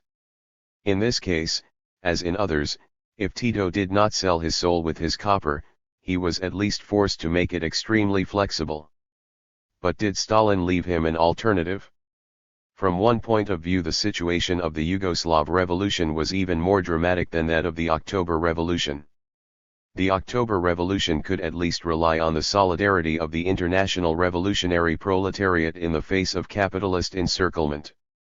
But in the face of encirclement by Russian imperialism, camouflaged under the label socialist, and by the communist movement, still totally alienated by Soviet myths, the only defensive move abroad still open to the Yugoslav Revolution was to take advantage of the Cold War between capitalist imperialism and the new imperialism. 5i4, which was beginning to appear. The heart of the problem was whether the tacit alliance with the United States and its vassals, and with the reformist wing of the working class movement, was compatible with the development of the socialist revolution inside the country. To explore this tortuous path or sacrifice itself to Stalin's colonialism, this was the inexorable dilemma which faced the Yugoslav Revolution. The trials. In terms of COMINFORM propaganda, which started with the 1948 resolution and was enriched in the course of time by the new evidence with which events provided it, the Yugoslav heresy had taken the following course up to the summer of 1949. In the first stage, Tito and co. went from Marxism-Leninism to nationalism.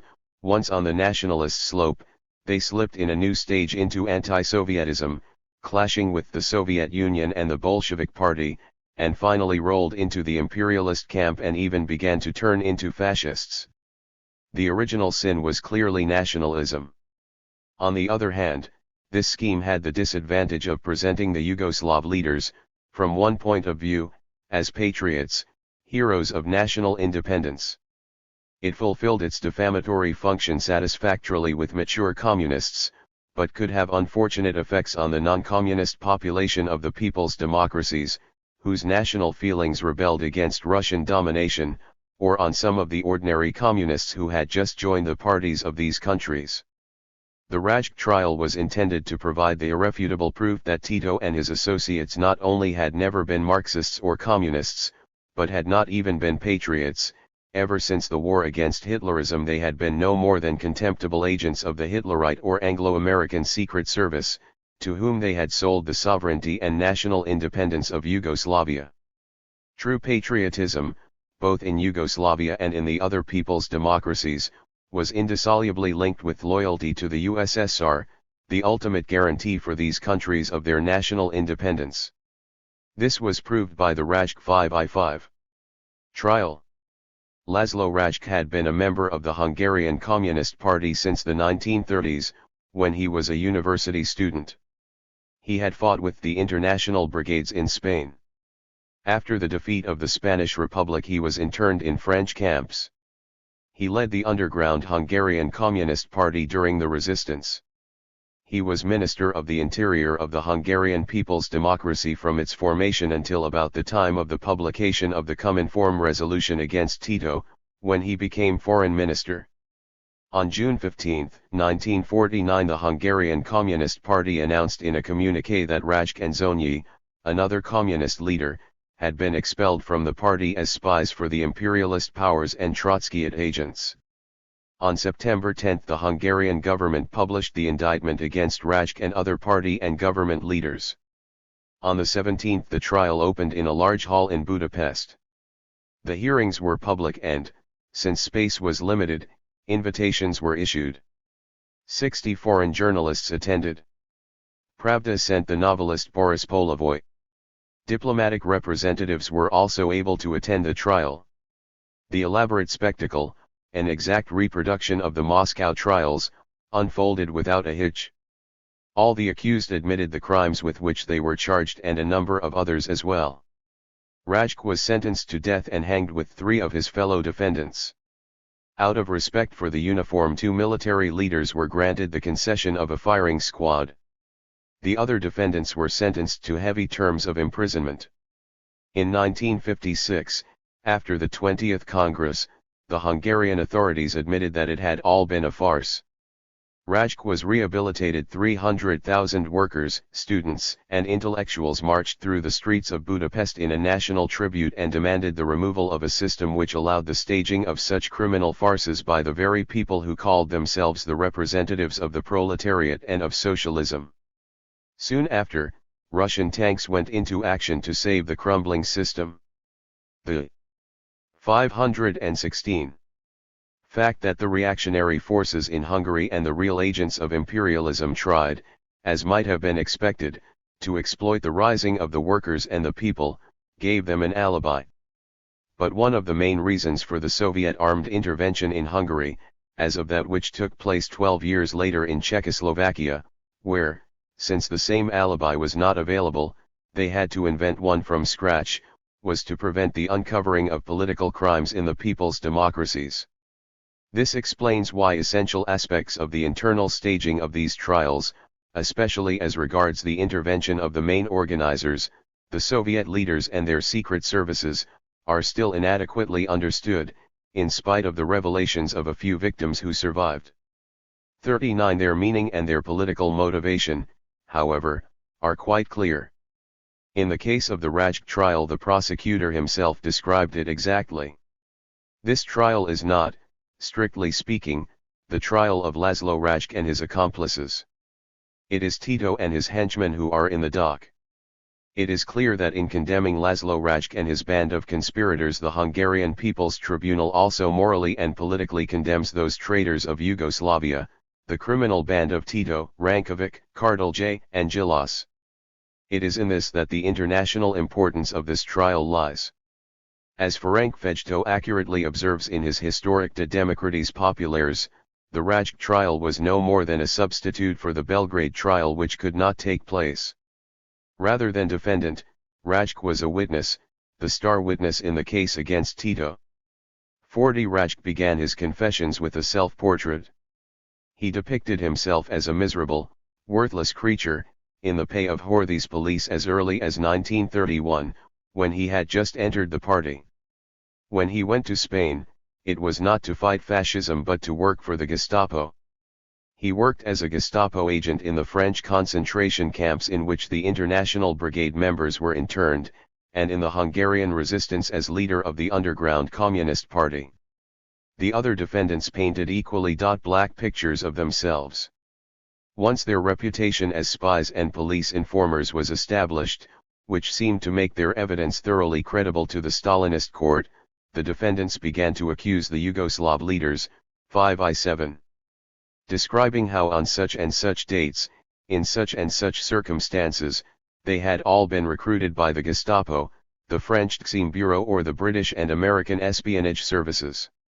In these descriptions the international brigades turned into a nursery of police agents and spies, who were sent direct from the French concentration camps into the countries of Eastern Europe. There, placed at the head of the underground communist parties, they continued to recruit police agents or spies among the communists. The Yugoslav Revolutionary War, in particular, had, in these stories, been organized and led by Gestapo agents. The Hungarian resistance was similar. The agents were men of parts, working at the same time for the Anglo-American and for other police forces. Once the Germans were defeated, this band of spies was naturally taken over by Alan Dulles, head of American espionage in Europe. The Budapest trial provided no details about the other people's democracies, it was merely implied that the monstrous imperialist plot must have had ramifications in them. A few hints were thrown out of obvious places to look: members of the international brigades, communists who went into exile in the West before the war, militants in the internal resistance, etc. Above all, suspect were those who had kept up contacts with the Yugoslav communists, whose name was now synonymous with espionage. What communist leader in the people's democracies had not at one time or another had contact with the Yugoslavs? All this applied just as much to the Western communist leaders. If the method of the Rajk trial had been followed through, it would have led to the conclusion that the leading organs of the communist parties of France, Italy, Spain, and the rest were probably just as rotten with police agents as those of the people's democracies. And what about the higher circles of the Soviet Communist Party, which, after all, had had the widest contacts with the exposed or potential spies of all the other communist parties, beginning with the Yugoslav? Starting from this hypothesis and going back into the past of a series of Western and Eastern communists, as was done with Rajk, Tito, and others, it would have been easy to reach the conclusion that the Communist International had been created by the German espionage service. There was that suspicious journey of Lenin's in a sealed train through 518. The Kaiser's Germany, which would have made it possible to explain a point of Stalinist history which still remains obscure: why the Comintern had been led in its early years by expert agents of the Gestapo such as Zinoviev, Trotsky, Bukharin, etc. Later, in the period of the Popular Fronts, it could have been shown that the Comintern had gone over to the service of Anglo-Franco-American intelligence. Naturally, similar conclusions could be obtained about the Soviet state. Happily, however, the method used at the Budapest trial concealed another, much more rigorous and scientific one. The lists of spies or trainee spies were drawn up in advance in various offices on instructions from the infallible. In this way there was no danger that purely formal logic might lead to dangerous conclusions. Only when the spies had been selected was evidence of their activity collected: contacts, meetings, periods in prison, dealings with liberals or social democrats, contacts with the military or diplomatic missions of Britain or the United States, the ultimate proof of connections with imperialism and its intelligence services, and so on. Once the infallible, with the help of his intelligence, decided that a particular communist was a spy, the collection of evidence, irrefutable proof, as the indictment in the Budapest trial called it, was a simple matter. The only problem was selection. This was where the intelligence services sometimes made mistakes through the bureaucratic routine which dominated their actions in this field as in others. So, for example, some of the International Brigade volunteers whom Rajk described as having been sent by the Gestapo from French concentration camps to Yugoslavia had never been in these camps, and one of them, Vukmanovic, had never even been in Spain. Apart from these minor bureaucratic errors, however, the method used, the selection of spies or trainee spies in advance, made it possible to set limits in space and time to the process of logic and so to confine the epidemic accurately to the area and period desired, according to the political and ideological problems to be solved. For this period, the infallible decided that the epidemic of spies in the 5i9 communist movement should be limited to the satellites, and in particular to those who had refused the honor of membership. 2.5 months after Hungary came the turn of Bulgaria. On November 30 the public prosecutor published the indictment against the group of conspirators and criminals led by Traicho Kostov. Kostov was known in the communist movement as an old revolutionary, co-founder with Dimitrov of the Bulgarian Communist Party and for a period a leading official of the Comintern. He had been formed by 30 years of underground activity, mass struggle, armed insurrection and, finally, a position of leadership in the people's democracy. According to the indictment, however, Kostov was something else.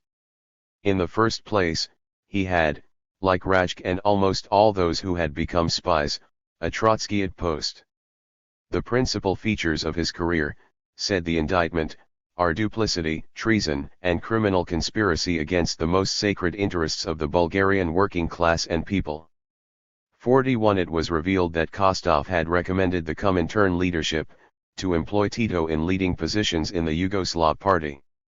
Kostov was not as precocious an agent as Rajk, and did not sell himself until 1942. Shortly after he went over to the service of British intelligence, who recommended him to get in touch with Tito. Kostov made an agreement with Tito to overthrow popular power in Bulgaria with the support of Yugoslav military forces. The plan of the conspiracy provided for the arrest and assassination of Dimitrov. These, and other equally serious ones, were the facts mentioned by the Attorney General. The solemn rite of Inquisition opened to the public in Sofia on November 7, the anniversary of the October Revolution, in the hall of the central headquarters of the People's Army. The spectators included foreign journalists, diplomats, and the inevitable workers' delegations. It was an exact repetition of the performance presented in Budapest. Sud. 520. Denly, however, to general surprise, the unexpected happened. Kostov went back on the confessions he had made during the preliminary examination, and formally denied all the charges brought against him. Disconcerted, the president of the court ordered an immediate recess, to allow the defendant to reread his statement, as though it were a lapse of memory. When the court resumed, however, Kostov firmly maintained his retraction. The Bulgarian press made no mention of such an intolerable departure from the ritual. TASS mentioned it in a dispatch which described Kostov's behavior as insolent. 42 The old revolutionary, who, unlike the Budapest defendants, had found the strength to recover his will after all the physical and moral tortures inflicted on him, maintained this insolent attitude to the end. When the time came for him to make his final statement, he strongly confirmed his retraction. This time, however, the directors of the performance were warned, and Kostov had hardly begun to speak when a storm of shouts and whistles from the public gallery drowned his voice. The system of simultaneous translation into 4 languages, provided for the use of foreign journalists, mysteriously broke down. In spite of his protests of innocence, Kostov was sentenced to death and executed, leaving doubt hanging over the justice of the Bulgarian people's democracy. Several days later the doubt was removed. The press published a letter written by Kostov before his death in which he retracted his retraction and admitted his guilt in full. When Kostov was rehabilitated in 1956, it was revealed that the letter was a forgery, as had been all the charges and confessions presented at the trial. The hunt for heretics and their punishment began in the people's democracies at the very same time as Stalin launched his offensive against the Yugoslav Revolution. In Albania, Doge, the secretary of the party organization and minister of the interior, who was very close to the Yugoslavs, was removed from these positions before the publication of the COMINFORM resolution. He was tried and sentenced in the strictest secrecy along with other well-known leaders of the party, and executed in June 1949. In Romania, Patrice Canu, who had been general secretary of the party until 1945 and had later held the highest offices in the party in addition to becoming Minister of Justice, was arrested in the summer of 1948 with other well-known militants. That same summer Gomulka, 521, lost his post of general secretary of the Polish party and was accused of, among other crimes, nationalism, resistance to rapid collectivization of agriculture, lack of vigilance, toleration of intellectuals, and, above all, failure to understand the leading role of the Communist Party of the USSR. 43 In January 1949 Gomulka, General Spakowski and other leaders were expelled from the party. In Czechoslovakia the purge of Titoists and other right-wing deviationists began immediately after the Prague coup, which coincided with the beginning of Stalin's attack on the Yugoslavs, and continued for months under the leadership of Slansky, the general secretary of the party. Thus in the year between the COMINFORM resolution against Tito and the Rajc trial the purge in the communist parties and state institutions of the people's democracies took on considerable proportions. The cases mentioned above, which involved the leading circles, were the only ones to be made public, because of the importance of the accused. No public reports, and no doubt no internal ones, were ever made of the thousands of middle-rank or grassroots militants who lost their positions or were expelled from the party. Only the party members directly connected with each case were in the know. The big purge began with the Rajc trial. This put the final touches to a political and ideological platform which was to be the basis of the operation in all the people's democracies and, at the same time, of the intensification of the campaign against Yugoslavia. The two aspects were closely connected. In the second half of November 1949 there took place the third, and last, meeting of the COMINFORM. There were 3 items on its agenda: the defense of peace and the fight against the warmongers, working class unity and the tasks of the Communist and Workers' parties and the Yugoslav Communist Party in the power of assassins and spies. 44 Sislov and Togliatti introduced the first 2 items, which will be discussed in a later chapter, and George Dage, the General Secretary of the Romanian Communist Party, introduced the third. He began by declaring that the events which had taken place since the COMINFORM resolution, and in particular the Budapest trial, had fully confirmed the correctness of the resolution and the exceptional theoretical and practical value of this document for the world revolutionary movement. Its masterly prevision and scientific insight made it a historical turning. 522. Point in the orientation and activity of the entire world revolutionary movement. It had helped the communist parties to become still more deeply imbued with the realization that fidelity to the homeland of socialism, the Soviet Union, is the touchstone and criterion of internationalism. George Dage added, Comrade Stalin has rendered immense assistance to the international communist movement. With his genius and insight, he warned us against a number of ideological deviations and misconceptions and helped us to combat them successfully. This assistance of Comrade Stalin was the salvation of many Marxist parties. The theoretical value of the resolution of June 1948, its scientific quality and the historic turning point in the attitudes and activity of the world revolutionary movement were thus confirmed by the confessions of a group of alleged spies and police agents. On the basis of these confessions, and of them alone, George Dage made the most grotesque accusations against the Yugoslav communist leaders, claiming that during the war they had been simultaneously agents of the Gestapo and of Anglo-American intelligence. The fact such crude assertions were blindly accepted by millions of communists indicates the level to which official Marxism had fallen at this period. George Dage's report went on, when the Information Bureau published its resolution, the Belgrade fascist fiends began to complain that they were the victims of injustice. But their sole idea was to conceal their shady past and their connections with Anglo-American imperialism as long as possible. The Budapest trial came as a thunderbolt to the Tito clique.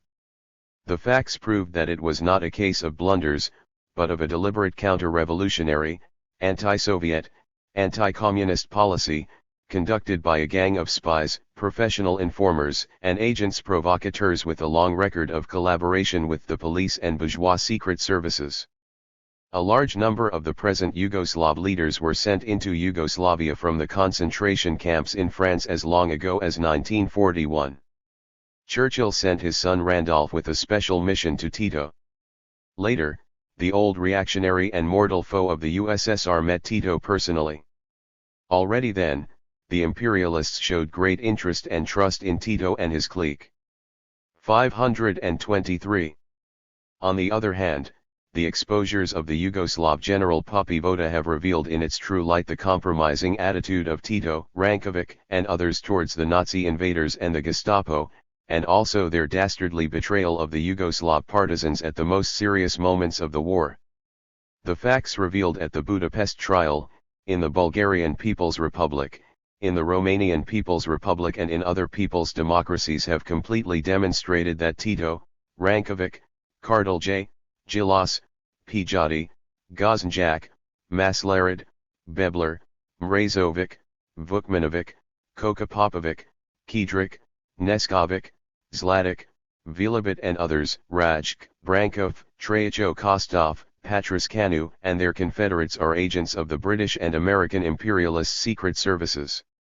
Already at the time of the Second World War, these contemptible spies and traitors were helping the British and American imperialists to prepare support bases for the accomplishment of their plan of world domination.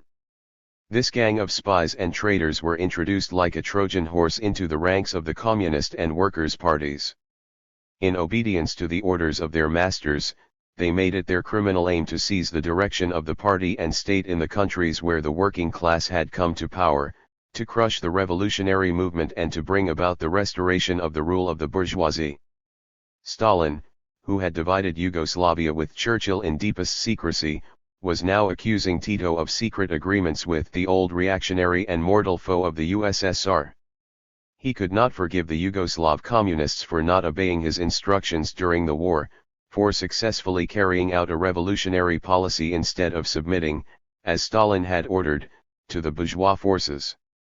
The report pronounced it as certain that the regime in Yugoslavia had become fascist, the headquarters of American intelligence in southeastern Europe, an advanced detachment of the forces being prepared for a war on the USSR and the people's democracies, etc. It ended as follows. Let us raise still higher the victorious banner of proletarian internationalism, by fostering devotion to the Soviet Union, the first socialist country, the foundation of the world revolutionary movement and the main bulwark of the struggle for the peace and liberty of peoples, to the 524 Great Bolshevik Party, the leading force in the world revolutionary movement, and to the genius who is the teacher of laboring humanity and the leader of the struggle of the peoples for peace and socialism, Comrade Stalin. In this way the sinister spy stories put together by the Kremlin's intelligence services and recited at the Budapest trial, learned by heart with the help of the well-tried pedagogical method of torture, became Marxist-Leninist educational material, to raise the political and ideological level of its cadres. This, said George Dage, quoting the COMINFORM journal, was essential if the party of the working class was to get to grips with and beat the enemy always and everywhere, no matter what mask he dons. The inspired educator had already provided similar material 12 years before when he organized similar trials, but the new material was a considerable enrichment of Marxism. The Trotskyite and Bukharinist spies of the 30s had managed to create no more than a few splinter groups which were soon discovered and destroyed. History had still to show what could be achieved by the underground work of imperialism and its intelligence services. In the cases of Yugoslavia and the people's democracies, these services revealed the full extent of their hellish resources. They had proved capable of nothing less than the organization and leadership of the anti-fascist war and proletarian revolution in one country, and had then established a people's democracy in order to be able to use it later, when the time came, to overthrow the other people's democracies, the real ones, set up by the Red Army, and so prepare the conditions for a war against the USSR and the establishment of imperialism's world domination. The enemy's genius bore comparison only with that of the guide of the peoples.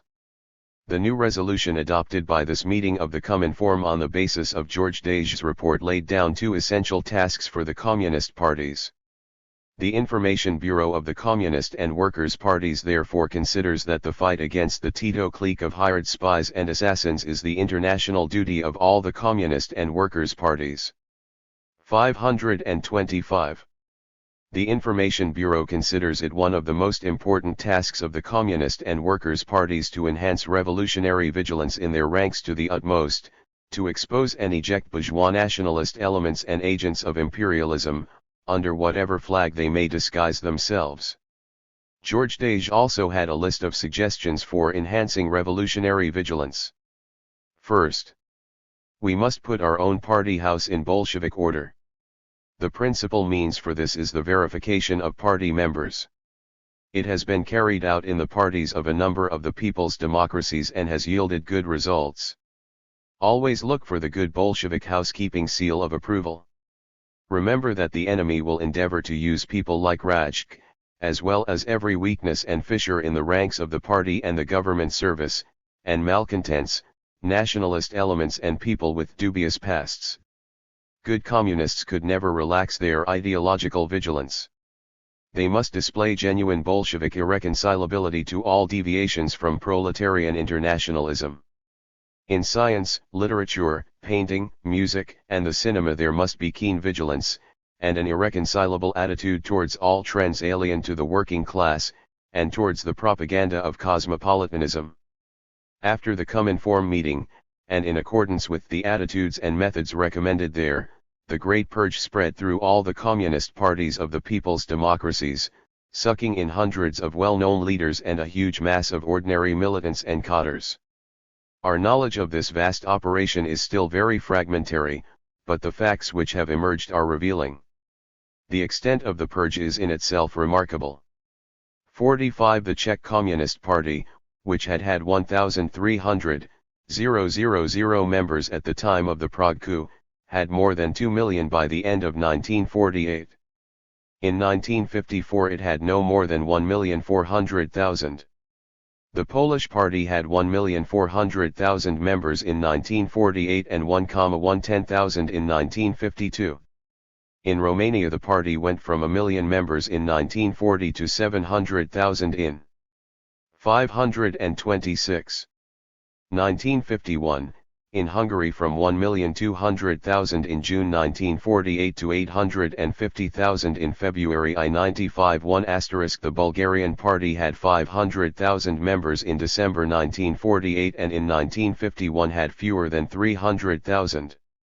These figures are not an exact reflection of the extent of the purge, since recruitment continued during the period.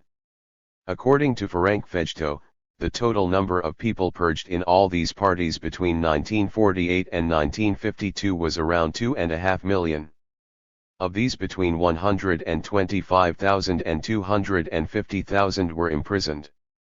The number of those executed is unknown.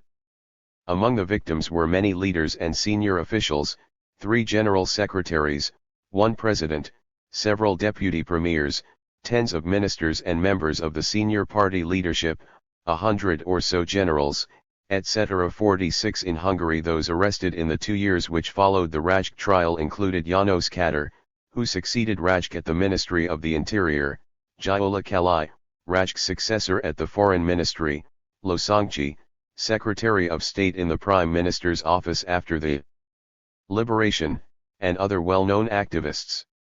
Sandor Zald, who replaced Kadar at the Ministry of the Interior after his arrest, committed suicide in 1951 to avoid detention. The old Romanian communist leaders Vasile Luca and Tihari Gheorghescu were arrested in 1952. Luca was sentenced to death and then reprieved. In the same year Anna Pacher, the foreign minister and a very well-known figure in the communist movement since the time of the International, was removed from the government and party leadership, though not arrested. In Poland, Gomulka, who, as has been mentioned, was removed from the general secretaryship of the party in 1948, was expelled from the government in January 1949.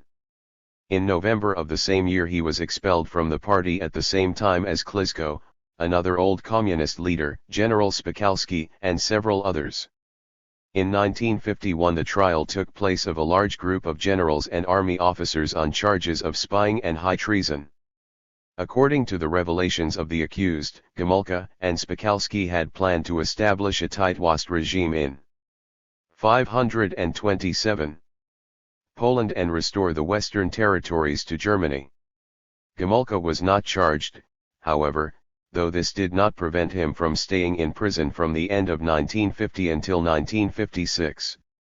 In 1948 the Czech Communist Party underwent a first wave of purges, organized by the General Secretary of the party, Slansky. After the COMINFORM meeting a new wave began. This time it will be much more severe than in 1948, Slansky announced. So indeed it was. It began by removing the leading group in the Slovak party and ended by sweeping away Slansky himself and other leaders of the Czech party, who were charged with high treason, espionage, sabotage, and complicity with Zionism. Their trial took place in 1952. Slansky and 10 other accused, all veteran communists, were hanged.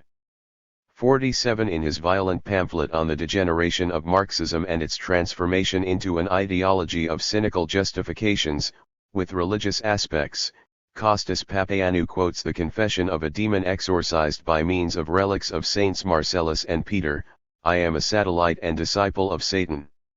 For a long time I was the porter at the gate of hell, but several years ago, with 11 of my companions, I began to lay waste the kingdom of the Franks. As we were ordered, we destroyed the the wine, and all the other fruits produced by the earth for the use of man." Papaioannou comments, "Who can fail to recognize the confession of a Trotskyite monster or a Judeo-Tight-Wast? Everything is there, the obscure origin, the sudden promotion to the rank of qualified saboteur, the abject submission to the orders of a satanic, Trotskyite, Tight-Wast, or other center, and even the moralizing intentions."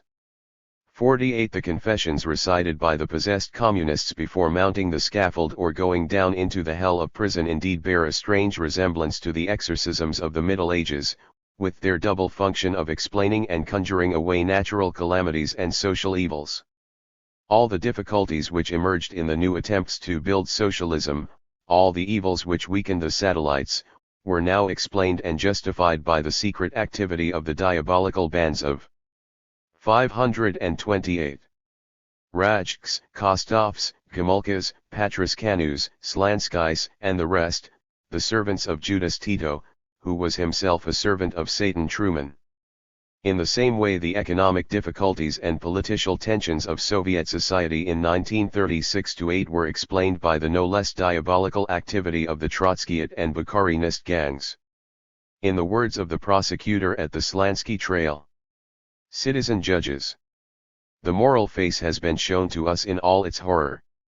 We are aware of the peril we have been in.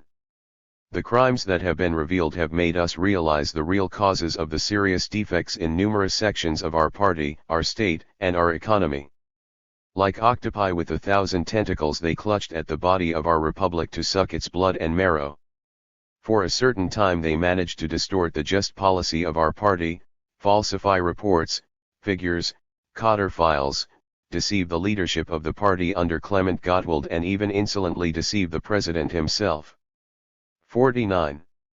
After laying bare, with the help of the imaginary crimes of imaginary criminals, the true causes of all failures, past and present, after demanding exemplary punishment for the monsters with human faces, the prosecutor's final speeches and often even the very confessions of the monsters themselves, endowed not only with human faces but also with Marxist-Leninist language, ended with appeals to strengthen monolithic unity round the Stalinist leadership.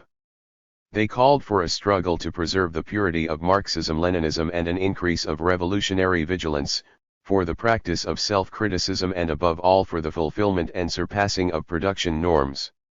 The prosecutor quoted above ended his speech as follows. The conspirators have caused losses to our country amounting to millions, and yet we are victoriously accomplishing the aims of the 5-year plan and constructing a new life, a marvelous life, for ourselves and the generations to follow us. The tireless efforts of millions of workers have thwarted a handful of conspirators. In these last days thousands of indignant letters have arrived in court expressing the firm decision of our workers to repair as soon as possible all the damage done by these 529 imperialist mercenaries. Ever more vigilant, ever firmer and closer to its leaders and Clement Gottwald, our Communist Party is leading the people to a marvelous future. 50. With the evil spirits driven out and the possessed burned, the road to the promised land lies open before the docile flock of the Master. Why may we not see, writes Papaioannou, a sort of indirect, magic self-criticism on the part of the regime itself, history's revenge on the ideology which has so stubbornly denied its own nature. 51. Why not indeed? When, in the 1930s, the real movement of Soviet society, its contradictions and conflicts, reflected in the economic bottlenecks, the social tensions, the silent opposition inside and outside the party, reached a point where they could no longer be hidden or even justified by ordinary failures in the execution of the party's always correct policy, the regime had to use magical explanations. It could not use the Marxist, Marx's, method because that presupposes unhindered criticism, completely free discussion and research without taboos, and the regime was the negation of such conditions. For self-analysis on Marxist principles it would have had to begin by abolishing itself. Nor could it fall back on its ideology, official Marxism, since the function of this ideology was to conceal contradictions, not to reveal them, to produce arguments for the system, not criticisms of it, to mystify the real movement, not to reflect it and explain it rationally. The ills of the system, those which it was impossible to ignore, had to be presented as alien to its nature, structures and superstructures, as imported by agents alien to Soviet society. 10 years later a similar situation occurred in the people's democracies.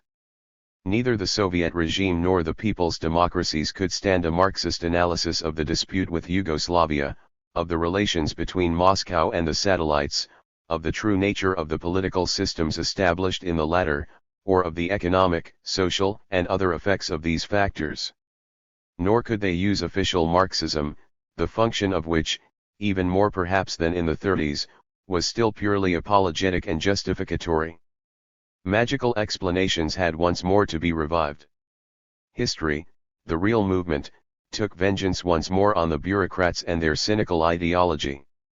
Some years later, with a secret 530